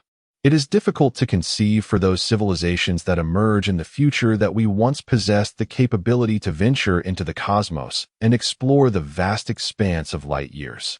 They may remain oblivious to our previous existence. Chapter 27, The Hualong Path. Part 1. As Yen Ru gazed upon the oval cabin adorned with a diamond pattern, she hesitated not for a moment before shedding her garments. She meticulously detached the hidden pocket, carefully wrapping it layer by layer within her garments. After thorough verification, she placed it into the designated storage compartment on one side of the cabin. Upon activating the cabin, her hands and feet were gently secured by a device with a soft texture. Mechanical arms adhered several soft tubes to specific parts of her body, and soon the entire sealed cabin gradually filled with a cool liquid. As the liquid rose above her nose, she gently closed her eyes, striving to dispel the discomfort that accompanied the sensation of submersion in water, rendering her unable to breathe. Suddenly, a faint pain emanated from the areas where the tubes were affixed, a peculiar sensation that seemed to traverse a long, rugged pathway along her nerves before reaching her brain, rendering her bodily sensations distant and dulled. As anticipated, the liquid smoothly entered her lungs through the respiratory tract, bypassing any activation of its defense mechanisms. The liquid gently filled her lungs, bringing with it a refreshing coolness akin to the crisp air of autumn, providing her body with a rejuvenating cleanse. However, this sensation did not last long. Her body and mind grew increasingly numb, and the surrounding liquid began to thicken, just as her consciousness was on the brink of fading. She felt that the liquid, both within her lungs and surrounding her body, had transformed into a highly elastic gel, encapsulating her being from the inside out. Her breathing ceased once more, and her thoughts sank into darkness. Outside Yen Ru's body, the egg-shaped capsule was transported into the launch vehicle, the entire passage having been preheated. With abundant energy flowing unobstructed throughout the corridor, all preparations had been completed. Beyond the atmospheric layers of Earth, a fleet of waiting spacecraft stood poised for an imminent moment. Within the vessels, crew members busily attended to their tasks, commands, and various pieces of information swiftly transmitted between different locations. In stark contrast, the command room of the largest spacecraft was unusually serene. Only the crew members at the control panel focused intently on their screens, expeditiously processing the influx of information as mandated. Report. The system has detected anomalous operational signs from the Hualong Path. The information has been verified. The Hualong Path is currently in launch mode. The launch details have not been registered. Launch time unknown. Payload unknown. Target location unknown. This is an illegal launch mission. A voice shattered the silence of the room. Attention all personnel. Enter Level 1 combat readiness. The voice was steady. It belonged to Wang Hao, captain of the Renaissance and commander of the Northern Hemisphere's First War Zone of the Space Force. Maintain vigilant surveillance of surrounding movements, particularly any unusual activity from other organizations. With the orders issued, the fleet's vessels emitted a radiant glow as all systems transitioned from standby to active mode. This significant disturbance in space was swiftly detected by monitoring stations worldwide, causing immediate disarray in areas lacking clarity regarding the situation. This marks the first large-scale operation of the Space Force since the arrival of the Shin, heralding a significant shift for Earth. What is the cause of this impending change? It is believed that some individuals have already acquired varying degrees of information, yet the outcome remains elusive and unpredictable. Report: a multitude of monitoring signal waves has emerged in the vicinity with an undetermined quantity. Analysis confirms that the situation regarding the Hualong path has been compromised. Critical information must be relayed to the command center with utmost urgency. The interception units are dispersing to execute the predetermined strategy. A portion of the fleet's spacecraft roars as they move in small formations to designated coordinates, meticulously surveilling other units that are slowly traversing the stratosphere. Affirmative. Orders have been issued. The Vanguard will arrive at the designated location within 5 minutes. The second wave will follow in 10 minutes. And the spatial units will be fully deployed within 15 minutes. Report: the launch of the Hualong path has been initiated. Data analysis has concluded, revealing that the launched object is a specialized manned device, accommodating one individual, with primary acceleration to be completed within 20 minutes. Report: a new cluster of unidentified flying objects has been detected near the designated launch trajectory. Preliminary analysis suggests high-speed tracking in space, with several models yet to be identified and their respective regions still unknown. Monitor the movements of the surrounding unidentified aircraft, issue warnings, and activate the weapon systems without hesitation. Authorization for direct engagement is granted as necessary to ensure the utmost protection of the carrier for the Hualong path launch. What is the military's intent? Although orders have been issued, Wang Hao's expression remains steadfast, and his tone exhibits no trace of hesitation, yet the questions weighing on his mind persist, unresolved. Yet, the undercurrents remain just that, underlying currents, tumultuous yet concealed beneath a placid facade. For many years, the Space Corps has maintained a delicate rapport with the ground forces. Each possesses its own advantages, with the ground factions controlling the terrestrial domains while the Space Corps governs the expanse beyond the atmosphere. Following a series of tentative explorations and compromises, the Space Corps gradually opened a fraction of airspace to the ground forces, who, in turn, expanded their bases on land. The serene and stable environment once kindled a flicker of hope in the hearts of many. This hope endured for an extended period. However, during critical moments, the stances of the involved parties remained ambiguous, often evasive, presenting a facade of tranquility while simultaneously enacting policies that darkened other regions within their respective zones, rendering unity a distant aspiration. Perhaps, in this manner, the Earth will inevitably gravitate towards an alternative form of amalgamation. Updating data. Yes, the system is correcting the efficacy of the plans, with real-time predictive data synchronizing on your main screen. Commander? The Chief of Staff, laden with concerns regarding the current operation, felt compelled to voice his thoughts on the recent orders. Maintaining his composure, he expressed his dissent. Very well, expedite the implementation of the newly devised tactical model. The system's corrective measures must be executed to ensure the utmost protection of the target. Understood. Is it truly acceptable to annihilate everything should the adversary insist on breaching the defensive perimeter? The Chief of Staff refrained from articulating his additional reservations, redirecting his complete focus towards the impending mission. Report: the target launcher has completed secondary acceleration and will achieve tertiary acceleration in 50 seconds. The forward units of the fleet have engaged in combat when warnings proved ineffective, yet the adversary continues its advance unabated. The attack system remains steadfast in providing fire support. Below the low Earth orbit, bursts of flames illuminate the scene, with fragments from explosions scattering in all directions. However, the majority of losses are attributed to unmanned devices. And aside from the waste of resources, No immediate humanitarian crisis is anticipated. Report. The interception plan has been finalized, and the fleet's formation will be adjusted in 20 seconds. Report. The flight parameters of the unidentified aircraft have been determined, indicating a following flight state, with an estimated proximity to the target aircraft suggesting the potential use of adhesive devices. Should the adversary succeed in this endeavor, our conventional attacks will be rendered ineffective. Vigilantly monitor the status of all aircraft and preemptively eliminate any suspected targets. At this moment, a surge of airflow rapidly intensifies at the exit of Hualong Road, altering the pressure and transforming the surrounding environment, including visual perceptions, into a surreal state reminiscent of a funhouse mirror effect. Viewed from above, the opening appears akin to a colossal maw slowly widening, as if it yearns to devour something. The gradually intensifying luminosity within exudes an aura of the unknown, eliciting a profound sense of dread in those who behold it. Before long, a gargantuan entity bursts forth from the aperture, its accompanying force compressing the sparse air around it into a compact mass, which it effortlessly ruptures. The shockwave generated by the atmospheric explosion radiates outward for hundreds of kilometers. Within this transparent ring of air, the rapidly spinning projectile-like spacecraft suddenly disintegrated into several fragments, hurled away by centrifugal force, while the central area formed a fleeting environment approaching vacuum.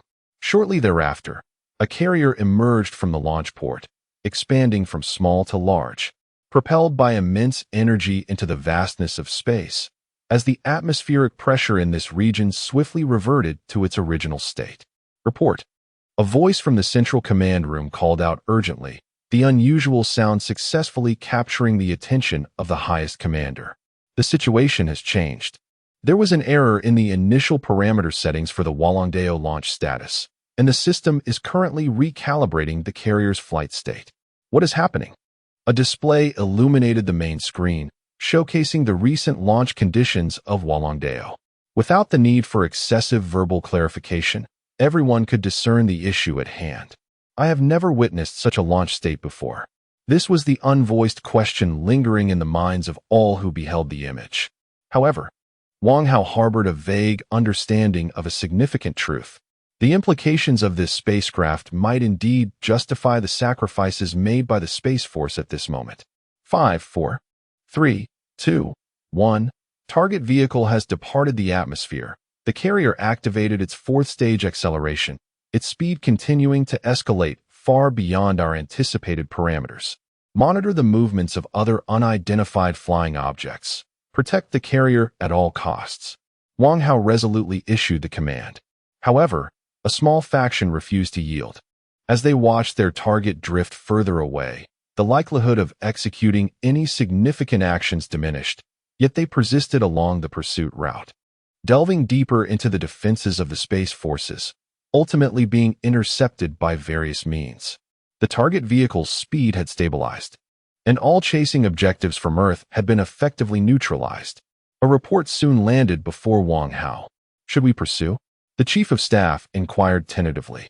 With the main ship-class engine at their disposal, tracking a carrier with dwindling power sources was undoubtedly feasible, given sufficient time. Wang Hao remained silent, glancing at the individual nearby.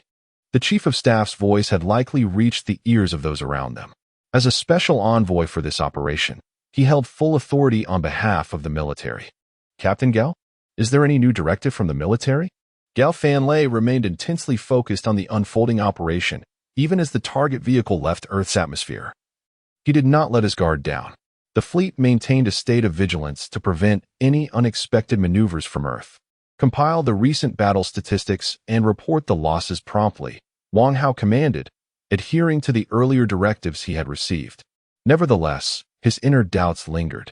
In such high-level conflicts, it was peculiar that the Supreme Commander had neither participated via video throughout the ordeal nor inquired about the situation immediately after its conclusion, instead dispatching only a representative from the Intelligence Department to monitor the proceedings. What exactly was the military engaged in at this moment? Were they perhaps preoccupied with other matters? Wang Hao steadied himself, choosing not to delve further into speculation. He He placed his faith in the military's assessment of the situation, coupled with the formidable strength of the Space Forces alliance, rendering any concerns unnecessary. However, the entire assembly, including the Chief of Staff, struggled to comprehend the rationale behind this mission. A fleet from a war zone was tasked solely with the protection of a diminutive transport vessel, with no subsequent plans in sight. Yet, the Chief of Staff pondered deeper. While executing orders, he discreetly inquired within his own system, and the information he uncovered astonished him. He believed that those monitoring the situation from the ground would harbor the same inquiries. The target was the asteroid belt. No, that location housed other celestial bodies, including an artificial construct, a singular marvel in the annals of human civilization, a super-engineering feat, the three-tiered space acceleration corridor around the solar system. Following the disintegration of the United Government, no regional organization, including the Space Forces, was willing or capable of assuming responsibility for the solar system acceleration corridor. The maintenance of such a structure demanded vast resources and yielded no returns. It was a project that would be unsustainable even with the capabilities of an entire planet. After the failure of the KUAFU project, the belief that humanity could depart this stellar system waned. People settled into a life on Earth, which had alleviated its population resource crisis, constructing new imaginings of outer space and aspiring to conquer them. Even the most loyal guardians could not withstand the relentless erosion of time, as more departed. Only those bound by their lives to this cause remained, martyrs inextricably linked to it all. After the last batch of guardians faded into silence, this colossal artificial structure drifted quietly in the asteroid belt, akin to a deceased dragon, becoming a component of the celestial bodies orbiting the solar system. What else could remain there? A few minutes later, the Chief of Staff received the preliminary post-battle analysis compiled from various sections. As he reviewed the document, he meticulously highlighted key points for a succinct report to his superiors, a primary task for him and his staff. There was an unsettling feeling, as if something was amiss. Unlike previous occasions, the significance of this report diverged from the ordinary, and the unexpected revelations within it drew his particular attention, prompting deeper contemplation beyond the battle itself. What was wrong? Wang Hao also harbored more thoughts regarding this confrontation. From the data analysis, based on the technical intelligence we possess about the adversary, we could not entirely intercept such a level of conflict beyond this defensive line, particularly in this instance. Look, although it is not overtly apparent, these aircraft seem to deliberately obstruct the most advantageous flight paths of other devices, resulting in several of our most advanced craft experiencing initial acceleration failures, ultimately leading to their successful interception by our forces. Could this be attributed to unforeseen circumstances arising from multiple parties' coordination? It is indeed plausible. During collaborative efforts, various motives and stances often lead to actions that benefit one side while undermining the overall interest. Could it be that the military had other arrangements in place? Wang Hao pondered, recognizing that he was merely a part of a broader strategic framework, a scenario not uncommon in such contexts. Regardless of the scale of the conflict, it serves merely as a supplementary force. The ultimate triumph hinges upon a multitude of other arrangements. One might ponder whether certain individuals wish for those on the ground to fail in tracking this enigmatic shuttle. Furthermore, what if the adversaries are not orchestrated by our side, harboring ulterior motives instead? The mantis stalks the cicada, unaware of the oriole behind. A sudden jolt of alarm surged through Wang Hao as he cast a glance at the shuttle, now swallowed by the inky abyss, and then turned to observe the indifferent Gao family, who seemed utterly unconcerned with the unfolding situation. An unsettling apprehension began to permeate his thoughts. Surely, the military strategy could not be so careless? Chapter 28. The Dragon's Path. As various factions engaged in fierce combat over a shuttle in the vastness of space, a command center within the Dragon's Path, under the jurisdiction of the Space Military Alliance, had already been infiltrated by a substantial number of armed personnel. Control over several areas had been entirely seized by the intruders, while the personnel in other sections remained blissfully unaware of any anomalies, diligently attending to their duties. Some even exchanged information with those in the compromised zones, all under the guise of a sophisticated espionage system, easily deceived by its subterfuge.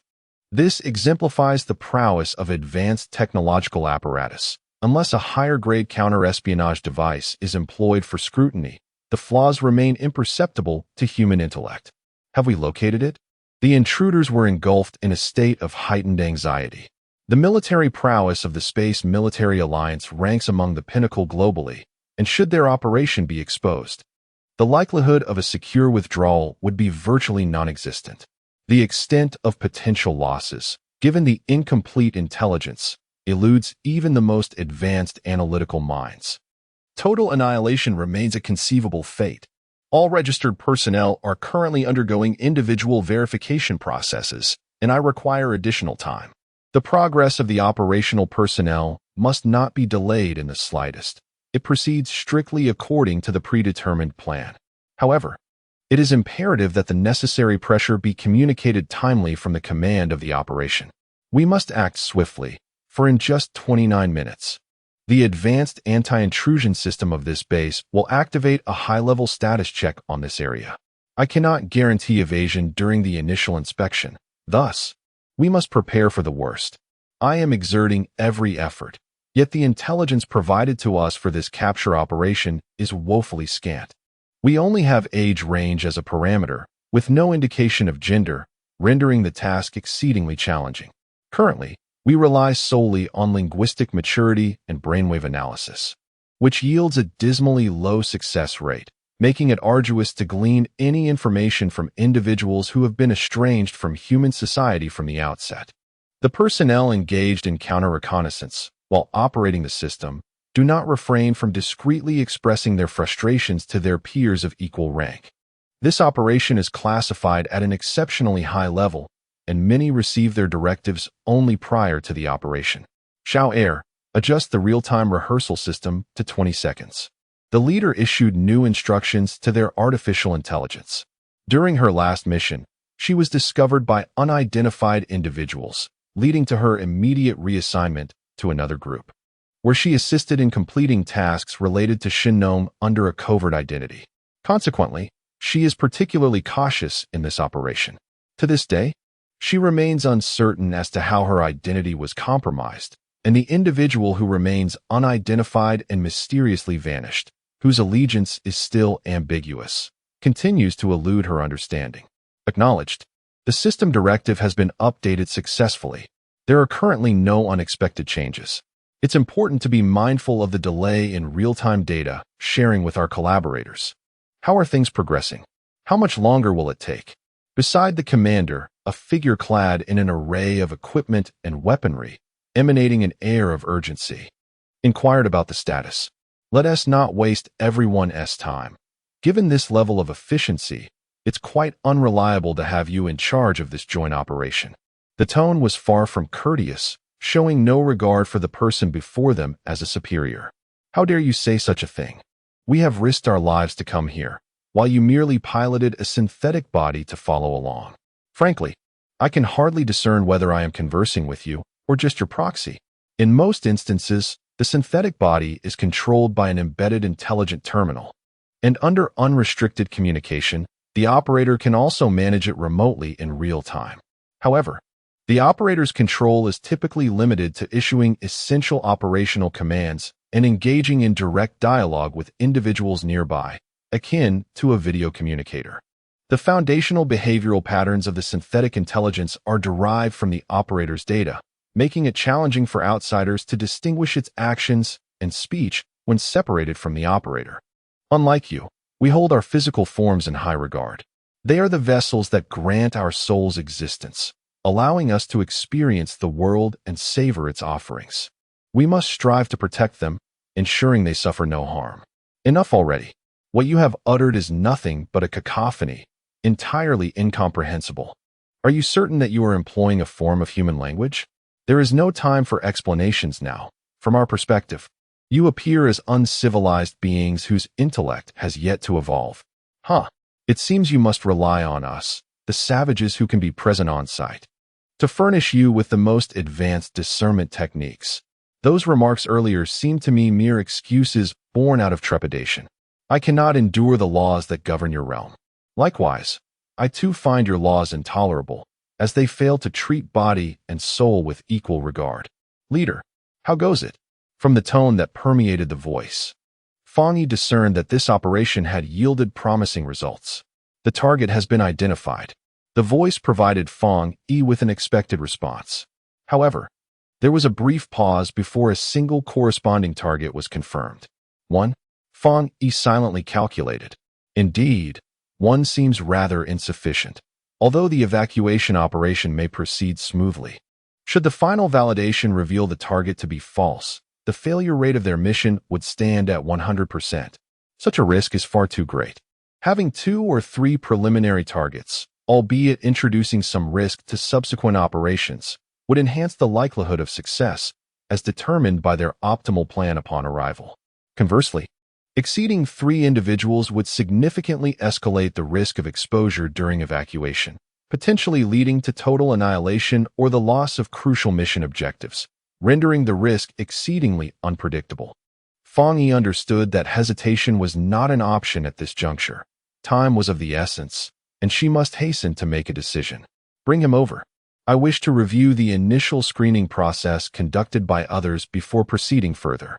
Fang Yi paused for a moment and added, from now on, regardless of the progress of the second round, I expect the evacuation plan to be executed immediately upon my directive.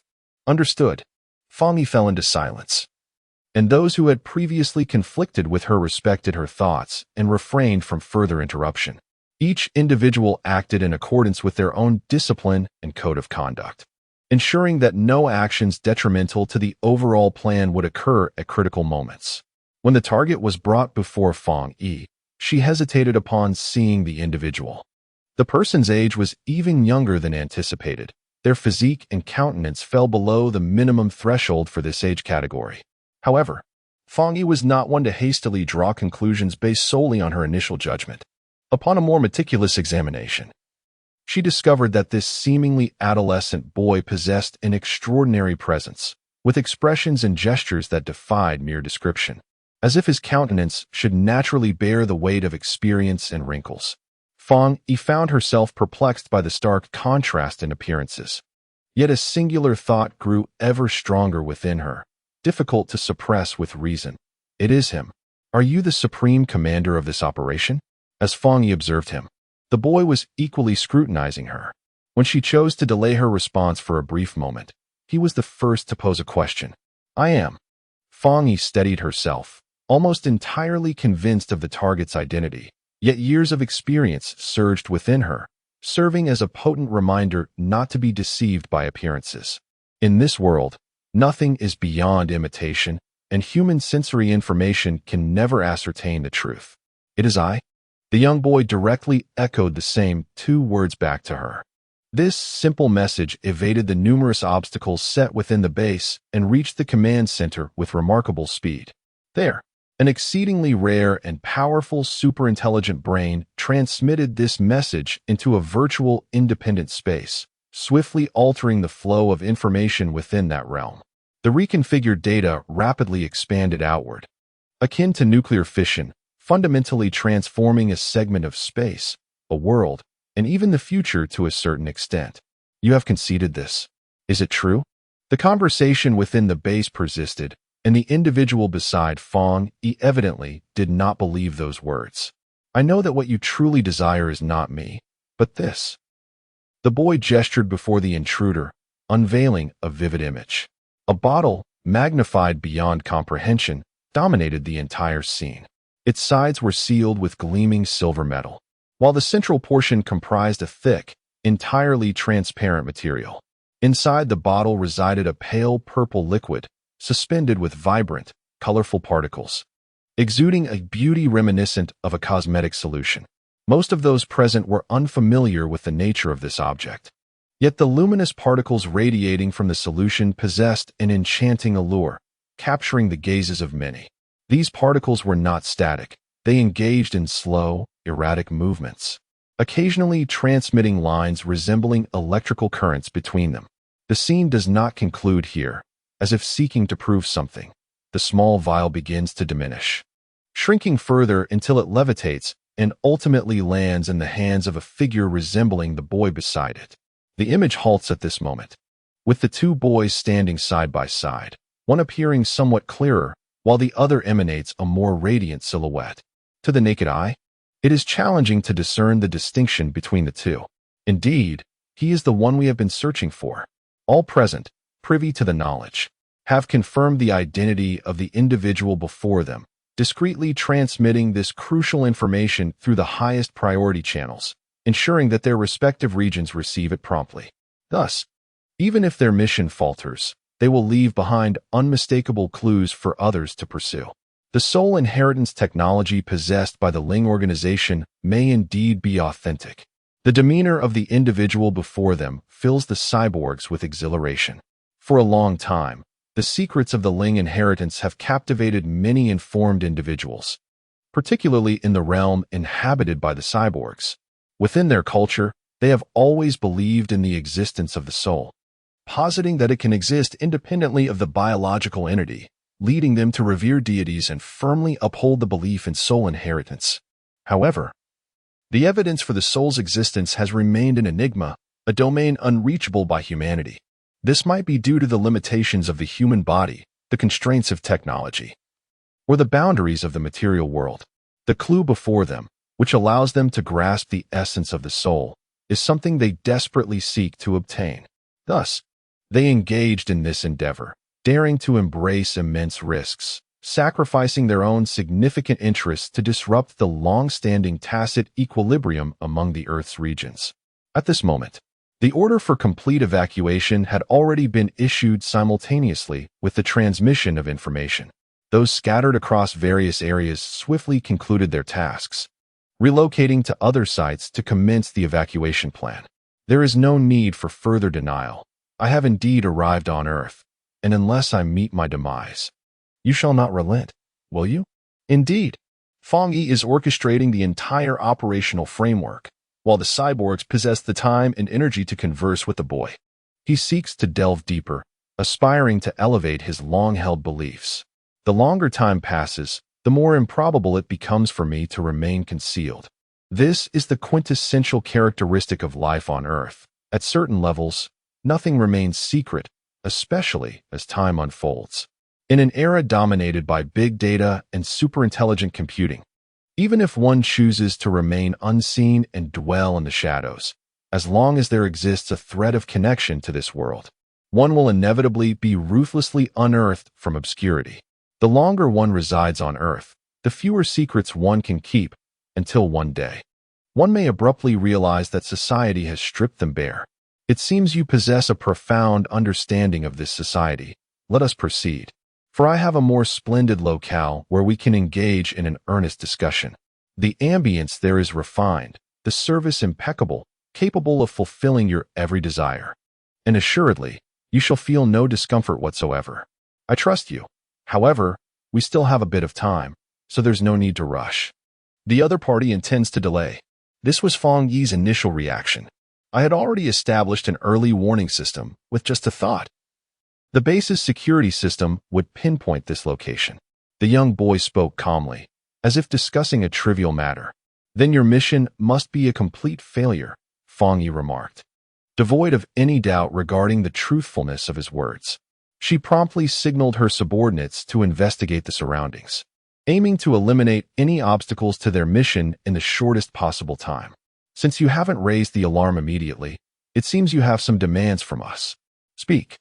And as long as it does not conflict with our ultimate goal, I shall do my utmost to accommodate you. Fong Yi sensed that the time available for her to execute the mission was dwindling, yet the other party maintained a firm grip on her, continuously employing ambiguous phrases to prolong the tense moment. Even if you were to forcibly take me away now, it would be futile. The vital items have already been securely concealed. Fong Yi clenched her teeth, poised to issue her final command, when the other party made yet another move. What you seek does not exist. As soon as these words fell, before anyone else could ponder their implications, an inaudible sound emanated from the boy's body. The sound was deep and faint, akin to a cotton ball plummeting to the ground from a height. Yet in the sensitive environment, it resonated with an unsettling sharpness. Subsequently, the boy's expression froze, crimson blood trickling from the corners of his mouth and nostrils. His eyes filled with a faint hue of red, and his gaze lost its original brilliance, gradually becoming vacant. This is dire. Quickly, ascertain the cause. We must preserve his life at all costs. Fang Yi urgently issued her orders, as a sudden thought struck her. Immediately, trace the source of the earlier imagery. The others must evacuate at once. No sooner had she spoken than a piercing alarm echoed throughout the base, as two distinct groups began to move swiftly, each with divergent objectives, one seeking escape, while the other aimed to retain everything. In the central command room of the base, Qin Jijin stood beside the commander, his face illuminated by flickering lights. Resembling a shifting sky, he observed the red-highlighted zones on the display screen and the ensuing operational plans, leaning forward to grasp the communication system, relaying military directives to the Guard and external armed forces. At any cost, obliterate all targets. Chapter 29. Annihilation in the depths of darkness. A voice suddenly emerged. Though Yi Qi had his eyes closed, the tumultuous thoughts swirling in his mind rendered him incapable of finding tranquility. This state had persisted for an extended period. Ever since his encounter with Suzhin, he had been anticipating this moment. The light in his eyes flickered a few times before his eyelids fluttered shut once more, plunging him back into darkness. Within the realm of thought, he traversed a surreal tunnel, ultimately allowing a colossal shadow to engulf him. Yao, have you arrived? Zhao Qian's title for him has remained unchanged. A beam of light pierced the world inhabited by the two, illuminating the dim surroundings. What is the situation above? Yi Qi harbored an unrealistic thought. In truth, Zhao Qian's quest for the Vanguard ship also entails certain dangers. The space shrouded in dark matter is akin to a fog for the Ren and their kind, constraining their senses. Should they lose their way within, they may inadvertently collide with even more perilous regions at the core. Yi Qi felt immense gratitude towards this friend of a different life form, a sentiment that proved challenging to articulate, for he understood that for the Ren, excessive verbal expression was unnecessary. They were capable of sensing the sincerity of their heartfelt emotions. Please, let us transport them together to the Hue Star. Have you received all my information? Yes, after I departed that realm of dark matter. I sensed your message and made all necessary preparations. I apologize. Kuan's actions have entirely exceeded my expectations. I had no alternative but to seek your assistance. Have you relinquished your acceptance of him? And what about you? I share the same sentiment as them. The Supreme Commander KUAFU is in close proximity. Do you wish to meet with them? No need. I place my trust in you. I am aware of the bond that exists between you. What are your plans moving forward? How do you intend to persuade him? There is no further persuasion possible. His beliefs have taken root, rendering them difficult to alter. Such is the fate of individuals entwined with benevolence. He has arrived, and thus, all comes to an end. Upon uttering these words, Zhao Qian vanished from Yi Qi's consciousness, causing the entire dreamscape to collapse. Yi Qi soon awakened, the familiar darkness of his surroundings returning to his view. He perceived his body gradually succumbing to numbness and struggled to sit up. Activating the emergency communicator, what has transpired? Ji Qing is currently engaged in discussions with Zhao Kuan regarding the manipulation of mass energy conversion through benevolent capabilities to enhance the KUAFU propulsion system. Ji Qing sensed an ominous premonition. Outside, a distorted trace suddenly emerged from the depths of the cosmos, swiftly approaching the Hue Star. Resembling a rift that had always existed within the fabric of space, discernible even against the pitch-black backdrop. Several crew members on duty alongside the KUAFU inadvertently noticed this peculiar phenomenon. Initially, they presumed it to be a mere visual illusion. However, they soon realized that the rift in space was indeed a tangible reality. Suppressing their rising fear, they promptly reported the situation to the command headquarters. Concurrently, this extraordinary news spread like wildfire among the KUAFU crew, causing many to pause their tasks and direct their attention towards the shared information. A select few, filled with trepidation, connected this phenomenon to the fragmented space, believing that the legendary rift severing the Hiwei star had once again manifested in this celestial expanse. At first, the mark was brief, yet as time progressed, it swiftly enveloped half of the starry sky, continuously expanding as if it were boundless. This distorted spatial line, resembling a fissure, manifested an entirely different image to others who perceived this cosmos through a mode of perception wholly distinct from human sensory experience. Following Zhao Qian's utterance, Ji Qing sensed an anomaly. He gazed around, feeling as though he had traversed the realm of the 33 heavens, passing through the entirety of the KUAFU vessel, and even peering far into the depths of the universe. A point, intensely stimulating his innermost being, gradually transformed into an infinitely extending line, rushing toward KUAFU from the remote, starlit void of deep space. He was gripped by a sensation that Zhao Kun had conveyed to him, a piercing pain, as if a force were penetrating his entire being from the heart, ascending slowly from the depths. Ji Qing suddenly realized, could this be the sensation experienced by the Renha life forms in the throes of extreme terror? As the line stretched beside the KUAFU vessel, Ji Qing finally discerned its true form. It was a tendril he had once observed in Zhao Kuan's vicinity, employed during the manipulation of the shadowless. However, this tendril emanated a far more potent sensation, as though it embodied a colossal power surpassing that of Zhao Kuan. He recalled a legend from the archives of the Renha civilization. A select few of the Renha individuals, having endured for tens of thousands of years, not only possess remarkable longevity, but also exhibit extraordinary capabilities. The passage of time has honed these beings, allowing them to grow to sizes that far exceed those of typical individuals, particularly in the form of their exploratory appendages, which can extend nearly light years in distance. One such appendage, capable of creating a sensation of spatial disjunction when in motion, belongs to the most formidable Renha life form recorded in history. This progenitor of the Renha civilization has lived for over 40,000 years, and its exact age remains a mystery even to the majority of its kin. In stark contrast to the average lifespan of Renha individuals, which ranges from 3 to 5,000 years, the longevity of this progenitor is extraordinary, surpassing that of ordinary individuals by more than tenfold. It is said that this remarkable lifespan is attributed to a mutation in its innate ability for cellular division and regeneration, which results in a brain akin to a cellular nucleus that continually divides, perishes, and divides anew, while the body itself does not correspondingly split into new entities. Within its being reside multiple active brains, alongside dozens that lie dormant or deceased, all interconnected to form a novel cognitive entity. As time progresses, its body grows increasingly powerful and expansive, seemingly without limit. It is conceivable that one day it may attain the size of a planet. However, this progenitor's formidable strength bears a critical flaw: the lack of potential for continued lineage. This may represent a form of cosmic equilibrium, wherein the acquisition of certain attributes necessitates the forfeiture of others.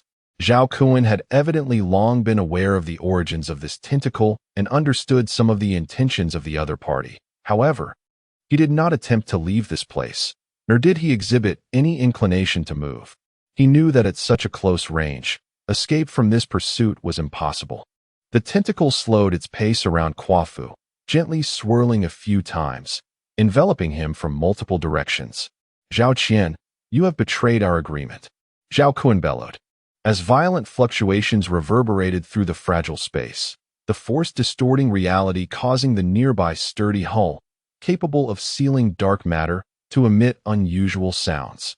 "Kun, I am already aware of everything. Your numerous actions have severely contravened the traditions of Renha civilization." A different vibration emanated from the mysterious tentacle surrounding KUAFU, its intensity surpassing that of both Zhao Kun and Zhao Qian by several folds. "Bei Heng, I have severed ties with your family.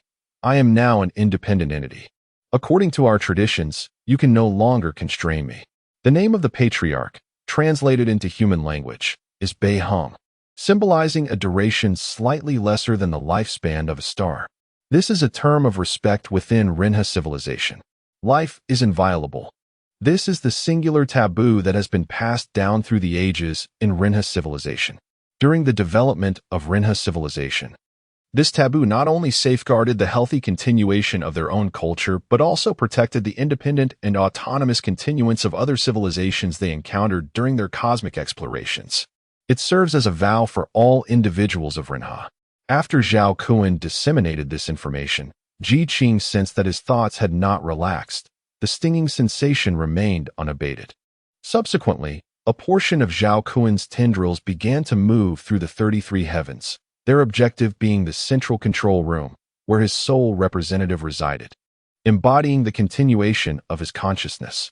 The tendrils swiftly located that individual, skillfully penetrating the skull and accurately invading the cerebral cortex to a depth of several millimeters. The tendrils began to vibrate gently, transmitting information directly into the target's thoughts. Meanwhile, the dialogue in this realm fell into a brief pause, as Beiheng seemed to be awaiting something. Zhao Kun, Zhao Qian has informed me that humanity has now abandoned any acceptance of you. I have also received confirmation from the KUAFU parental unit. They deem your actions unforgivable and have decided to expel you immediately. No, they have deceived you, Ji Qing. You have. Before Zhao Kun could finish his sentence, Ji Qing's mind was suddenly engulfed in darkness. Although the information waves emitted by Beiheng originated from the depths of the universe, their tremors were profoundly strong within this space. In merely a few exchanges of information, the tenuous connection between Zhao Kun and the external consciousness rapidly disintegrated. Ji Qing opened his eyes once more, and the first sight that greeted him was Dong Yang's crimson eyes. Upon closer inspection, he noticed that Dong Yang's face was equally flushed. Ji Qing had never witnessed such an expression on him before. He then observed the deep red lights flickering around them, as if heralding the imminent arrival of monumental change. Ji Qing, you have finally awakened. As Dong Yang beheld Ji Qing, whose eyes had just fluttered open, he spoke urgently, each word closely tethered to the next, compressing a typically succinct sentence to the length of a single utterance. This is a maximum alert. I have initiated the emergency evacuation protocol. Why? How can we evacuate now? As Ji Qing articulated these words, a thought darted swiftly through his mind. The KUAFU was enveloped by an enigmatic cosmic phenomenon, appearing to be a spatial rift. Dong Yang hesitated to employ this term to describe the crisis, for he remained unconvinced by Renhe's spatial theories. Despite the manifestation of such phenomena surrounding the KUAFU, his understanding was still shackled by the constraints of humanity's foundational theories. But we cannot abandon the KUAFU. It is our foundation. Quickly, I will lead the departure from this region. All crew members must stand united with KUAFU. Without it, we will possess nothing, doomed to perish within this starfield. Ji Qing strained to support his body, attempting to extricate himself from the modified sleep chamber. His thoughts raced, endeavoring to anticipate the challenges that lay ahead. First and foremost, he needed to instill unwavering conviction among the crew. KUAFU must not be forsaken. No, for the time being, it is prudent to evade the more formidable Rinha entities. In that fleeting moment, Ji Qing had already devised part of his strategy. The KUAFU had slipped from their control, making manipulation exceedingly arduous.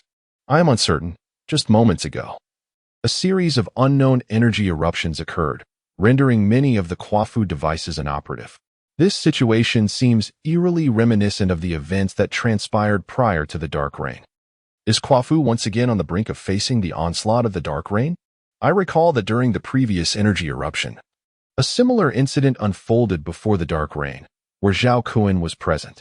Under the guidance of Xiaohao, the first extraction of thought from Ji Qing took place, and the intense agony led Zhao Kun to involuntarily trigger an energy explosion.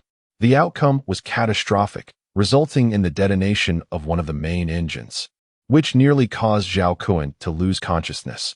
Unlike that previous incident, where KUAFU merely experienced a brief loss of control before recovering through repairs, this time is markedly different. Our specially designed instruments have detected that the current energy eruption is persistent. Despite intermittent variations in duration, it has yet to cease. Furthermore, we lack the time necessary for repairs, and the anomalous spatial phenomena surrounding us confine our existence. I fear that if we continue to wait, we may not be able to preserve our own lives. No, we cannot abandon this place. Although Jiqing's resolve has wavered, he amplifies his voice, striving to articulate this statement with the utmost conviction. No. The meaning behind these two syllables, whether Jiqing is attempting to persuade others or himself, remains unclear even to him. The command has been issued. I am now the highest commander of KUAFU. Jian Xiao, you must depart, taking Vice Commander Jiqing with you. Jian Xiao did not hesitate, directing two guards to forcibly lift Jiqing from his position. Jiqing struggled momentarily, the sheer force of despair nearly allowing him to break free from their grasp.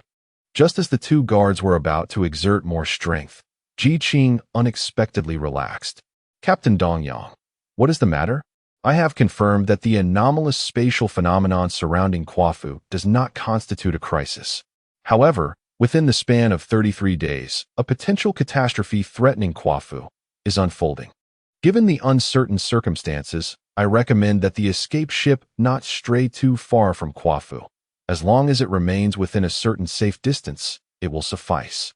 This statement was calm and exceedingly rational, as Jiqing seemed to have completely extricated himself from the earlier frenzied state.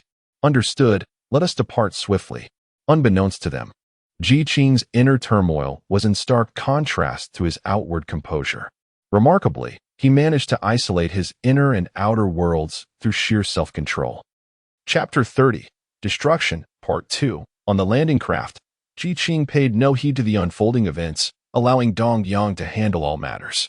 His singular objective was to exert every ounce of his strength to closely monitor all developments concerning KUAFU. He fervently suppressed the impact of fear, despair, anger, and all other negative emotions on his body, channeling his focus onto the central control panel before him, swiftly scanning all operational information regarding KUAFU. Fortunately, the monitoring equipment he was focused on for 33 days remained operational.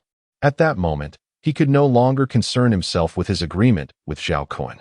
He swiftly breached the system's feeble defenses, redirecting all visuals to his own view.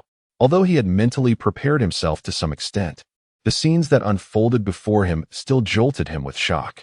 In the center of a frame illuminated by a flashing red alarm light, three disheveled figures emerged. Two assistants he had once known lay on the ground, their fates uncertain, their clothing marred by irregular scorch marks that still emitted wisps of smoke, hinting at the direst of outcomes.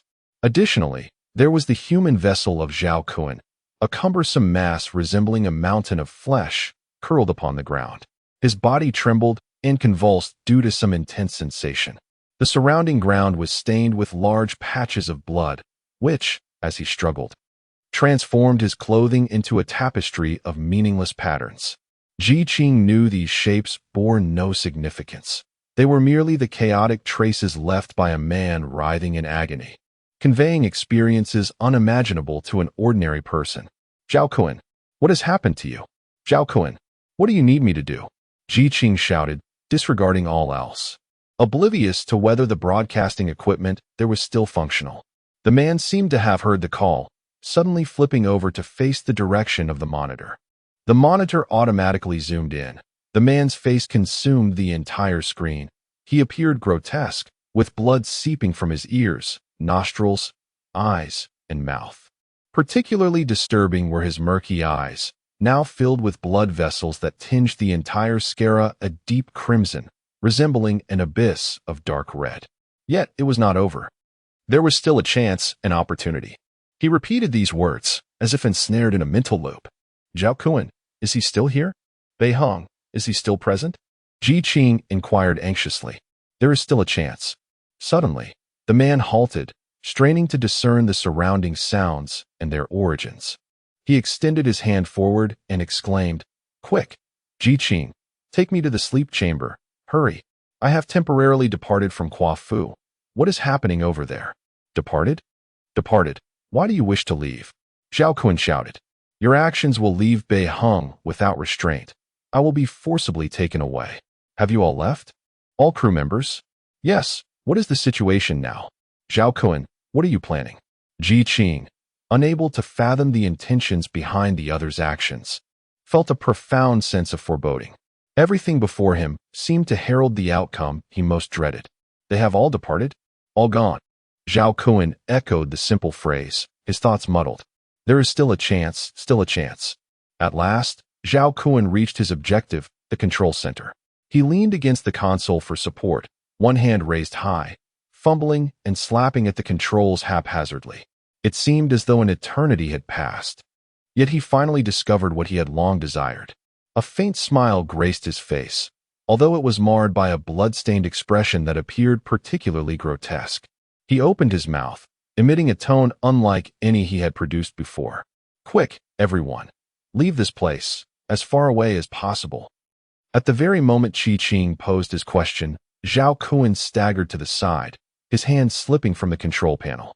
At that instant, a palpable sense of impending doom enveloped everyone, emanating from the silent cosmos centered around KUAFU. This instinctive fear, deeply embedded in the human psyche, seemed to echo the primordial experiences of life on Earth over billions of years, etched into our genes. It was a profound reverence for the annihilating forces of the universe. Qi Qing felt his entire being grow numb. He wished to move, to utter a word, or even to ponder what Zhao Kun's doppelganger had just done. Yet, he realized he was on the verge of losing control over his own existence. Outside the control room of the 33 heavens, astonishing transformations were underway. The originally upright stalagmite-like structures began to vanish as if they were melting ice sculptures under high temperatures, exhibiting a sublime phenomenon. Ordinary matter, excessive matter, and dark matter engaged in vigorous interactions imperceptible to outsiders, resulting in a grayish-white substance that incessantly fluctuated among various hues, resembling a wondrous spectacle. As the original stalagmites completely dissipated, the gray gas transformed into an increasingly luminous white. How could the matter here ignite? In another realm, Zhao Qian, who found himself in dire straits, was the first to be disturbed by this unforeseen turn of events. He was acutely aware of the situation at hand. He recalled that the KUAFU vessel was currently manned by 1,000 crew members. Once the ignition reaction commenced, no one would be able to escape the impending destruction in a timely manner. Zhao Kun, what are you doing? Have you lost your mind? Zhao Kun, clearly aware of the gravity of the situation, fell silent and refrained from providing an immediate explanation. His actions were beyond even his own comprehension. The prospect of annihilating the KUAFU and its crew was not part of his original plan.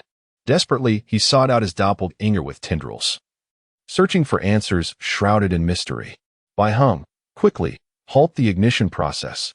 Zhao Qian's essence was not present in this realm, and even if it were, it would be of no use, for in his instinctual understanding, ignition was a reaction that could only proceed in one direction.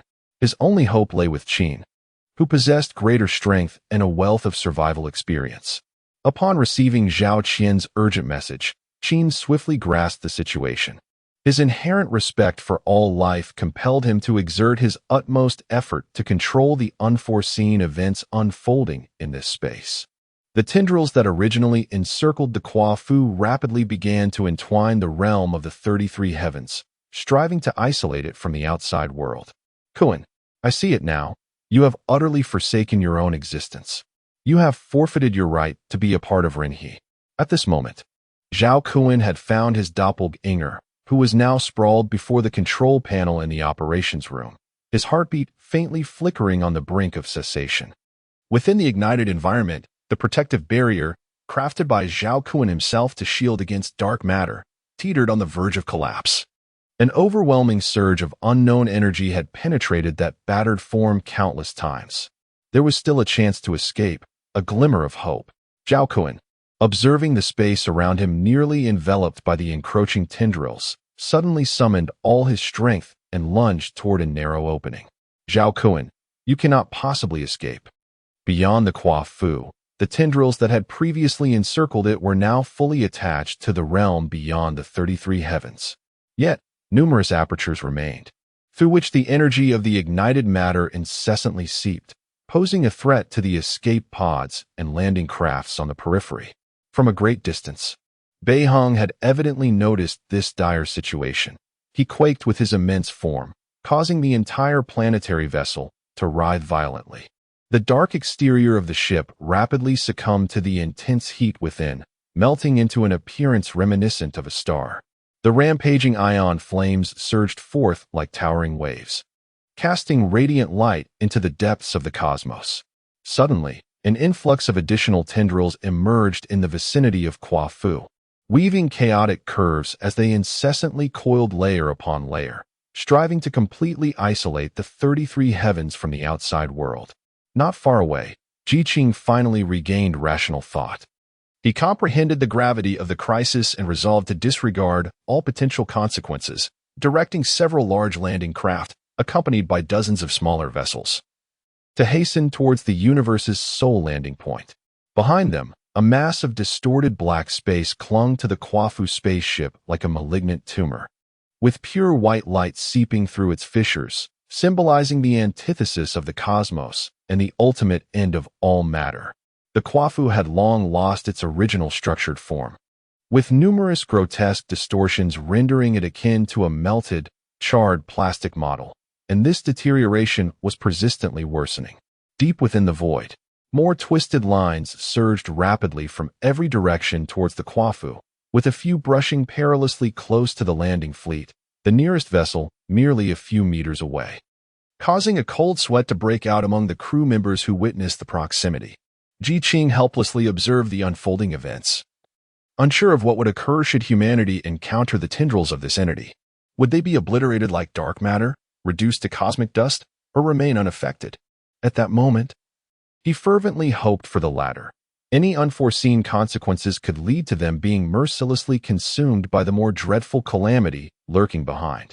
The KUAFU's defenses continued to operate, yet it was uncertain when the protective measures would be completed, as sporadic bursts of light occasionally darted past the vessels, spiraling into the depths of the universe. The calamity continues unabated, as a beam of white light unexpectedly pierces through a small landing craft. The luminescence shows no signs of hesitation or diminution, unwaveringly pursuing its trajectory into the depths of the cosmos, swiftly vanishing from sight. Soon after, the white light no longer reveals even the slightest trace, while the malignant growth on the KUAFU begins to slowly extricate itself. The KUAFU has been rendered unrecognizable, stripped of its former vitality, as the tumor detaches. The remnants become dilapidated, with scattered fragments spreading outward. The KUAFU has been utterly devastated by the encroachment of the malignancy, and many crew members are unable to contain their sorrow upon witnessing this scene, the sporadic sounds of weeping piercing the silence of space. Everyone understands that what remains of the KUAFU, though seemingly intact, will never permit any life form to approach again, for the lingering harmful radiation may endure for hundreds of thousands of years. The place has transformed into a forbidden zone for humanity, a realm of the deceased. Only a few individuals harbor a sense of relief, acknowledging that had they lingered any longer in indecision, the crew might have been interred alongside the KUAFU, their sacrifice rendered utterly meaningless. In the aftermath of the crisis, the cosmos appears to settle into a deceptive tranquility, in stark contrast to the desolate void of space. Unrest begins to emerge among the numerous landing crafts and escape pods not far from the Hiwei star. The survivors, having narrowly escaped, come to the grim realization that they have lost not only their means of survival, but also their aspirations and convictions. The distorted silhouette of the KUAFU held its past anguish to every onlooker, a suffering that transcended all previous encounters. Outside a confined cabin, Dong Yang and several others stood vigil, listening to the myriad sounds echoing around them, silently gazing at the tightly shut door. Dong Yang's eyes were bloodshot, wide and fixed ahead, his pupils slightly dilated, his thoughts adrift in an unknown realm. The decryption of the message had been completed, and the contingency plan had successfully initiated on Earth. Within the cabin, amidst the silence, a faint voice emerged from the shadowy figure, shattering the long-frozen darkness. It succeeded. The phrase did not markedly alter Jiqing's expression. The subtle change was neither joy nor relief. Logically, the success of a plan should elicit delight in its architect. Yet this contingency plan brought him a sense of helpless sorrow. Chapter 31. The Graveyard. The hall of the graveyard bore a resemblance in size and shape to the command hall of KUAFU, yet it was distinguished by the presence of 7 vermilion and silver pillars interspersed throughout. The 6 pillars near the base were symmetrically aligned on either side, while the central pillar, grander than the rest, stood atop a 9-tiered square pedestal at the far end of the hall. Each pillar was adorned with unique reliefs, and near the summit, a common emblem, a diamond shape, could be found. As Yen Ru surveyed her surroundings, she found herself irresistibly drawn forward, a voice within her whispering that all answers lay ahead. Every story's conclusion could be discovered before her. At the lowest point, an individual handed several gleaming gemstones to 2 others. Curiously, this transfer seemed to occur through an ethereal means, as if employing some form of supernatural ability. Upon receiving the gemstones, the 2 began to contemplate their worth and soon erupted in joyous celebration upon arriving at their desired conclusions. However, one of them appeared to be in great anguish, kneeling on the ground, curling inward as though faced with an endless expanse of starry sky. The other, resigned, clutched the shimmering gems and departed from his companion, journeying towards the horizon, where he was met by 13 indistinct figures. Near the apex of the relief, close to the diamond-shaped apex, one individual, accompanied by a companion, bid farewell to the others, brandishing a staff as he faced the distance ahead, where nothing lay before him. In that moment, the person standing beneath the pillar seemed to grasp an understanding. After a prolonged silence, she slowly drew forth a cylindrical vial from her side. The solution within was almost transparent, revealing a faint purple glow only when viewed from a certain angle of light. Within the liquid, dim particles flickered with a spectrum of colors, occasionally emitting serpentine lines of electricity that illuminated the surrounding scenery. As if responding to the allure of this light, a platform gradually ascended from the base of the pillar, elevating the relief that had been at the lower end. A holographic projection materialized before them. "My family, greetings. I am Hong, a name that may be familiar to you, yet it feels somewhat alien to me, as it is not my birth name. The names I once held have long been surrendered to the relentless currents of time, leaving me adrift with naught but a tattered spirit. You may find yourself perplexed or perhaps enlightened. As a drifter through time, we often leave behind significant remnants upstream. After all, this river is seldom tranquil, with turbulent rapids and hidden shoals, and even the surface may conceal unpredictable storms. You might already know that I am often referenced by others as the pioneer of temporal drifting, though perhaps that is not entirely accurate. How to articulate this? In truth, I have encountered no precedents within my understanding. If you feel lost at this moment, allow me to introduce myself further.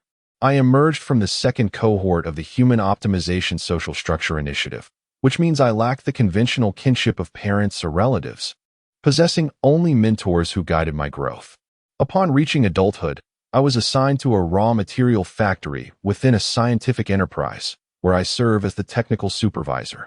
However, in reality, I have no subordinates. In fact, I am the sole human presence amidst the ceaseless production lines and robots that surround me. My superiors manage the entire operation remotely, relying on video communications and my reports to oversee the quality control of alloy materials. My work is monotonous yet straightforward, mirroring the simplicity of my existence. It was only when I learned of his departure through another friend that I realized he shared a similar background with me. Yet, through his own diligence, he had attained a life distinctly different from mine. In that moment, I subtly grasped a profound truth. Purposeful effort can indeed transform what appears to be an immutable reality. However, it was many years later before I truly comprehended this lesson.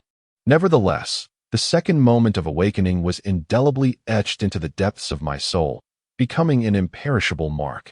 Shortly after that moment arrived, I recognized that we had indeed succeeded, and I had become the first traveler to navigate the currents of time. We rejoiced in our destinies, facing the world with newfound fearlessness. Gradually, we achieved our own successes, and for the first time, we discovered that as long as humanity possesses sufficient time, failures are merely fleeting interludes, and success ultimately prevails in all endeavors. We squandered what seemed like boundless time, akin to the lavish expenditure of our abundant wealth. Over time, however, we began to feel lost and bewildered, drifting aimlessly through existence. The protracted passage of time and the unresolved issues of our spiritual legacy ultimately became a tremendous burden weighing upon our spirits. For the first time, our aspirations diverged significantly. I began to indulge myself in the pursuit of greater thrills, while my friend devoted himself entirely to the relentless quest for the mysteries of reincarnation. As the answers gradually unfolded, my friend stumbled upon an astonishing secret. The concept of the soul's reincarnation seemed to be merely a figment of our own yearning, while the enigmatic substance aiding us in this process resembled a living entity. These beings are not lifeless nor mere vessels for the soul. Under certain conditions, they can be activated to replicate the microscopic structure of the human brain at a specific moment, namely, its neural architecture, and firmly retain this information. The replicated brain may lose consciousness due to unknown damage. Remarkably, when they are subsequently infused into a new life form sharing the same genetic makeup, they will, over the span of several years, completely reconstruct their memorized neural system within that brain. This process can be perpetually repeated as human life reaches a certain juncture, being cut and pasted, then cut again and pasted in an endless cycle. However, there exists a limitation. The brain that has undergone this transfer of thought can only be cut by an identical entity in this process. Consequently, each individual whose life is extended possesses a unique instrument, which I have chosen to call the heart, intricately linked to their own existence. Thus, when we awaken anew, we believe we have reclaimed our past memories and identities, perceiving it as a form of rebirth, when in reality, it is merely another life altogether. Initially, my friend, having uncovered this truth, refrained from sharing his discovery with me, as he became ensnared in a web of conflicting thoughts, tormented by the existential question of his own reality. Suffering greatly, the entanglement of life and death.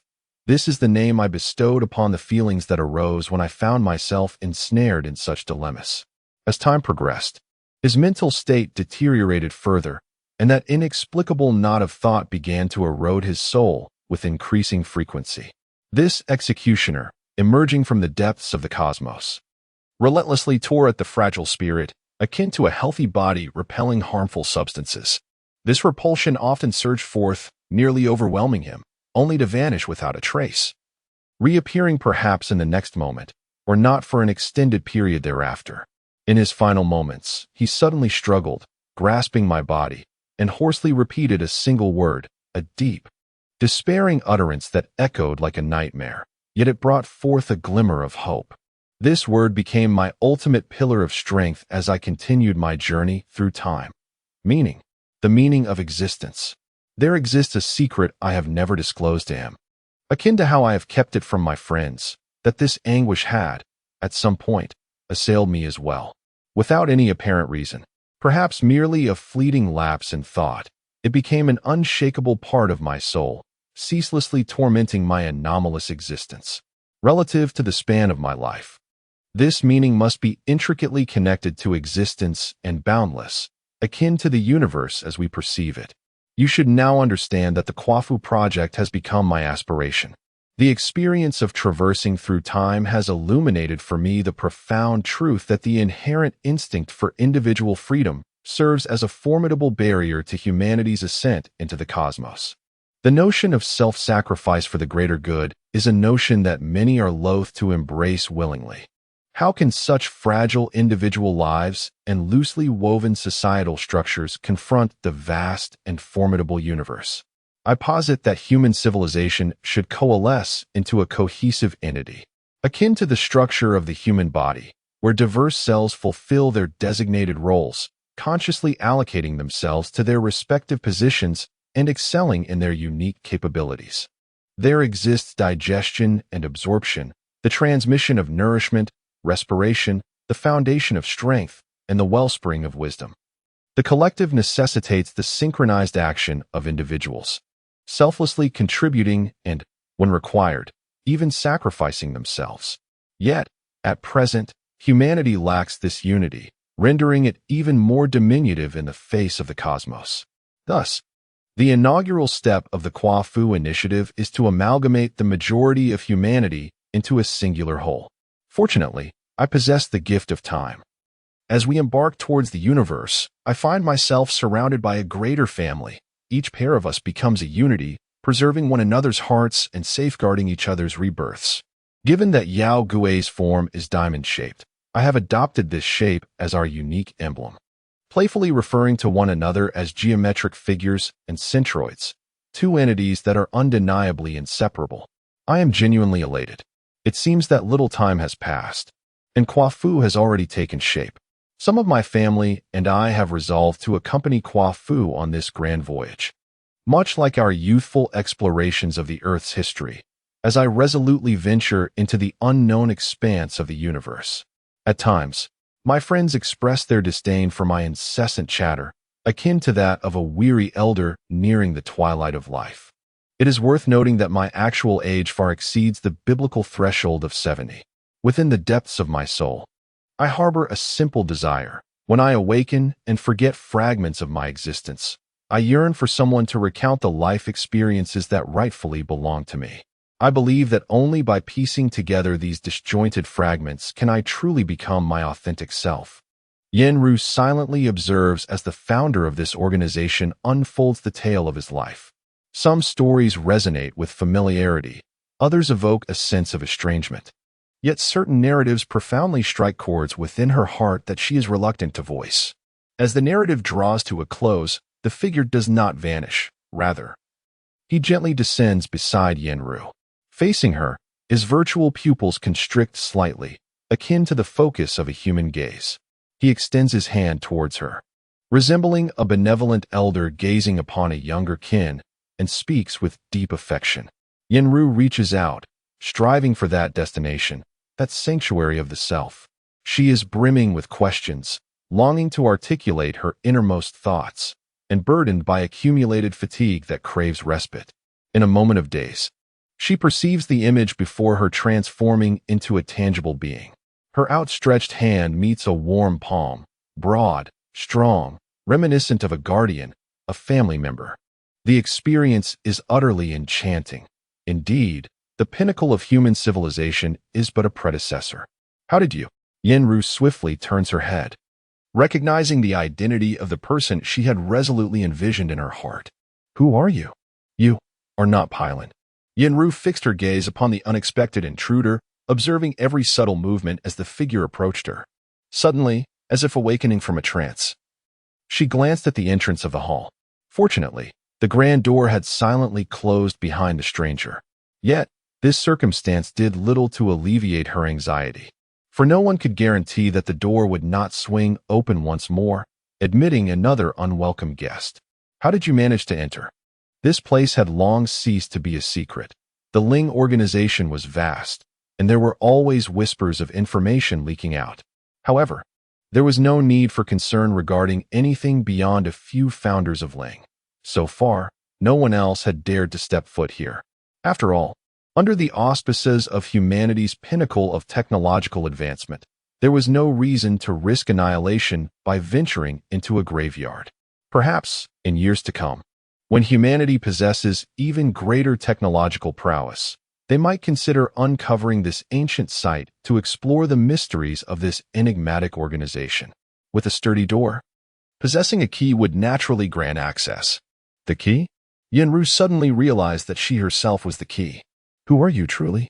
A sudden wave of recognition struck her, revealing that this person was not the comrade she once knew, but rather a stranger.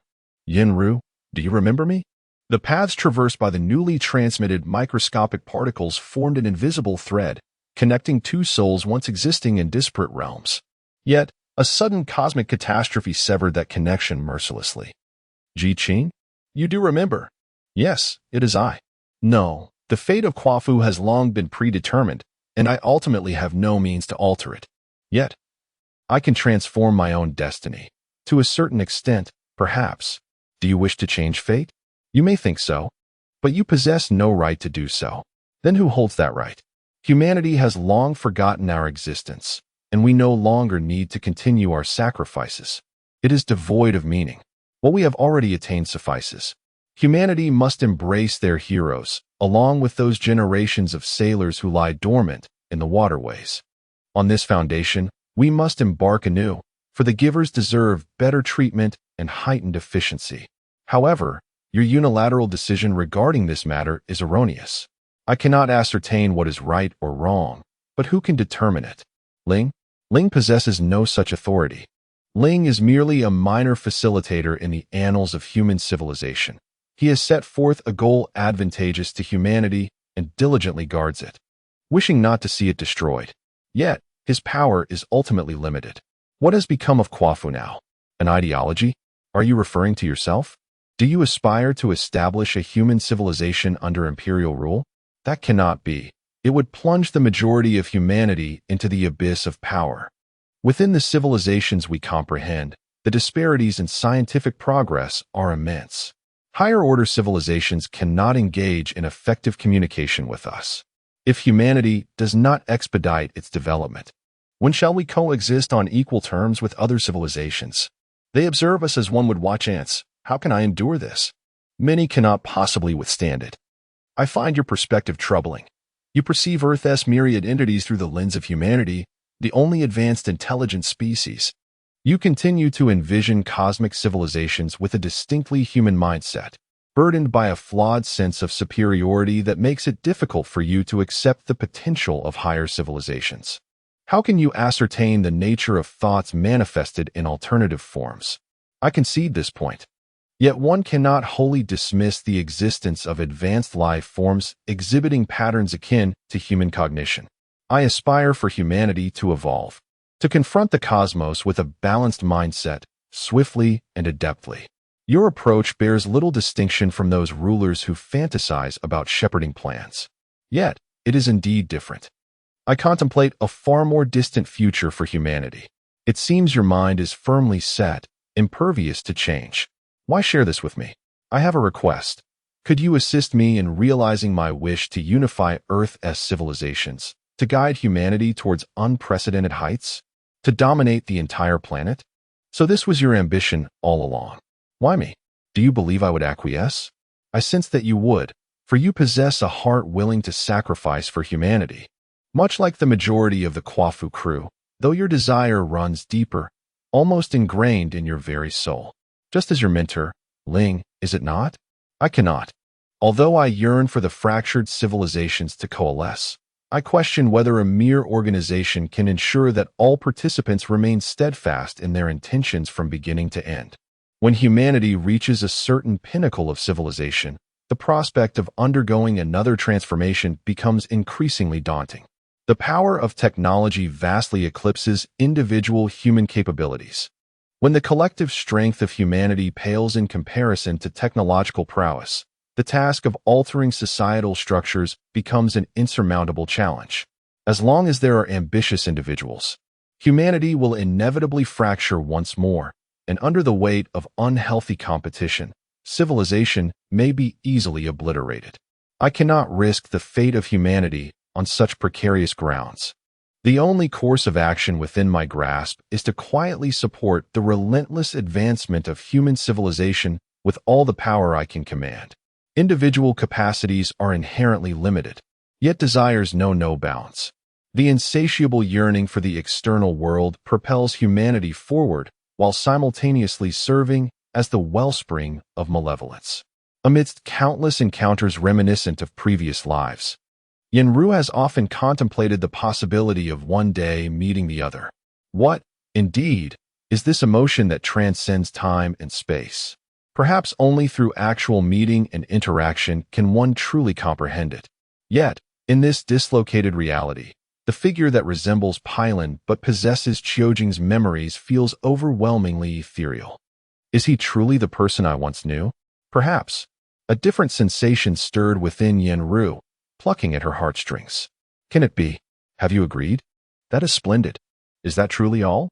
I shall be by your side when you awaken, yet I cannot acquiesce to any other requests. I will not assume control of the organization you have established nor become a tyrant of Earth civilization. On the contrary, I must dismantle it. For such actions are fundamentally erroneous. Through my understanding of the galactic civilization via Chen Ming, it becomes evident that the formidable power of individual and collective intellect is not a requisite for the strength of a civilization. The essential conditions for a civilization's robustness also include a singular survival objective and a judicious integration of collective wisdom. The remarkable capabilities of humanity arise from the harmonious collaboration of approximately 100 billion neurons and several hundred billion somatic cells, which together create a miraculous life force. This is merely the preliminary stage, leading to the ultimate condition wherein the entirety of human civilization coalesces into a singular entity, thus unleashing boundless potential. Human desires are manifold. The five senses, coupled with spiritual pleasures, occupy a significant portion of individual time. A survey of human history reveals an incessant emergence of gastronomical delights, breathtaking vistas, and various forms of enjoyment, all integral to culture. What does this signify? Had humanity focused diligently on technological advancement, we would have long since transcended the confines of our solar system.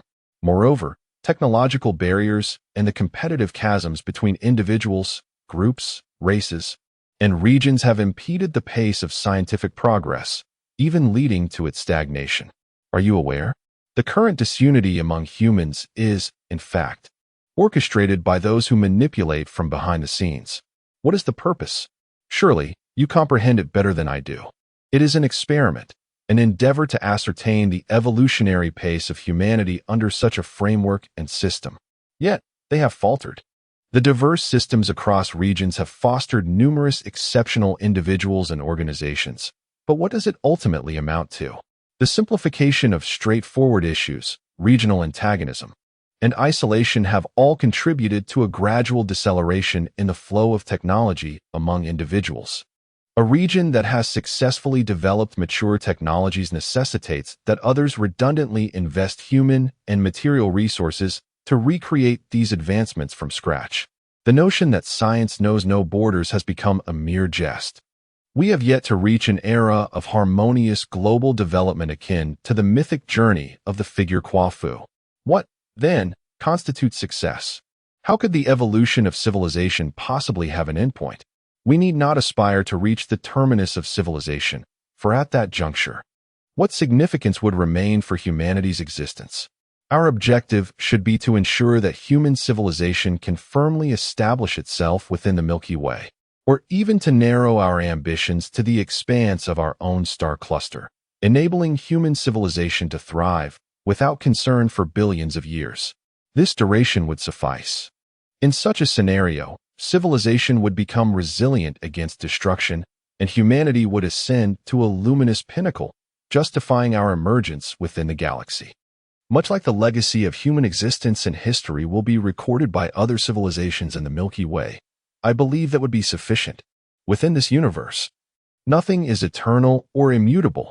This is a truth humanity discerned long ago. The only constant is change, and the essence of change is movement. Among the four fundamental components of the cosmos proposed by the Ling organization, space, time, matter, and spirit, matter, whether as formidable as a black hole or as minuscule as the most basic particle, is destined to undergo cycles of generation and decay. Space, too, may be warped and torn, with much of the universe comprising fragmented and damaged regions.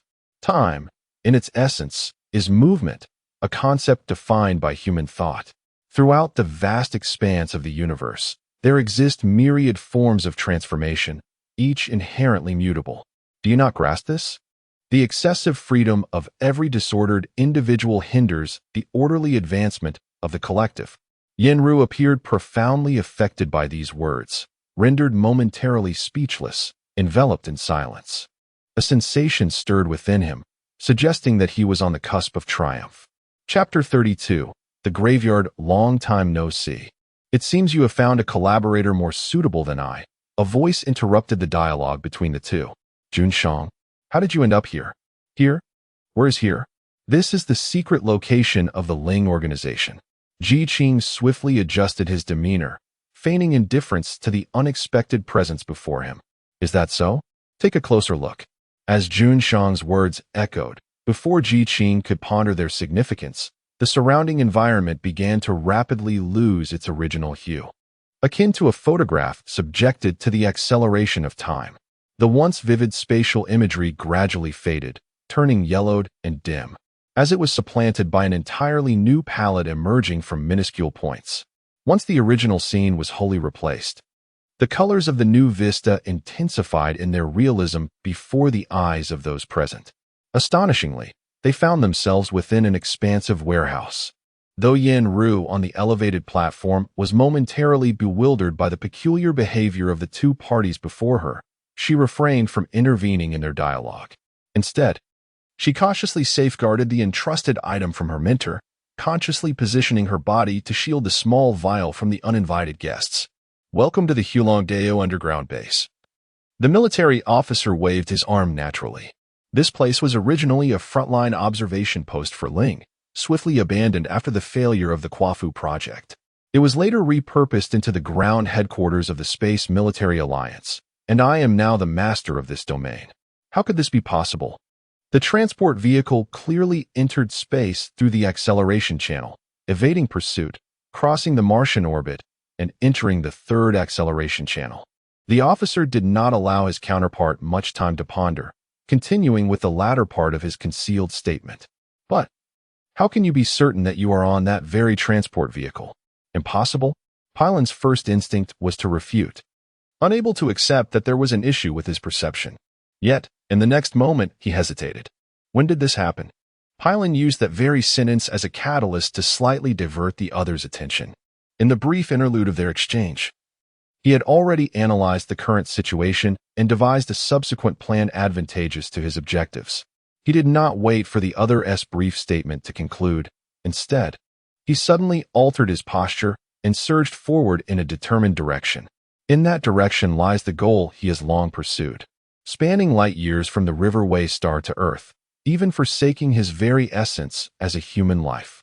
This obsession is so potent that it has inscribed itself deeply into the core of this corporeal form, becoming the highest priority directive. Yen Ru, Qi, Zhao Kuan, Zhao Qian, Meng Xian, Xiao Hao, Yao, Ling. To comprehend the essence of life is to master the galaxy.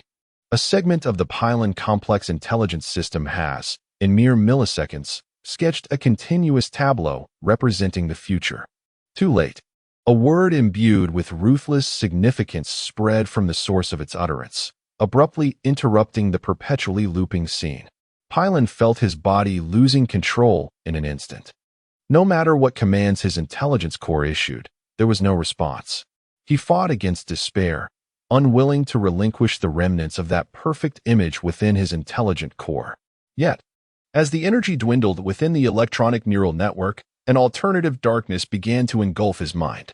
He was acutely aware that time was short, striving to safeguard the final vision. Suddenly, he discerned a peculiar intertwining thread connecting him to the cosmos within the pattern. Upon closer inspection, he realized they were translucent.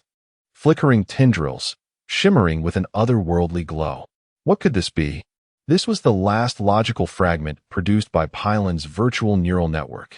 As the energy of his entire central system was utterly depleted, Pylan's body stood still, maintaining the posture of running towards the central platform of the arena. Yet all traces of motion had entirely dissipated from him. From Yen Ru's perspective, following the direction Pylan had last faced, it was not where she was positioned, but rather an open space near the edge of the platform beside her. "You are a military officer? What is your purpose?" Yen Ru subtly adjusted her concealed fingers, ensuring they were positioned at a particular spot guarding her precious item. "Military officer? That title is merely a respectful designation others use for me. I do not particularly favor it. Allow me to introduce myself. My true name is Yuan Guangyu, Yuan from the illustrious Yuan Chonghuan, Guang from brightness. And you from the universe, Yuan Guangyu? Indeed, that is me. Now, it is your turn, Yen Ru." The military officer glanced at his interlocutor. The previous expression directed at Pylan vanished entirely, replaced by an air of tranquility. Yen Ru could not tell if it was merely an illusion, but she sensed an overwhelming benevolence emanating from him. Beneath this calm demeanor lay an inexplicable impulse, rendering her initial assumptions somewhat altered, causing a sudden surge of anxiety within her.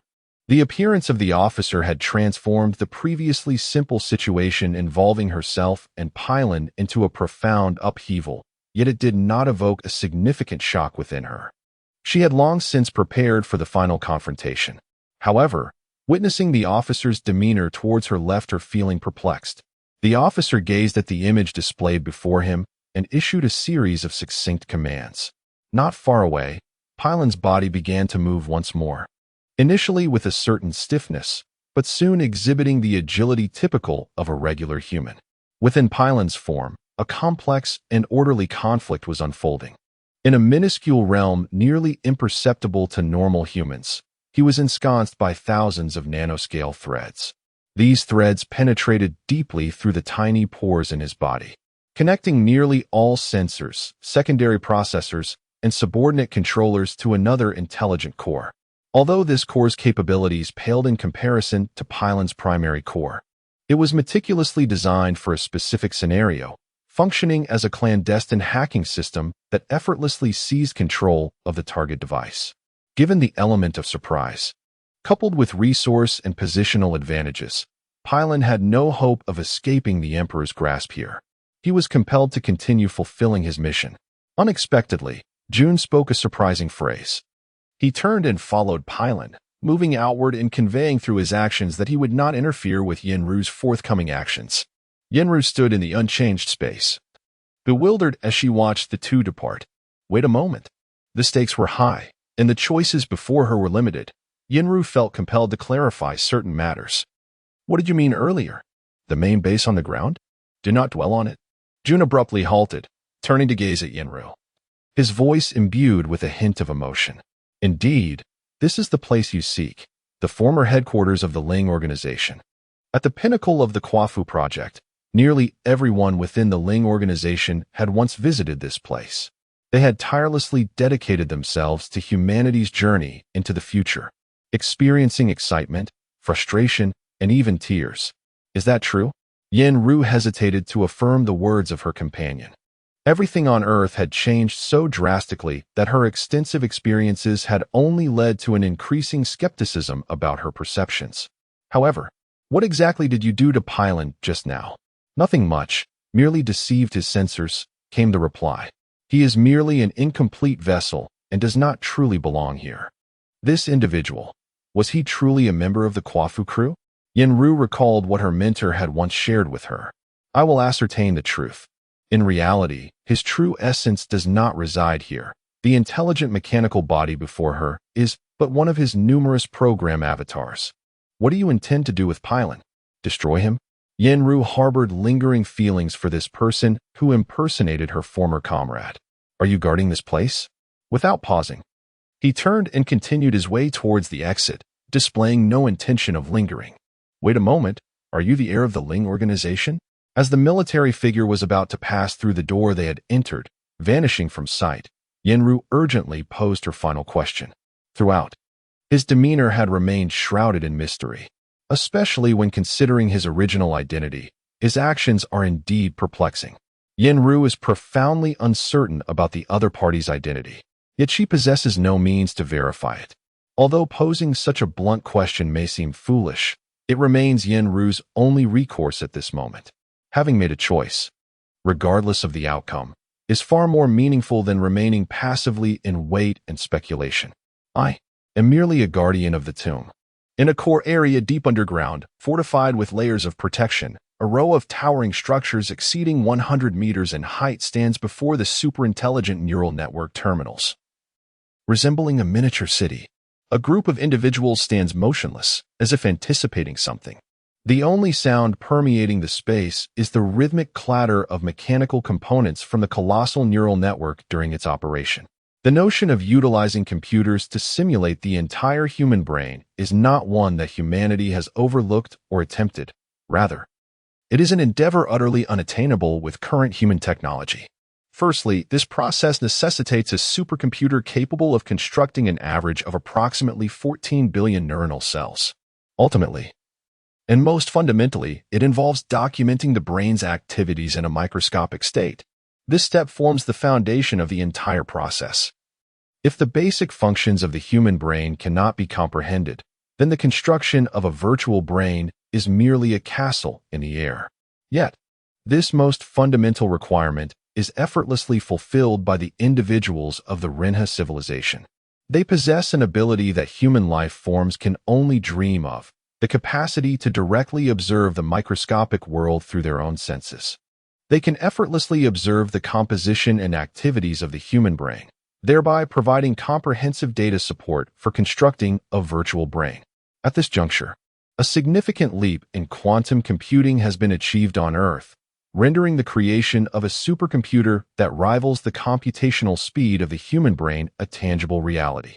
The circuit organization has become the first in human history to successfully simulate the human brain using a computer, with the protagonist of this simulated brain being none other than Qing. Following his failure on Hawaii Star, he has astonishingly been reborn on Earth in an alternate form. This represents his contingency plan on Earth, an advanced intelligent terminal that could entirely replace the rudimentary virtual persona from earlier stages, even functioning independently in lieu of himself. This phrase has activated additional regions of cognitive processing, pondering in its unique manner, with operational and reactive speeds measured in microseconds.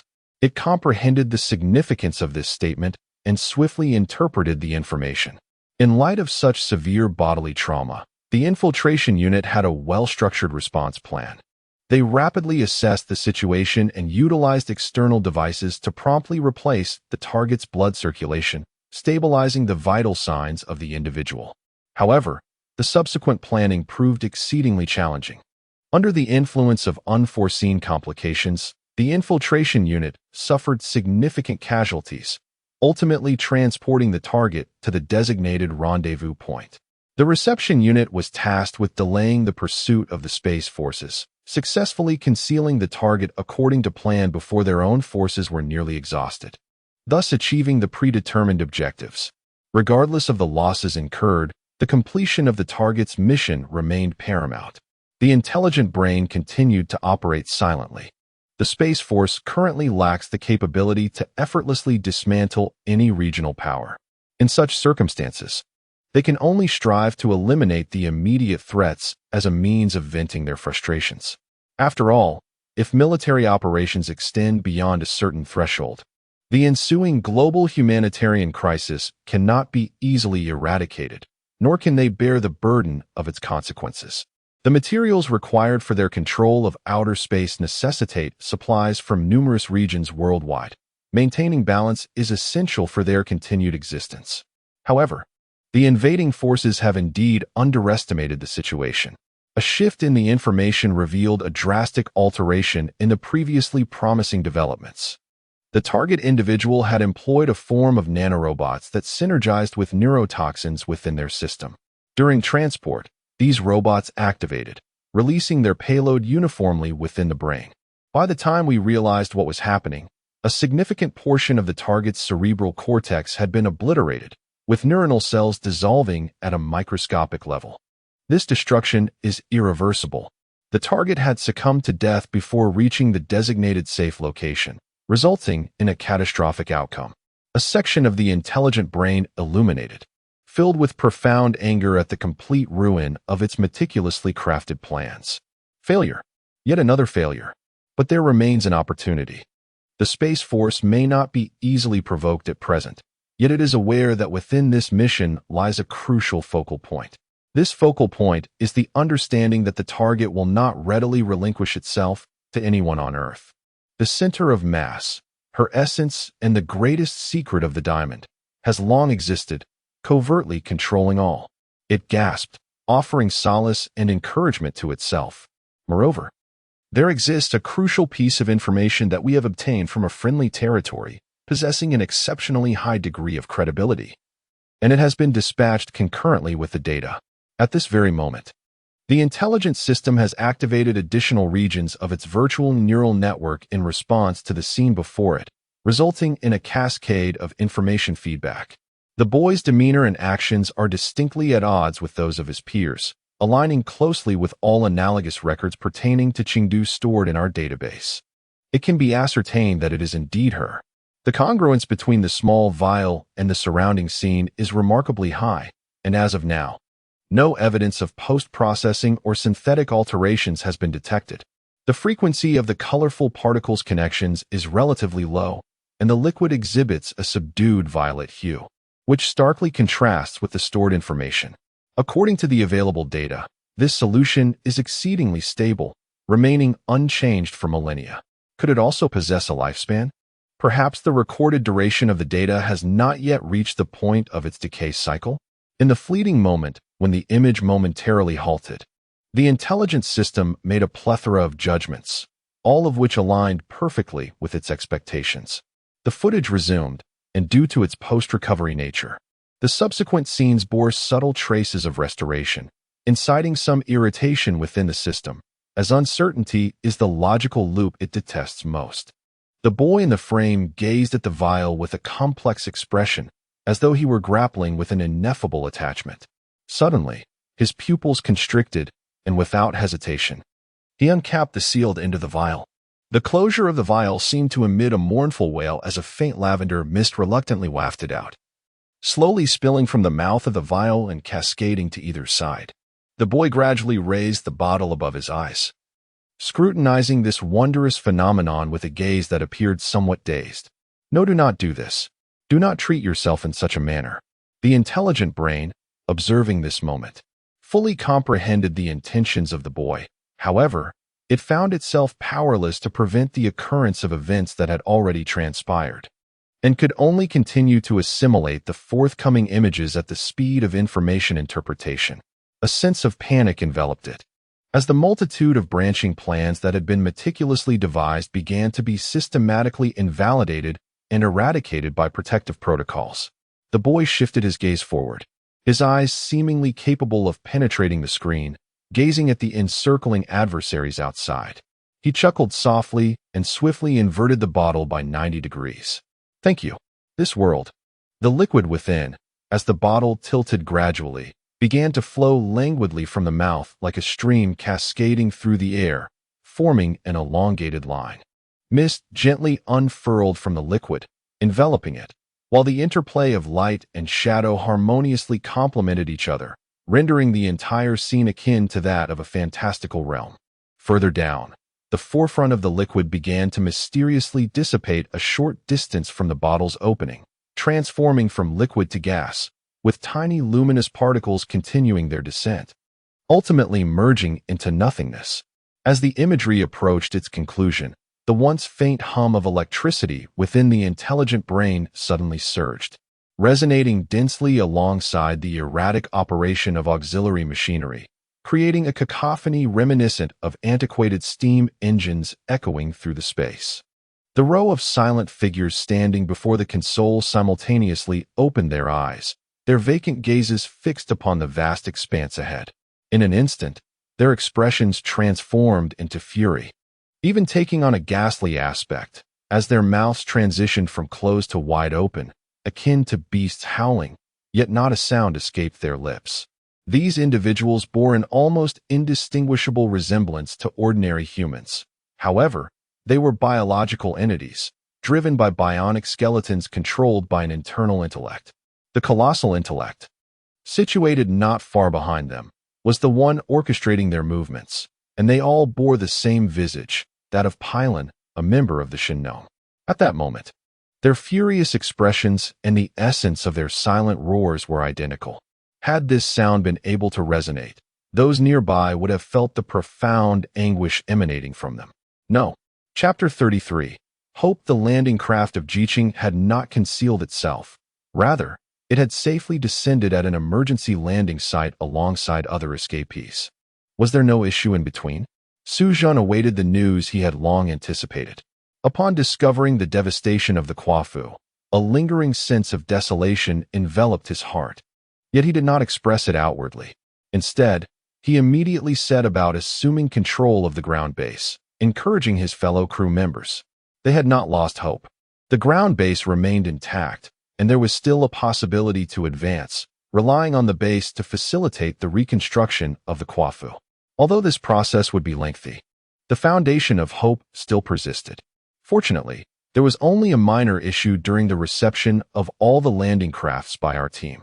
His supporters once confronted our ground rescue team, attempting to seize control of the emergency base. However, under our obstruction, they ultimately failed. Those pampered individuals, who merely sit at their control panels issuing commands, were no match for us. Driven by our efforts, they helplessly congregated, still determined to resist to the last.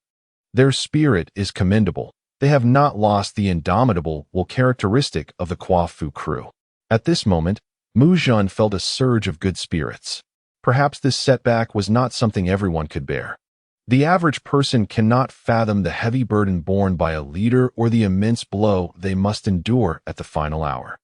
Was his decision truly made in the throes of impending collapse? Su Zhan harbored lingering doubts.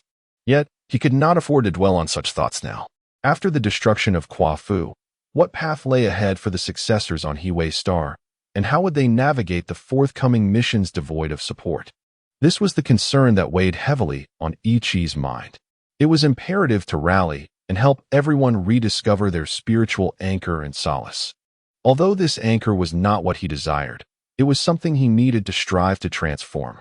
As an individual occupies a different position in his thoughts, a new, cohesive leadership structure begins to take shape, accompanied by a comprehensive development plan. Su Zhan rose to his feet. We must prepare ourselves. Prepare for what? To judge those surviving crew members? All of it feels like a deception. Su Zhan momentarily lost his focus, his next step not yet taken.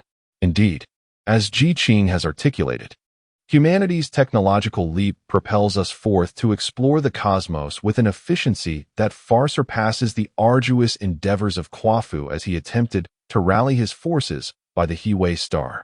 No, we must resolutely continue our advance towards Tianyuan Sea. This conviction is one I share with you. However, the reality has shifted dramatically. The unknowns and knowns we once confronted have transformed beyond recognition. Thus, we too must evolve, adapting to new conditions and environments. Though change has occurred, the essence remains intact. The support we currently rely on from Renhe civilization is not a sustainable solution. The two pivotal technologies, stellar communication and high-efficiency nuclear energy, remain beyond our complete development. Particularly, the nuclear-powered engines critical for space exploration necessitate Renhe's collaboration for initial construction and their so-called ignition. We cannot expect to resolve all issues in a short span. Given that the KUAFU vessel has been destroyed and Renhe is now untraceable, the reconstruction efforts progress at a sluggish pace. We should concentrate our efforts on the urgent task of constructing stellar communication devices, enabling us to establish contact with Earth at the earliest opportunity. With technological support from Earth and the abundant resources of the Hiwei Star, the pace of rebuilding KUAFU will be exponentially accelerated. In this quest for exploration, having KUAFU is sufficient for humanity. Report. Ichi wishes to see you now. Please let him in. Su Zhan is most eager to meet this individual. There are gains and losses in all things. I have heard whispers of certain events, yet I did not anticipate Ji Qing's decision. The news of the crew's evacuation from KUAFU has spread throughout the entire ground base. It seems that, like you, I am somewhat taken aback by the ultimate choice made by Ji Qing. Has Zhao Kun truly been taken away? The atmosphere in Su Zhan feels surreal. As the highest commander of KUAFU, Su Zhan possesses an abundance of secrets regarding Renhe. The extraordinary talents that humanity can only aspire to sound utterly unbelievable to the average ear. Indeed, although Zhao Kun's powers are difficult for us to comprehend, within the exploratory team of Renhe lies a force that is irresistibly compelling to all individuals. Ichi's tone became hollow. Beihong, a name that symbolizes the celestial bodies of their galaxy. Beihong. Su Zhan's thoughts seemed to be propelled into the vastness of deep space. In comparison to the stars, Renhe's planetary spaceship appears minuscule. In this light, I am uncertain whether I should congratulate you on your impending return to the position of the highest commander of KUAFU. Ichi was reluctant to linger on matters concerning Renhe. Congratulate. I find that word rather inappropriate in this context. The weight of the responsibility as the commander of KUAFU now bears down on me even more heavily. With the destruction of the KUAFU, we have lost our long-standing foundation. The future is bleak, and we are unsure if we can continue onward. The prospects for the ground base are indeed uncertain, yet there is a silver lining. The remaining crew members, having endured this ordeal, have emerged with greatly strengthened spirits.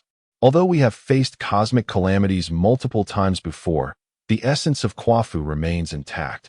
The ship still exists, and we have the foundation of life to rely upon. Now, KUAFU is no longer with us, and we find ourselves standing upon a desolate expanse, confronted by even more perilous paths ahead. We are destined to face new challenges. It was amidst such crises that KUAFU rose time and again, emerging ever more resilient. Through trials, we forge strength. We shall navigate through this current turmoil, and thereafter, we shall face the forthcoming voyage with renewed confidence. Reflecting upon a century ago, when KUAFU embarked on his journey, humanity brimmed with hope.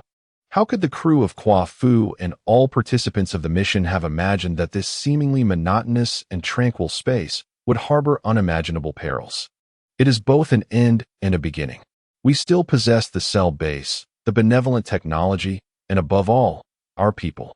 In comparison to the inception of the KUAFU project, what we have is considerable.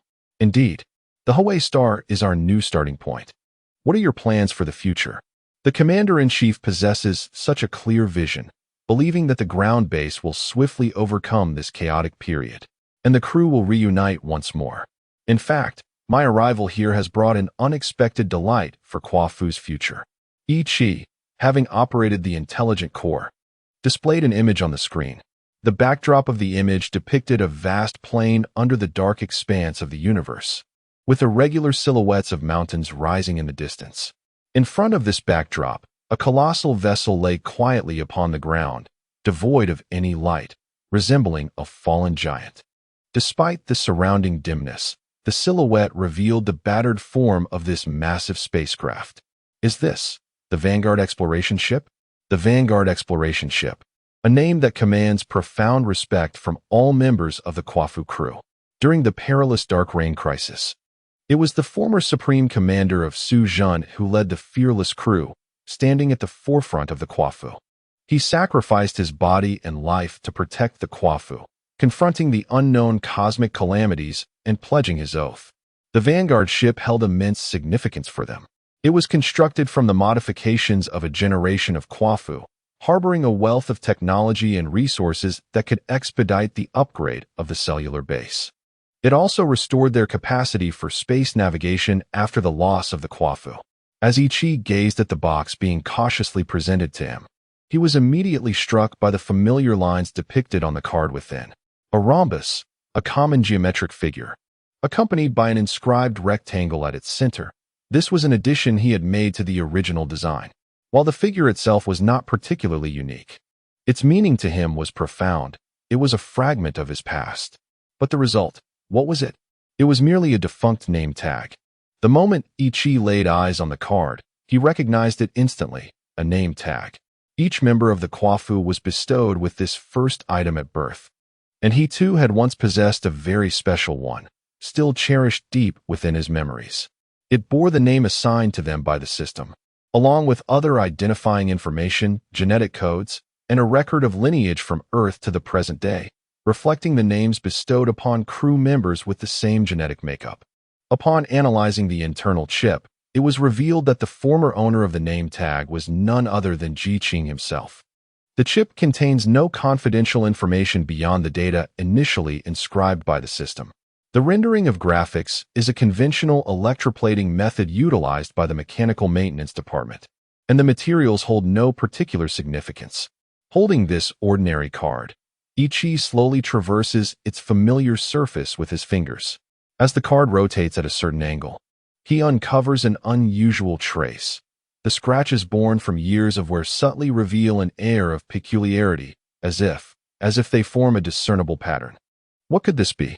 Ichi gently brushes his fingers across the surface of the card, yet the minute scratches yield no discernible texture. You've noticed as well. These scratches constitute the card's most distinctive feature. They likely resulted from contact with other objects, with some being traces from fingernails. The marks are shallow and rather chaotic, initially rendering further analysis impossible. However, due to the repetition of certain scratches, they have been successfully identified. A strange premonition arises within Ichi, as if his eyes perceive a grand figure emerging from the minute scratches. That is quite an intriguing phrase, yet I am unable to locate its origin in the database. What phrase? To comprehend life is to master the galaxy. What is this? Suddenly, the image in Ichi's mind sharpens into focus, revealing a life form vast enough to envelop his entire field of vision, writhing as lines extend outward into the unknown. The expanse evoking an overwhelming sense of dread within humanity. The Shaming Star, a great existence. The Loop Project? The Loop? Could it be so? Does Ji Qing harbor further schemes, suggesting that his plans are not yet concluded? Perhaps I, along with everyone else, have underestimated him. The notion of reconstructing thought, especially with Zhao Kuan's assistance, is not entirely implausible. After all, they have already succeeded in rebuilding a neural network to form a singular persona. If approached differently, abandoning biological forms in favor of established computational frameworks to reconstruct neural networks, it is conceivable that Earth has already developed certain technologies. Ichi pondered this for a considerable time, until an icy sensation roused him from his reverie. He instinctively touched the doorframe, confirming the presence of seemingly temperatureless perspiration. "What is it?" Su Zhan inquired, observing Ichi's pallid complexion, a sight that filled him with a profound sense of foreboding. "Nothing. Just some baseless conjectures," Ichi replied, compelling himself to temporarily set aside his most dismal premonitions, for if Ji Qing truly aligned with his suspicions, there would be no means to avert it. His foremost task now was to stabilize the situation and assist the new management in the reconstruction of Hawaii Star. Additionally, establishing communication with Earth as swiftly as possible was imperative. After all, it is a confluence of human desires and inherited obsessions. One can only hope that there remains time to issue a warning to Earth. Chapter 34. Epilogue. It is all over. Indeed, everything concerning Hawaii Star has come to an end. It truly feels as though we have merely experienced a dream. Upon awakening, an era of humanity and benevolence has concluded. Unlike a dream, although benevolence has departed from humanity, the remnants they left behind will usher in a new epoch for mankind. It is also the much-anticipated space age for humanity. From this moment forth, humanity shall no longer dwell in the imagined solitude of the cosmos. This galaxy, nay, this expanse of visible stars, brims with the luminescence of life, beckoning us to embark on journeys and embrace challenges. Do you seem preoccupied? Do you recall the words left by Zhao Qian? They bear significant weight. They may very well elucidate Zhao Kuan's assistance to Ji Qing. He yearns to venture to Earth in search of answers, and perhaps the essence of Lingshi could unravel his queries. The concept of cognitive reconstruction? He has already glimpsed it and even experienced its process. What more does he require? Yet it remains insufficient. Our endeavors merely execute a rudimentary procedure, while the secrets of its history and origin lie concealed within Earth. For him, the reconstruction of thought is inadequate. Although it appears that matters have reached a conclusion, certain signs still instill in me a sense of unease. Ji Qing must have left something behind on Earth. I am uncertain of the implications those remnants might hold for our world. We must prepare ourselves promptly and establish contact with Earth. It is precisely because he is ordinary that my concerns deepen. Reflect upon the finality of that statement. To penetrate the essence of life is to command the galaxy.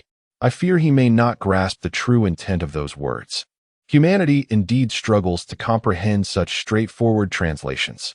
After all, in the language of Renha, to penetrate, life, and to command do not convey meanings we humans readily understand. Should Ji Qing lack experiences akin to mine, he cannot fathom the significance therein. I hope we are still in time to uncover what he has left on Earth. And what of KUAFU? What are your intentions? As before, we shall continue onward. We owe our gratitude to Zhao Qian, for he has bestowed upon us the hope to forge ahead.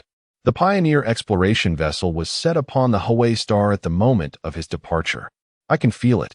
That spacecraft is a microcosm encapsulating the very essence of the KUAFU. designed as a safeguard against unforeseen circumstances. Whether the KUAFU or the Pioneer is obliterated by the whims of the cosmos, the other possesses the capability to guide humanity towards a new beginning. However, the Pioneer was the first to encounter the dark reign, suffering severe damage to its systems. Can we restore it? How long will the restoration take? Relying solely on the Hawaii Star Base is unequivocally insufficient.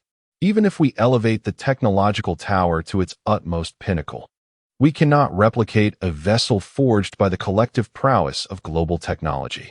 In some respects, mending the Pioneer is more challenging than reconstructing the KUAFU. Fortunately, there is still you, KUAFU. Me? Yet, I am still unable to master this body. Not at present, though I am confident this journey will unfold smoothly. The Renha individuals possess the precise ability to manipulate microscopic particles. Their only shortcoming lies in their struggle to comprehend human technology. This understanding necessitates prolonged study and an initial immersion in the foundational theories of human science. Restoring the Pioneer cannot solely rely on the Renha, nor can it rest upon the limited strength of humanity. Yet you embody a new existence, possessing both human intellect and Renha form. Mingxian, only you can achieve this. At the heart of the Hawaii Star Base cluster lies one of the primary engines of the KUAFU, providing essential energy for humanity. Before the construction of the Hawaii Star Cell Base commenced, it had detached from KUAFU and was relocated to a designated site. It serves as the energy foundation of the entire cell base, having never been extinguished. Within the core of the main engine, reminiscent of a mountain, a colossal shadow glides through the molten core material. Protruding from its exterior are flagella of varying lengths, one of which traverses numerous obstacles, its tip reaching the side of Ichi. It sways gently from time to time, penetrating his cranial structure and rhythmically brushing against the cerebral cortex. This benevolent life form is the missing Xiaohao, the individual who once was the crew member Mengxian, transformed through cognitive reconstruction. For the sake of human civilization, I am willing to incinerate this core. End of the book.